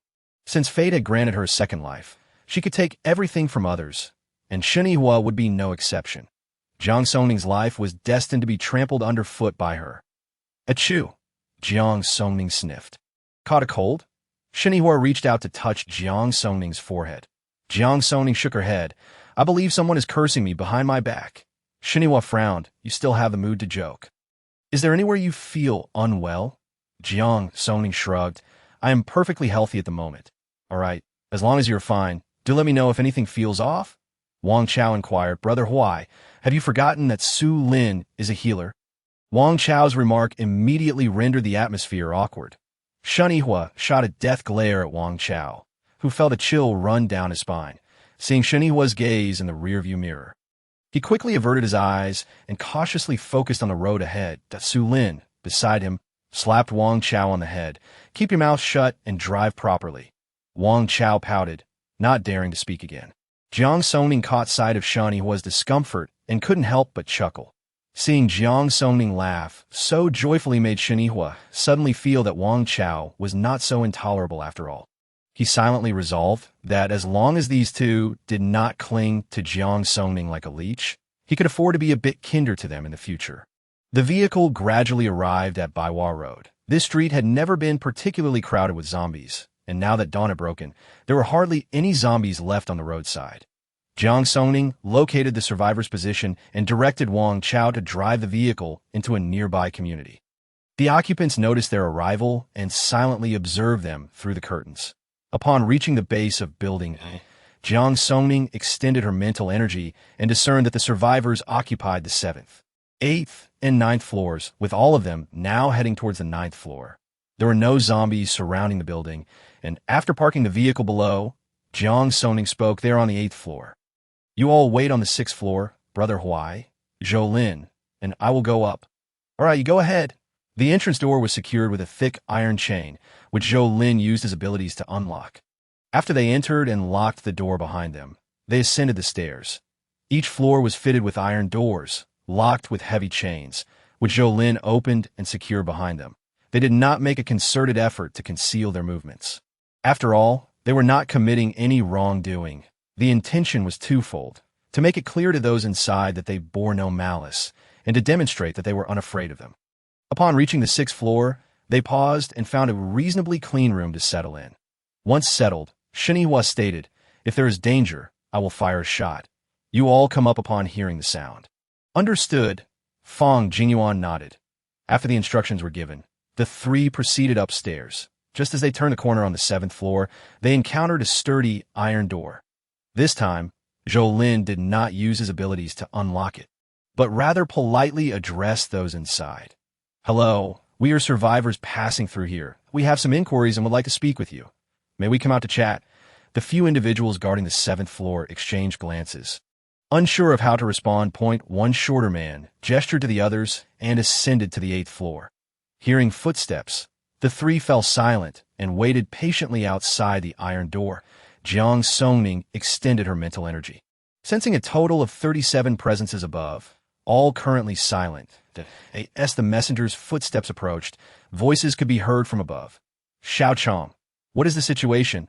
Boss, those people on the 6th floor, they just called out, saying they are passing through and have some matters to inquire about that I don't think they seem like bad people.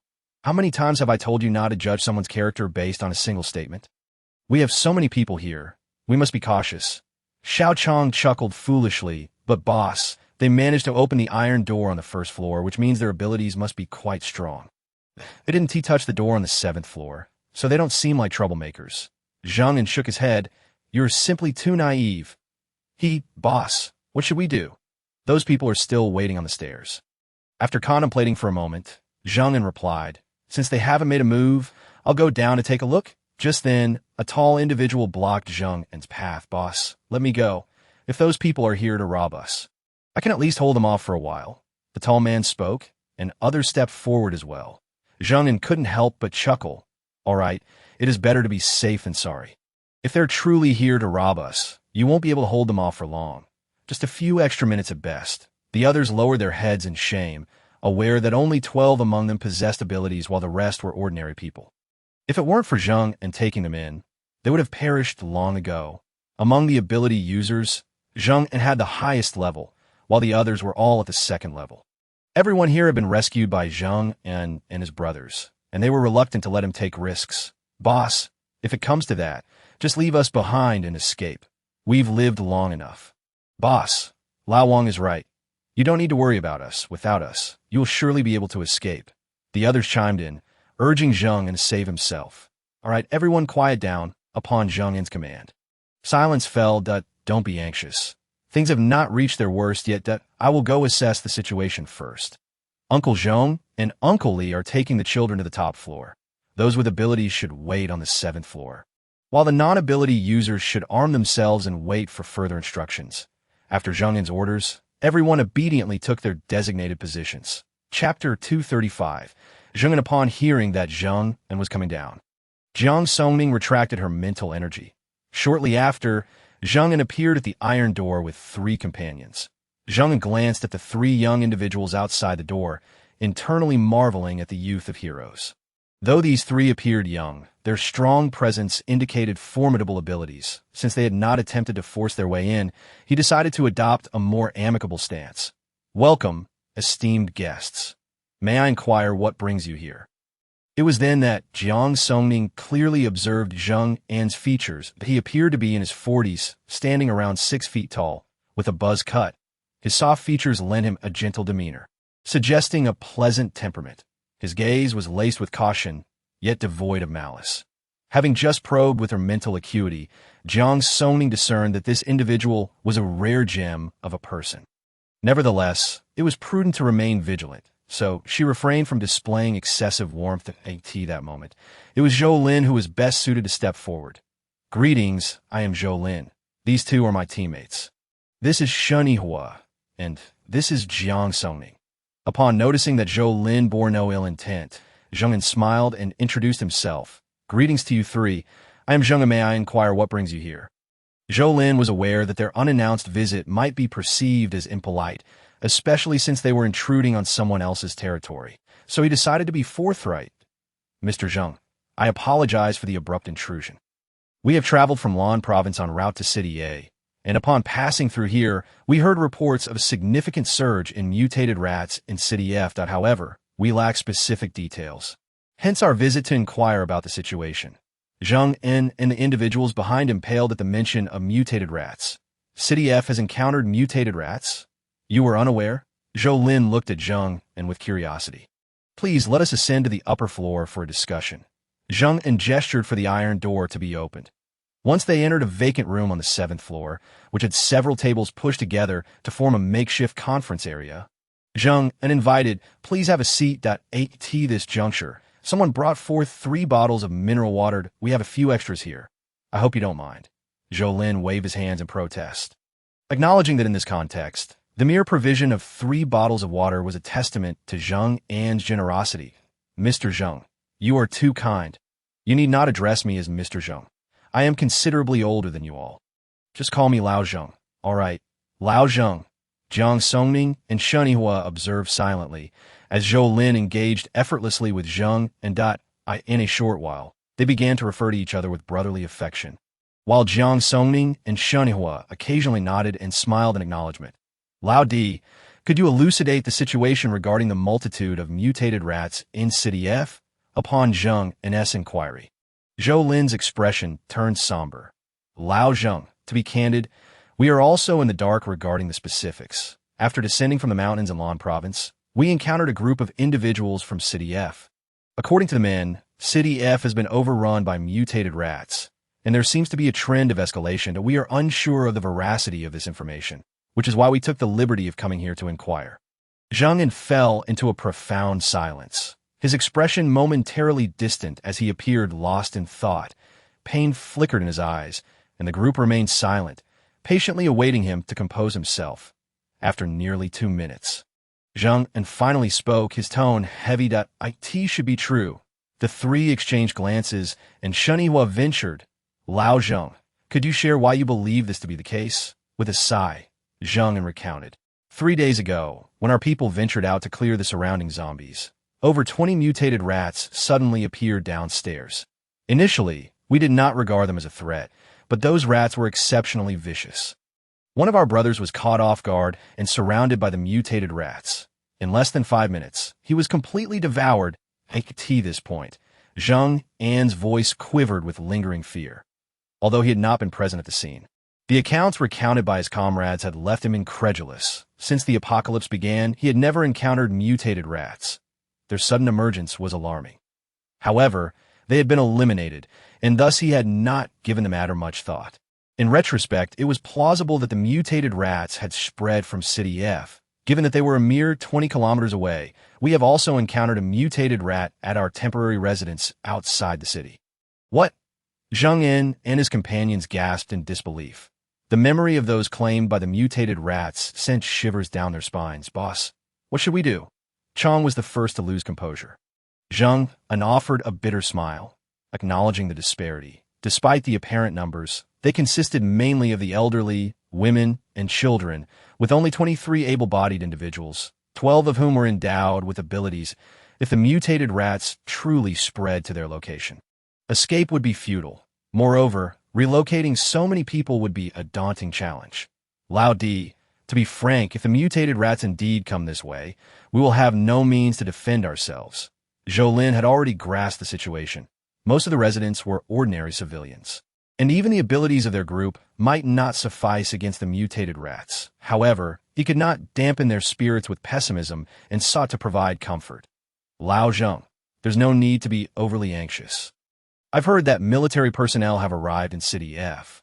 I trust they will devise a solution for the mutated rats." Upon hearing of military involvement, a collective sigh of relief swept through the group. Jiang En appeared apologetic. "I'm sorry, Lao Di. You came to gather intelligence. Yet now you find yourselves in the position of reassuring us that I feel inadequate. Lao Zheng, please do not be so humble. You have saved countless lives. I genuinely admire you. Protecting so many in these dire circumstances is no small feat. Do not belittle your accomplishments. Lao Di, this is not solely my doing. It is the result of our brothers working in unison that has allowed us to maintain a semblance of peace." Jiang Songning observed Jiang En and his companions closely. They held deep respect for Jiang En, who demonstrated formidable leadership skills. However, his benevolence bordered on naivety, and he exhibited a hint of arrogance, with a dozen empowered individuals safeguarding over 20 ordinary people. Including the elderly and children, they might temporarily sustain themselves unless faced with formidable adversaries. If the zombies in the county were to evolve, and Jiang En and his abilities failed to keep pace, their group would inevitably succumb. It was conceivable that within 3 months, as their supplies dwindled, these ordinary individuals would find it equally challenging to survive. Chapter 236. Awaiting yet. These were not matters for Jiang Songning to ponder. The individual she had encountered in her previous life may have initially possessed kindness, but various unforeseen circumstances and the despair of the apocalypse had magnified their darker natures exponentially. Moreover, she did not believe herself capable of safeguarding these people. Unless they sought refuge in a secure base, their stay here would ultimately be fleeting. Zhou Lin and Jiang En conversed for a while longer, but with no further useful information to be gleaned. The three decided to take their leave. "Lao Di, the sun has risen outside. You cannot depart just yet. I shall have someone prepare a room for you to rest. Thank you for your kind offer, Lao Zheng, but my other teammates have already organized a space on the 6th floor that we plan to rest here for a day and then strategize our next steps that we may need to trouble you further." Upon hearing this, Jiang En ceased to press the issue. "In that case, Lao Di, make yourselves comfortable that we frequently clear this area, so it's relatively safe that I won't escort you out. All right, Lao Zheng, farewell. Indeed, since you call me brother, feel free to approach me with any difficulties." After departing from the 7th floor, the trio returned directly to their designated room. Once the door was closed, Fang Jinyuan inquired, "What is the situation?" Zhou Lin took a deep breath and recounted the information he had gathered from Zheng, and Su Lin, resting his chin on his hand, grasped the situation in City F, confirming that the reports of the mutated rats were indeed credible and that they had begun to spread to their vicinity. Indicating that conditions in City F were dire, Wei Zhe, impatient as ever, turned to Shenihua. "What should we do next, Brother Huai?" "We wait." "Huh." The others were puzzled. "We will stay here for 3 more days to observe if more mutated rats arrive. If not, we shall proceed forward. If the presence of mutated rats increases, we will take a detour." They were not equipped to confront the mutated rats. Only military personnel could tackle such a threat. The military would not allow the mutated rats to proliferate, and they alone possessed the firearms necessary to combat them. While their abilities could handle a few mutated rats, any greater number would overwhelm them. The others acknowledged that this was the most prudent course of action. Liu Qin glanced at the sky outside. "Shall we return to our temporary residence outside the city, or remain here?" Shenihua drummed his fingers on the table for a moment before responding. "We should stay here. With more people present, if the mutated rats come, we will be the first to know the specifics. All right, should we set up the generator?" Fang Jinyuan wiped the sweat from his brow. Shenihua promptly declined, and "Oh need. Let's endure a bit for the next few days. Everyone, please clean up the floor, and we shall make do for a couple of days." "Understood. Zhou Lin, please reinforce the doors and windows." "Certainly." After arranging everything, Shenihua took a pair of binoculars and moved to the window. The IT was now 9 in the morning, and the sun blazed in the sky, with no sign of zombies visible below. After tidying up the room, several men found a space in the living room to rest. After Zhou Lin had reinforced the doors and windows, Jiang Songning found a room, locked the door, and then entered the space. She placed several watermelons on the stored ice blocks and fed 3 mutated animals, as well as the livestock. After completing these tasks, she simply collapsed in a bed and fell asleep. Upon awakening, she emerged from the space with the chilled watermelons. Finding everyone in the living room engaged in hushed conversation, Jiang Songning opened the door and stepped out, handing the watermelons to Wang Chao, instructing him to share them with everyone. The heat had sapped everyone's temper. It was simply too scorching outside, and even though they were exhausted, sleep eluded them. Fang Jinyuan had conjured some ice blocks with his abilities and placed them in the living room, but they melted away in no time. "Sister Jiang, thank you for saving my life," Wei Zhe managed to say after devouring a large piece of chilled watermelon. Noticing the others suffering from the heat, Jiang Songning couldn't help but wonder if the temperature outside had risen again. Shenihua paused momentarily before producing a thermometer and placing it on the balcony. Before long, he returned with the thermometer in hand. The reading was similar to before. It seemed that the decreasing moisture in the air was contributing to the sweltering heat. "When will this end?" Wei Zhe exclaimed, collapsing feebly onto the floor after finishing his watermelon. Jiang Songning, observing Wei Zhe's despondent demeanor, found his behavior rather childish. "Don't be so dismissive. If those experts are correct, extreme cold weather is on the horizon, and it may be even more unbearable then. Sister Jiang, please don't scare me. I'm terrified." Jiang Songning shook her head helplessly. She had no intention of frightening anyone. "All right, you all enjoy the watermelon and take advantage of the coolness to rest. I'll keep watch." The group, glancing at the lively Jiang Songning, did not refuse her offer and lay back down.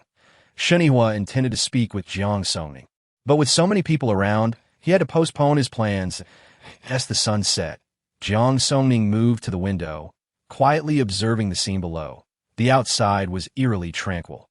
She took out her binoculars, fixating her gaze on the alleyway. According to the behavior of rats, they only emerge from narrow passages or sewers, after approximately half an hour of watching with no signs of movement in the alley. She rubbed her sore arms and decided to temporarily abandon her vigil. As dusk fell, the number of zombies on the streets began to increase. Once the zombies appeared, Jiang Songning distanced herself from the window. While this place felt relatively safe, attracting zombies was not a prudent choice. Noticing that everyone was still asleep, she retrieved 2 buns from her space and began to eat. Around 10 o'clock, she heard the sound of cars passing by downstairs, prompting her to grab her binoculars with heightened vigilance. Through the lenses, she clearly saw three extremely familiar vehicles slowly making their way down the street. Upon seeing those cars, a sardonic smile curled at the corners of Jiang Songning's mouth. These people, like a stubborn adhesive plaster, had managed to catch up so quickly. She mused silently to herself. As the vehicles slowly entered the community, she realized that Shun Yu had discovered their presence. She made her way to the living room to wake Shun Yihua, Shun Yihua, lying on the floor. Since someone approaching, he suddenly opened his ink-black eyes. Upon seeing Jiang Songning, the previously sharp gaze softened in an instant. Jiang Songning, just as she extended her hand, found herself lost in the depths of his dark eyes, momentarily forgetting her purpose. Chapter 237.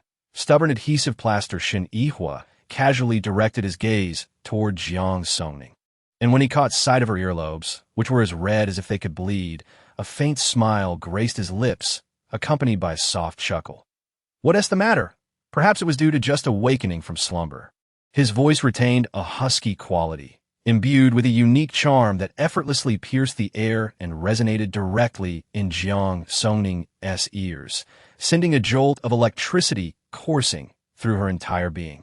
Jiang Songning felt her heart skip a beat. Her cheeks instantly flushed. She suppressed the fluttering in her heart, averting her gaze from Shun Yihua. Shun Yu and the others are downstairs. Shun Yihua had intended to further entice Jiang Songning. But the arrival of those unwelcome figures thwarted his plans. He cleared his throat, composed his expression, and suggested they take a look. Jiang Songning marveled at Shun Yihua's swift change of demeanor. With such a talent for transformation, it was truly a pity he wasn't in the entertainment industry. As they approached the window, they witnessed He-sun and the others engaged in battle with the zombies below, while He-chun was conspicuously absent. He-chun possessed metal-based abilities. Perhaps he was downstairs securing the entrance. The commotion grew louder, prompting Jiang Songning to curse He-sun under her breath for being so reckless. Such a ruckus would undoubtedly attract the surrounding zombies, putting them all at risk. The noise soon roused those who had been sleeping. A knock echoed at the door. "Zhou Laudi, are you there?" Zheng An's voice rang from outside. Zhou Lin got up to open the door. "Brother Zheng, are you here for that group downstairs?" "Indeed, Zhou Laudi." "Are those people down there following you?" Zhou Lin wore an apologetic expression as he replied, "Brother Zheng, I'm sorry. Those people indeed came after us. We have conflicts with them, and I didn't expect they would follow us here." Upon realizing that the group had followed Zhou Lin, Zheng An felt a surge of dissatisfaction. Those individuals were formidable, and if trouble ensued, it would only endanger them. Their own team was far too weak and would likely end up as cannon fodder in a conflict. Reluctantly, he spoke, "Zhou Laudi, I'm not heartless. But those people downstairs are too powerful. You see." Hearing Zheng An's intent to dismiss them, everyone turned their gaze toward Shun Yihua. Shun Yihua stepped forward, addressing Zheng An, "Brother Zheng, to be frank, we intend to stay here for 3 days." The smile on Zheng An's face faded instantly. "Brother Zheng, we have our reasons for this. You must be aware of the recent emergence of mutated rats in the city, with so many people here. If the mutated rats from City F are not contained and spread into the city, they will undoubtedly come here first. Thus, we wish to assess the situation. If the mutated rats arrive, we plan to take a detour. And at that time, we can assist you that if they do not come, we will depart for City F after 3 days." Only after hearing Shun Yihua's explanation did Zheng An's expression improve somewhat. He acknowledged the validity of Shun Yihua's reasoning. If the mutated rats truly arrived, their group would indeed be unable to withstand the onslaught. In such a scenario, he would need to find a way to lead everyone away. Hesitating, Zheng An finally spoke, "But those people downstairs, as long as you do not provoke them, I assure you they will not harm you." Zheng An had initially harbored some concerns, but with Shun Yihua's assurance, he felt reassured. Having lived for over 40 years, he possessed a keen sense of discernment. He recognized that Shun Yihua's abilities were undoubtedly formidable. "Since Mr. Shun has spoken, we will leave those people downstairs to you. I hope Mr. Shun will keep his word." After Zheng An returned to the 7th floor, he locked the door behind him. They remained unconcerned, continuing to observe the situation below from the window that moment. The door on the 1st floor had been opened by He-chun. Once everyone had entered the building, Shun Yihua instructed Zhou Lin, reinforced the door at the stairwell to prevent them from coming up. Zhou Lin and Lu Chun opened the door and stepped outside. Jiang Songning withdrew her gaze and extended her mental energy. They found a room on the 3rd floor to rest, not ascending further. Perhaps aware of Jiang Songning's abilities, they engaged in casual conversation without discussing any significant matters. Zhou Lin and Lu Chun returned shortly thereafter. Jiang Songning also retracted her mental energy, having failed to uncover anything. She saw no need to squander her abilities. She enveloped the entire living room with her mental energy, preventing Shengyu from eavesdropping. This was the advantage of having a higher-tier ability. Even if Shengyu attempted to probe with his mental energy, he could not breach her defenses. While attacking Shengyu's defenses posed some challenges, it was not insurmountable. Everyone remained vigilant. Residing downstairs were His Sun and his group, and the atmosphere had shifted. Everyone was on high alert. With the added threat of the mutated rats, tension hung heavy in the air. That night passed without incident. Both upstairs and downstairs remained quiet, and Jiang Songning's mental energy was continuously extended at this point. She felt somewhat drained. Observing Jiang Songning's fatigue, Shenihua assigned Zhou Lin, Lu Chun, and Su Lin to continue keeping watch while urging the others to rest quickly. These 3 were reliable individuals, and with their vigilance, everyone could sleep soundly. Jiang Songning stood up, feeling dizzy and disoriented, when Shenihua swiftly caught her as she swayed unsteadily. His brow furrowed in concern, he called out loudly, "Su Lin," upon hearing Shenihua's urgent call. Su Lin, who was standing nearby, wasted no time and hurried over. After a few seconds, Jiang Songning regained her composure and, seeing everyone's anxious expressions, waved her hand dismissively that "I'm fine. It's just an overexpenditure of my abilities. I just need to absorb a couple of crystal cores." Only then did they realize that throughout the night, Jiang Songning had been using her mental energy to monitor the outside. Zhou Lin spoke disapprovingly. "Songning, we're all keeping watch. You shouldn't waste your abilities like that in the future." Aware that Zhou Lin was expressing concern for her, Jiang Songning refrained from arguing. "Thank you, Brother Zhou. It was just last night. I wanted to test the limits of my mental energy while keeping an eye on the surroundings that I want to do it again." Zhou Lin suspected that Jiang Songning was making excuses. Feeling even guiltier, "Please don't do that again. We're not defenseless. In your condition. If the mutated rats come, you'd be the first to be targeted." Jiang Songning chuckled, never expecting Zhou Lin's sharp tongue would one day be directed at her. "Understood, Brother Zhou. All right, let me escort you back to your room." Shenihua, upon witnessing that others were about to speak, promptly interrupted their unvoiced words. Jiang Songning's condition merely involved a slight dizziness, which had now subsided. She cast a glance at Shenihua, signaling him to release her. However, Shenihua pursed his lips and disregarded her gaze, half embracing her as he proceeded towards the room. Noticing his anger, Jiang Songning dared not retort. Upon returning to the room, Shenihua assisted Jiang Songning in sitting on the bed. As she attempted to speak, he interrupted her, insisting that she absorb the crystal core first, assuring her that he would guard her. Observing Shenhua's serious demeanor, Jiang Songning felt a pang of guilt. Her whimsical desire to test the limits of her mental strength had inadvertently led to her abilities being depleted. Nevertheless, she refrained from contradicting him, silently retrieving several crystal cores from her space. After 4 cores were reduced to powder, she felt her previously fatigued body rejuvenated with vitality. As Jiang Songning's complexion regained its rosy hue, Shenihua tightly embraced her. Sensing Shenihua's distress, Jiang Songning, perplexed by his mood, cautiously apologized. "Brother Huai, I'm sorry for worrying you." Shenihua paused, then released her, placing his hands on her shoulders and gazing intently into her eyes. "The one who should apologize is that I failed to consider everything thoroughly, which is why you had to endure such hardship. Songning, I'm sorry that Jiang Songning was taken aback by Shenihua's misunderstanding. She sheepishly touched her nose and explained, "Brother Huai, I truly just wanted to explore the limits of my mental strength last night, which led to the excessive depletion of my abilities. Investigating the surroundings was merely incidental." Shenihua regarded her with a skeptical gaze. "Really?" Jiang Songning nodded vigorously, raising her hand in affirmation. "Indeed, I swear." Shenhua nearly laughed in exasperation, unable to suppress the urge to gently tap her forehead. Haven't you learned your lesson from the last time in the hospital? Ouch! Jiang Songning covered her forehead with reddened eyes. Shenhua had not used much force, yet he was surprised by her sensitivity to pain. He hurriedly pulled her hand away to see a red mark on her forehead, immediately regretting his action. Does it hurt? Jiang Songning looked at him with a reproachful gaze, nodding pitifully yes. Her expression was so sorrowful that it melted Shun Yihua's heart completely. Yet he couldn't resist teasing. It's supposed to hurt. This way, you'll learn your lesson. Jiang Songning, who wasn't truly in pain, but merely wished to divert Shun Yihua's thoughts, shot him an annoyed glare. Inwardly cursing him for being so oblivious. Seeing her anger, Shun Yihua could only embrace her tightly. I'm sorry. I was wrong just now.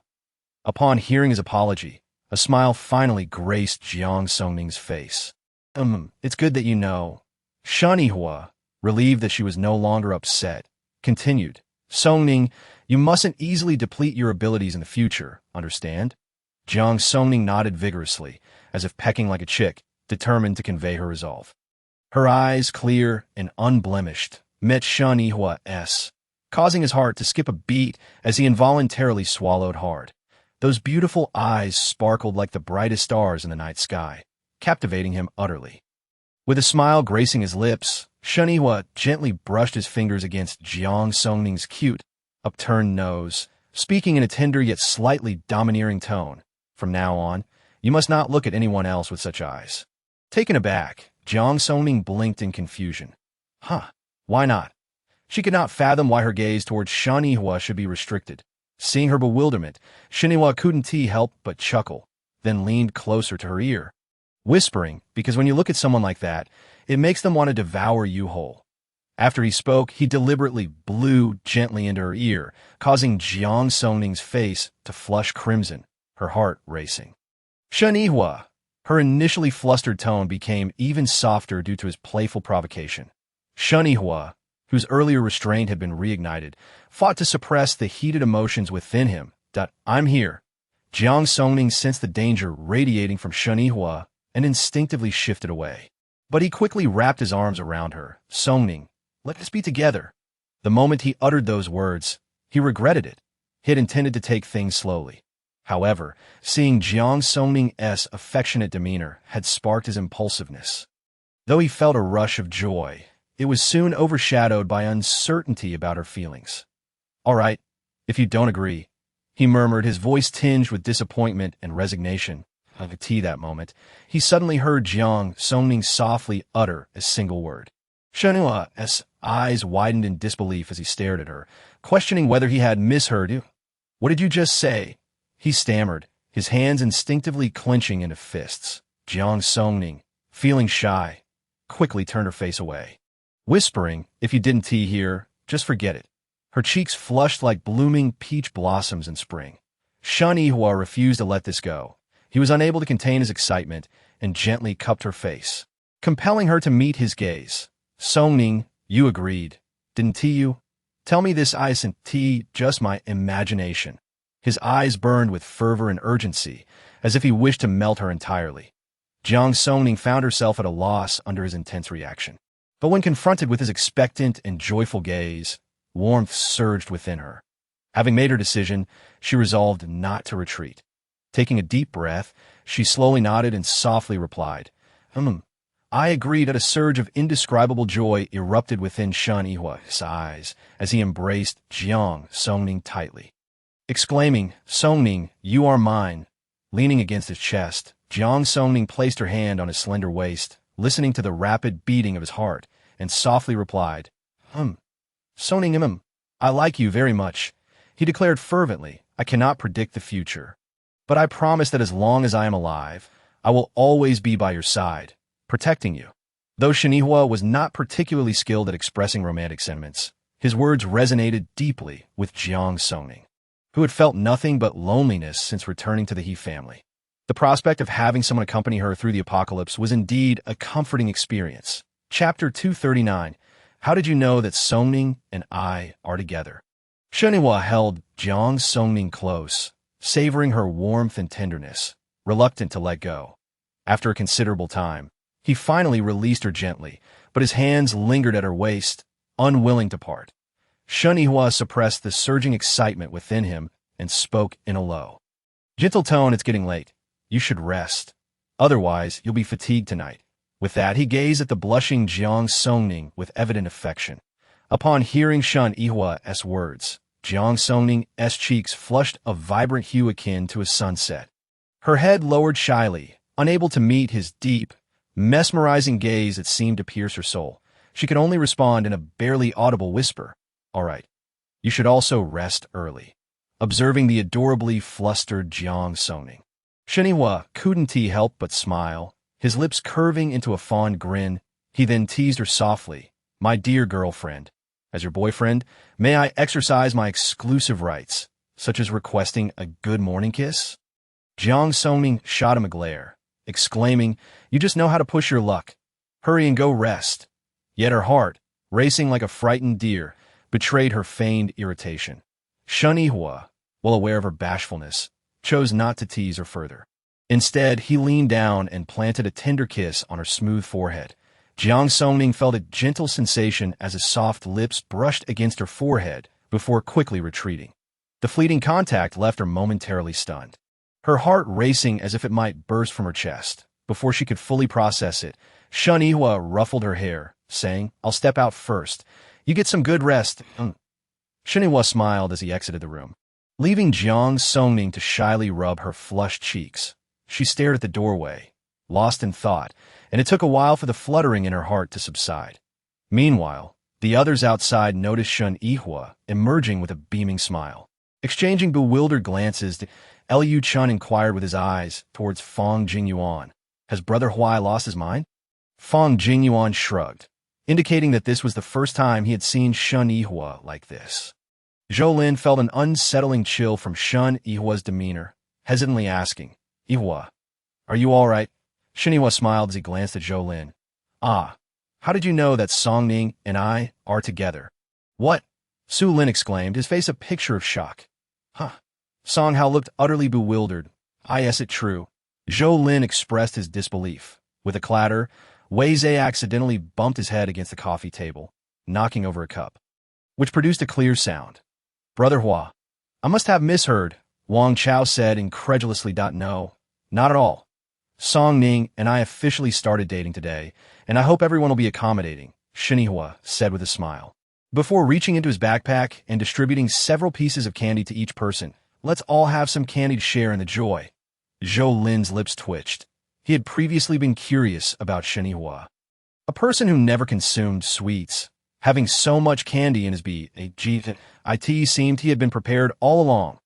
Truly a wily old fox. Hu Kursin had long anticipated this day.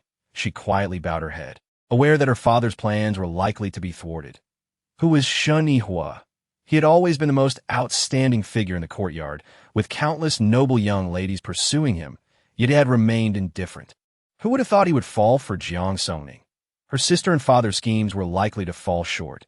She sighed inwardly, unsure of what antics her ruthless sister and father would concoct upon returning to a city base. All she wanted was to remain quietly within the team, clinging tightly to Fong Jingyuan's support, hoping that once back at the base, she could free herself from her father's control. Why then, she would no longer have to engage in those disingenuous acts.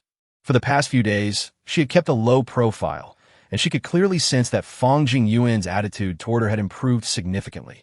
Fong Jingyuan cherished her innocent and well-behaved nature. For a stable future, she believed she could maintain this facade for a lifetime. After distributing the candy, Shen Yihua reminded everyone to be cautious and found a spot in the corner of the living room to lie down. Despite having not slept for a night, he was unusually exhilarated at the thought of Jiang Songning finally agreeing to date him, rendering him unable to sleep. Were it not for the circumstances, he would have liked to go downstairs and take on a few zombies for sport. Meanwhile, Jiang Songning, back in her space, also found herself restless, unable to sleep. Every time she closed her eyes, Shen Yihua's distinct face floated into her mind.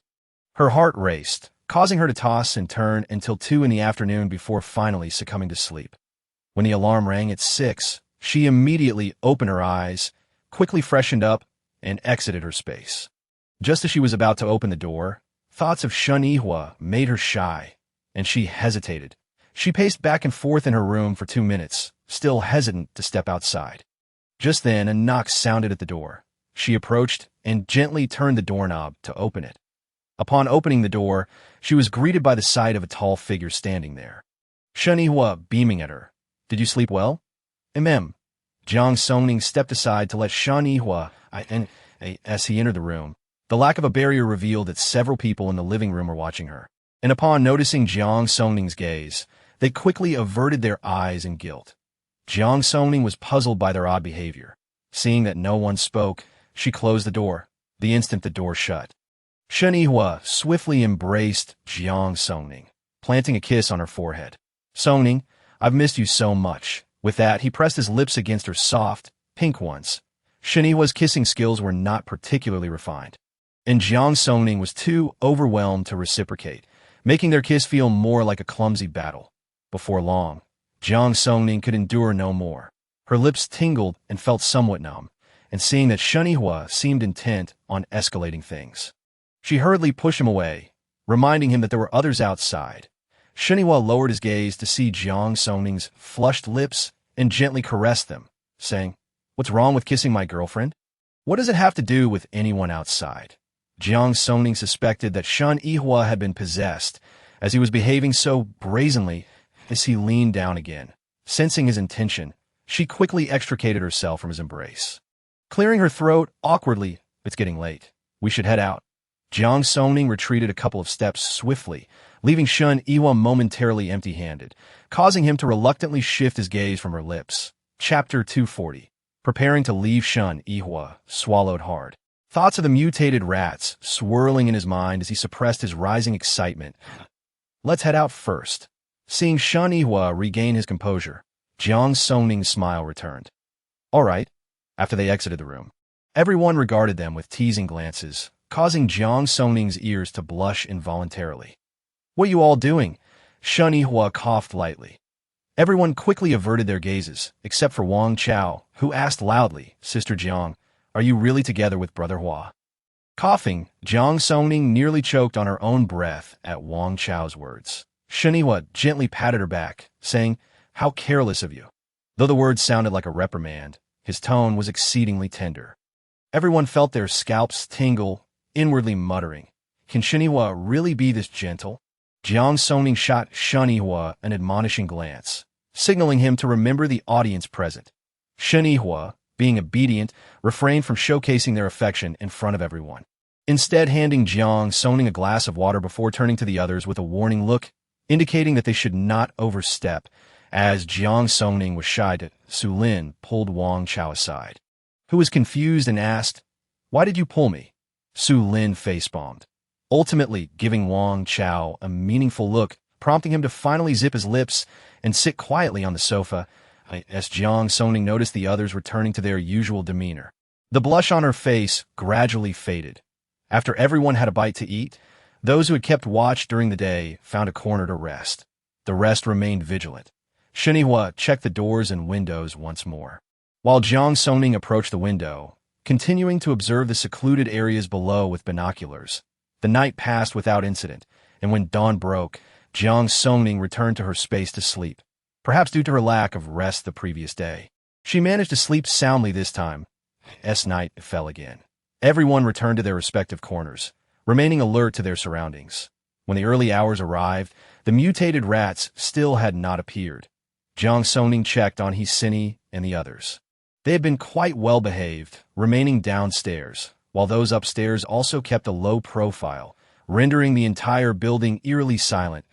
As time ticked by, the absence of the mutated rats brought a collective sigh of relief, indicating that the military had likely regained control over the situation in City F, and the mutated rats that had appeared in recent days were likely to have fled amidst the chaos.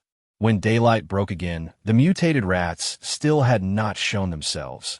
Shun Yihua called everyone to the living room for a meeting. With the mutated rats absent, preparations were underway to leave that night for City F. Wei Zhe clapped his hands in delight at the thought of those terrifying rats being eliminated. "Great.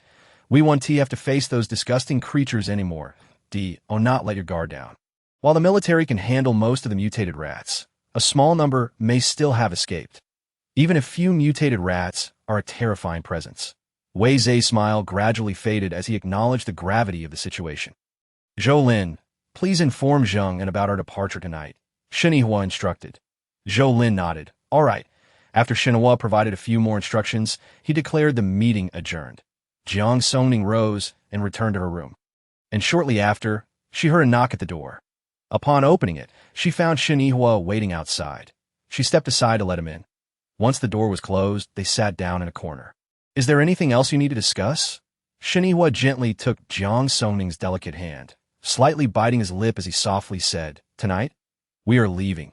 His gaze was deep and complex, as if concealing a multitude of unspoken words.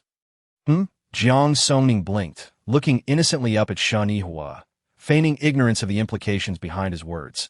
Observing her, Shen Yihua opened his mouth to speak, but suddenly hesitated. A faint blush crept up his ears, almost imperceptible unless one looked closely. Jiang Songning keenly caught this subtle shift in Shen Yihua and couldn't help but giggle. Her laughter was bright and melodious, resonating in the air like silver bells. At that moment, Shen Yihua realized that Jiang Songning had been playfully pretending to be oblivious to his hints. He shook his head helplessly, then reached out to gently draw Jiang Songning closer to him. Caught off guard, Jiang Songning lost her balance and instinctively fell onto Shen Yihua's lap. The suddenness of the situation sent her heart racing, and out of reflex, she clung tightly to his neck.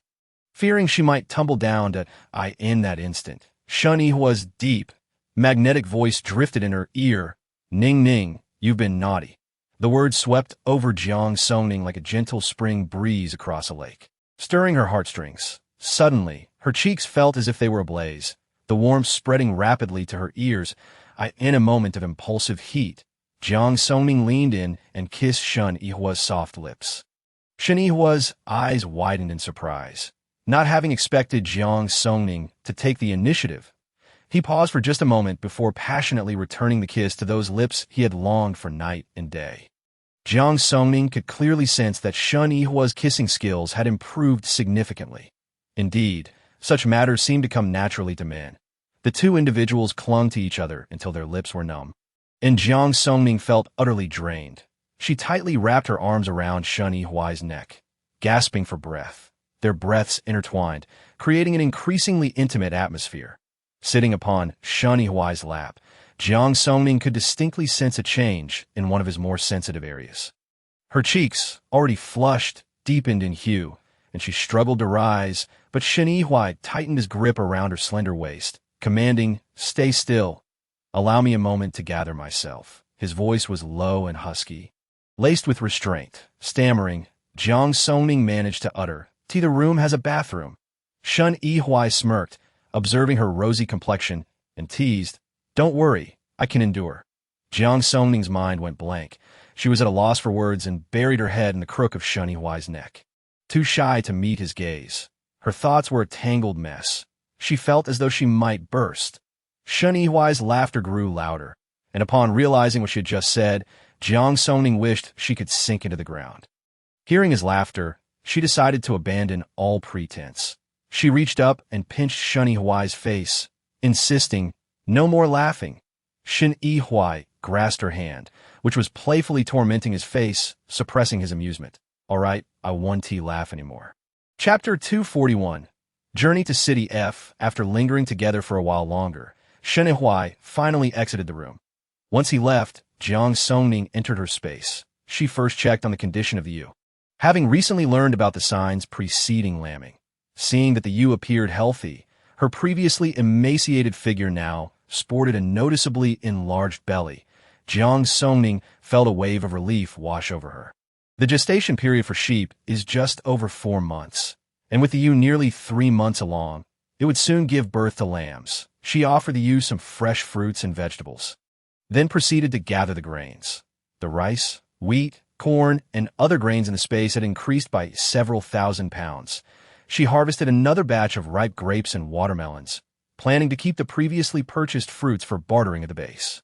The quality of the fruits in her space was exceptional, and she intended to save them for herself, knowing they wouldn't spoil in her space, as the number of chickens, ducks, and geese in her space continued to grow. Jiang Songning reluctantly decided to cull a portion of them. She couldn't help but feel it was a loss. Despite the abundance of resources in her space, she was still limited to pre-packaged meals. Reflecting on the journey, she recognized there hadn't been many opportunities to cook, but it was better than surviving on instant noodles and self-heating rice. She consoled herself, promising that once they settled down, she would enjoy a proper meal. After 2 hours of bustling around in her space, she set aside the slaughtered chickens, ducks, and geese, took a shower, and then collapsed into bed. When the alarm rang, she exited the space feeling well-fed. Opening the door to find everyone almost ready to go, Xinhua had scheduled their departure for 8 o'clock, leaving them with about an hour to spare. Knock, knock, knock. There was a rap at the door. Jiang Songning quickly checked to see who was outside, only to find 2 individuals, leading her to suspect they might be Zheng En and his companions. Zhou Lin opened the door, revealing Zheng En, who was holding a cardboard box. Zhou bro, you're leaving? I came to see you off. Zheng bro, please come in, Zhou Lin replied, stepping aside to let him enter. After greeting one another, it was clear that only Zhou Lin and Zheng En were familiar with each other, leading to a brief silence. Zhou bro, thank you for reinforcing the doors and windows for us that we don't have much to offer, but there are some instant noodles and a self-heating hot pot in here. I hope you won't mind. Zhou Lin waved his hands, saying, Zheng bro, we appreciate your kindness, but please take the items back. Collecting resources is tough for you too. Keep them for yourselves. Zheng En insisted, placing the items into Zhou Lin's hands. Zhou bro, since I've acknowledged you, you're my brother now, you're leaving. Let this be my farewell gift to you. With no choice, Zhou Lin accepted the items and reciprocated by pulling out some canned meat and bottled water from his backpack to give to Zheng En. After some back and forth, Zheng En finally accepted the offerings. Noticing the time, Zheng En and Xiangzi bid farewell and returned to the upper floors. Their presence here was ultimately inconsequential. Su Lin observed Zheng En's departing figure, to which Zhou Lin nodded in agreement, acknowledging that Zheng En had considerable abilities, that if he could recruit some capable abilities, they would likely be just fine. They engaged in light conversation for a while, then shifted topics, as they were not directly involved in Zheng En's decisions and had no basis for judgment. 8 o'clock approached, and the sun began to set. The group shouldered their backpacks and descended the stairs. Jiang Songning used her mental power to scan for Hsini and the others. Upon hearing them descend, they hurriedly began packing their things. By the time they exited the building and boarded their vehicle, Hsini and her group had nearly finished their preparations. They drove out of the county and headed towards City F, with Hsini's group following closely behind, without concern for the others. Once outside the city, darkness enveloped the surroundings, and only a few zombies roamed the roads. Before the zombies could approach, their vehicle sped past the frenzied creatures. After traveling for nearly an hour on the national highway, the night sky had fully descended.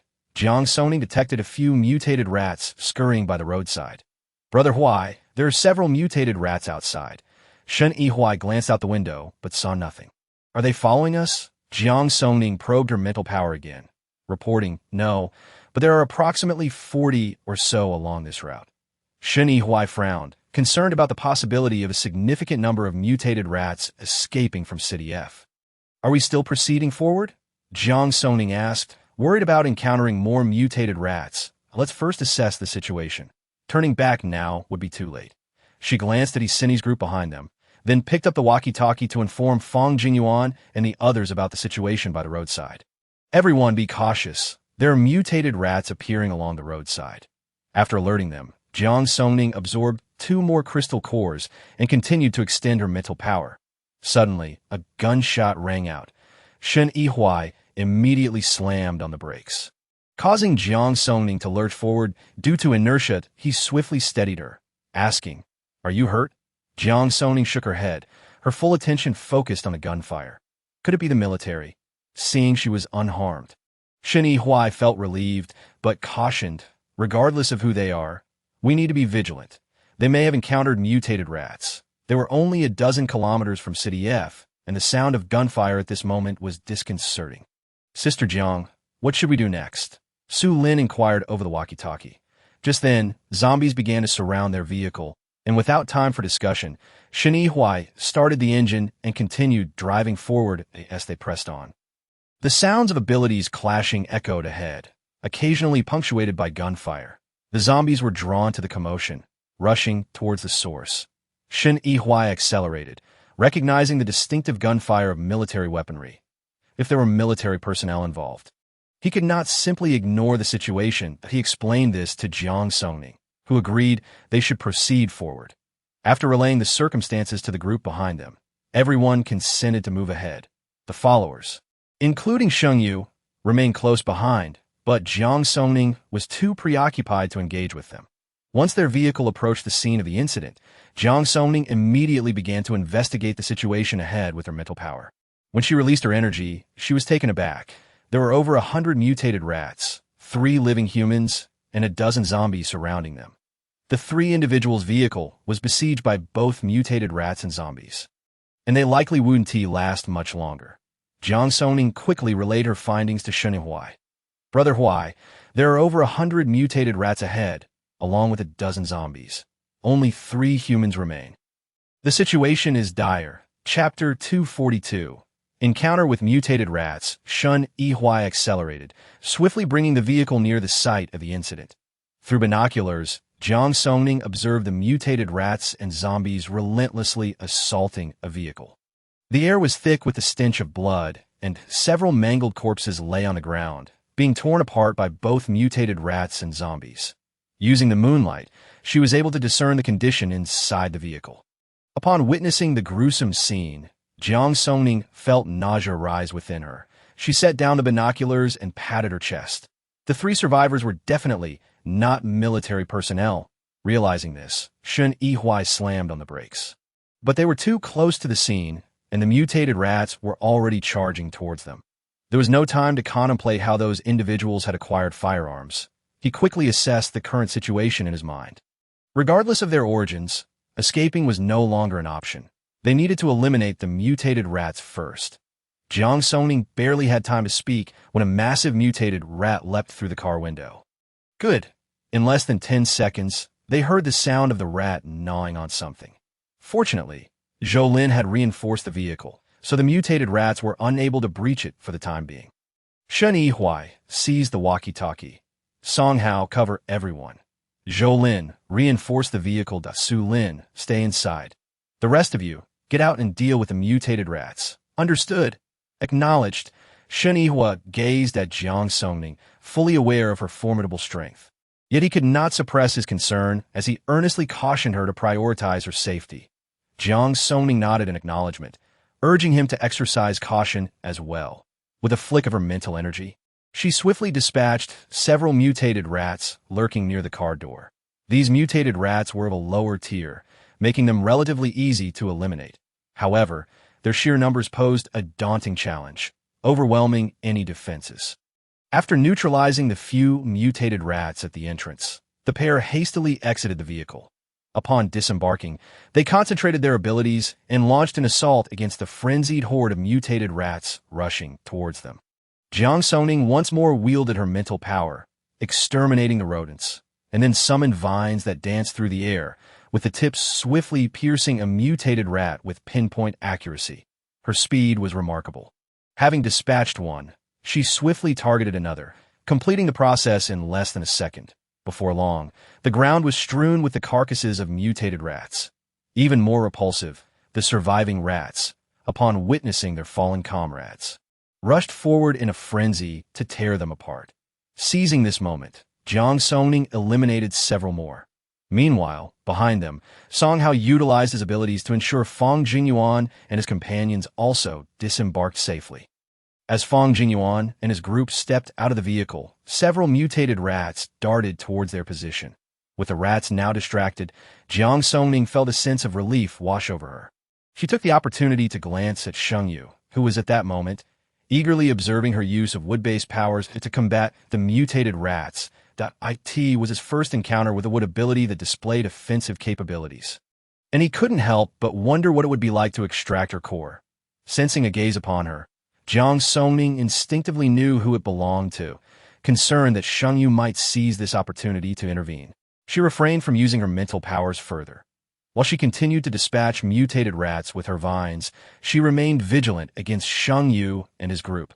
After eliminating 3 more mutated rats, she made her way towards Shen Yihua, who was grappling with over 30 mutated rats and 5 second-tier zombies. Bearing the brunt of the pressure alone, as Jiang Songning approached, the mutated rats and zombies before them were rapidly diminished. Perhaps sensing the impending danger, the remaining mutated rats scurried towards Wang Chao's location. Stunned, Wang Chao raised his hand and blasted the head of a nearby mutated rat, then shouted towards Jiang Songning. "Sister Jiang, save me quickly!" Jiang Songning lashed out with her vines, piercing the mutated rat beneath Wang Chao's feet. As time passed, the number of mutated rats dwindled. At this juncture, the 2 individuals from the vehicle also exited, a man and a woman, who swiftly joined the fray. Jiang Songning allocated a fragment of her mental energy to monitor the newcomers while accelerating the speed of her vines. Unfortunately, the cunning mutated rats evaded her attacks, retreating several meters away. Shen Yihua stepped forward, launching an assault on the nearby mutated rats. With everyone collaborating in their attacks, the number of mutated rats decreased, yet the zombies began to proliferate. The consumption of abilities among the group escalated rapidly. Jiang Songning took advantage of the situation to absorb 2 cores, then approached Shen Yihua, stating, "I'll cover you. You absorb these 2 cores first." Shen Yihua accepted without hesitation, seizing the opportunity to absorb the cores. Just then, it seemed Shen Yu had finally found his chance. He rapidly unleashed his mental energy towards Shen Yihua. Jiang Songning remained on high alert. Detecting the incoming mental attack, she swiftly intercepted it and counterattacked Shen Yu. Caught off guard that Jiang Songning remained vigilant even at this juncture, Shen Yu desperately raised his hand to block her assault using his powers. However, her mental energy proved overwhelmingly potent, and he soon found himself struggling. Initially, He-sun and his companions had not sensed anything amiss until they noticed beads of sweat rolling down Shen Yu's forehead and blood trickling from the corner of his mouth, indicating that Jiang Songning had indeed launched an attack. He-sun, who had not intended to leave the vehicle, found himself compelled to intervene that he needed to prevent Jiang Songning from incapacitating Shen Yu. The others followed suit, exiting the vehicle. As they did, the mutated rats, previously engaged with Fang Jingyuan, redirected their focus towards them. He-sun, terrified, wept within the vehicle, while Nanchang anxiously fidgeted, wishing to chastise Jiang Songning, yet his abilities prevented him from attacking. Noticing that the majority of the mutated rats had shifted towards the He family's direction, Jiang Songning's lips curled into a smirk as she couldn't help but mock them internally. These individuals had earlier paraded before her, pretending to be a loving family, yet now, when danger loomed, they stood idly by, mere spectators. Now that their teammates were in peril, they were desperate to jump into action. As her thoughts spiraled, the nearby zombies had already closed in to within a kilometer. The group swiftly eliminated the remaining mutated rats on the ground and returned to the vehicle. The 2 individuals from earlier sprinted towards them as they boarded, hastily articulating their purpose. "Greetings, we are ability users from City F, assisting the military in eliminating mutated rats. Our vehicle broke down. Several of my teammates have perished, and one is gravely injured. Could you kindly take us back to City F?" The woman, fearing a refusal, continued, "Rest assured, we will offer compensation. We won't take advantage of you." Chapter 243. Xinu Shanhuar remained silent for a couple of seconds before nodding in agreement. "Let us move quickly." The pair, elated by Shen Yihua's acquiescence, expressed their gratitude profusely. "Thank you. Thank you." The woman wiped her tears before swiftly approaching the vehicle, where they gently lifted the barely conscious man from inside. As Jiang Songning scrutinized the man's condition, her brow furrowed. "Are you certain he hasn't been bitten by a zombie?" The woman shook her head vigorously. "No. All his injuries are from mutated rats." With the zombies drawing ever closer, Shen Yihua had no choice but to start the vehicle. There was no time to wait for Su Lin to arrive and provide treatment. In the back seat, the woman continued to wipe her tears, using a tissue to clean the man's wounds, while his breathing grew increasingly faint. Jiang Songning, observing the despair in the woman's eyes, surmised they were likely a couple. Having already rescued the man, it was illogical to allow him to perish before their eyes, especially since their true intentions remained unknown. Brother Huai, find a place to pull over. Let Su Lin come and tend to his wounds. All right, Shinihua was uncertain why Jiang Songning had suddenly decided to save him. However, he recognized she must have her reasons. His agreement to let them aboard was motivated by a desire to learn more about the situation in City F, and he could discern that the pair, despite appearing formidable, were not ordinary survivors. Even more suspicious was the woman, a space ability user, whose combat skills seemed more sophisticated than mere self-defense techniques. They resembled those of mercenaries. Though she appeared loyal and compassionate, when they had lifted the man, she had kicked aside the corpse of a teammate, her expression devoid of sorrow, tinged instead with disdain. After the vehicle traveled for 5 more minutes. Having distanced himself from the incident, Shinihua pressed the brakes by the roadside, allowing Su Lin to disembark. Jiang Songning quietly instructed Su Lin, "Just keep him alive." Su Lin nodded gently in understanding and proceeded towards their vehicle. Upon seeing the man's horrific state, he instinctively recoiled. The injuries were severe, with flesh-torn and bloodied wounds scattered across his body, marked by the teeth of the rats. The man's chest barely rose and fell. Without immediate treatment, he would soon succumb to his injuries. Su Lin did not hesitate and began using his abilities to heal the man's wounds. The others gradually exited the vehicle, dealing with the few zombies in the vicinity. Jiang Songning, feeling queasy at the sight of the man's injuries, turned to scan the area with her mental energy. Just as Su Lin commenced his treatment, Jiang Songning sensed Sun and his companions had followed them. They have caught up. Did Xingyu attempt to attack me just now? Shinihua had felt something amiss while absorbing the cores, having been preoccupied with survival and the presence of outsiders. He had yet to inquire with Jiang Songning. Jiang Songning nodded. "Yes, but I deflected it. If he tries again, do not intervene. Wait until the moment is right before you strike." Understanding Shinihua's intent, Jiang Songning remained unconvinced. As a psychic ability user herself, she understood that a moment's carelessness could lead to a mental breakdown, a scenario she wished to avoid. No, I cannot allow you to take such risks, with others around. It was not the right moment for discussion, prompting Shinihua to redirect the topic. "What are your thoughts on those 3? Jiang Songning shook her head. "They don't seem like bad people at the moment. They genuinely appear to be survivors aiding the military. However, I noticed their combat skills are not typical for ordinary ability users. Indeed, it's suspicious. Once we reach City F, we will ascertain whether they are truly survivors." The firearms in their possession were exclusive to the military, featuring newly developed handguns with extended range, minimal deviation, and compact design for easy transport. Such weapons were intended for police use, currently being trialed by a military battalion. Specifics regarding which battalion remained classified. Although bulk production had been planned, the onset of the apocalypse had halted progress. He firmly believed that, regardless of circumstances, the military would never distribute such firearms lightly. Casting another glance at the trio, he noted none wielded handguns, suggesting they had concealed them. For now, he preferred to avoid raising suspicions, since they have boarded the vehicle. Whether they are human or specter will inevitably be revealed. Meanwhile, Su Lin expended considerable supernatural energy to preserve the man's life, feigning exhaustion as he swayed slightly.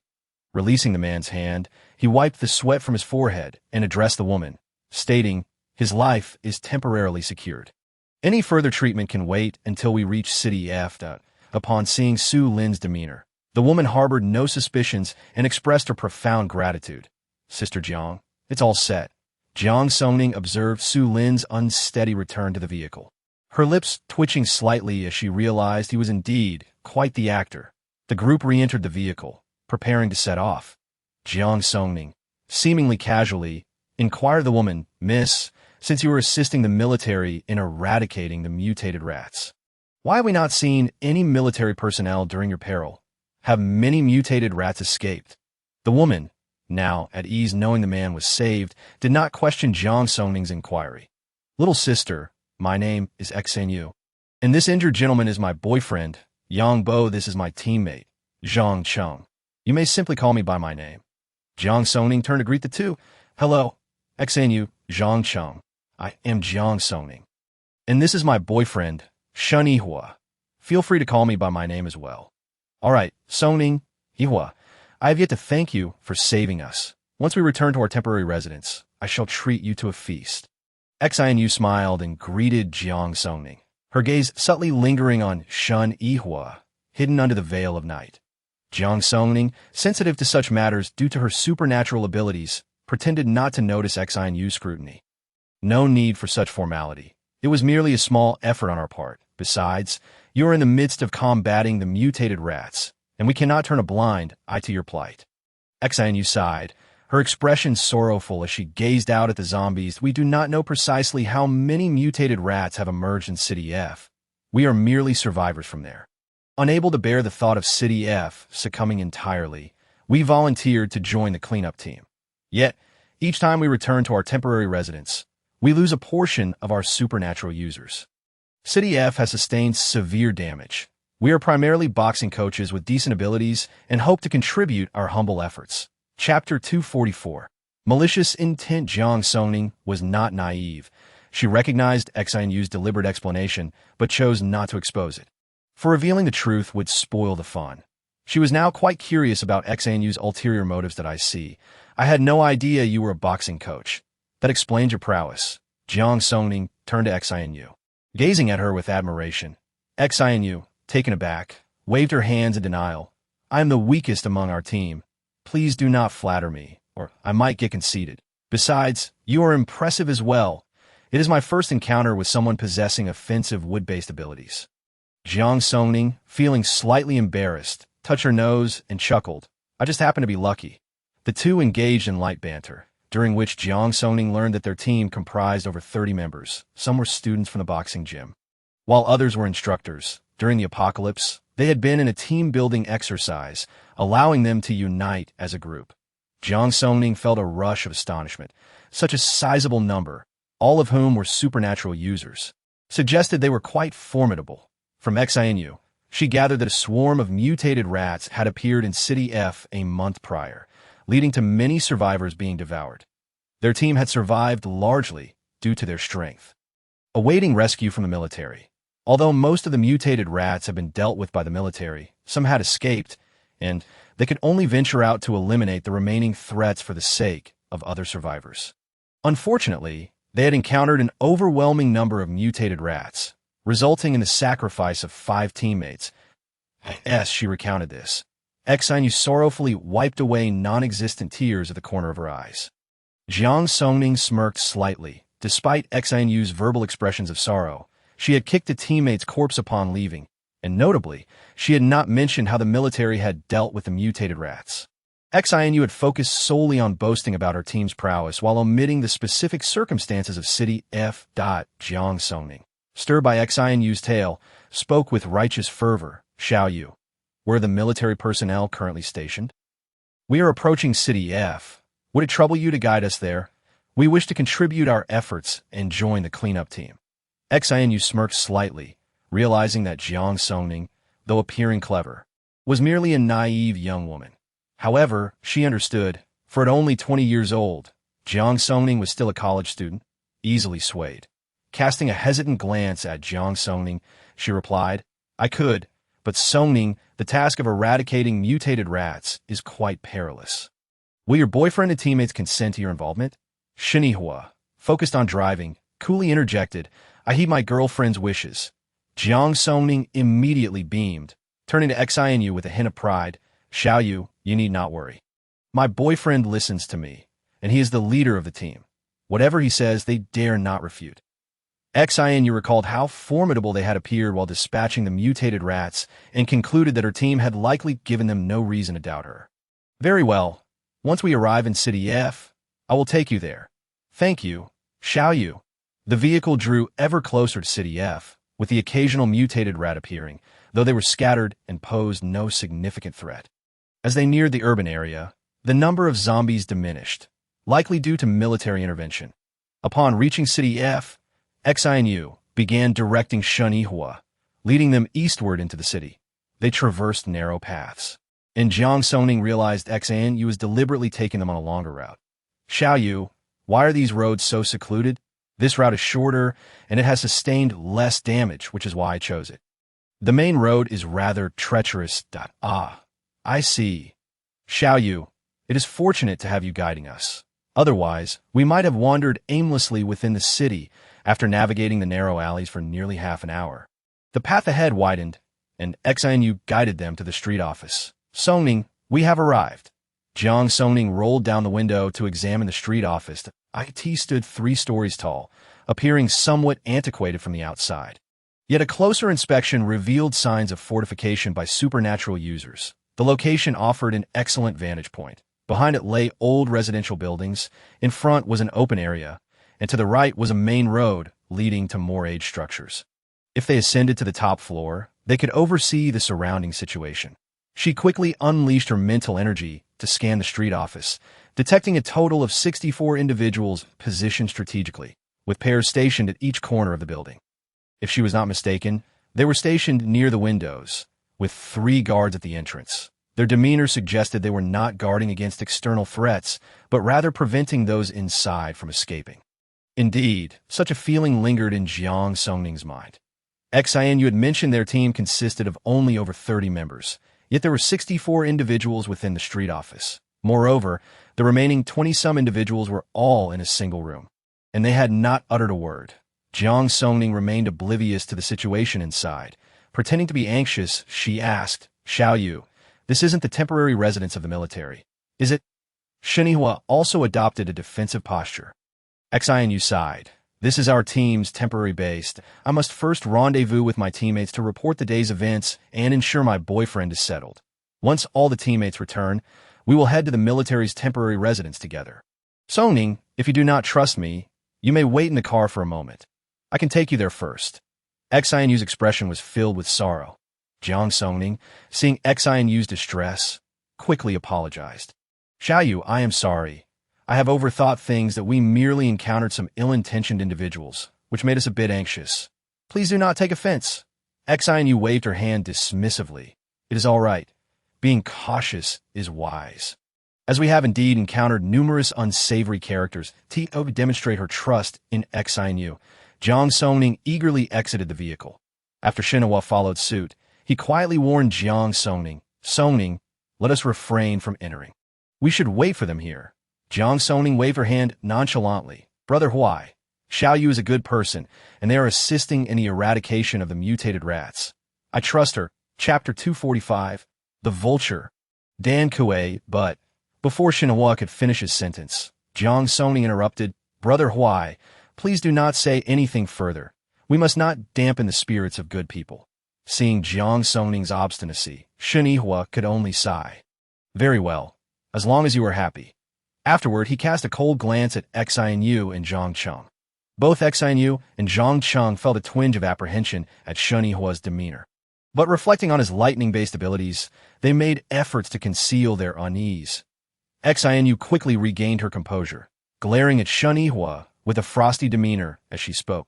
Mr. Shen, it is prudent to exercise caution.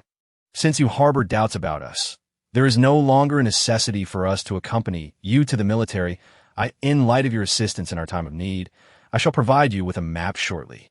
You may proceed on your own. Upon finishing her words, Xinu helped Yang Bo to his feet, ready to depart. Jiang Songning, anxious, grasped Xinu's wrist. Xiaoyu, please do not be upset. Huaigu is merely fearful of encountering ill-intentioned individuals. Nevertheless, I have faith in you. You are a good person. Just wait a moment. Let us enter together, for you still owe me a sumptuous meal. Moreover, we are quite fatigued and wish to rest for the night. Upon hearing Jiang Songning's playful remarks, Xinu's expression brightened considerably. You truly are a little glutton.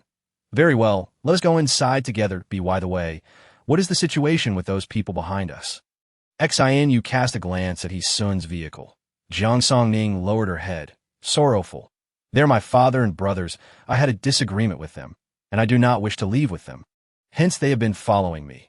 She appeared reluctant to elaborate further, prompting Xinu to refrain from probing deeper. In that case, let them also come in and rest for the night. The outside world is perilous, and it would be unwise to encounter mutated rats. Jiang Songning surveyed the 3 vehicles with concern and indecision. Xinu, with a thoughtful expression, began to counsel her gently. Songning, how can there be lingering grudges among family? You should consider this with an open heart. Since they have come after you, It is evident they cared if something unfortunate were to befall them. The one who would suffer the most would be you. Jiang Songning's face reflected her inner turmoil, but she ultimately nodded in agreement. All right, yet I have not forgiven them. Xiao Yu, could you assist me in inviting them in? But please do not mention that it was my request. All right, Xing smirked inwardly. While she possessed a modicum of cleverness, she remained rather naive. She glanced once more at Shen Yihuai, silently labeling him as infatuated. Very well, I shall first take you inside to rest, and then I will invite them in. Thank you, Xiao Yu. Jiang Songning greeted Feng Jingyuan and the others before all disembarking the vehicle, at which point the individuals guarding the entrance opened the iron gate.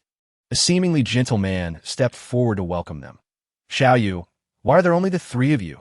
Xing Yu's expression turned somber. Wu Ge, let us discuss this inside. Wu Fu, sensing Xing Yu's demeanor, understood that something was amiss. He appropriately displayed sorrow on his face and quietly led the group into the street office. Once inside, the personnel emerged, and upon seeing the individual leading the group, a collective shiver ran through them. Shen Yihuai, upon spotting the vulture at the forefront, finally comprehended the source of Xing Yu's and the others' formidable skills. The vulture was a renowned international mercenary, a wanted figure across various nations before the apocalypse. That he was originally from Hua country, yet no one knew his true name. Only his codename .it was said. He was an orphan, ruthless from a young age. After retiring to the border, he engaged in human trafficking and drug dealing, thriving in the borderlands. Unexpectedly, after the apocalypse, he returned to Hua country. Thus, it was likely that Xing Yu and her companion skills were cultivated by him. Even without supernatural abilities, these individuals were formidable, especially with their powers. Shen Yihuai quickly averted his gaze from the vulture. This man possessed a fourth-tier fire ability, a force to be reckoned with. The individuals behind him all wielded fourth-tier abilities as well. If it came to a direct confrontation, their chances of success were slim. The vulture scanned the group and then raised his hand, prompting the two individuals behind him to step forward, assisting Yang Bo away. Xiao Yu, would you not introduce us? The vulture regarded Xing Yu with an amiable expression. Boss, this is my newly acquainted friend Jiang Songning. And this is her boyfriend Shen Yihuai. These are her teammates. They rescued us from mutated rats on the road. So you are the benefactors of my team that I must extend my gratitude to you. Songning Yihuai and everyone else, allow me to introduce myself. I am Shan Kuei. I am older than you, so you may call me Kuei Go. Shen Yihuai nodded expressionlessly in acknowledgement. The others also silently nodded in greeting to Shan Kuei. Jiang Songning waved her hands repeatedly. Kuei Go, there is no need for that. We merely happened to pass by. Xiao Yu is a dear friend of mine, so you need not be so formal. Upon seeing the vulture, Jiang Songning immediately sensed danger. He appeared to be a man who had taken many lives. However, in the apocalypse, killing was commonplace, for resources were scarce, and survival often necessitated fierce competition. Yet, through Xing Yu, she discerned that this man was not benevolent. Shan Kuei wore a congenial smile. That simply cannot do. Speaking of which, I nearly forgot. You have all been busy for quite some time, and I imagine you must be hungry. Please, allow me to arrange some food for you. Jiang Songning suppressed her inner revulsion and smiled brightly at the vulture. Thank you, Kuei Ge. The group followed Shan Kuei as he led them away.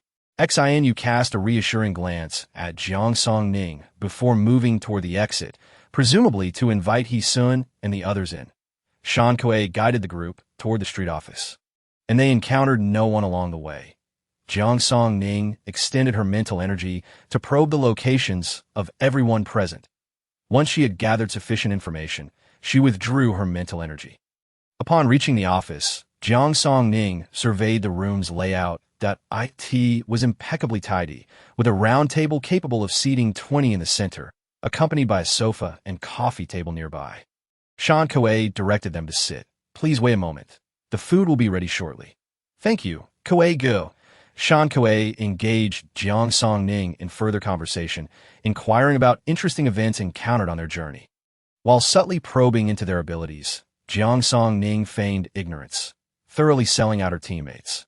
Ultimately, she noticed that Shan Kuei displayed the most interest in Shen Yihuai, followed by herself, and then Su Lin, while his demeanor toward the others was markedly indifferent. However, No one revealed any sign of awareness, with Shun Yi maintaining his aloof persona. Perhaps Shan Ke was unconcerned with whether they perceived anything. For this was his domain. Chapter 246. What are their true intentions? Jiang Songning found Shan Kuei's attitude perplexing, but lacking an opportunity to probe further, she could only continue to act oblivious. Once Shan Kuei had gathered sufficient information, he rose to take his leave. I have a few matters to attend to, so I must depart. A meal will be delivered shortly. Please do not feel obliged. Zhou Lin warmly shook Shan Kuei's hand. All right, Kuei, go. Attend to your business. We shall take the opportunity to rest. After Shan Kuei exited, Su Lin and Wang Chao began to extol Shan Kuei's virtues. Zhou Lin, exasperated, interjected, All right, we understand that you admire Kuei, but we are all quite exhausted. Are you two not tired? Please rest for a moment. Su Lin, concealing his excitement, complied. Very well, we shall cease our chatter and not disturb everyone's rest. Upon Su Lin's words, the office fell silent. Jiang Songning gave a thumbs up to the two of them and then enveloped the office with her mental energy. Zhou Lin swiftly activated his abilities to lock the office door. Once these tasks were complete, Jiang Songning spoke. Time is limited, so I will quickly outline the current situation. There are a total of 64 individuals in this building, with 2 guarding the entrance. Each of the 4 corners of the building is monitored, and there are over 20 individuals on the 3rd floor, with more than 10 on the 2nd floor. This is what I have gathered so far. Upon hearing Jiang Songning's report, Shun Yi quickly added, Shan Kuei's identity is that of the notorious international mercenary known as the Vulture. He possesses a 4th-tier fire ability, and the 5 individuals accompanying him also have 4th-tier powers. Xinu has a 3rd-tier spatial ability, Yang Bo has a 4th-tier water ability, and Zhang Cheng possesses a 4th-tier metal ability. So he is the Vulture, Wei Zhe exclaimed in surprise. Living in the compound, they had heard snippets of some information unknown to most, particularly regarding mercenaries, but they only recognized the name. The Vulture is known for his ruthlessness, but he certainly did not appear that way just now. Lu Chun crossed his arms, incredulous that he had encountered the infamous Vulture in person. Only Shun Yi and his 3 companions were aware of the Vulture's reputation. The others looked bewildered. However, if he was a mercenary, he was undoubtedly formidable. Until they clarified their intentions, everyone should remain cautious not to reveal anything. The group felt an inexplicable tension rise in the air, with Su Lin sensing the Vulture's particular interest in him, leaving him uncertain of the man's true intentions. Huaigo, what do you think their purpose is? They do not seem like individuals in need of supplies. Shun Yi shook his head. He understood the Vulture better than the others. In addition to his combat prowess, he is also a renowned chemical genius that I suspect he may be planning some sort of experiment. Jiang Songning recalled Xinu's earlier words, that their team consisted of over 30 individuals while there were 64 in the building. Do you think those people were also lured here by them? The group fell silent for a moment, and Shun Yi voiced his suspicions. The gun that Xinu possesses was certainly not given to them by the military. I suspect they have taken action against the military personnel. Wei Zhe expressed skepticism. That seems unlikely. Would they not fear retribution from the military? Su Lin chimed in. What if they attacked while the military was preoccupied with clearing out the mutated rats? Su Lin's suggestion left the group in silence, as this scenario was indeed plausible. Such a tactic would allow them to act without detection and leave no trace behind. Shun Yi rhythmically tapped his fingers on the table, a habitual gesture when lost in thought. Let us take this opportunity to ascertain the circumstances here before devising a plan for our escape. Ideally, we could summon the military to resolve this matter, as our chances of confronting them directly are rather slim. That a profound silence enveloped the group. But at that moment, Jiang Songning detected the approach of 3 individuals toward their direction, prompting her to alert them immediately. Someone is coming. Upon hearing this, everyone adopted languid postures, feigning genuine rest. Jiang Songning reclined against the table, feigning slumber, yet her mental acuity remained sharply vigilant. A soft knock echoed at the door. Come in. Zhou Lin rubbed his eyes before speaking up. The door swung open, revealing 3 individuals. A bespectacled man led the way, followed by 2 others carrying trays. The delightful aroma of freshly prepared dishes wafted through the air, making the group, who had long been deprived of a proper meal, swallow audibly in anticipation. The bespectacled man wore a warm smile as the two behind him placed the trays on the table, which held 2 meat dishes, 1 vegetable dish, a bowl of chicken soup, and a large basin of white rice. "Ladies and gentlemen, this meal has been entrusted to us by Brother Koei," he announced. The enticing scent was irresistible, and even Jiang Songning, who often indulged in private feasts, couldn't help but swallow hard, let alone the others, observing the desperate attempts of those present to suppress their salivation. The bespectacled man felt a sense of satisfaction, having spared no expense for this occasion. Among them, Shenihua remained the most composed. "Mr. Ma, please convey our gratitude to Brother Koei on our behalf." The bespectacled man chuckled in response. "Very well. Enjoy your meal. We shall take our leave now." "Understood." Once the bespectacled man departed, Jiang Songning once again enveloped the office in her psychic energy. "Brother Huai, shall we eat?" Wei Zhe gulped, eyeing the food. Shenihua shot him a disapproving glance. "If you're unafraid of the consequences, then eat." Jiang Songning summoned a dumpling from her space, placing it before the food. The dumpling sniffed the offerings before devouring them voraciously. With the food deemed safe, the group exhaled in relief. The dumpling feasted. Jiang Songning retrieved several dishes from her space. "Let us eat." Without further ado, the group dove into the meal, silencing their chatter in favor of hearty bites. Jiang Songning multitasked, eating while keeping a watchful eye on the bespectacled man. Sensing that he was no ordinary individual, their conversations were filled with mundane topics, avoiding any mention of their current predicament. Her instincts warned her that the bespectacled man had something more to him. Yet her surveillance yielded no fruitful insights. He ascended to the second floor and entered a room with 5 others, devoid of any communication among them, leaving her unable to discern their activities. Meanwhile, Dan Koei had taken his entourage to Yang Bo's room, inquiring about the situation with Zhang Cheng. Yang Bo recounted the events as they had unfolded, but still, no valuable information emerged. Moments later, Jiang Songning sensed another group approaching them. "More people are coming." The group fell silent, sealing their lips. Jiang Songning retracted her psychic presence, focusing on the approaching individuals. She overheard Xianyu engage in conversation with Shengyu, subtly probing into their abilities. Shengyu, not easily fooled, played the part of the innocent, deflecting Xianyu's inquiries. As the group drew nearer, their voices became audible, confirming the arrival of members from the He family. A smirk graced Jiang Songning's lips. Reinforcements had indeed arrived. Xianyu knocked on the door, then ushered the He family members inside. Jiang Songning turned her gaze away, feigning indignation toward her family, having successfully deceived them. Xianyu adopted a nonchalant demeanor. "Songning, your family has arrived. I must check on Yang Bo, so I shall take my leave. Someone will escort you to the 3rd floor for rest shortly." Jiang Songning forced a smile, replying, "Very well. Xiaoyu, do attend to your matters." Unperturbed by Jiang Songning's attitude, Xianyu exited the office. Immediately, He Sun stepped forward, questioning Jiang Songning. "Are you aware that something is amiss with those individuals?" He Sun had initially hesitated to enter. Yet Xianyu had brought 5 level 4 ability users to request their presence, and with numerous ability users in the vicinity, their options to leave were limited, compelling them to acquiesce. Jiang Songning enveloped the office with her psychic energy once more. Smiling as she replied, "Oh, I am quite aware." Ew. He Sun seethed with frustration. He Sun gazed at Jiang Songning, disappointment etched on her face. "Sister, I know you harbor animosity toward me, but you ought to consider father and our brothers. They are your family." Her voice trembled with emotion. "You are well aware of the danger, and yet allow Xianyu." Jiang Songning rolled her eyes and waved her hand. "It seems you are young yet possess a poor memory."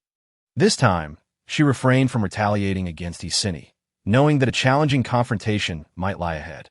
After all, as the leading lady, He Sun would likely wield her protagonist's halo to navigate through perilous situations unscathed. He Sun and Shengyu positioned themselves protectively in front of He Sun, shielding her from any potential harm from Jiang Songning. "Jiang Songning, you should comprehend the gravity of our current situation. If a conflict arises, it would be detrimental to us all," Shengyu expressed, his impatience palpable. Jiang Songning pretended to ponder for a moment before retracting her vines, casting a sardonic glance at He Sun. "Indeed, I shall spare you this time, but do not err again in the future. Sini opened her mouth to retort, but having witnessed Jiang Songning's formidable psychic abilities, she felt a mix of reluctance and fear. Tears streamed down her cheeks as Jiang Songning clicked her tongue in annoyance, turning her attention to He-sun. Are you certain you wish to witness her weeping at this juncture? He-sun's hands hung awkwardly in the air, unsure whether to lower them or raise them, ultimately opting to cover his mouth and feigning a cough. Sini, cease your tears. We have pressing matters to attend to.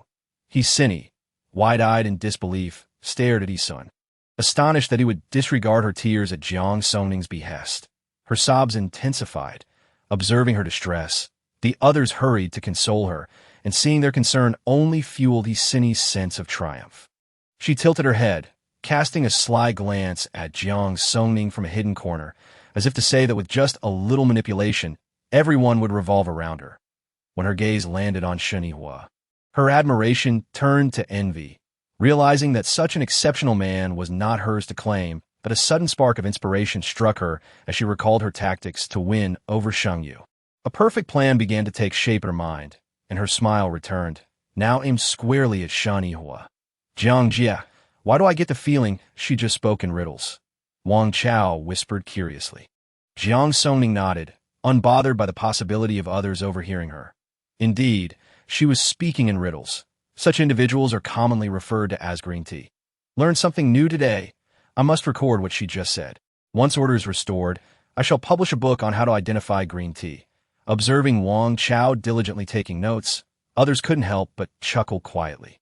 Chapter 248. Collaborating with the He family.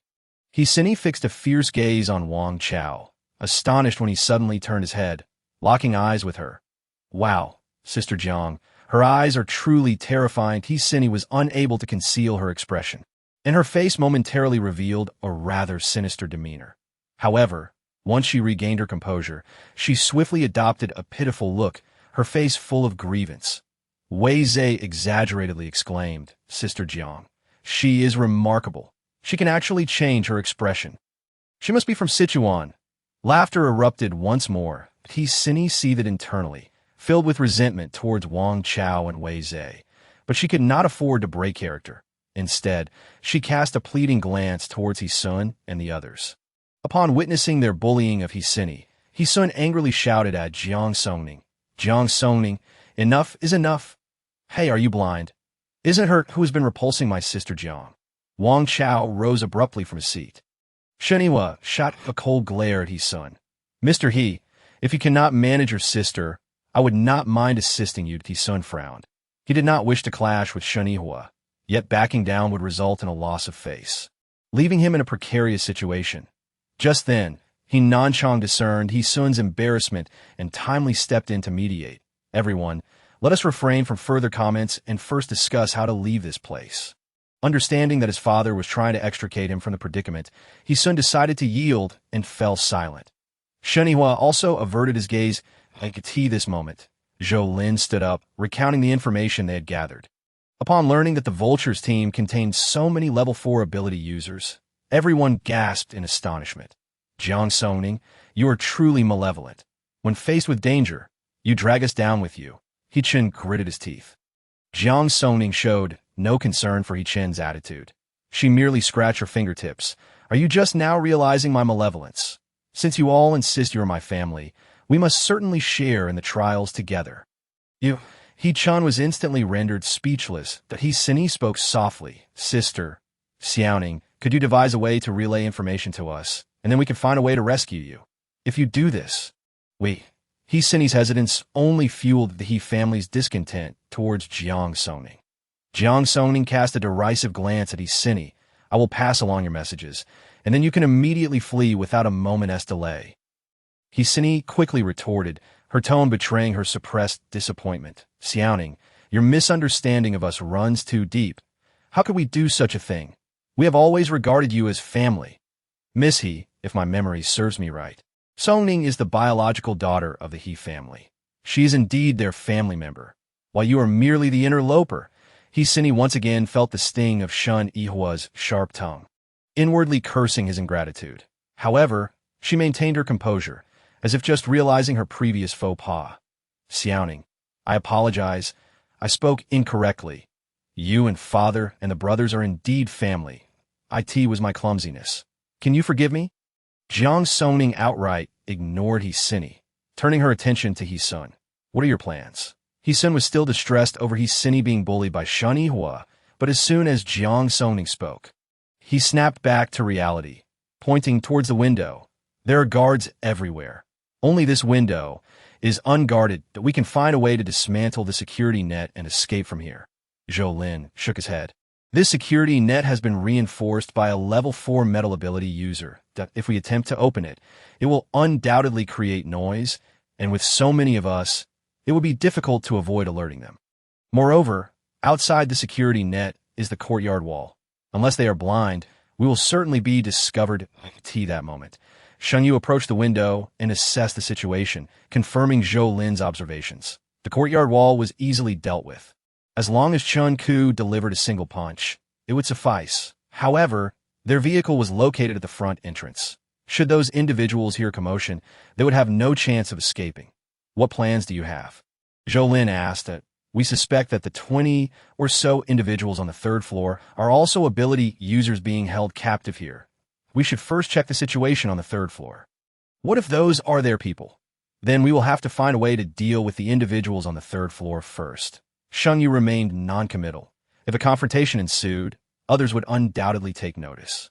While the two teams combined had around 20 individuals, they were not without a fighting chance. However, if the Vulture and the other level 4 ability users who had invited them and were involved, they would likely find themselves facing certain doom. They were like crabs in a barrel. Having entered, they could only swallow their pride for the time being, as cooperation was their only chance of survival. With that in mind, it was prudent to consider the worst-case scenario. If the individuals on the third floor were indeed theirs, then you all shall handle the situation on the third floor, while our team takes care of the second floor. As for the Vulture and his entourage, leave them to Huai Gu and Songning. Zhou Lin articulated Shen Yihua's earlier arrangement. Shen Yu frowned. Are you certain? He was not worried for Jiang Songning's safety.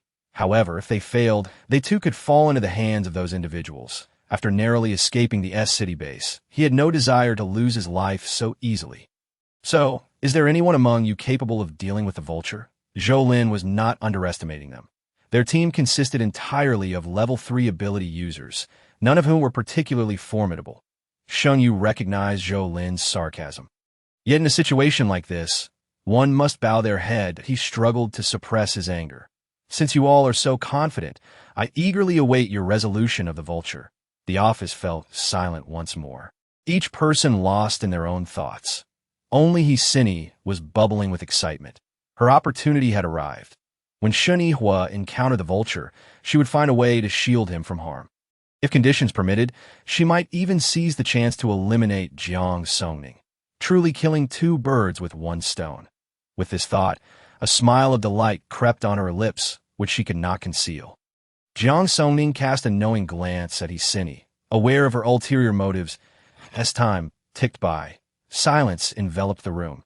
After nearly an hour, the sound of footsteps echoed from a distance, all on high alert upon hearing the footsteps.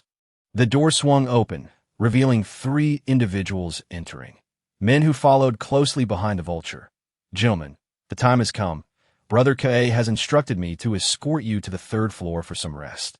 The group obediently trailed behind the 3 men as they ascended the stairs. Jiang Songning continuously scanned her surroundings with her mental energy. There were 19 individuals on the 2nd floor, among which 7 occupied the room closest to the edge. At that moment, she also heard the sound of machinery whirring. That room housed the man responsible for delivering meals, causing Jiang Songning's heart to shudder. Perhaps Shen Yihua's suspicions were indeed accurate. These people were conducting experiments on ability users. Chapter 249, The 3rd Floor. Upon reaching the 3rd floor, Jiang Songning finally discerned its layout. There was a large conference room, its doors and windows fortified by ability users. The 21 individuals were confined within this very conference room. Adjacent to it lay an office and a small meeting room, with several level 3 ability users stationed at the doors and windows. Jiang Songning discreetly assessed the few individuals guarding the entrances. They exuded a menacing aura, Clearly not individuals to be trifled with. They drew closer to the conference room. The metallic scent of blood thickened in the air. Jiang Songning's expression darkened. It was possible that those held captive inside were the ability users they had captured. The others also caught the scent of blood, yet their expressions remained unchanged, as if they were oblivious to any irregularities.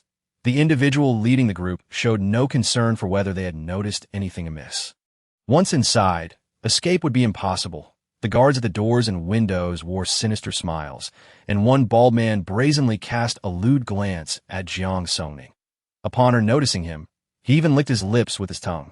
While the other men were less overt, their gazes were equally inappropriate, shamelessly appraising the four girls. Jiang Songning suppressed her revulsion and turned her gaze away from them. Shenihua wrapped an arm around Jiang Songning, his expression dark as he surveyed the group. Those men, sensing Shun Yihua's penetrating gaze, froze momentarily. It was only when Fei Ge led the others into the small meeting room that the bald man spat disdainfully at Shen Yihua. What a piece of work! When Dr. Nan is done with you, you'll be begging beneath me. Ha, bald man. Have you taken a liking to that pretty boy? The bald man wore a triumphant expression. You lot are clueless. There's a thrill in playing with women, but there's also a unique pleasure in men. This kid looks good. It must be quite the experience. Laughter erupted among the men, their voices loud enough for Jiang Songning and the others to hear. At this point, to remain unresponsive would be sheer folly. Jiang Songning glared at Fei Ge. Fei Ge, aren't you going to do something about them? Fei Ge dropped the pretense. What can I do if I don't intervene? Then please inform Brother Koei that we have been rude. Jiang Songning's voice was resolute.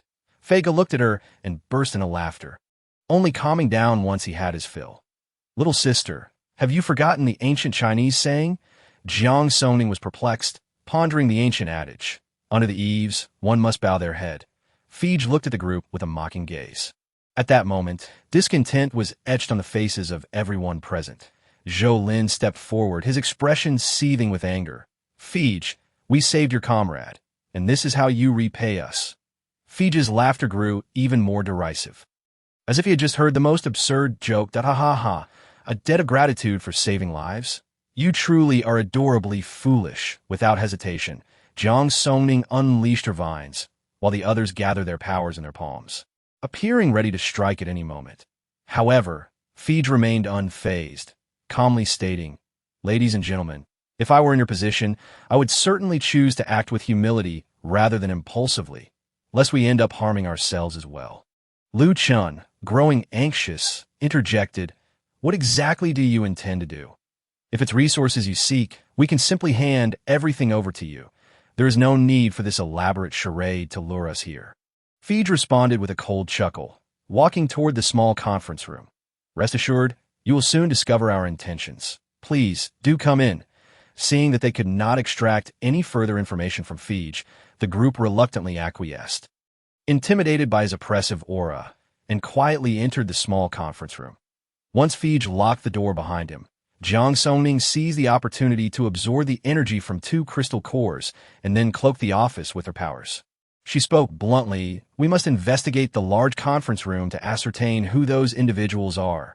Sheng Yu chimed in, I just checked the office. There are still 3 people resting inside. If we're to head to the large conference room, we must devise a way to avoid the 6 guards at the window, as well as the 3 in the adjacent office. Shenihua glanced at the sky, which was gradually brightening with the first light of dawn. Once morning arrives, they should change shifts, and surely they will take a moment to eat before resting. We can then find a way to slip out and take a look. The others had no objections, understanding that in order to avoid alarming those below, they had no choice but to wait for this opportunity. Who will undertake this task? He soon looked towards Shenihua. Let us send someone from our side. I will go. After a moment of contemplation, he soon decided, Luo Huai will go from our side. As a speed-type ability user, he could swiftly escape if danger arose, making him the most suitable choice. Once the decision was made, silence enveloped the small conference room once more. As the clock approached 7, the voices outside continued to spout lewd remarks. Jiang Songning, hearing their vulgarities, wished for time to hasten. She yearned to tear their mouths apart. With the passage of time, the temperature outside rose, and by 9 o'clock, it finally fell silent. The group outside began to doze off after a sleepless night. Jiang Songning retrieved a bottle of functional beverage from her space, distributing one to each person to help them stay alert. He-sun and the others felt a profound discomfort as Jiang Songning completely ignored them. He-sun was not coveting the drink. Rather, the memory of his sister, who once surrounded him with warmth and concern, now left him feeling a deep sense of loss. He-nan Chong feigned a cough, attempting to evoke Jiang Songning's sense of filial piety, lamenting his age and declining health, while noting their meager supplies of water and drinks. Yes, her father. This was the moment for Jiang Songning to express her gratitude to him. Yet, Jiang Songning pretended not to notice He-nan Chang's gestures, drinking her beverage with indifference. Seeing her blatant disregard, He-nan Chang felt a momentary embarrassment before quickly regaining his amiable demeanor. Wei Zhe and Wang Chao wore expressions of glee, laughing and sipping their drinks, completely dismissing He-nan Chang's presence. He-nan Chang's anger simmered beneath the surface, but he could not reveal it and thus suppressed his fury. As the clock approached 11:50. Commotion erupted outside once more. Sheng Yu sensed the shift, and both he and Jiang Songning focused their mental energies on the unfolding situation. The three individuals in the office exited their room, heading straight for the bald man. Baldy, you all can return to rest now. The bald man stretched and yawned. All right, we'll leave this to you. With the bald man's departure, the others gradually returned to the office to rest. At this moment, only 3 individuals remained on guard. The group was taken aback by the caution displayed by these guards as they exchanged shifts in the main hall. Shiniwa knew they had to revise their strategy. He turned to Sheng Yu. Is there a way to temporarily incapacitate those 3? I'll give it a try, but you must act quickly. I can only maintain it for a minute at most. That should suffice. As soon as the bald man and his crew fall asleep, we'll act immediately. Shun Yihua intended to deal with these individuals, and it would be no inconvenience to eliminate the 3 guards ahead of time. Jiang Songning utilized her mental powers to survey the situation below. The bespectacled man, referred to as Dr. Nan by the bald man, was currently absent from his room. Aside from the 3 guards, everyone else on the second floor had already retired. On the first floor, 5 individuals stood guard while the rest rested in the adjacent office. This might be an opportunity. Jiang Songning relayed her findings. If the ability users in that room are all captives, we can act now. With their aid, our chances of success will significantly improve. Shun Yu concurred with Jiang Songning's assessment. It's feasible, but the air is thick with the scent of blood. Those individuals may be seriously injured. At this moment, Su Lin spoke up. I possess healing abilities. If I recall correctly, Missy also has healing powers, correct? He was well aware of Su Lin's implications, but since this plan originated from Jiang Songning, she had no desire to cooperate. Nevertheless, with everyone in agreement, she reluctantly smiled and replied, I will comply with your wishes. Su Lin regarded He with a knowing smile, yet she felt an inexplicable discomfort under his gaze. As if he could see through her facade, she instinctively turned her head away, unable to meet his eyes. Su Lin, in a teasing tone, remarked, Miss He, I trust you are aware of the challenges that lie ahead. I hope you can discern right from wrong and refrain from engaging in actions that would harm others while benefiting yourself. He felt embarrassed, biting her lip, appearing both pitiful and innocent. Su Lin, I am not that kind of person. I don't know where you heard such things, but my conscience is clear.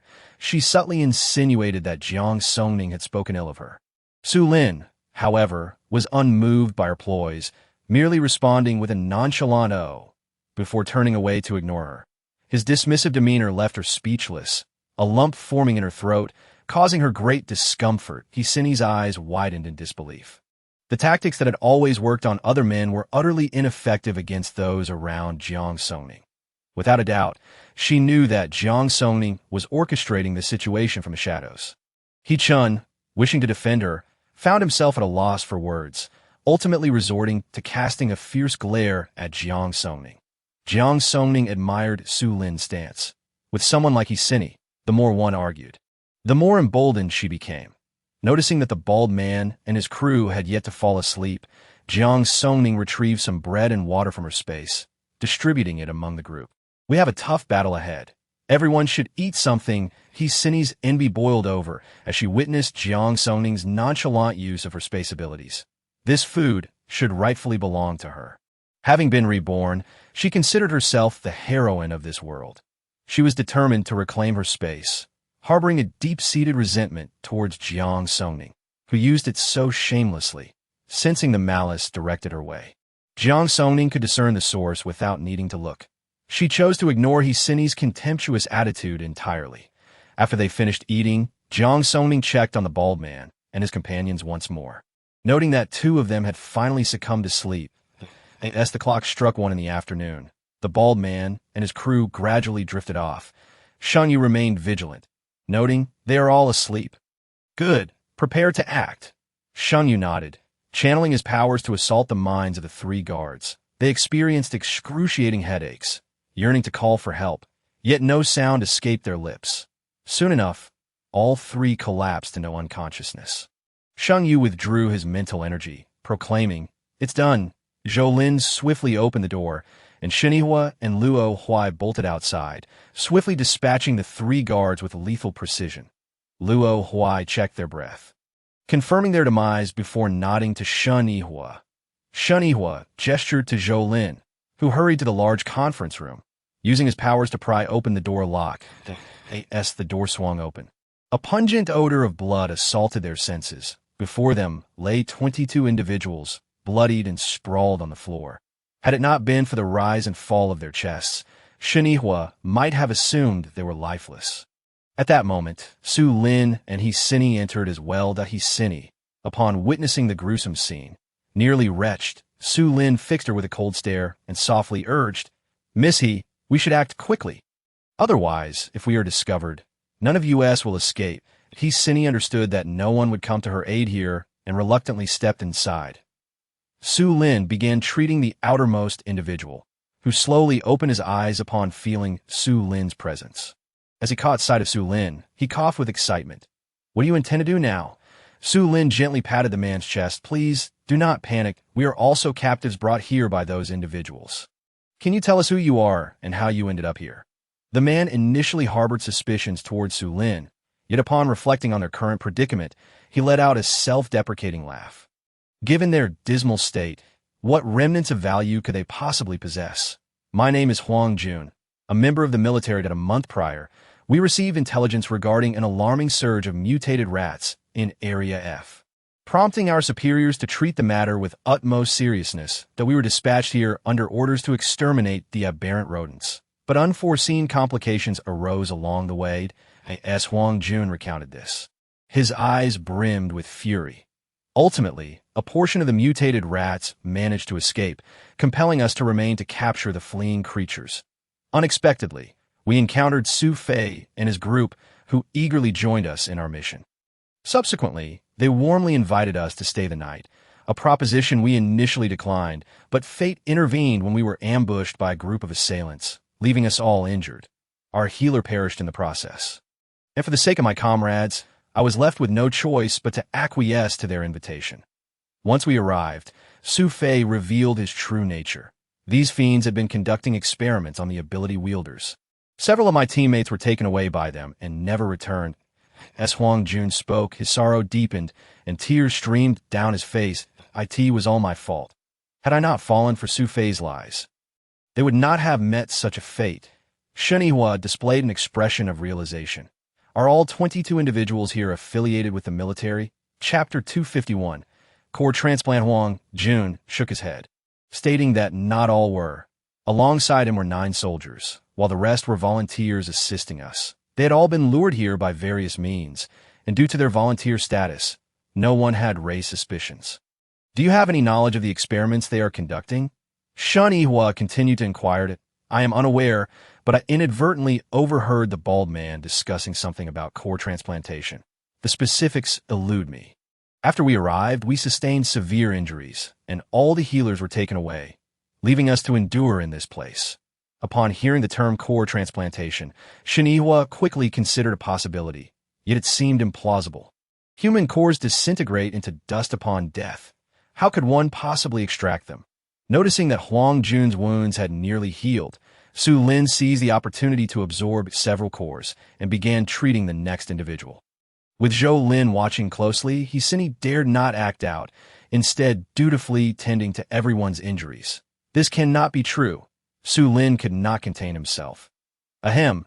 It is indeed possible that I once overheard the commander mention that a person in City S had succeeded. By the time the base discovered it, he had already killed over 100 ability wielders, and the S-City base has been secretly searching for him ever since that moment. The individual whom he Cine had just revived managed to speak, albeit laboriously. However, that person was a psychic ability wielder, accompanied by several formidable allies. Time and again, the base's personnel attempted to pursue them, but they always managed to escape. Upon hearing this, Shenhua immediately thought of Shengyu. If this individual were indeed him, it would explain why he could not perceive Shengyu's earth abilities. Jiang Songning, who had been using her psychic powers to monitor the situation, also immediately thought of Shengyu. Though she betrayed no outward sign, Shengyu cast a glance at Jiang Songning. Upon seeing her lack of reaction, he withdrew his gaze. His thoughts of Shengyu raced through Shenhua's mind. A sense of urgency enveloped him. Regardless of whether Shengyu was that individual, he needed to reconsider whether to eliminate him. The issue of core transplantation was akin to the liver transplant surgeries prior to the apocalypse, fraught with both advantages and disadvantages. Should this experiment prove successful, it could serve as a boon for many ordinary individuals, granting them abilities to protect themselves. Yet, in the current chaotic environment, where individuals commit heinous acts in pursuit of core transplantation, innocent lives are lost, necessitating the eradication of the vultures. Moreover, only the singular successful subject knows if there are any side effects. If it is indeed Shengyu, acquiring the experimental data from him becomes imperative. He is not a benevolent individual, and his ruthlessness in action means that the data in his possession could endanger countless lives. Regardless of his future, given his past deeds, he must remain confined within the base, never to roam free again. If there is a genuine possibility, then the vulture's objectives may align with that individual's. Huang Jun fell silent for a moment before speaking. When we arrived here, it was reported that over a dozen ability wielders had already perished. With a preference for targeting rare abilities, such as healing and spatial powers, the AS for the absence of psychic and lightning ability wielders is due to their scarcity. They are simply never encountered. Shenhua furrowed his brow, recalling the gazes directed at him by those individuals, finally comprehending the underlying reason that he surveyed the abilities present among those gathered. Apart from metal, wood, water, fire, and earth, no other abilities were evident. They must find a way to eliminate these threats. Otherwise, they would become a scourge. Shenhua then relayed the identity of the vultures to Huang Jun. Huang Jun finally recalled why he felt an uncanny familiarity upon first encountering Shan Kuei. He had never anticipated that their mission would lead them into the clutches of the vultures. The individuals here are all volunteers from City F.D. Oh, you have any plans? We will cooperate fully. Very well. We indeed require everyone's assistance. After stating this, Shenhua produced some bread to distribute to the revived individuals. Huang Jun had already regained his strength, and 4 or 5 others gradually awoke. Upon seeing Shenhua and his companions, these individuals instinctively recoiled in fear. Huang Jun quickly reassured them in a hushed tone, urging them not to be alarmed. They were here to rescue them. As for what to do next, they would discuss it once everyone regained consciousness. With Huang Jun's comforting words, the individuals began to relax.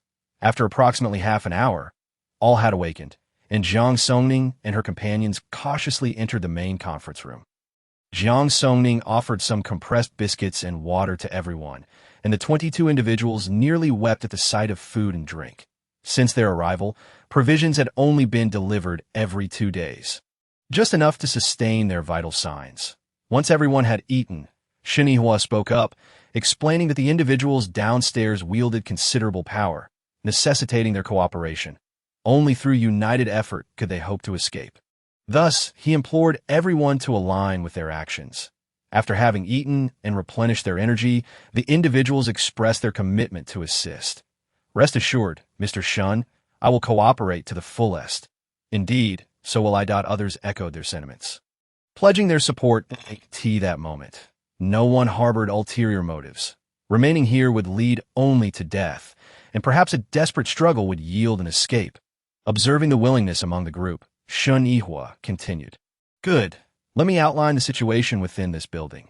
Everyone must pay close attention to their respective tasks. Time is of the essence, and we must act before nightfall to eliminate the threats. Huang Jun. There are 6 ability wielders on the 3rd floor. You will lead 8 individuals to deal with them. As for the 2nd floor, there are currently 15 ability wielders, most of whom are at level 4. So our team will handle that. Point 8 of your group will accompany us to assist in neutralizing the level 3 ability wielders stationed by the windows. Regarding the 1st floor, Shen Yihua glanced at Sheng Yu and Yisini, entrusting them with the 1st floor along with the remaining individuals. Shen Yihua was reluctant to place Sheng Yu and his team in charge of the 1st floor, yet with 2 level 4 ability wielders guarding it. Huang Jun's group, being merely level 3, stood no chance against them. Thus, the responsibility fell upon them, and Shen Yihua prepared himself for the possibility that they might not return to rescue the others once they had dealt with the 1st floor threats. Sheng Yu could discern Shen Yihua's reluctance, yet this burden was theirs to bear. However, he had no intention of fleeing, as he coveted Jiang Songning and Shen Yihua's abilities and did not wish to see them come to harm. After all, lightning abilities were exceedingly rare, and since the apocalypse began, this was his first encounter with a lightning ability wielder. Chapter 252. Confrontation. After organizing everyone, Shen Yihua announced the commencement of their operation. Each individual took their positions, and once prepared, they cautiously descended the stairs. Huang Jun led a few individuals to surround the 3rd floor office, waiting for the signal to act. Shen Yihua took the lead. Mindful that with so many people, it would be difficult to avoid making noise, the guards on the 2nd floor quickly sensed something was amiss. Jiang Songning swiftly employed her psychic powers to silence 2 individuals who attempted to shout. Once they were subdued, Shen Yihua and Fang Jingyuan swiftly drew their daggers, plunging them into the hearts of the 2 guards. Using the same technique, Jiang Songning immobilized the guards positioned at the stairway. After eliminating those 2, Sheng Yu led his group swiftly downstairs. You all, go take care of the remaining guards by the windows. Yuan, you and your group handle Dr. Nan and his associates, Jiang Songning. Su Lin, Wang Chao, and I will confront the vultures. With their roles assigned, everyone prepared to spring into action at that moment. Jiang Songning noticed the door to the room occupied by the vultures had swung open. The group tensed, their eyes fixed in that direction. Mere seconds later, they beheld the vulture emerge, flanked by 3 level 4 ability wielders. The vulture surveyed the fallen individuals on the ground, his gaze dark as it flitted among them until it settled on Shen Yihua. It seems I have underestimated you all. Vulture, your days are numbered. Upon hearing that Shen Yihua knew of his existence, the vulture erupted into raucous laughter, exclaiming, "Ha ha ha! Who would have thought my name would resonate so widely that you recognize me?" However, after his mirth subsided, his expression darkened like a stormy sea. But I am rather averse to being addressed by my title. Now that you are aware of my identity, you shall all remain. With that, he commanded his companions to launch an attack. Jiang Songning and Shen Yihua swiftly countered the assault from 2 of their assailants, while Fang Jingyuan and the others seized the moment to flee towards the location of Dr. Nan. Su Lin took the opportunity to retreat to the stairwell, preparing to strike from the shadows. Noticing Fang Jingyuan and his group heading towards the laboratory, the vulture moved to intercept them. Jiang Songning promptly summoned her companions, Tuanzi and Tang Yuan. Once the bear emerged, it charged at the vulture with great speed. The vulture, seasoned in combat, instinctively stepped back upon seeing the bear, allowing Tuanzi to exploit the opening and attack that in response. The vulture conjured a fireball aimed at Tuanzi, who narrowly evaded the strike. Meanwhile, Jiang Songning and Shen Yihua engaged the remaining 3 opponents. Although these foes lacked the vulture's experience, they were nonetheless formidable and agile, each at level 4, including 1 Earth-type ability user. For a moment, Jiang Songning and Shen Yihua found themselves challenged. With Tuanzi and the others keeping the vulture occupied, the duo could concentrate on the 3 adversaries.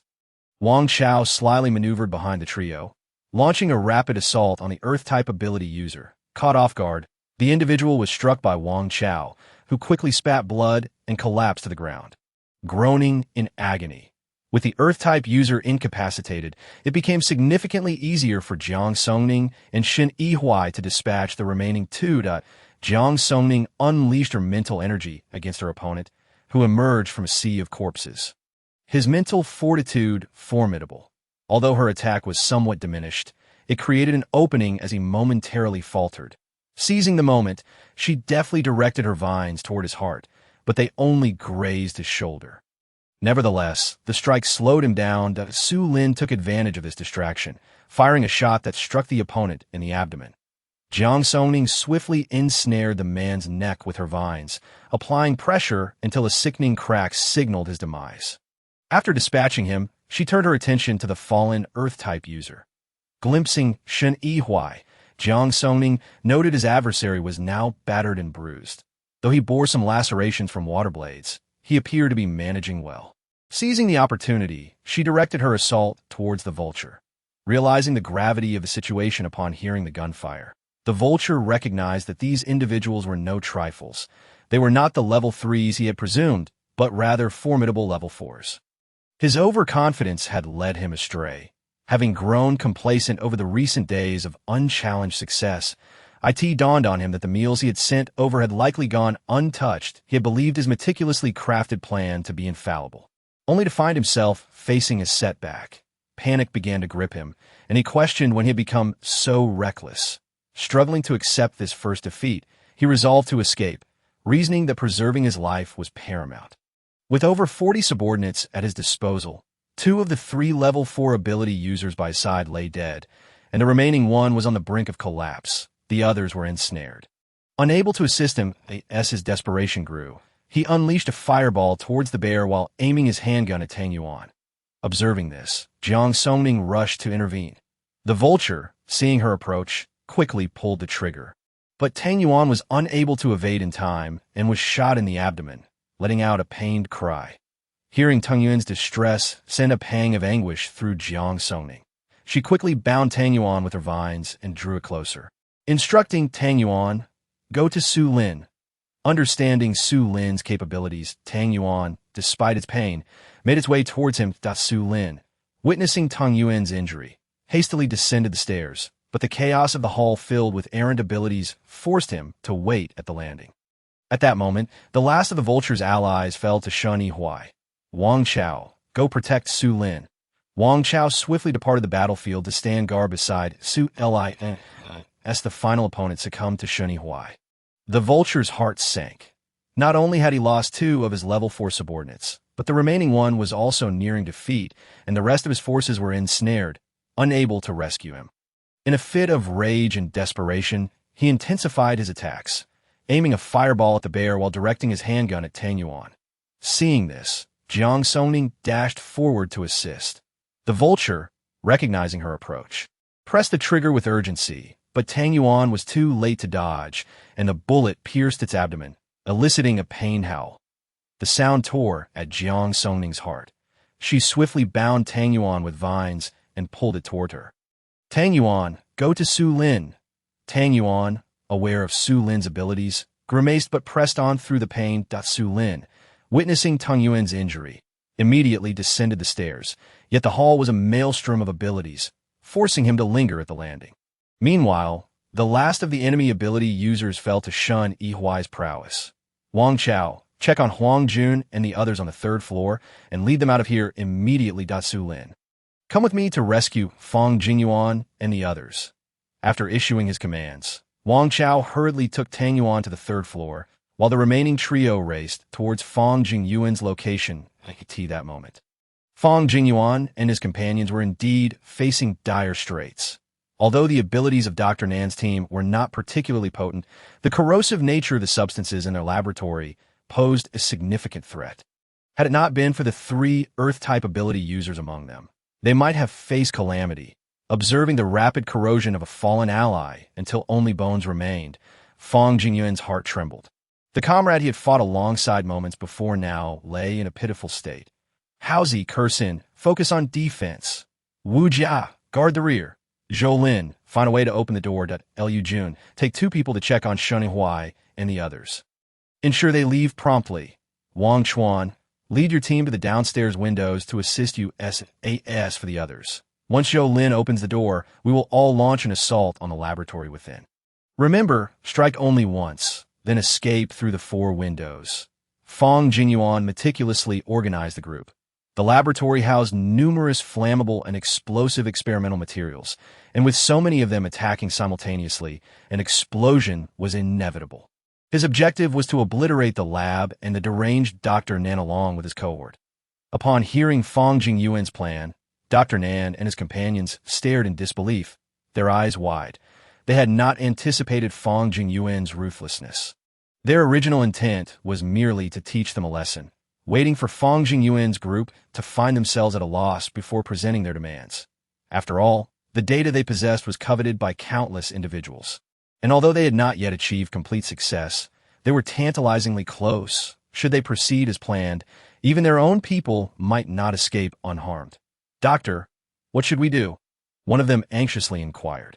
Still young and unwilling to face death, Dr. Nin found himself at a loss, but, steeped in pride, believed that everyone would value the data he held. This thought bolstered his confidence. They wouldn't dare go through with it.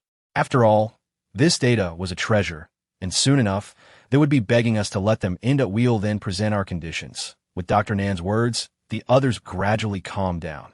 Indeed, who wouldn't he be tempted by such data?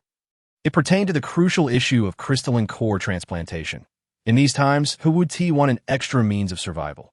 Meanwhile, outside, Fong Jingyuan remained oblivious to their thoughts, as who Curson and Song Hao prepared. He directed Zhou Lin to open the door. As Zhou Lin complied. The laboratory door slowly creaked open. Inside, Dr. Nan and the others were still lost in their fantasies, awaiting Fong Jingyuan's group to engage in negotiations. However, the relentless sounds of abilities clashing from below stirred a sense of unease within them. The moment the laboratory door swung open, Dr. Nan beheld the scene at the entrance and felt as though Fong Jingyuan was threatening him. "If you agree to my terms, I will hand over the experimental data."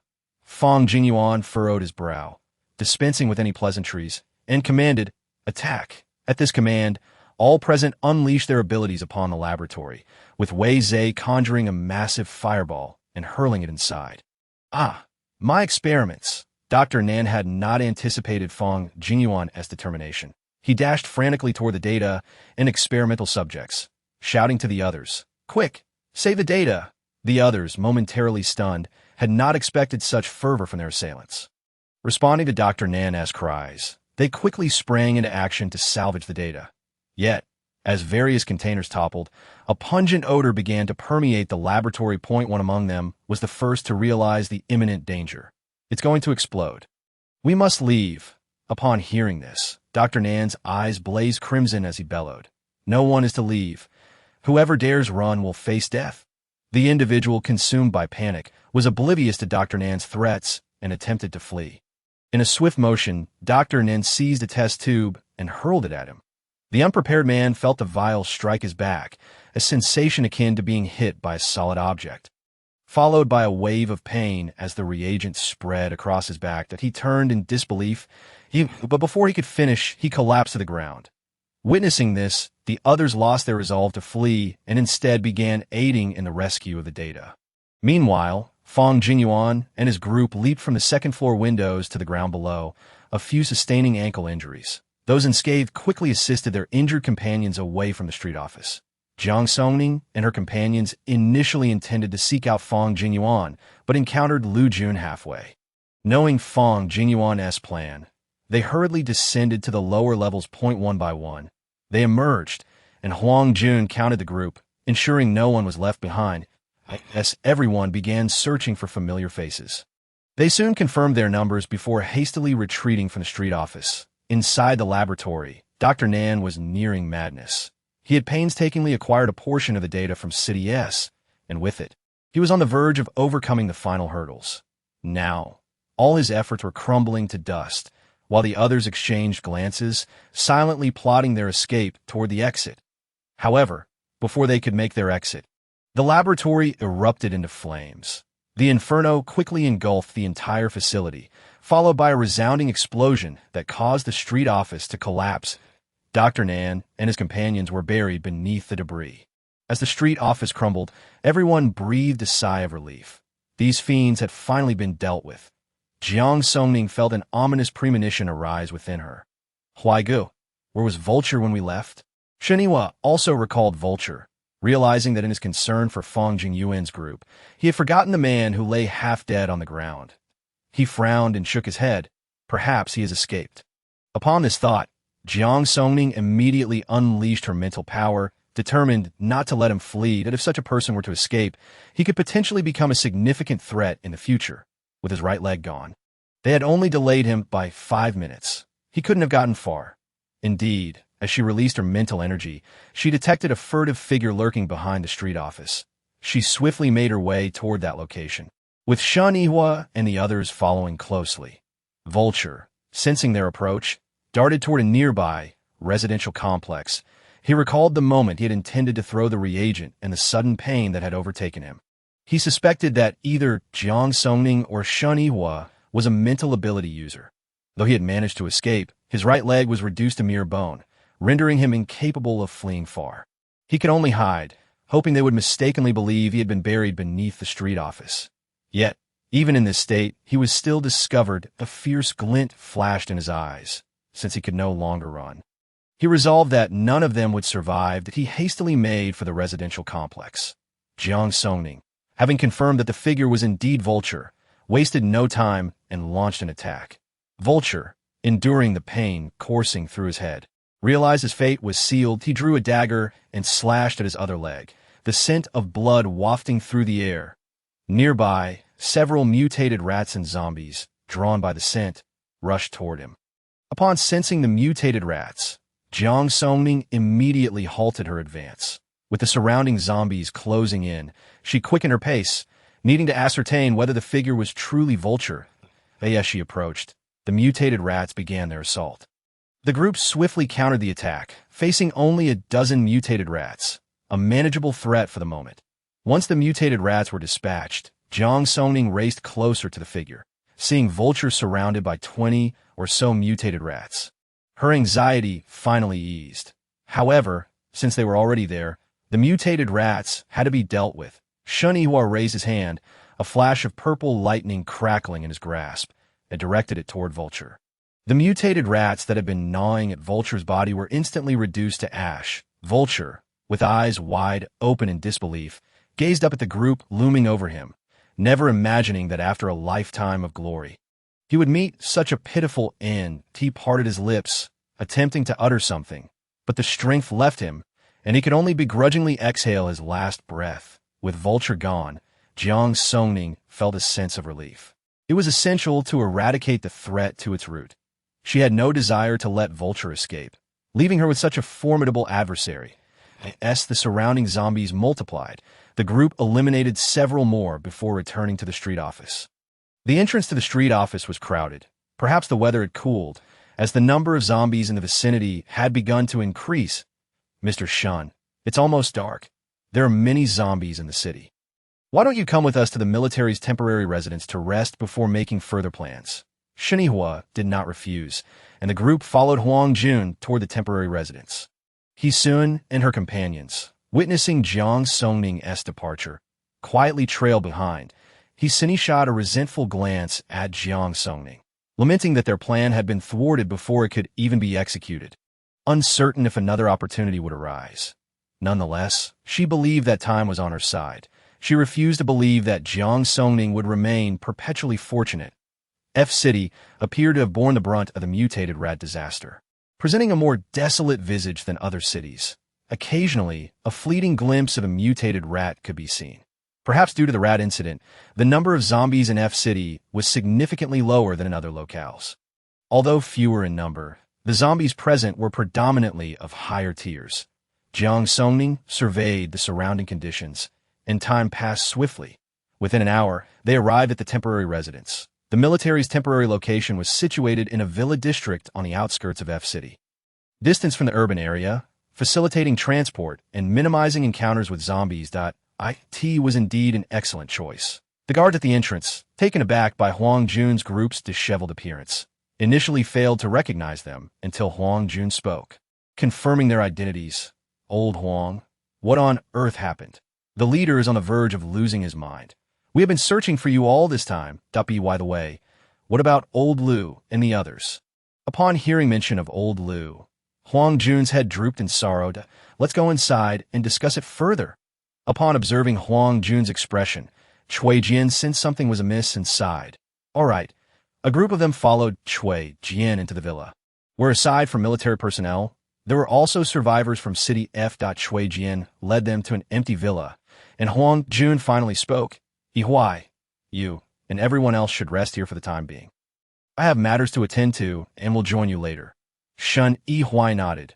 Okay, you go ahead and handle your business. Huang Jun took the ability users accompanying him away, leaving only Shun Yihuai and the He family at the villa's entrance. He stepped inside first, with the He family following closely behind.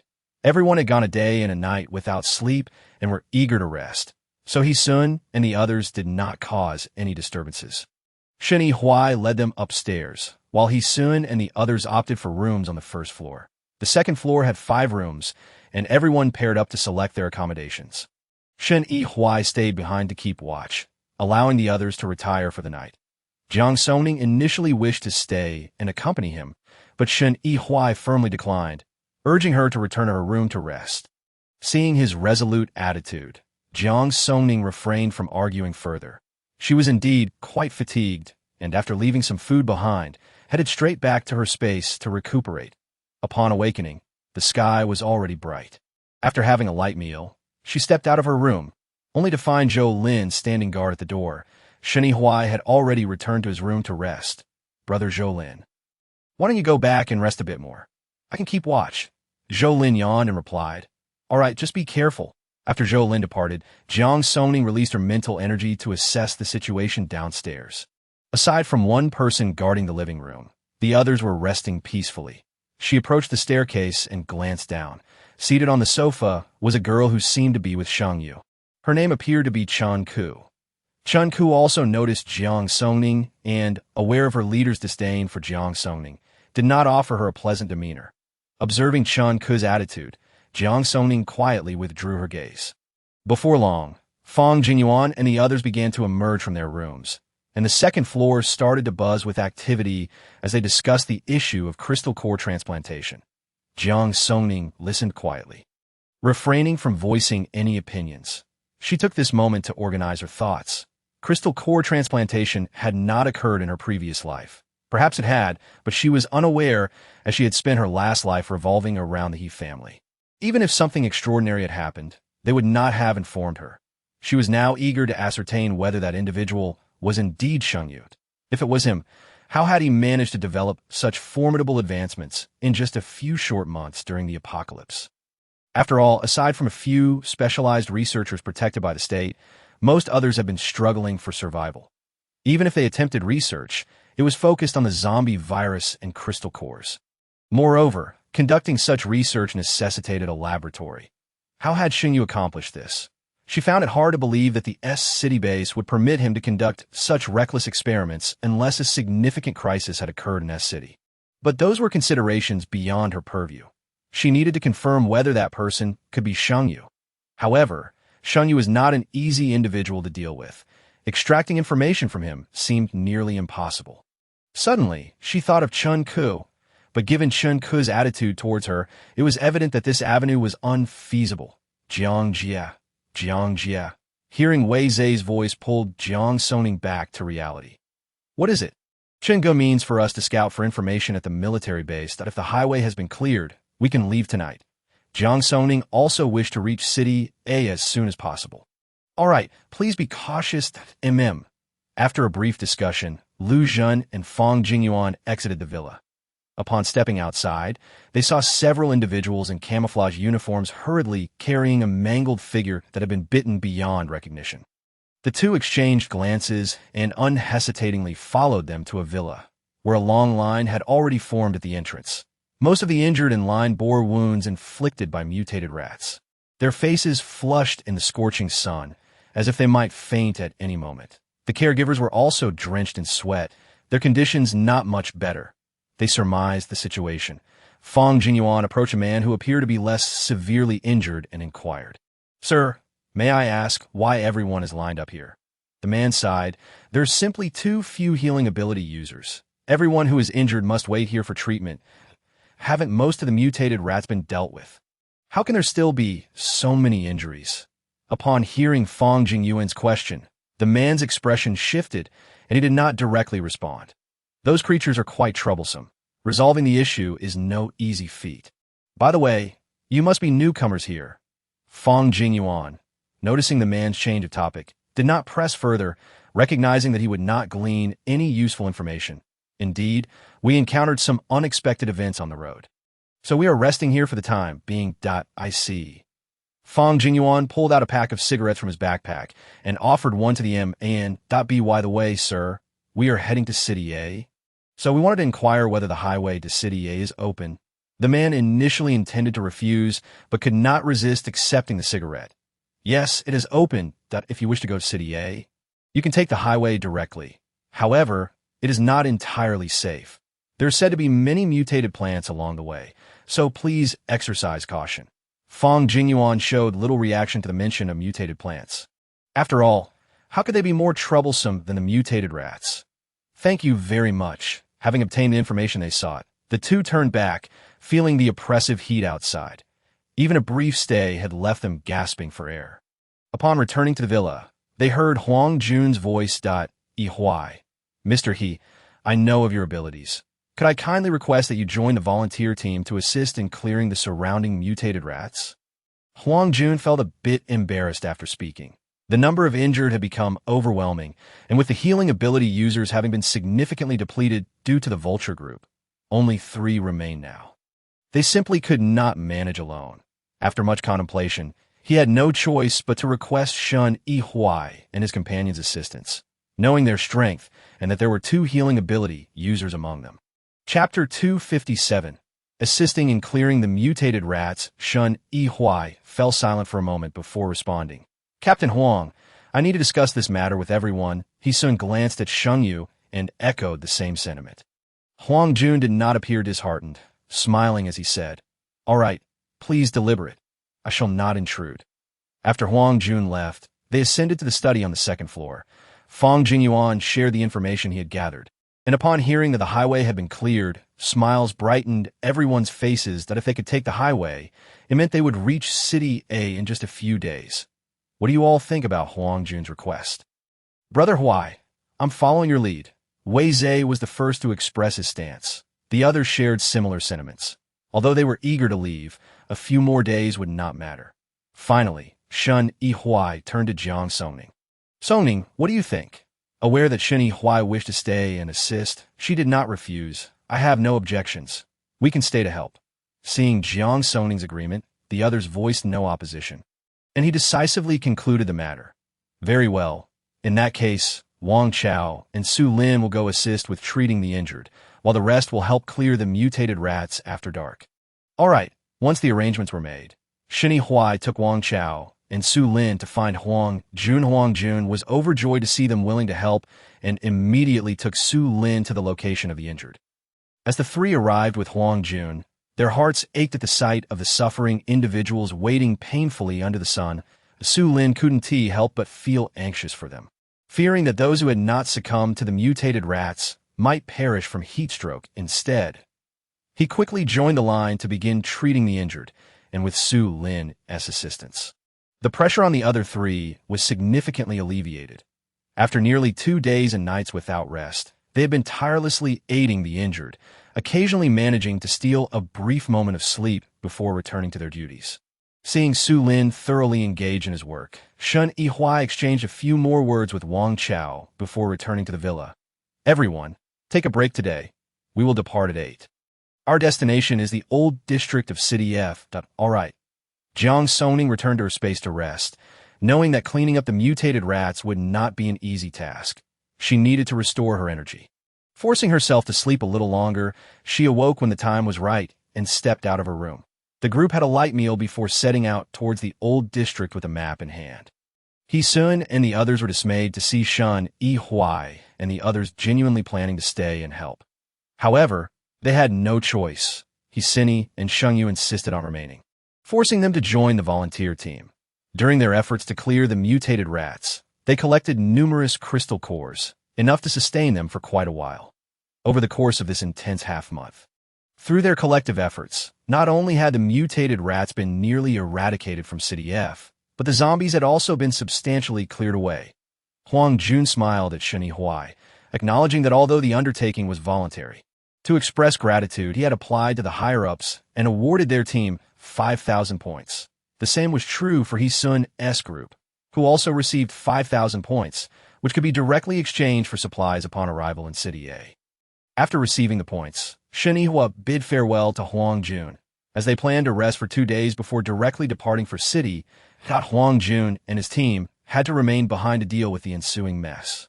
And City F also needed to begin establishing a base, so their return was not imminent. Upon arriving back at the villa, everyone retreated to their rooms and collapsed into sleep, utterly exhausted from the recent events. After returning to her space, Jiang Songning first harvested the crops and fruits within, then checked on Yu, whose belly had grown increasingly large, indicating that she was about to give birth. Jiang Songning took a blanket and placed it in the Yu's nest, ensuring there was enough water and food before finally going to be. As thoughts of their imminent arrival in City swirled in her mind, she found herself tossing and turning, feeling an unexpected sense of homesickness. It had been 7 years, across both her past and present lives, since she last saw her brother. Eventually, she could not recall how she fell asleep, only to awaken at 10 o'clock that night. After having a bite to eat in her space, she exited her room, where the others were already awake and waiting in the study. Huang Jun handed Shen Yihua a map, detailing the route they had taken to City F, with annotations marking potentially dangerous locations. Most highways were situated in remote areas, thus harboring a greater abundance of mutated plants while encountering far fewer zombies. Zhou scrutinized the marked locations on the map, noting that mutated plants were adept at concealing themselves, making them difficult to detect, which posed considerable danger along their journey. Wei Zhe waved his hand dismissively, stating that they had already overcome numerous challenges and were not afraid of these minor mutated plants. Observing Wei Zhe's nonchalant attitude, Fang Jingyuan could not help but pour cold water on him. Our smooth journey thus far is due to our vigilance and a stroke of good luck. Having not encountered anything too troublesome, do not let your guard down. Zhou Lin chimed in, reminding them that their luck could not be guaranteed indefinitely. De Yuan is correct. While mutated plants may appear manageable, that is only because we have not encountered anything significantly stronger than ourselves. That if we were to face 5th or 6th tier mutated plants, we would find it exceedingly challenging. Wei Zhe retorted, I was merely speaking casually. Why are you both suddenly lecturing me? Fang Jingyuan sighed, as long as you understand the gravity of the situation. Noticing that everyone was discussing their upcoming route, Jiang Songning glanced at Shen Yihua, signaling him to step out for a conversation. Shen Yihua followed Jiang Songning back to her room, where she immediately enveloped the space with her mental energy to prevent Shen Yu from eavesdropping. What is the situation? Shen Yihua shook his head, explaining that even Ding Tuan was unaware of the specifics. He only knew that someone in City S had indeed managed to research crystal core transplantation and had already implemented it. The identity of that individual was kept confidential, and anyone aware of the matter had also been sworn to secrecy. What is the higher-up stance? This was the aspect Jiang Songning was most concerned about. It should be similar to our speculations. They also wish to obtain that data. Our awareness of it seems to be a fortunate accident. Ding Tuan's intention is for us to keep it confidential. Jiang Songning fell silent. If the higher-ups wanted that data, it would complicate matters regarding Shen Yu. Did you inform Ding Tuan of your suspicions about Shen Yu's identity? Shen Yuan nodded, acknowledging the gravity of the situation. Since the vultures had acquired this information, his subordinates would undoubtedly learn of it as well. Those individuals were unscrupulous and would likely seek ways to conduct research in this area. Chapter 258. Contemplating action against Hesini as more individuals became aware of this matter. The number of those harboring ulterior motives would also increase. The higher-ups could not afford to be indifferent, regardless of how many innocent lives were sacrificed in the pursuit of this research. Nevertheless, in the current context, this research ultimately held greater benefits for humanity than drawbacks. Perhaps it would yield even greater value in the future. Thus, before arriving in City A, they not only could not act against Shen Yu, but they might also need to protect him should he encounter danger. The thought left Jiang Songning feeling quite frustrated. Sheng Yu had sacrificed so many lives for his experiments, and simply because these experiments held value. They were expected to endure, with the higher-ups unlikely to take action against him, that if they could obtain that data ahead of time, perhaps their frustrations could be alleviated. Noticing Jiang Songning's agitated demeanor, Shen Yihua reached up to gently ruffle her hair, reminding her that she was still a young woman of just 20 and perhaps a little too impatient. Oh, not be upset. The world operates this way. It is not merely black and white. I assure you, once we confirm that Sheng Yu is indeed that individual, I will not let him off easily. Suddenly, an idea sparked in Jiang Songning's mind. Do you think Sheng Yu's appearance could be related to Zhou Yangfan's death? Shen Yihua indeed had suspicions, but had refrained from voicing them, fearing it might distress Jiang Songning, that he had not anticipated that she would grasp the crux of the matter so swiftly. I have also wondered about that. Zhou Yangfan's death left He Sini without support upon her arrival in City A, but with Sheng Yu is a different story. That data serves as their lifeline. No wonder he dares to swagger into City A, Jiang Songning exclaimed, cursing the heavens once more. Brother Hua, I want to try directly acting against He Sini, that if I can disable her abilities, I would like to see how Sheng Yu reacts. Shen Yihua paused for a moment before responding. All right, let's give it a try. This could be a viable strategy. As long as He Sini were incapacitated, Sheng Yu, as one of the male protagonists, would undoubtedly intervene. Moreover, given He Sini's mindset, knowing she was a psychic ability user, she would surely seek ways to counteract Jiang Songning. That would present the opportune moment for her to take action, as she did not wish to remain passive any longer. Regardless of how many trump cards Sheng Yu possessed, she would expose them all. Under the current circumstances, it was inadvisable to act against He Sini. They needed to take action when she was alone. Otherwise, if they were discovered, Sheng Yu and his allies would undoubtedly intervene. Based on his observations over the past few days, Shen Yihua noted that He Sini was perpetually busy, even during sleep, accompanied by several individuals in rotation. This thought sent a chill down his spine. Hearing about such matters from others was one thing, but experiencing it firsthand was unsettling. Jiang Songning frowned, recognizing the predicament. What should we do? It was indeed challenging to disperse those accompanying her. Shen Yihua tapped his fingers on the table, and both fell into silence, given the attention those individuals paid to He Sini. They would surely leave someone to protect her if any issues arose. Moreover, with Jiang Songning situated just above, He Sini's companions would be no less vigilant. There would be no opportunity here, but once they were on the road, it might be different. Huang Jun had mentioned that there were many mutated plants along the way, and it would not be too late to take action then. Jiang Songning understood that this was the only viable option. If she acted during their journey, once Sheng Yu arrived at the City A base, his first course of action would be to perform the crystal core transplantation on He Sini at that point. It would be impossible for him to remain concealed. Furthermore, the transplantation would undoubtedly require a laboratory, granting the base significant leverage to acquire the data with ease, even if Sheng Yu were not that individual. Jiang Songning would not suffer losses. Without her abilities, He Sini would be merely an ordinary person. Given the nature of fate, it was likely that the person responsible for the transplantation or the data would be presented to He Sini, a scenario she found quite desirable. All right, we shall set off tomorrow, hoping for a smooth journey. She bore no murderous intent towards He Sini. Even if fate attempted to intervene, it would not be overly forceful, especially since she currently had no intention of killing her. In a post-apocalyptic world, ending a life was exceedingly simple. However, the female protagonist remained the female protagonist. If she could successfully disable He Sini's abilities, dealing with the others would become significantly easier.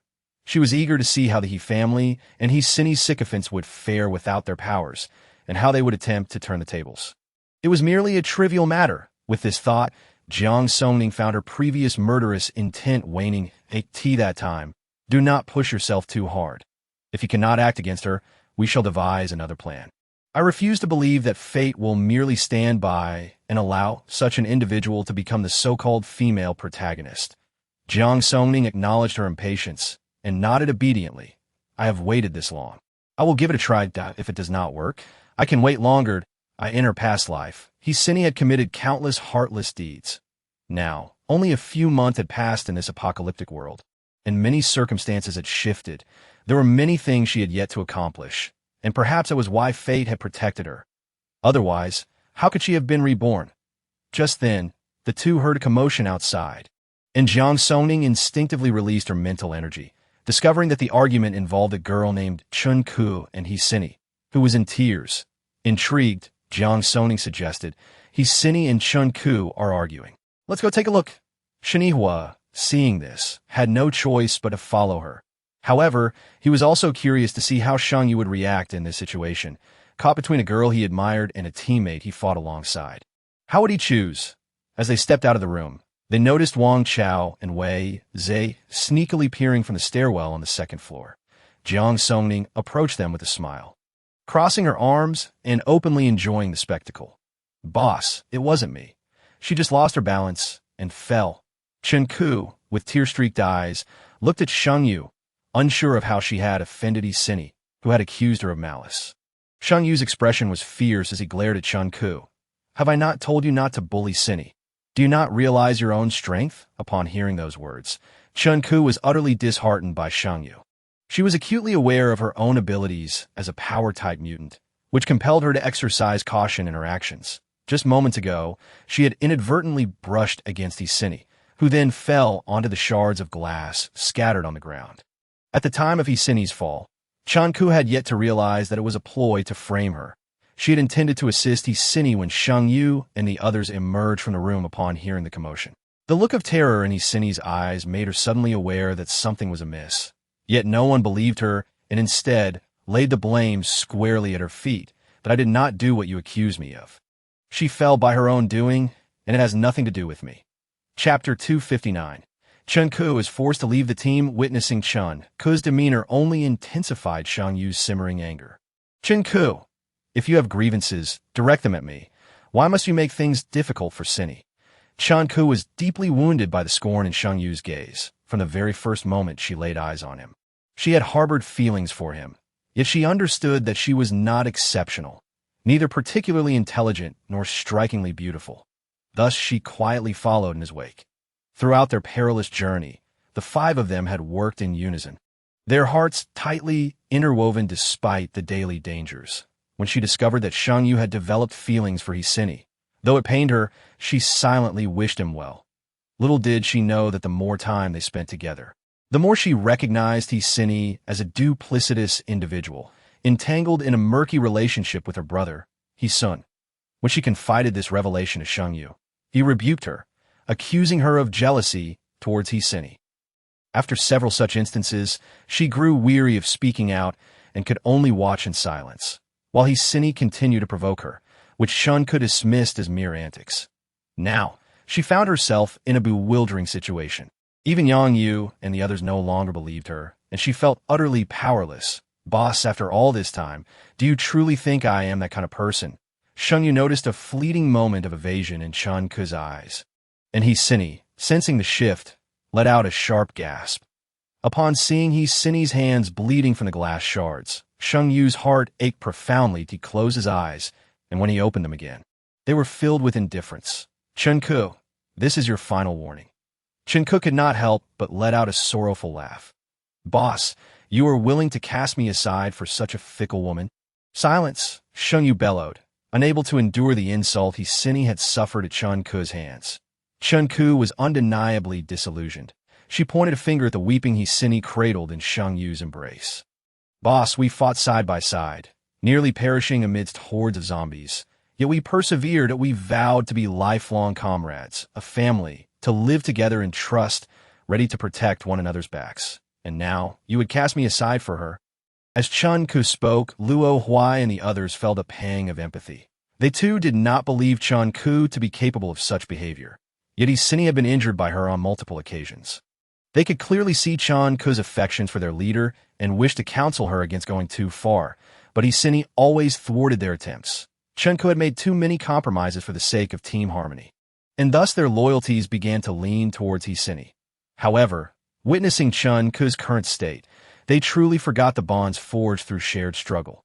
The three of them exchanged troubled glances between Shang Yu and Chun-Ku, one being their leader and the other their comrade, leaving them in a dilemma. This was not the outcome they wished to see. Chinku, how dare you reminisce about the past? You know full well I care for Cinny. Yet you continue to harm her time and again. Cinny has endured for the sake of team unity, while I, out of respect for our past, have tolerated your behavior again and again. But now, you brazenly bully her. This is simply unacceptable. Confusion clouded Chunku's eyes. When have I ever bullied her? You still refuse to admit it. You, fearing that Sheng would reveal past incidents, Cinny swiftly interrupted. Brother Sheng, please do not be angry that I fell because I lost my balance. It has nothing to do with Chunku. Please do not blame her. Chunku gazed at Sheng in disbelief. She just admitted it. She fell on her own. Truly not my fault. Sheng Yu's disappointment in Chunku only deepened. He understood that Cinny's words were meant to maintain team cohesion, hence her willingness to endure. Chunku, however, remained unrepentant. He closed his eyes and spoke with difficulty. Chunku, it's time for you to leave. The fervor in Chunku's heart was extinguished as though doused with cold water, leaving her feeling icy all over. She looked at Sheng Yu in disbelief. What did you say? Sheng Yu hardened his resolve and reiterated leave. Out of respect for our past friendship, I shall not make this difficult for you. As the weight of his words sank in, tears brimmed in Chunku's eyes. She silently regarded Sheng Yu and the trio, and upon seeing them turn their heads away, unwilling to meet her gaze, her heart shattered completely. Boss, this shall be my last time addressing you as such. I may leave, yet I must state this. I have never bullied Cinny, and I refuse to depart with a tarnished reputation. With that, Chunku turned her gaze to Cinny. I have seen through your tactics, but do not get too comfortable. She cast a meaningful glance at Jiang Songning, who was casually munching seeds at the staircase. There will always be someone to take care of you. Having spoken her piece, Chunku exited the villa. Cinny glanced at Jiang Songning, a fleeting glimmer of triumph crossing her features, for she viewed Chunku as merely another defeated foe. Applause erupted, as Wei Zhe could not resist exclaiming in mock admiration, Brilliant! Simply brilliant!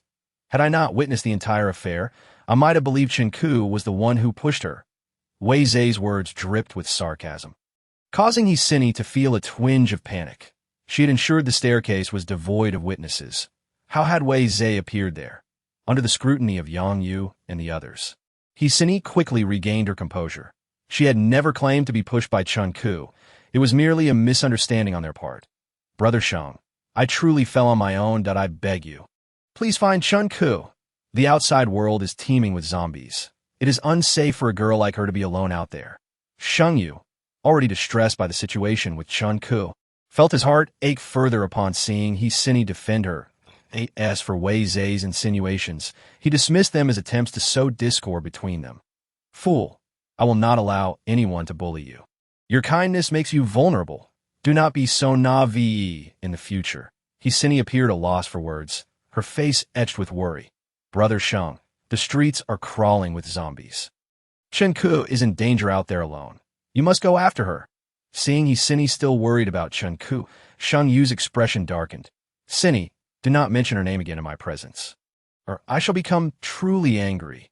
Cinny, sensing the seriousness of his tone, fell silent, fearing his ire. The other three, though saddened by Chunku's departure, felt powerless to intervene. After all, Sheng Yu was their leader, and his decision was final. What appeared to be a farcical drama seemed to reach its conclusion.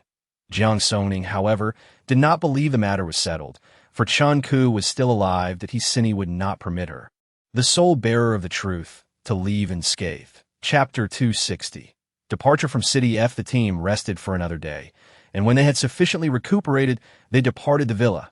They had no intention of concealing their departure from Isun and the others downstairs. Thus both teams left together. Jiang Songning had initially thought she would not see Chunku again, yet when she did, it was as if she had transformed into a mindless zombie. Had it not been for the familiar clothing and short hair, Jiang Songning might have failed to recognize her. She had not anticipated Cinny would act so swiftly. The previous day, upon Chunku's departure, she had instructed Wei Zhe to caution her, yet it seemed no warning had been heeded, resulting in this unfortunate fate. That it was regrettable that yet another good girl had fallen victim to Cinny's treachery.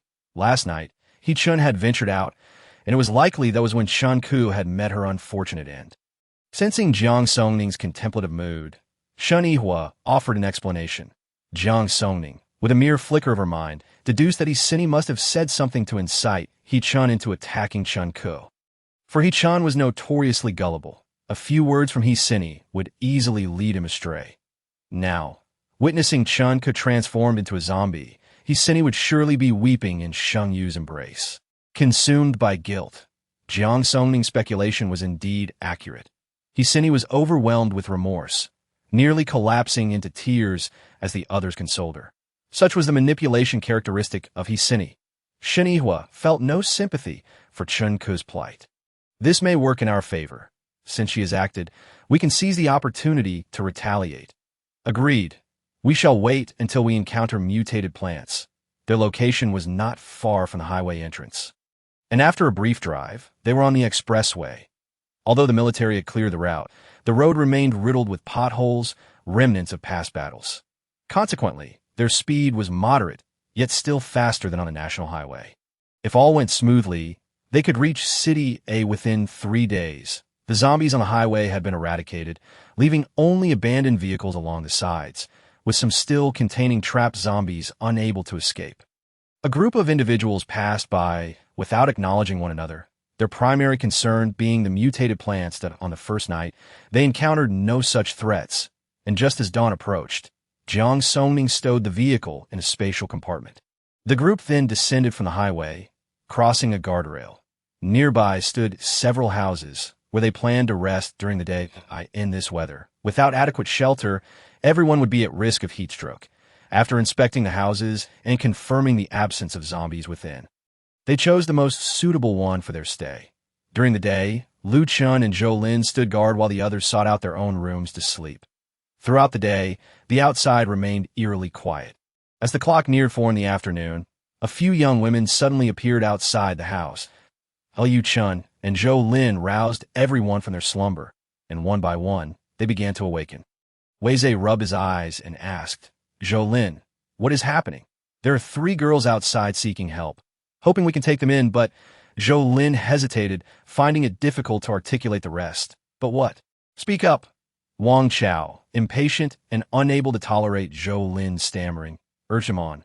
Zhou Lin, blushing, replied, "Just go take a look for yourself." Curiosity piqued, Wang Chao strode to the door, only to behold 3 scantily clad women standing pitifully at the entrance.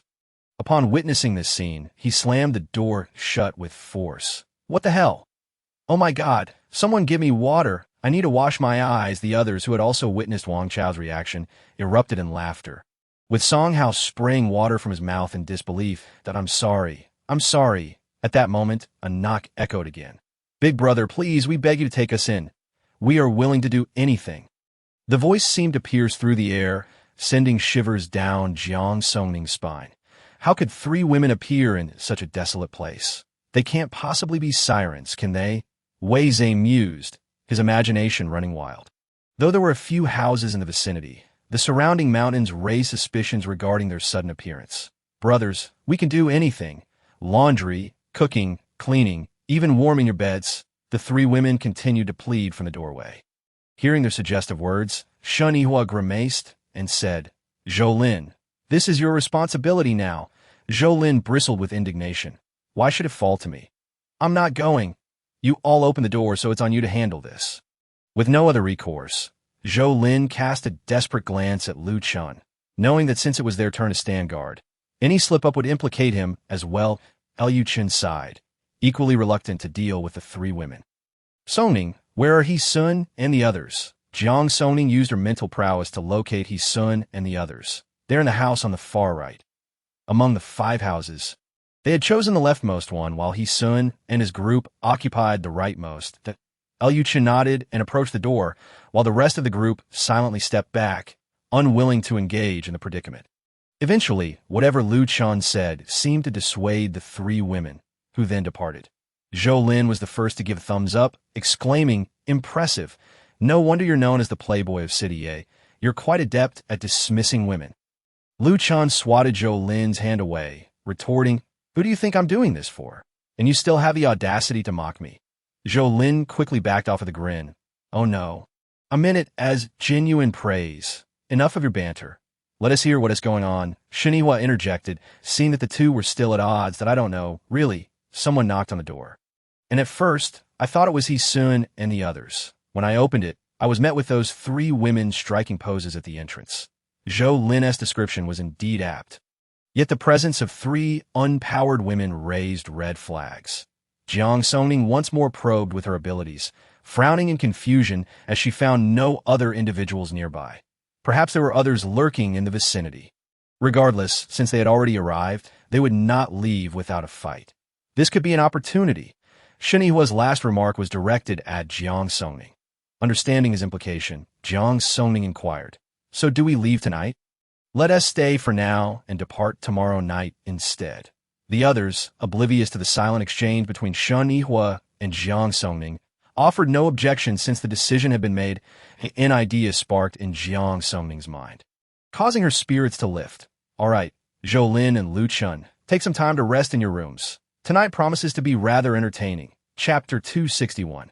Women with sinister intentions after Zhou and Lu Chun left. The rest of the group found themselves unable to sleep and began preparing something to eat. Jiang Songning extended her mental prowess to monitor the situation at Hisun's location. The three women had entered their house, and Jiang Songning was curious about what Lu Chun had said to persuade Hisun and the others to allow them inside. Unfortunately, Lu Chun had already retreated to his room for a nap, leaving her with unanswered questions. She kept an eye on their activities, while Shengyu remained vigilant, also using his mental abilities to observe their surroundings. Given that they were merely chatting, Jiang Songning did not intervene in Shengyu's scrutiny. Perhaps aware of Jiang Songning's watchful gaze, the group engaged in light conversation, avoiding any serious matters. The three women, however, showcased their lack of originality. They claimed to have been models before the apocalypse, and after facing hardship, had encountered some unscrupulous individuals who took advantage of them, discarding them once they tired of the game. Now, having escaped another such encounter, they saw the parked vehicles and decided to test their luck, only to find themselves face-to-face with Jiang Songning and her group, who remained resolute in their refusal to assist. Jiang Songning couldn't help but chuckle at their far-fetched tales. Yet, she doubted that Shengyu and the others would be swayed by such amateurish lies. Regret washed over her for not eavesdropping when Lu Chun had dismissed them earlier. After listening to the three women's fabricated stories, Jiang Songning noticed Hisun and his group approaching. Unable to glean any useful information, she retracted her mental focus and awaited their arrival. Sure enough, within 2 minutes, a knock resounded at the door. Wang Chao opened it to find Hisun and Luo Huai waiting outside. "What's the matter?" Hisun wasted no time, confronting Jiang Songning directly. "When did you become so shameless? You lack compassion yourself, and yet exploit Cindy's sympathy, sending those three scheming women our way. Are you even still a part of the He family?" Jiang Songning, sensing the shift in dynamics, replied coolly, "Hisun, have I perhaps given you too much leeway recently?" Hisun was momentarily speechless, unable to strike back or retaliate. In the end, he was the one left humiliated. Luo Huai cast a disdainful glance at Hisun before cheerfully addressing Jiang Songning. "Miss Jiang, don't take it to heart. We merely came to inquire at what time you plan to set out." Standing behind Hisun, Luo Huai's expression was not lost on Jiang Songning, that we plan to rest for the day and depart tomorrow night.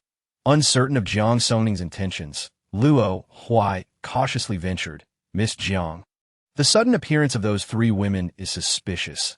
I believe we should leave sooner rather than later." Jiang Songning nodded in agreement. "Indeed," Luo Huai, taken aback by her willingness to concede, asked, "So, what time do you plan to leave?" Jiang Songning looked at him in confusion. We're leaving tomorrow." Realizing he had been outwitted, Luo Huai felt a twinge of frustration. If he couldn't see that Jiang Songning was playing him, he would be a fool. Even knowing it was a ruse, he could only patiently attempt to persuade her. "Miss Jiang, those three unknown women may very well be here to gather information. Staying might put us in danger." Jiang Songning continued to nod. "I understand. You all can leave first." Seeing that Jiang Songning was impervious to his pleas, Luo Huai decided to turn to Su Lin for support. Before he could speak, Su Lin chimed in, "We'll follow whatever Jiang Jie decides. With no other recourse, Luo Huai stormed off in frustration at his son, eager to confront Jiang Songning further, hesitated upon seeing her demeanor, eventually turning to leave as well. Su Lin scoffed, "Coward!" Once the two had departed, Jiang Songning promptly shut the door like tea that moment. Shen Yihua and Fang Jingyuan completed the installation of the solar generator. The house grew cool as electricity flowed through it. Jiang Songning retrieved several watermelons from her spatial compartment and shared them among the group. Having amassed a wealth of fruits recently, particularly watermelons and grapes, she was generous in her distribution. Su Lin took a piece of watermelon, while the rest were placed in the refrigerator. Just then, Hu Kersin rushed down the stairs, panic evident on her face. "This is bad. I saw a group of people heading our way." Immediately, Jiang Songning released her mental energy, yet she sensed no approaching individuals. The group hastily ascended the stairs and retrieved binoculars, confirming that around 20 people were indeed making their way toward them. However, upon reaching a distance of 3 to 4 kilometers, they veered into a nearby grove. And after nearly 10 minutes, none of them emerged. Fang Jingyuan lowered the binoculars, stating, "It seems like those 3 women had accomplices." Jiang Songning, realizing the direction the group had taken into the grove, deduced their intent. They were planning a nighttime ambush. Su Lin frowned. "When did they begin watching us? How did we not notice at all?" Jiang Songning found the situation somewhat peculiar. However, throughout their journey, she refrained from utilizing her mental powers, as mutated plants could not detect such abilities. In an effort to conserve her powers, she had taken a lazy approach the previous night, which ultimately led to her being targeted by this group. Everyone prepared their belongings, ready to discuss matters once the individuals arrived. The timing of these people's appearance was fortuitous, and Jiang Songning felt a stroke of luck, thinking she might seize the moment amidst the chaos. Once those individuals began to assault his son and his companions, her opportunity would present itself. When Shen Yihua turned his head, he immediately caught sight of Jiang Songning's mischievous grin. He gazed at her with a fondness that deepened with each glance, finding her particularly endearing in that moment. His throat bobbed slightly as he gently took her hand. Jiang Songning felt the warmth of his large hand enveloping hers. Without needing to look, she knew who it was. Turning her head, she met Shen Yihua's eyes. Sparkling with affection, and an intimate atmosphere enveloped them. The others, feeling like unwitting spectators, distanced themselves, complaining about the display of affection. Jiang Songning's cheeks flushed, prompting her to signal Shen Yihua to release her, feigning ignorance of her request.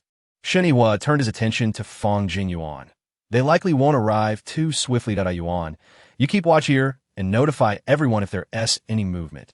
"Understood." With Fang Jingyuan on guard, others dispersed, some going downstairs, others retreating to their rooms.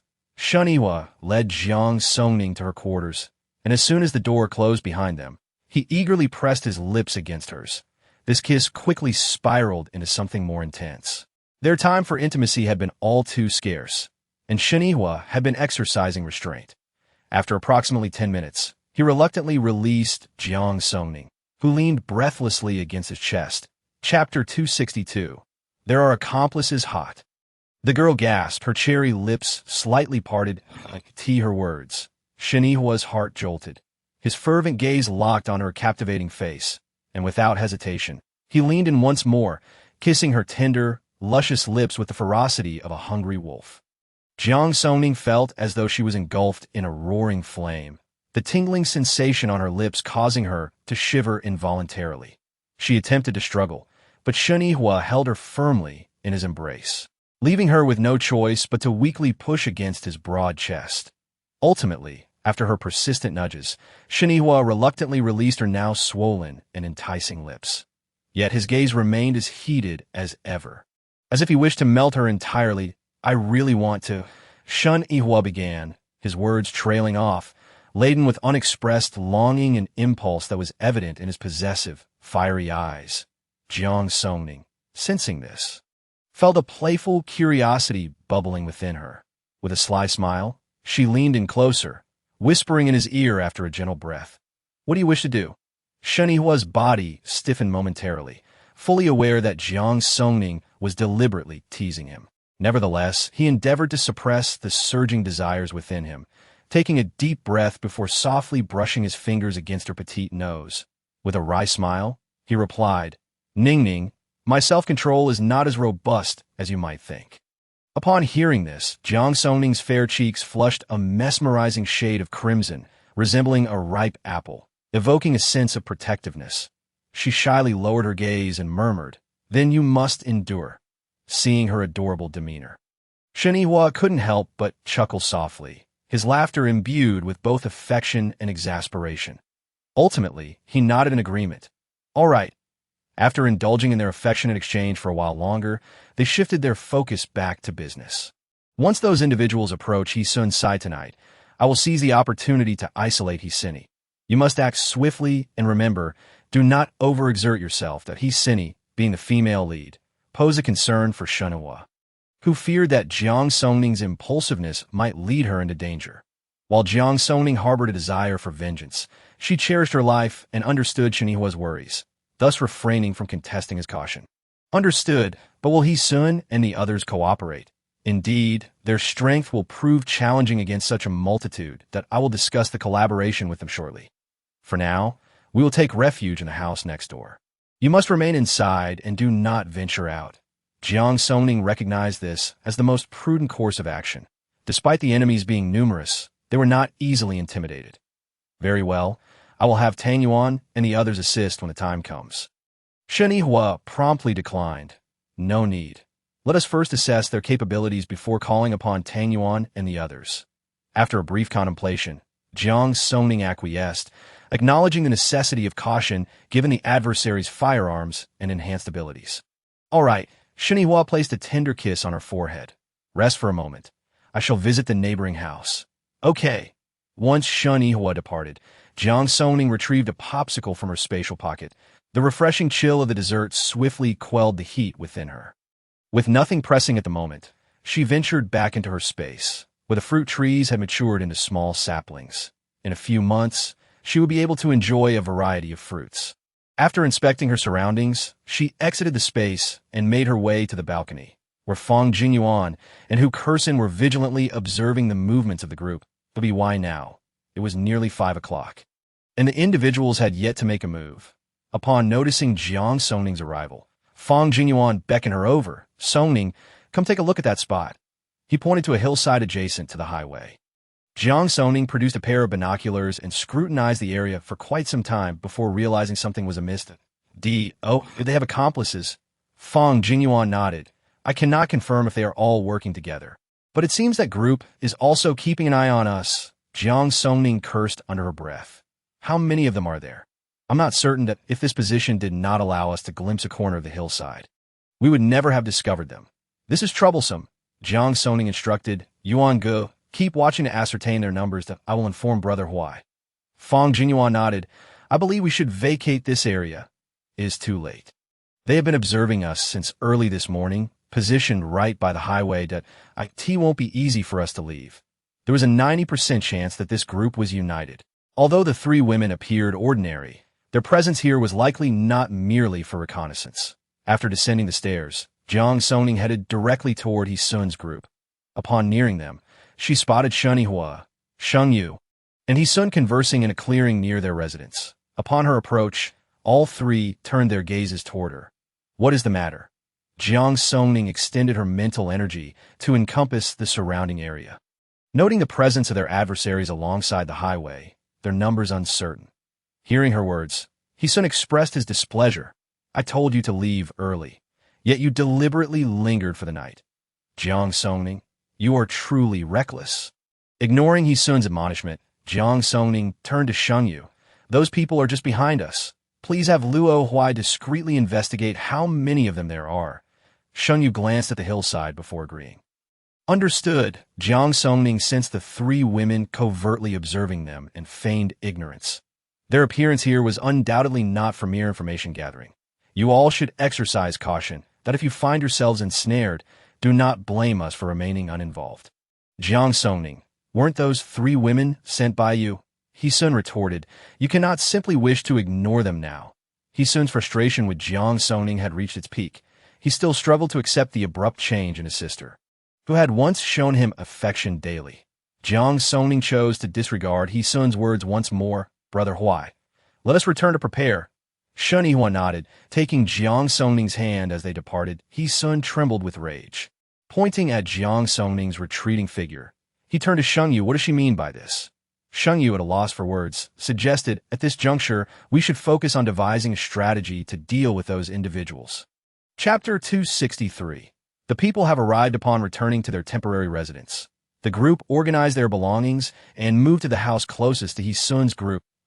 At that moment, Luo Huai had returned. And upon noticing their relocation, Sheng Yu brought along several key fighters for a discussion.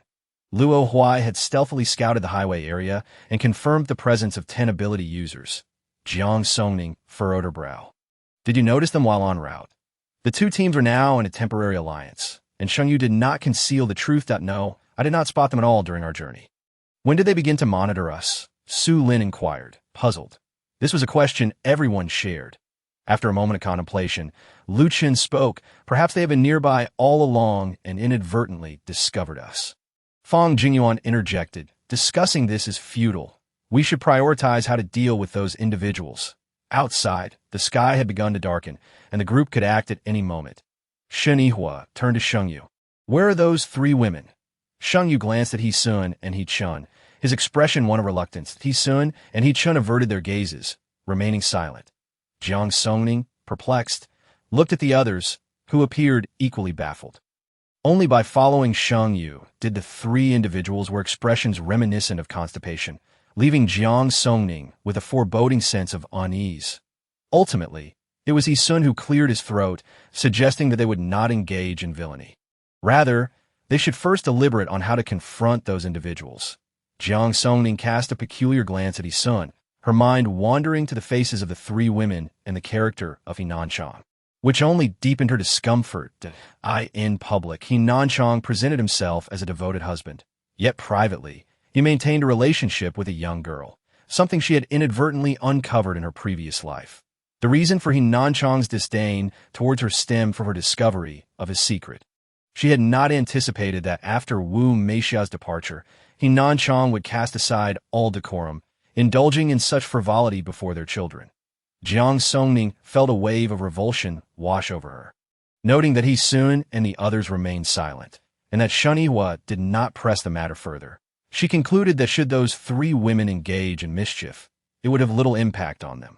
We shall separate and act independently. We will wait outside. Once they arrive, we will encircle them from behind, while you handle the front. Each group will manage its own personnel arrangements. Understood.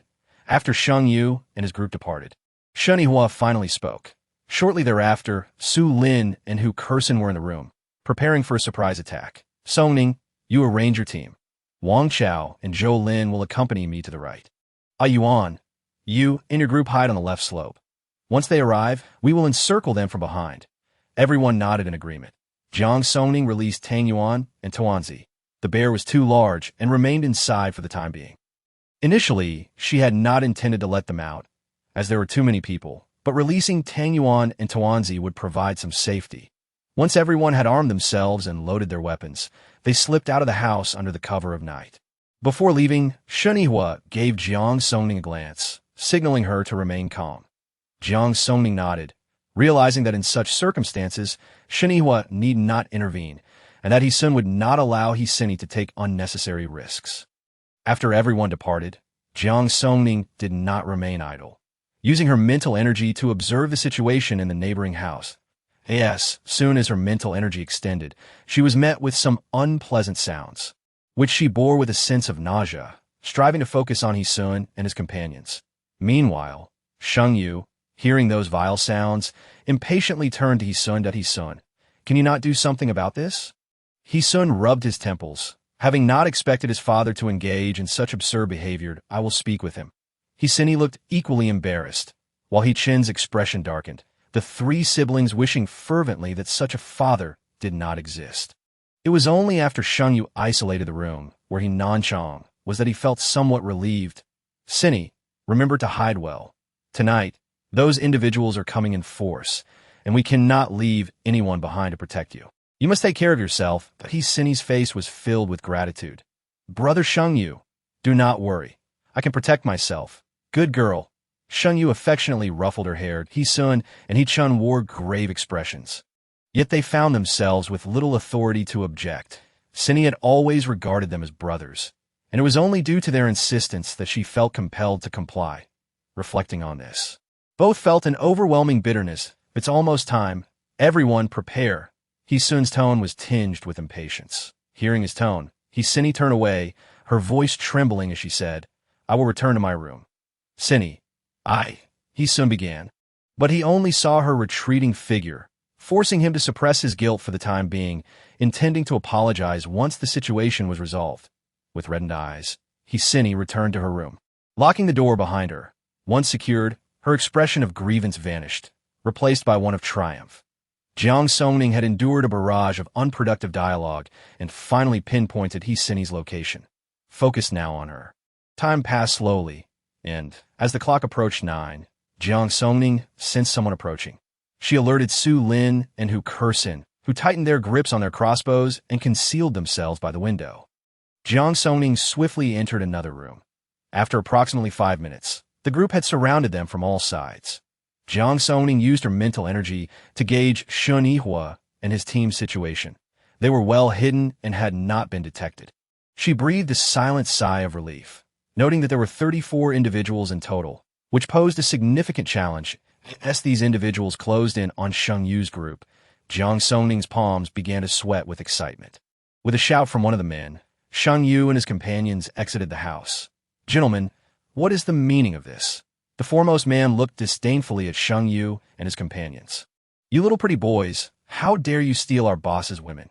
You had best hand them over willingly. Jiang Songning couldn't help but roll her eyes at their audacity. They were indeed villains looking for a grand justification. Very well. Shun Yu waved his hand, and Luo Huai and Yang Yu tossed out the 3 bound women. Here are your women back. The man spat on the ground after glancing at the women. Pa, who do you think you're fooling? You think this will just go away because you return them. Indeed, you're insulting our boss. You dare to sleep with our boss's women? You truly have the gall. The opposing party began to denounce Shun Yu and his companions. Chapter 264. The ruin of Cindy's abilities. He Sun's expression darkened immediately. What do you want? You must provide compensation, otherwise you shall not leave here.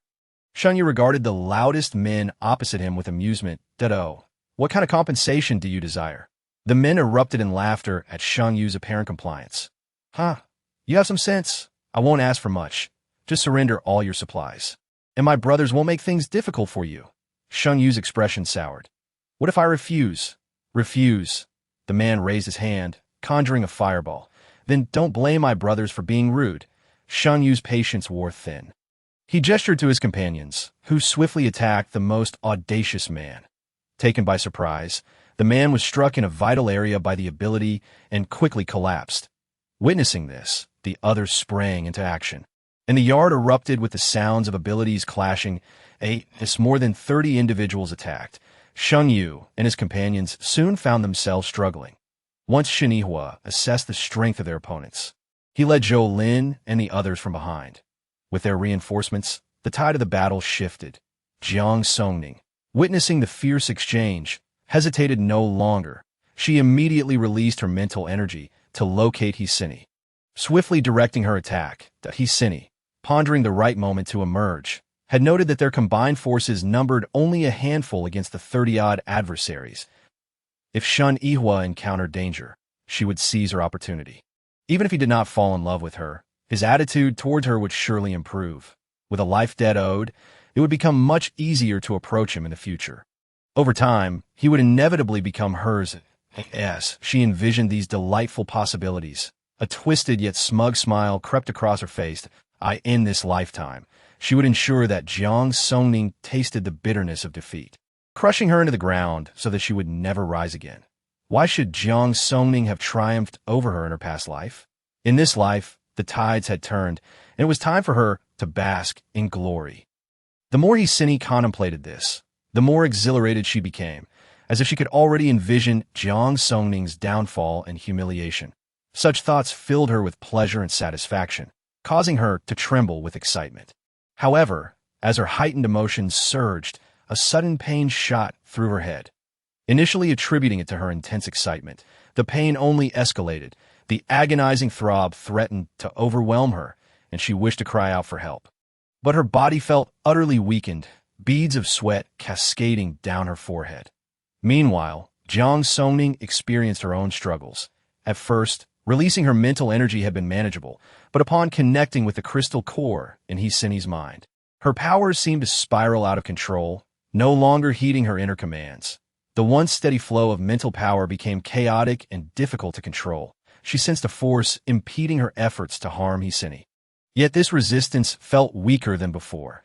She recalled how formidable the resistance had been during her initial attack on Hsini. This realization sparked a glimmer of hope in Jiang Songning.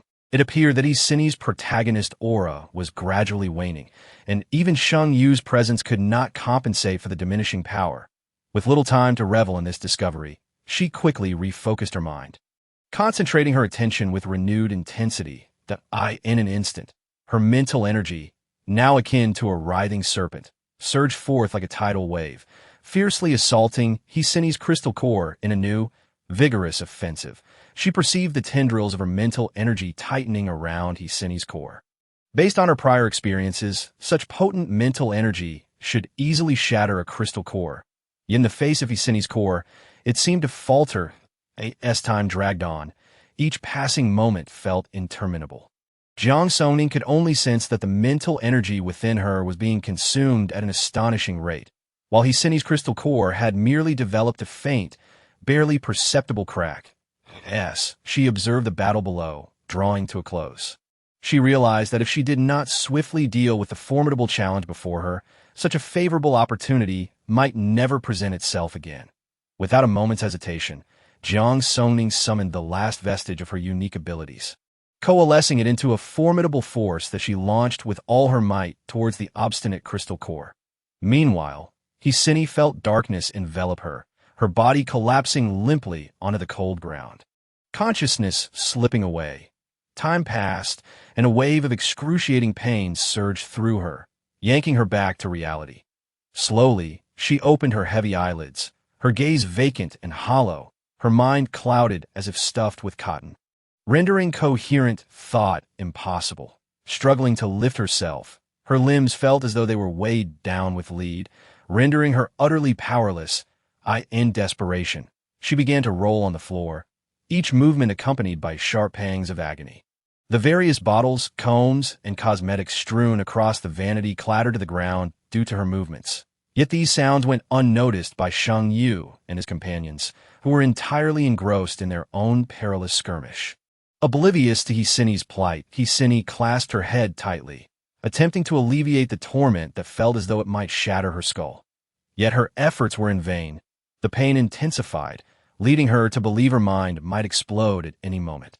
Ultimately, unable to endure the relentless suffering any longer, she despaired and, with all her remaining strength, repeatedly struck her forehead against the unforgiving ground. 1 hit, 2 hits, 3 hits, each impact delivering fresh waves of agony. But she no longer cared, hoping that this extreme measure might bring even a modicum of relief from her torment. Soon, her forehead became grotesquely swollen, blood streaming down her cheeks, staining her pallid complexion.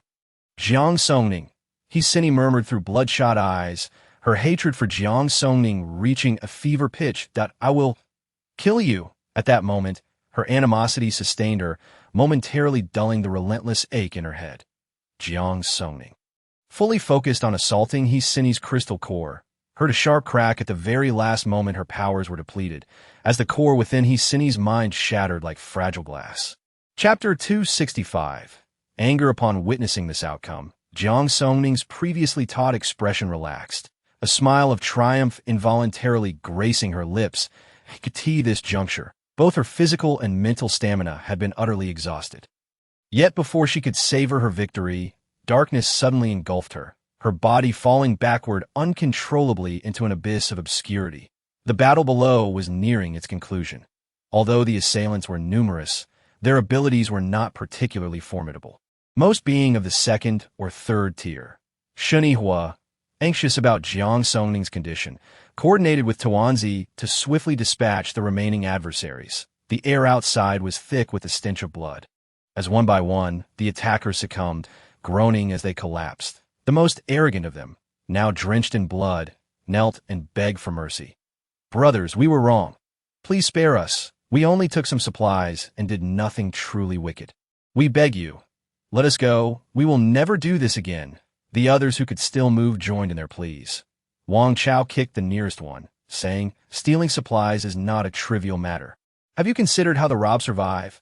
Brother, I understand my mistake. I won't dare again. We've only done this twice, I swear. We had no other choice. We wouldn't survive otherwise." "Really?" Wang Chao regarded the kneeling individuals with skepticism. "Yes, truly." Seeing Wang Chao's doubt dissipate, they eagerly nodded. Liu Chun pulled Wang Chao aside, saying, "Look at them. They seem far too practiced for this to be their first time. Do you really believe them? What? Their expressions don't seem fake." Wang Chao scratched his head in confusion. Liu Chun regarded him with an expression of pity, then shook his head and turned to Sheng Yu. "These people are yours to deal with." Having uttered this, Liu Chun led Wang Chao back to the adjacent room. Despite any dissatisfaction, Sheng Yu could only order the others to clean up the aftermath. Shen Yihua strode back into the room, noticing Su Lin and Hu Kersen had descended, but Jiang Songning was nowhere to be seen. "Where is Songning?" Su Lin suddenly recalled not having seen Jiang Songning that night. "I haven't seen her." Without waiting for Su Lin to elaborate, Shen Yihua dashed upstairs. Upon pushing open the door, he found Jiang Songning unconscious on the floor. Alarmed, he rushed to support her and checked her breathing. Although her complexion was pale, her breaths were steady, allowing him to exhale in relief. He could see that moment. Su Lin came rushing up, and upon seeing Jiang Songning faint, without waiting for Shen Yihua to speak, he anxiously grasped her wrist, channeling his abilities into her. Realizing she had overexerted herself to the point of fainting, Su Lin frowned, aware of the secret plans Shen Yihua and Jiang Songning had concocted, not anticipating it would exhaust her energy to such an extent. Had it continued for a few more minutes, her crystal core might have shattered. His healing energy flowed into her. Jiang Songning gradually opened her eyes, her vision sharpening from a blur to clarity. When she fully comprehended the scene before her, she found Shen Yihua tightly embracing her, his handsome visage marred by worry and tension, brows furrowed deeply, and his deep-set eyes brimming with anxiety as if fearing the loss of the precious person in his arms. Seeing Jiang Songning regain consciousness, the heavy weight in Shen Yihua's heart finally lifted. He softened his tone, gently inquiring, "How do you feel? Is there anywhere that hurts?" Concern laced his words. Jiang Songning basked in the warmth and comfort of Shen Yihua's embrace, shaking her head with a smile. "I'm fine. Thank you." Su Lin shook his head, adopting a serious demeanor. "Sister Jiang, you mustn't overexert your abilities like this again. You realize that if you continue this way, your crystal core will shatter?" Upon hearing this, Jiang Songning felt a twinge of fear, but, recalling the successful outcome, felt no regret. "I understand. Brother, let's leave here first." Shen Yihua nodded, scooping Jiang Songning into his arms, startled by this sudden action. She instinctively began to struggle. "I can walk on my own." Shen Yihua paid no heed to her protests, holding her firmly. "Don't move. We'll talk later." His tone brooked no argument, his expression dark and foreboding, anger subtly brewing in his brow.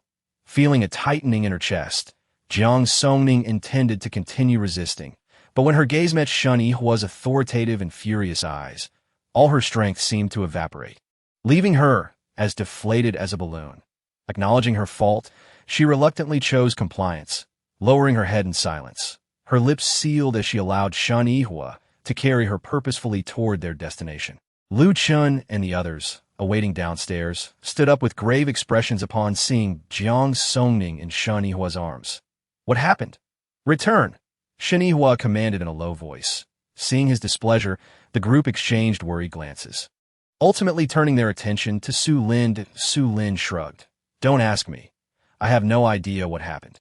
Throughout their journey back, both remained silent, the atmosphere thick with tension and oppression. Upon returning to their temporary residence, Shen Yihua carried Jiang Songning directly into a room. "Brother Hua." Shen Yihua remained stoic, producing several crystal cores from his bag and placing them in Jiang Songning's hands. First, absorb the energy. Jiang Songning's lips moved as if to protest. But seeing the icy demeanor on Shen Yihua's face, she accepted the crystals. In less than 10 minutes, 5 crystal cores had transformed into fine powder, drifting through her fingers and could see that moment. Jiang Songning felt an invigorating surge of strength coursing through her, her spirits lifting as if all her previous fatigue had been swept away. However, when she raised her head in joyful anticipation, she was met with the sight of Shen Yihua standing nearby, his extraordinary features now etched with frost. His deep, ocean-like eyes were fixed intently on Jiang Songning, revealing an unmistakable blend of anger and concern.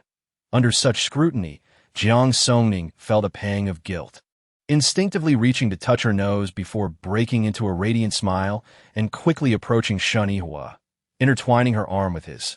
"Brother Hua, I succeeded," she exclaimed, her voice laced with uncontainable excitement and joy. Chapter 266. Soothing Shinhua let out a cold snort, retorting with palpable irritation. "Yes, you succeeded, but almost at the cost of your own life." Hearing the reproach in his words, rather than feeling anger, Jiang Songning found his demeanor endearing. She gently shook Shinhua's arm and, with a cheerful smile, retorted, It's not that serious, is it? I know what I'm doing. I would never joke with my own life. Besides, I value my life greatly. Have you forgotten the promises you made to me?" Seeing Shen Yihua's brow furrowed into a deep frown, Jiang Songning rose on her toes and softly placed a kiss on his lips. "I haven't forgotten. Everything is fine, so please don't be angry." Shen Yihua, witnessing her cautious attempts to appease him, felt his anger dissipate instantly. "Ning Ning, you can't take such risks in the future. Do you have any idea how dangerous this is?" "What if?" Jiang Songning raised her hand to cover Shen Yihua's lips. "Brother Huai, there are no what-ifs. I know exactly what I'm doing." Upon seeing the resolute look in Jiang Songning's eyes, Shen Yihua understood just how deeply she yearned for revenge. Those experiences were ones he had not faced, and he had no grounds to dissuade her. He could only sigh and speak in a solemn tone. "This is the last time." Jiang Songning smiled and readily agreed. "All right, I won't take such risks again. He-sun and the others should be arriving soon. Let us head downstairs." As they descended, everyone awaited them in the living room. Noticing Shen Yihua's expression had improved from earlier, Fang Jingyuan inquired, "Brother Huai, what exactly happened?" "I have nullified He-Sin's abilities." Upon hearing this, everyone exchanged glances. Only Wei Zhe's focus differed, pondering how challenging it could be to nullify He-Sin's powers that it nearly cost Shen Yihua dearly. Jiang Songning was momentarily at a loss for words. Sensing her hesitation, Shen Yihua shifted the topic, explaining, "There are 2 reasons Jiang Songning nullified He-Sin's abilities. 1, to test if Sheng Yu is indeed the one who developed the core transplant technology. 2, for revenge, a twofold purpose." Zhou Lin quietly added. Liu Chen crossed his arms, his brow furrowed in concern. "If Sheng Yu is that person, then once we reach the base, they will likely become a serious threat to us." Seeing Liu Chen's demeanor, Su Lin assumed he was displeased with Jiang Songning's actions. "Hasn't he always been a threat to us? If Sister Jiang acts now, we could avoid a lot of trouble on the way." Misunderstanding Su Lin's concern, Liu Chen quickly clarified, "That's not what I meant. What I mean is, Sheng Yu and his group are a persistent danger. We should strike first and eliminate them here." Shen Yihua shook his head. "No, the time is not yet right. Brother Huai, what exactly are you and Songning worried about? We know they harbor ill intentions. Why should we allow this threat to linger? If they reach a city base and discover that Songning possesses triple abilities, she will face considerable trouble." Fang Jingyuan had long wished to pose this question, but he had refrained due to Shen Yihua and Jiang Songning's silence. Finally seizing the opportunity, he could not help but ask, "I cannot explain it now, but please trust that I would never do anything to harm the team. I understand, but you ought to inform us of your plans. Otherwise, we remain in the dark. And if something were to happen, we would have no means to respond." After a moment of silence, Shen Yihua spoke. "He-Sin is peculiar. I'm sure you've noticed. I cannot specify what is amiss at this moment. But when the time is right, I will disclose everything." Fang Jingyuan recognized that Shen Yihua would not speak without reason. Reluctantly, he acquiesced. "All right, I understand. With Sini's powers nullified, Sun and the others should be arriving soon. What should we do next? Fang Jingyuan directed this question towards Jiang Songning, as Sun and the others were ultimately her kin. Upon seeing Fang Jingyuan no longer pressing for answers, Jiang Songning exhaled in relief. Otherwise, she would have been at a loss for explanations, and they might not have believed her words that let's teach them a lesson. Without a healer in their team, they will certainly struggle in this weather. With Jiang Songning's clear stance, the others understood what needed to be done. Next door, after finishing their tasks, Sheng Yu and his companions were utterly exhausted as they collapsed onto the sofa in the living room. Why hasn't Sini come out yet? Chun, nursing an injury on his hand, wanted Sini to tend to him but could not find her. Sun, reflecting on his previous behavior, assumed that Sini was still upset and thus had not emerged. I'll check on her. She must be frightened. Sun walked toward the room where Sini was staying and knocked gently on the door. However, there was no response from within, remembering how distressed Sini had been earlier. He felt a pang of regret for not controlling his temper. Softening his tone, he called out, Sini, open the door. It's your brother. After a few seconds of silence, there was still no movement. Growing anxious, Sun knocked harder on the door. But it remained firmly shut. That moment, Chun joined him. Chun quickly opened the door. Seeing his brother's worried expression, Chun swiftly used his abilities to break the door lock. Yes, the door swung open. A chaotic scene greeted them. Sini lay on the floor, her head bloodied. Upon witnessing this sight, Sun felt as though his breath had been stolen, his voice trembling as he called out, Sini. Chun shakily placed his hand on Sini's neck. Brother, she still has a pulse. Sun, his eyes bloodshot, scooped up Sini from the ground. Sini, wake up. Hearing the commotion, the others rushed over, and upon seeing Sini's tragic condition, Sheng Yu's eyes widened in fury. Who did this? Finally, Sini began to stir, and as she registered the anxious faces surrounding her, her previously hazy thoughts gradually returned. Memories of the recent events flooded back, especially the realization that her core had been destroyed. In that moment, she could no longer maintain the facade she had painstakingly crafted, her once delicate and beautiful features contorted into a grotesque mask of anguish, as if she had suffered an immense and crushing blow, making it nearly impossible to recognize her as the gentle girl she once was. From deep within her throat erupted a hoarse roar of fury, akin to a wounded beast's final cry. Jiang Songning. It was Jiang Songning. How dare she destroy my powers? Chapter 267. Foolishness, brother. Go kill her for me. I want her to suffer 1,000 deaths. Hurry, Sini screamed, her eyes bloodshot and teeth clenched in rage. Seeing the frenzied Sini, Sun held her tightly. Sini, calm down. Sini pounded on Sun in a fit of rage. Wretched girl. I will kill you. Sun silently endured Sini's wrath. When Sheng Yu heard Jiang Songning's name, he clenched his fists tightly, wishing he could personally eliminate her. In that instant, Chun lost all sense of reason. Sini, wait for me. I will avenge you. With that, he dashed toward the door. Seeing Chun rush out, Sun anxiously shouted at Chong, Dad, stop Chun. Unaware of what had transpired, Chong crouched down in concern when he saw Sini covered in blood. Sini, who hurt you? Regaining a sliver of composure, Sini cried as she threw herself into Chong's embrace. Dad, it was Jiang Songning. She destroyed my powers, wah.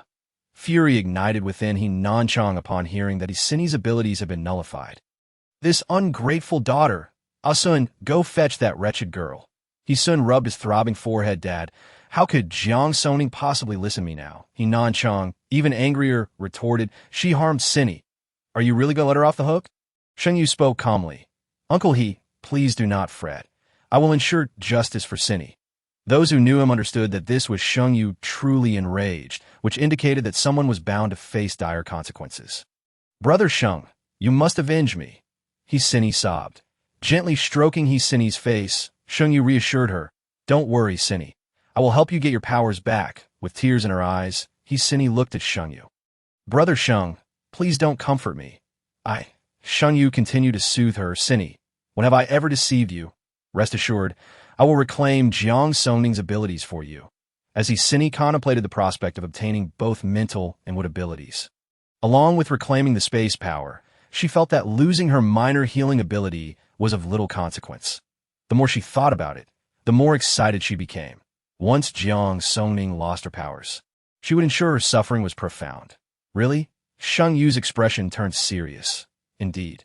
Once we reach a city base, I will restore your abilities. At this, Cindy finally managed to smile through her tears. All right, Cindy believes in Brother Sheng. Seeing that Cindy had calmed down, Sun finally asked, Sheng Yu, what are your plans? Sheng Yu's eyes were filled with an unmistakable chill, as if he were ready to tear Jiang Songning apart. Yet his tone remained nonchalant. There's no rush. Once we reach a city base, she will pay the price.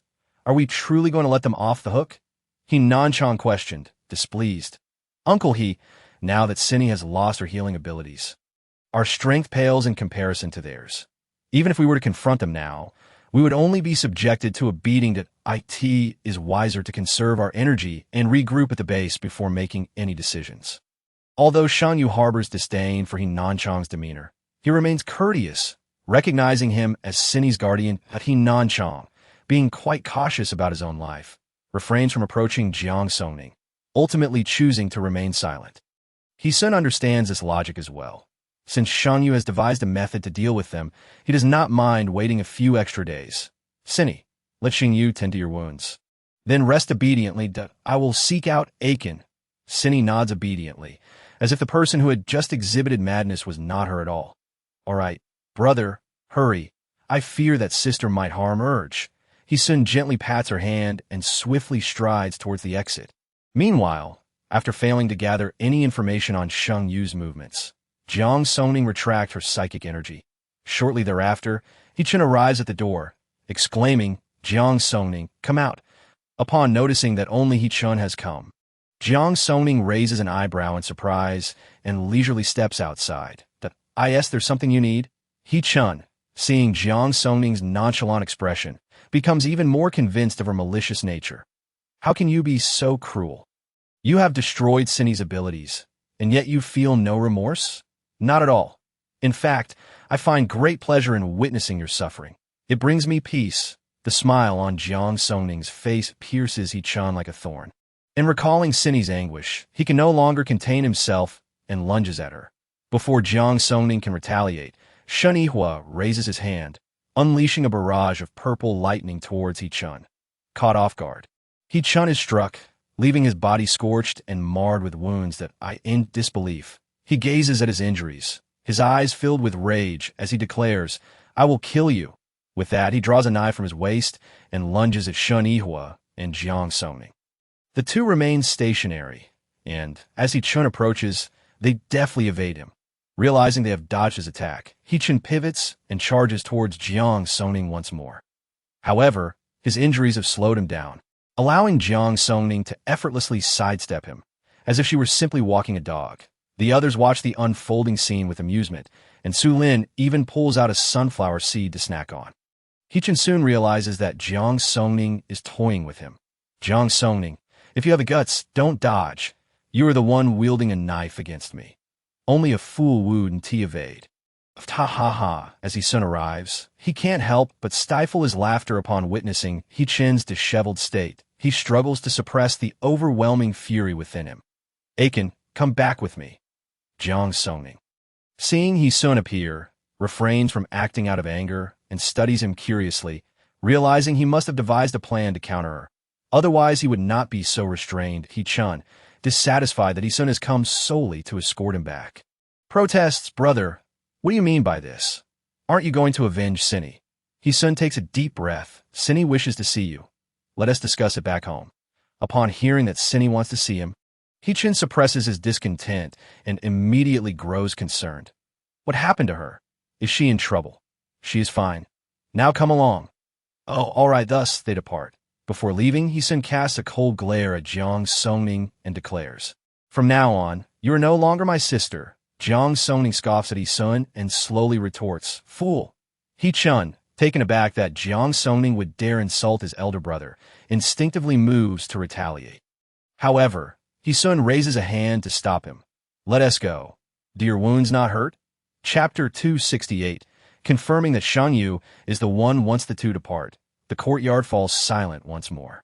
Su Lin, munching on sunflower seeds, remarks, It seems they have found a way to deal with us. Jiang Songning crosses her arms, observing the retreating figures of Isun and the others, which indirectly confirms the likelihood that Sheng Yu is indeed the one they seek. It seems we want to have a moment's peace at the base. The thought of life at the base fills Su Lin with excitement. It has been quite some time since anything this interesting has occurred. Lu Chun is convinced that peace will elude them upon arrival at the base, as he is solely focused on resolving the troublesome matters at hand. Songning, why not devise a way to nullify Sheng Yu's powers as well? The base desires his data, and disabling his abilities would pose no significant issue. That would be futile. If the core transplant is indeed viable, Sheng Yu would undoubtedly demand the base facilitate his own core transplant as a trade. Fang Jingyuan's words douse Lu Chen's enthusiasm like a bucket of cold water. Songning, I have a hunch. We cannot let them slip away easily. Jiang Songning casts a surprised glance at Lu Chen. She cannot disclose the full situation just yet, but Sheng Yu is indeed a considerable threat. Even if he can transplant his powers, finding a suitable candidate for the procedure will not be easy. The base will not allow him to act recklessly. Moreover, as a psychic ability wielder, his lethality would diminish significantly without those powers. I can seek an opportunity to test it. Testing is fine, but do not take unnecessary risks. Shiniwa states sternly as he looks at Jiang Songning. She nods. Dawn is approaching, and they are expected to reach City A tonight, leaving time to deal with Sheng Yu. All right, but I will need everyone's assistance. You all distract the others while I handle Sheng Yu. Shiniwa's concern is evident as he asks, You just recovered. Are you certain you are up for this? No problem. I'm eager to see if I can take action against Sheng Yu. Understanding Jiang Songning's tenacity, Shiniwa refrains from further persuasion and begins organizing the group. In a moment. You all will distract the others while I accompany Songning to try our luck? Understood. Lu Chun responds eagerly. Rest assured, we'll handle it. Jiang Songning is determined not to encounter another stronger adversary than Sheng Yu, as those individuals cannot be eliminated just why to be cautious with your actions. I have a question. What question? Shiniwa looks at Su Lin. If we nullify Sheng Yu's powers, what if they decide against going to the Ace City base? If it were me, with data on core transplantation in hand, I would certainly find a place to hide and seek a suitable core for the procedure. Lu Chun speaks meaningfully. Su Lin, has anyone ever told you that you are quite suited to being a villain? Su Lin, puzzled, asks, What do you mean? You perfectly fit the definition of a schemer. Zhou Lin chuckles. Lu Chun, you described that perfectly. Su Lin beams at Lu Chun. I'll take that as a compliment. Shiniwa scoffs. At this point, he cannot escape. When the time comes, we will drag him to City A. Jiang Songning, give the thumbs up. Brother Huai, your determination is commendable. Jiang Songning holds little confidence in being able to nullify Sheng Yu's powers. Given that he's also a psychic ability wielder, but there is no harm in trying, especially now that the lines have been drawn. Enough chit-chat. Let us go. Time is of the essence, Shin Yihua declares, and everyone heads toward the next room. Sheng Yu senses Jiang Songning and her group approaching immediately. They are coming. Everyone be cautious. Cinny, who had been acting coy, trembles momentarily. Brother Sheng Yu, it's all right, don't be afraid. Sheng Yu gently pats her head. Chunbo, stay with Cinny. Everyone else, let us step outside and take a look. Chunbo nods. Understood. As they draw nearer, Hisun's group quickly exits the room. Upon stepping outside, they spot Fang Jingyuan leading his team toward them. Sheng Yu, scanning the crowd, notices Jiang Songning and Shen Yihua are absent, which fills him with a sense of foreboding. Were you all planning? Lu Chen responds with a casual demeanor, looking as if he is itching for a fight. We're not planning anything. We're just a bit bored and wish to challenge you. We have no time for your games. Sheng Yu is hesitant to act recklessly, given the absence of Jiang Songning and Shen Yihua. Lu Chen wastes no time and charges at Sheng Yu. Instantly, Sheng Yu uses his earth-based powers to block the attack, then retaliates with his psychic abilities. Lu Chen feels a sharp pain in his head and silently urges Jiang Songning to act quickly. As soon as Jiang Songning enters the room, she senses the fluctuations of psychic energy and immediately unleashes her own psychic force towards Sheng Yu. Realizing Jiang Songning's assault, Sheng Yu finally understands the source of his earlier unease. This time, they're targeting him. He begins to push back with his psychic energy, using his earth abilities for defense. which diminishes the impact of Jiang Songning's attack. Aware that his earth abilities bolster his defenses, Jiang Songning knows she must gradually wear down his powers, though she is one level higher than Shengyu. He is merely one of the male leads, making him manageable, though his earth abilities complicate breaching his defenses. Jiang Songning steadily manipulates her psychic force, maintaining a steady tempo with her movements. Shengyu observes the situation from below through binoculars. Noticing Jiang Songning struggling, he grabs the walkie-talkie and instructs Lu Chun, find a way to disrupt Shengyu's defenses. Hearing Shengyu's voice through the walkie-talkie, Lu Chun quickly maneuvers to the side and begins attacking Shengyu. Wei Zhe follows suit, launching his own attack. Shengyu, fully concentrated on countering Jiang Songning, is suddenly bombarded by water blades, and his defenses are swiftly breached. With Wei Zhe's involvement, Shengyu finds himself overwhelmed. Struggling to keep up, but he soon observed as Shengyu found himself cornered, and he soon realized the intentions of Fang Jingyuan and his companions. He contemplated rushing to assist, but was obstructed by Fang Jingyuan and his group. In that moment, Shengyu was left isolated and defenseless, simultaneously fending off the assaults of Lu Chun and Wei Zhe while exerting all his strength to resist Jiang Songning. With Lu Chun and Wei Zhe providing distraction, Jiang Songning managed to breach Shengyu's defenses. She directed her abilities straight towards Shengyu's crystal core. Upon infiltrating his mind with her powers, she detected something amiss. The two crystal cores within Shengyu's brain exhibited starkly different conditions. The core representing the mental system was stable and secure, whereas the earth-based abilities core was exceedingly unstable, as if it were on the verge of shattering. Jiang Songning could now ascertain that he was indeed the one who had pioneered crystal core transplantation. However, even a successful transplantation could lead to complications.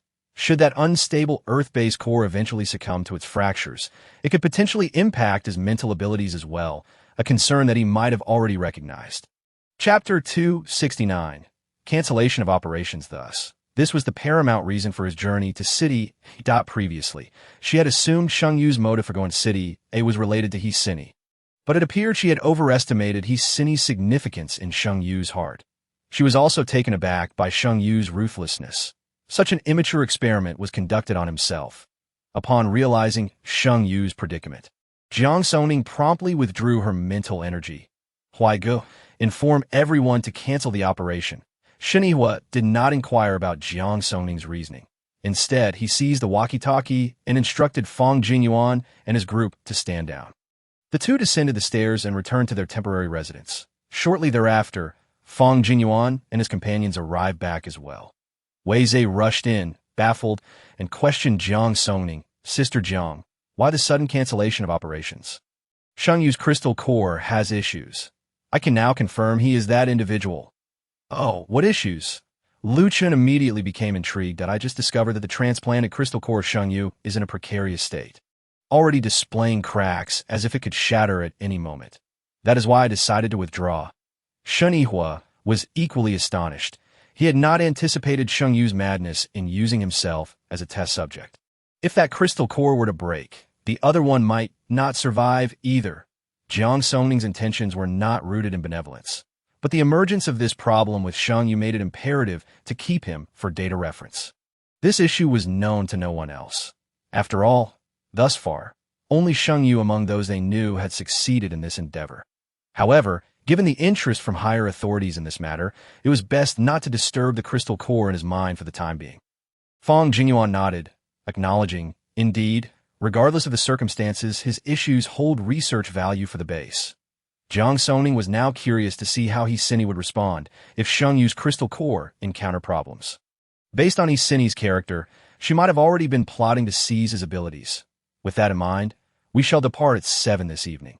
It's getting late, so everyone should return to rest.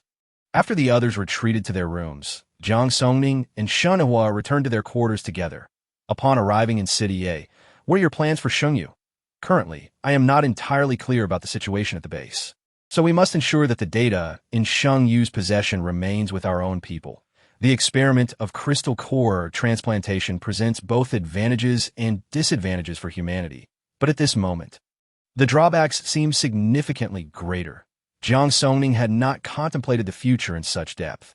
She merely wished to ascertain whether Shang Yu could still emerge unscathed, especially after utilizing so many ability users for his experiments. However, given the current state of affairs, with societal order in disarray, if those in power deemed this research sufficiently valuable, Shang Yu could be considered a genius in this regard if they sought to reinstate him. She would undoubtedly face relentless troubles.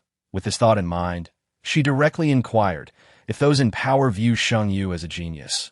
What shall we do? Shun Yihua shook his head, asserting, those in power are not so foolish. And besides, there are other geniuses besides Shang Yu. Seeing the assured demeanor of Shun Yihua, Jiang Songning couldn't help but ask out of curiosity, do you already have someone in mind? Yes, the vice director of the research institute at the base is an upright individual. Entrusting the data to him would be most appropriate. Jiang Songning was aware that Shun Yihua was not one to act without careful consideration, but human sentiments are fickle. She still couldn't resist asking a couple more questions. Do you know him well? What if? Yet Shun Yihua confidently replied, the vice director of the research institute is Wei Zhe's father, and also my uncle that I know him well, so you need not worry. Jiang Songning was somewhat taken aback. Shun Yihua skillfully ruffled Jiang Songning's hair, saying, surprised are you? Despite Wei Zhe's boisterous disposition, both his parents are academics, and his mother is a distinguished professor. Jiang Songning jested, I am indeed quite surprised. With backgrounds like yours, it seems I have latched on to quite the golden leg. Yes, feel free to cling to this leg of mine. Therefore, do not overly concern yourself with Hisini. Regardless of whom she aligns with, she would not dare to act against you. Even if she possesses the aura of a protagonist, I will find ways to diminish that aura. Jiang Songning was not particularly worried about those individuals. Her only concern was the protagonist's aura. However, upon reaching the base and locating Jiang Songyin, she would undoubtedly need to make a trip to City H, as Mu Shi and her brother were among the most important people to her. No matter what the future held, she had to ensure their well-being to find peace of mind. She could only strive to deplete Hisini's protagonist aura as much as possible before the bitter cold weather set in, while simultaneously resolving issues with Hisun. Once Hisini's aura was diminished, she would not need to lift a finger. They would struggle to survive. Perhaps once Hisini was dealt with, she could finally overcome the mental barrier that had long plagued her. Yet, regardless of how the future unfolded, a tinge of guilt lingered in her heart towards Shun Yihua. Thank you, Huaigu. Shun Yihua keenly caught the fleeting expression of guilt in Jiang Songning's eyes. Causing his heart to flutter slightly, he then gently enveloped her in his arms. Ning Ning, whatever thoughts you harbor or actions you wish to take, I will unwaveringly stand by your side in support.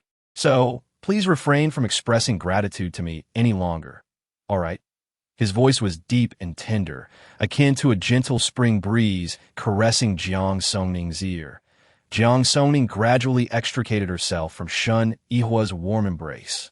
Lifting her gaze to meet the loving eyes of the man before her, she then lightly rose on her toes, akin to a delicate butterfly, and softly pressed her lips against Shun Yihua's. This kiss, though brief and sweet, stirred ripples of emotion between them that Jiang Songning murmured softly, her gentle voice capable of melting the very fabric of the world.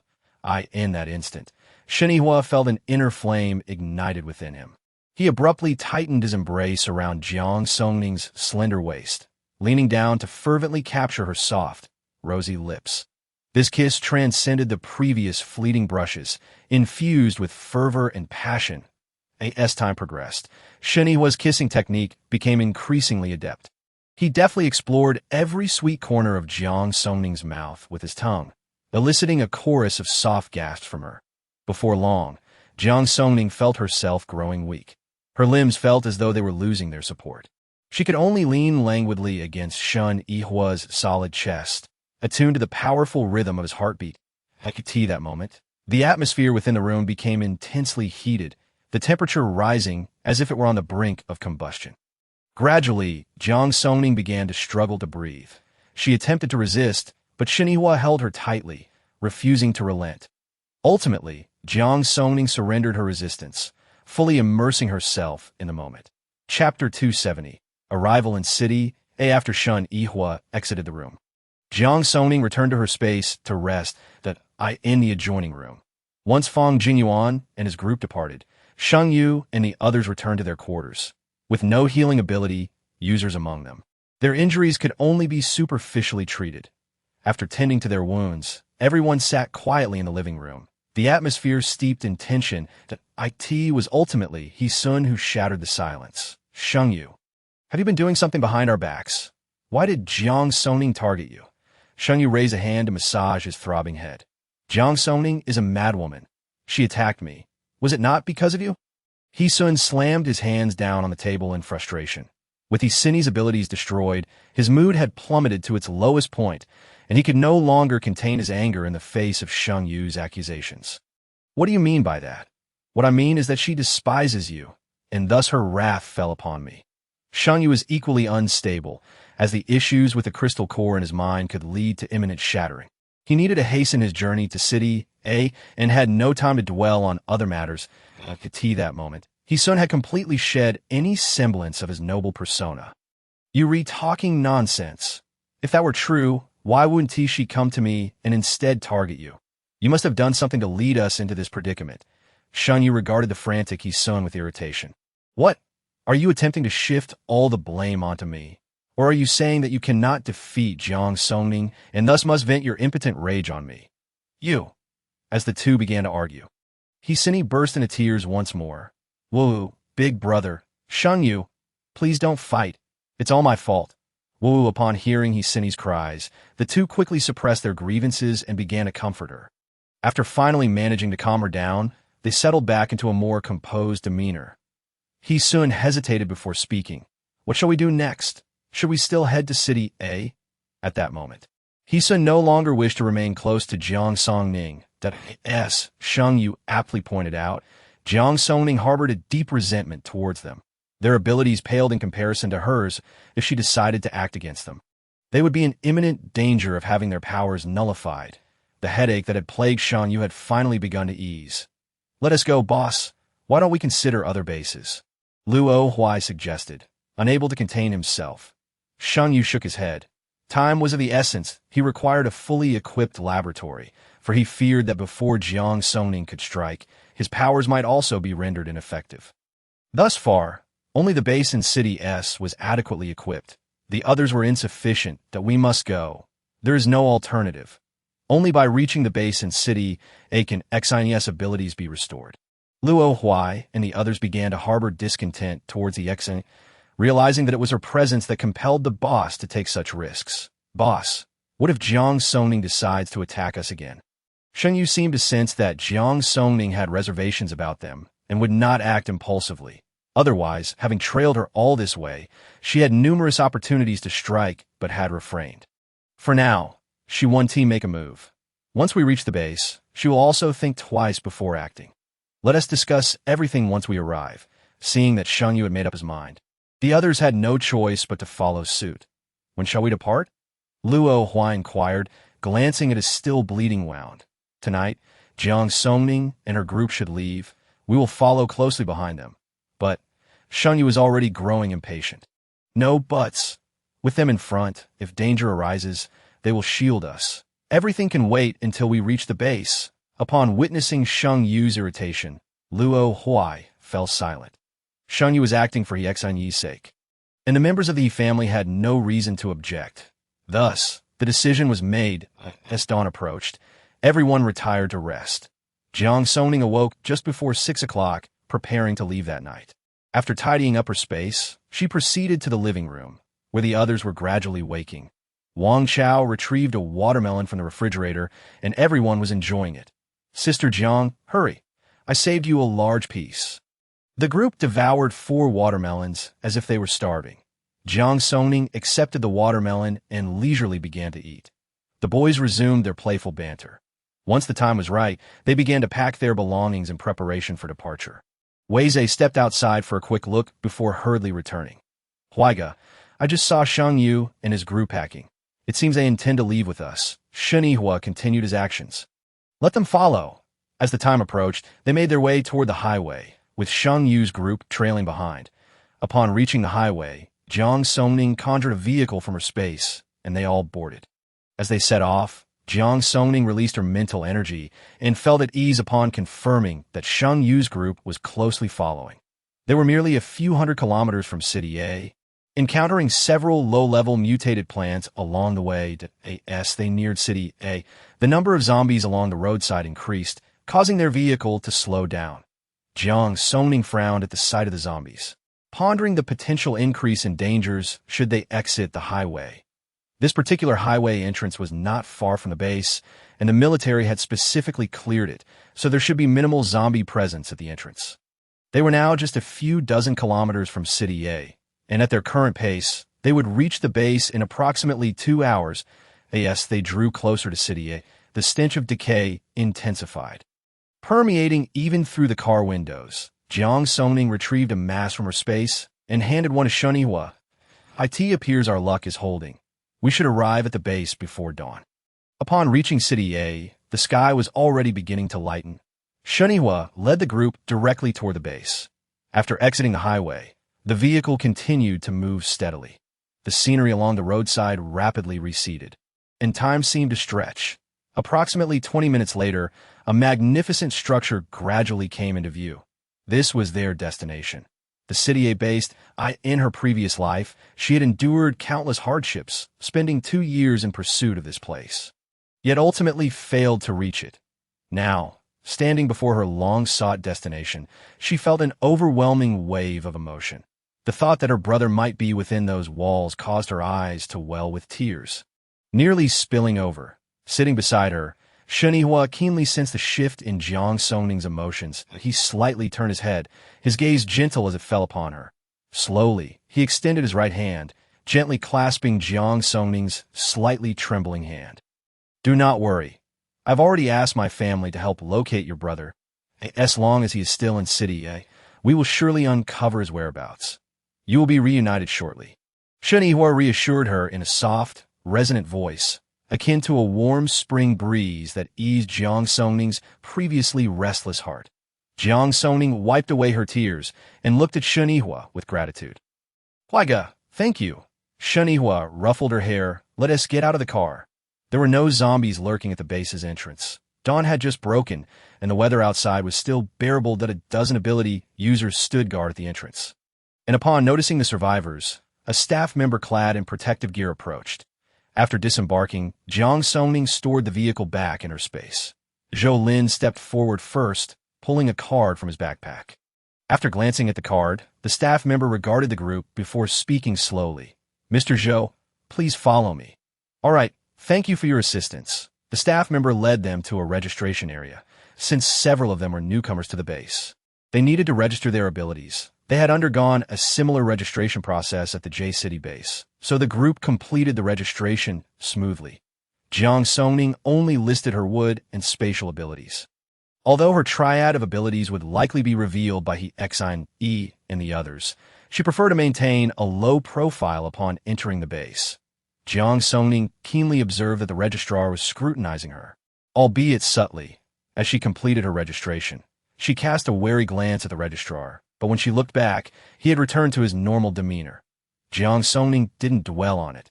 She was determined to enter the base. And with Shunihua and the others by her side, she believed that any potential threats could be managed. After completing the ability registration, the staff member guided them to the isolation room at the base entrance. "You will be isolated here for an hour.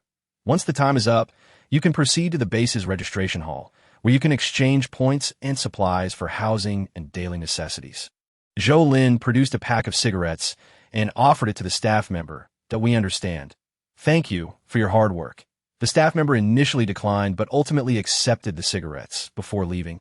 He hesitated and glanced at Jiang Songning, finally saying quietly, "Miss, please be cautious." With that, he locked the door and quickly departed.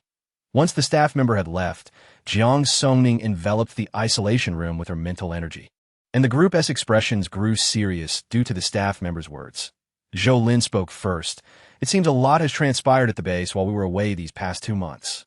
Shunihua contemplated the staff member's remarks and casually replied with an way. Zay patted his chest, declaring, "Sister Jiang, you took care of me before. Don't worry. Now that we are here, this territory belongs to me. With me around, no one can harm you. Fang Jingyuan immediately raised his hand and gave Wei Zhe a playful smack to the head. Who do you think you are? Ouch! Wei Zhe clutched his head in pain. Brother, why did you do that? It hurts. Jiang Songning, initially anxious, found her tension dissipated by Wei Zhe's antics and laughed. All right then, I'll count on young Master Wei to look after me. Wei Zhe puffed out his chest proudly. You got it. In the base, I'll ensure you thrive. Shen Yihua, mimicking Fang Jingyuan, playfully smacked Wei Zhe on the head. Does my girlfriend need you protect her? Wei Zhe had intended to retort, but upon realizing it was Shen Yihua, he immediately backed down. Huaiga, I was just joking. With you here, my sister-in-law doesn't need my protection. Huh? Jiang Songning, caught off guard by the term sister-in-law, felt her face flush with embarrassment. Shen Yihua was pleased with Wei Zhe's perceptiveness that he took Jiang Songning's hand, and the serious expression he had previously worn melted away. You're quite astute. In an instant, the previously tense atmosphere in the room lifted. Su Lin posed the question that weighed most on their minds. Huaiga, will we be staying together in the base? The base has assigned me a villa, which has 3 floors and 7 bedrooms. You can all stay there. Yuan and the others have their families in the base, so they will stay with them. Wei Zhe was the first to voice his objection. What? I don't want to live with my parents. They nag me every day. Huaiga, I want to stay with you. Shen Yihua frowned at Wei Zhe's childish behavior. Your aunt and the others are worried about you. Regardless, you need to return and spend time with them. Wei Zhe, seeing Shen Yihua's disapproving expression, dared not argue further. Among their group, only Jiang Songning, Song Hao, Wang Chao, and Su Lin are not natives of city, but since they have a grand villa to reside in, there is no need for them to seek additional accommodation. Furthermore, they are currently still a cohesive team, making it more convenient to live together.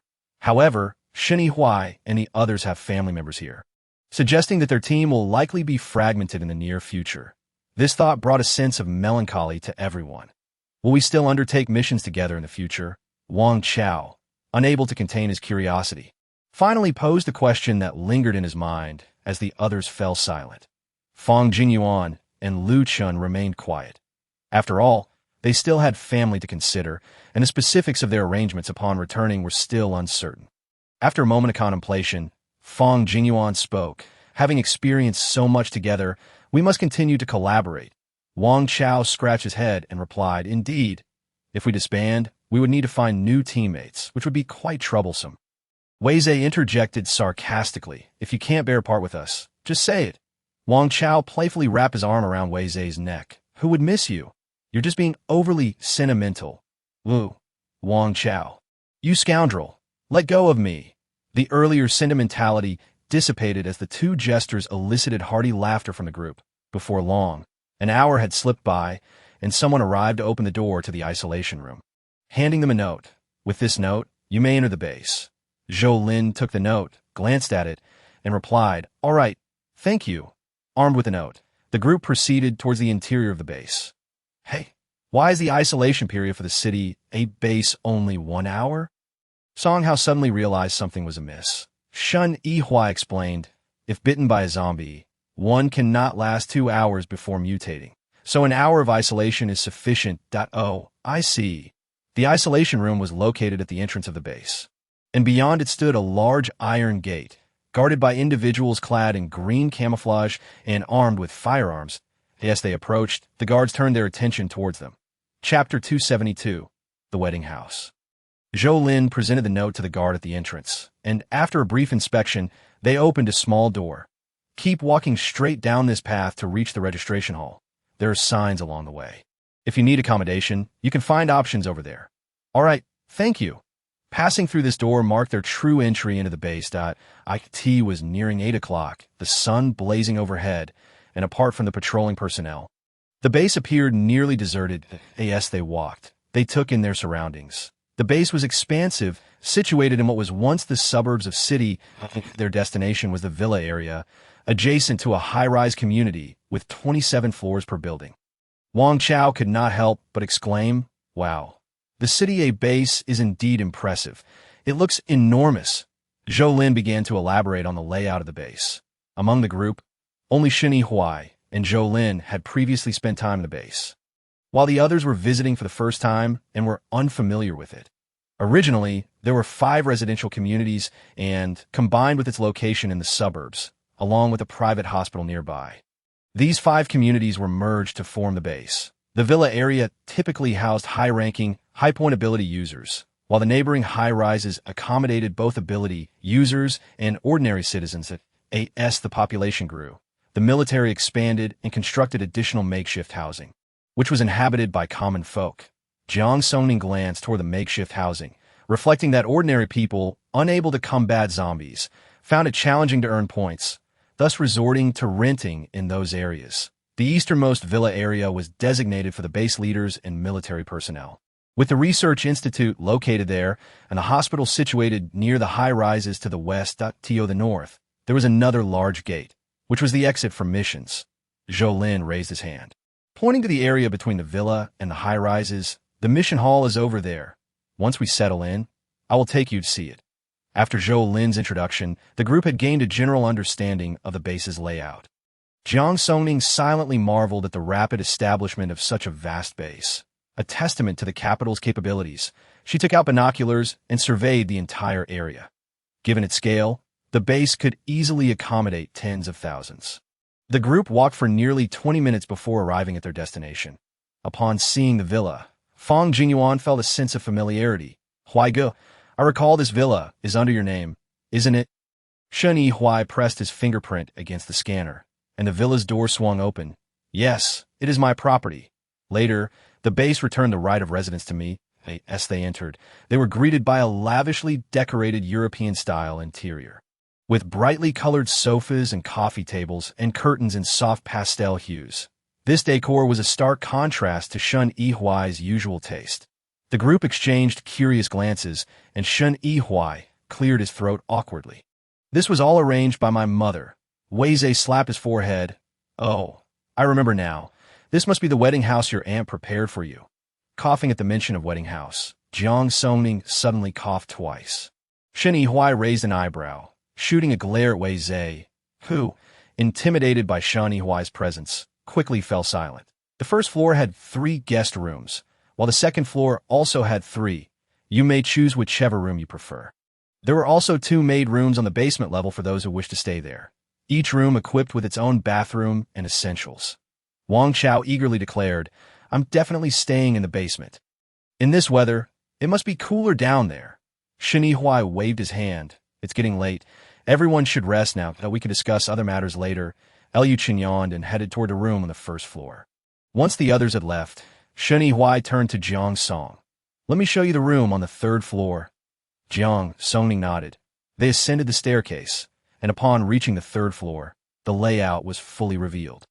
It was evident that this area was intended as the master bedroom, as the entire floor was open, devoid of any partition walls. Upon stepping onto the 3rd floor, they were greeted by a warmly decorated living room. A soft carpet covered the floor, making it feel as though they were walking on clouds. Comfortable sofas encircled a beautifully crafted coffee table adorned with faux flowers and exquisite trinkets. Several pieces of artwork adorned the walls, lending the space a cultured ambience. Adjacent to the living room was a large floor-to-ceiling window through which sunlight streamed, illuminating the entire room. Beyond the living room lay a walk-in closet, which contained several suits and shirts. Next to the closet was the spacious and bright master bedroom.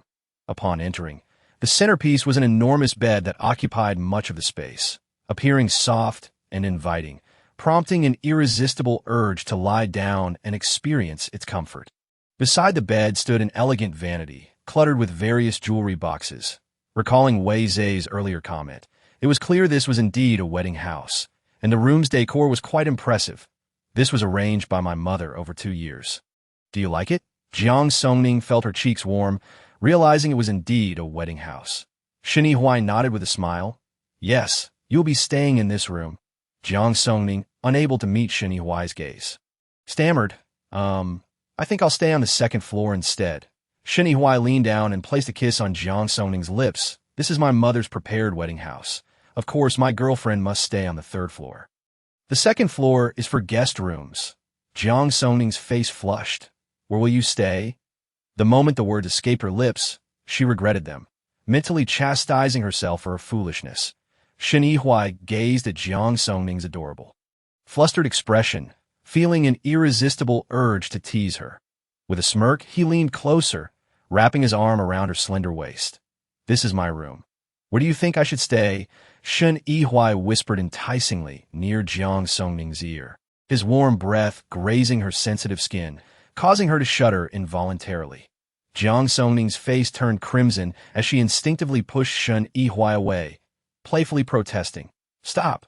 Stop messing around." However, her feeble resistance only prompted Shen Yihua to tighten his embrace. He gazed into Jiang Songning's eyes, her cheeks flushed and alluring, particularly her sparkling eyes and cherry-like lips, making him swallow hard as his throat constricted. In the next moment, as if enchanted, Shen Yihua lowered his head and gently nibbled on Jiang Songning's now rosy and warm earlobe. Chapter 273. Rest. Jiang Songning couldn't help but gasp, feeling an electric jolt surge from her ear throughout her body, rendering her utterly frozen in place, incapable of movement. Seeing her freeze, Shen Yihua took advantage of the moment to ignite further passion within her. Jiang Songning's body turned limp, relying weakly against Shen Yihua's solid chest. She breathed heavily, her voice a soft, fragmented plea. Don't bite." Her delicate tone, laced with a hint of playful annoyance, ignited a fire of long-suppressed desire within Shen Yihua. The last remnants of his rationality reminded him that he could not continue. Otherwise, the consequences would be dire. He took a deep breath, struggling against the rising impulse within him, and managed to utter a few words with great difficulty. "Let us rest." With that, he swiftly exited the room. As soon as he stepped out of the door, Shen Yihua eagerly seized a bottle of mineral water from the table. After twisting off the cap, he tilted his head back and gulped it down in large swigs. The refreshing liquid slid down his throat, yet it failed to quench the raging fire burning within him. Casting a glance at the firmly closed door behind him, Shen Yihua let out a soft sigh, then reluctantly shuffled his feet towards the stairs. It was only after the sound of his departing footsteps had completely faded that Jiang Songning, still in the room, slowly emerged from her reverie. Her cheeks were flushed, her heart raced wildly, and her mind incessantly replayed the mortifying scene from earlier. After what felt like an eternity, Jiang Songning noticed the temperature rising. With beads of sweat trickling down her forehead before she finally came to her senses, as she hazily turned her head, she caught sight of her reflection in the mirror, and what stood out most prominently were the several vivid red marks adorning her fair, slender neck. Just as she was fixated on those crimson traces, an unusual sensation surged within her, rekindling the heat that had only just begun to dissipate, flooding her entire face once more. Gazing at her reflection, she ground her teeth and muttered a curse under her breath. After berating Shen Yihua, she locked the door to the master bedroom and returned to her space to sleep. When she awoke, it was already 8 in the evening. After changing into a fresh outfit, she recalled the marks on her neck and hastily wrapped a silk scarf around it. She stepped out of her space. The oppressive heat outside made it hard to breathe. The absence of air conditioning was indeed unbearable. Though she felt fortunate to have resided in her space, it seemed that Wang Chao had some foresight. Living on the basement level might not be so stifling after all. Not lingering on the 3rd floor, she swiftly descended the stairs that in the lobby. Only Wang Chao, Su Lin, and Song Hao were present. Had the others already returned? Su Lin was fanning himself with a book, yet it was futile against the sweltering heat. Huaigo asked me to tell you that he'll be back shortly. Upon mentioning Shen Yihua, Jiang Songning was reminded of his actions before she went to sleep and couldn't help but curse him again in her heart. Wang Chao, with a hint of curiosity, looked towards Jiang Songning and asked, "Hey, Sister Jiang, why are you wearing a scarf around your neck? Aren't you hot?" Jiang Songning shot him an exasperated glare. "Mind your own business." Wang Chao looked innocently at Su Lin. Did Sister Jiang eat gunpowder? Su Lin struggled to suppress his laughter, his shoulders shaking with mirth, presenting a rather comical sight. Wang Chao and Song Hao were utterly perplexed, unable to grasp the source of Su Lin's amusement. Jiang Songning shot another glare at Su Lin before retrieving the solar panels from her space. "The task of installing the solar panels is now yours." Upon hearing the mention of work, Su Lin quickly composed himself and sprang into action. Jiang Songning wandered around the kitchen, The villa boasted a spacious kitchen, stocked with an array of pots, pans, and utensils. However, with the gas supply down, she was relieved to find 2 electric stoves available in the western kitchen. Jiang Songning smuggled some water from her space and began cleaning the kitchen with a towel. After tidying up the kitchen, she proceeded to clean the living room. In an instant, Jiang Songning was as busy as a whirlwind. Knowing they would likely reside there for 4 to 5 months, she couldn't afford to be careless. Once she finished tidying up, she tackled the common areas, leaving the personal rooms to their respective occupants. By the time she had organized everything, it was nearly midnight. Glancing outside, she saw the 3 individuals installing the solar panels still hard at work, and she called out to them, "Take a moment to eat something." Given the sweltering weather, no one had much appetite, so Jiang Songning prepared a few steamed buns, some cold chicken, and stir-fried vegetables. After they finished eating, everyone returned to their tasks. Jiang Songning washed all the pots and pans in the kitchen, readying them for use once electricity was restored.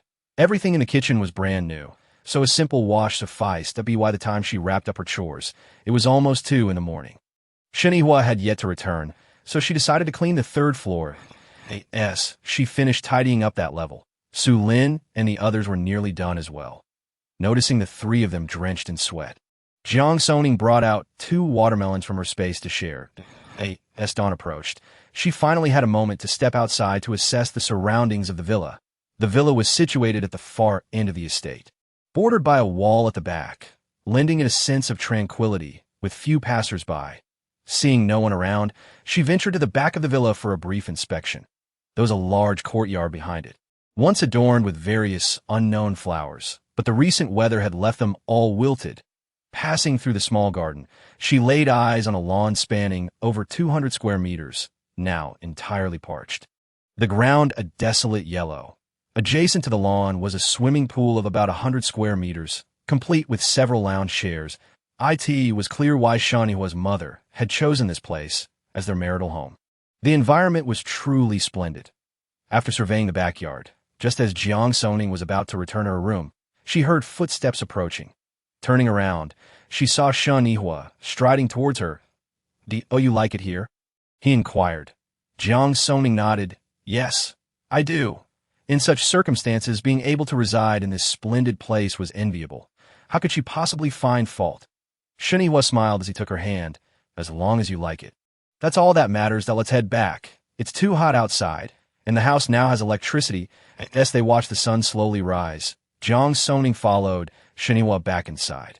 The house still housed Wang Chao and the others. "Won't Brother Yuan be joining us today?" she asked. "Well, they finally made it back and want to spend time with their family. They'll drop by tomorrow night," Shenhua replied. Jiang Songning looked at him with a smile. "Why aren't you spending time with uncle and aunt?" Shenhua wrapped his arm around her shoulder, his expression one of playful knowing. "What do you think?" Jiang Songning's cheeks flushed, and she turned her head away. "I don't know.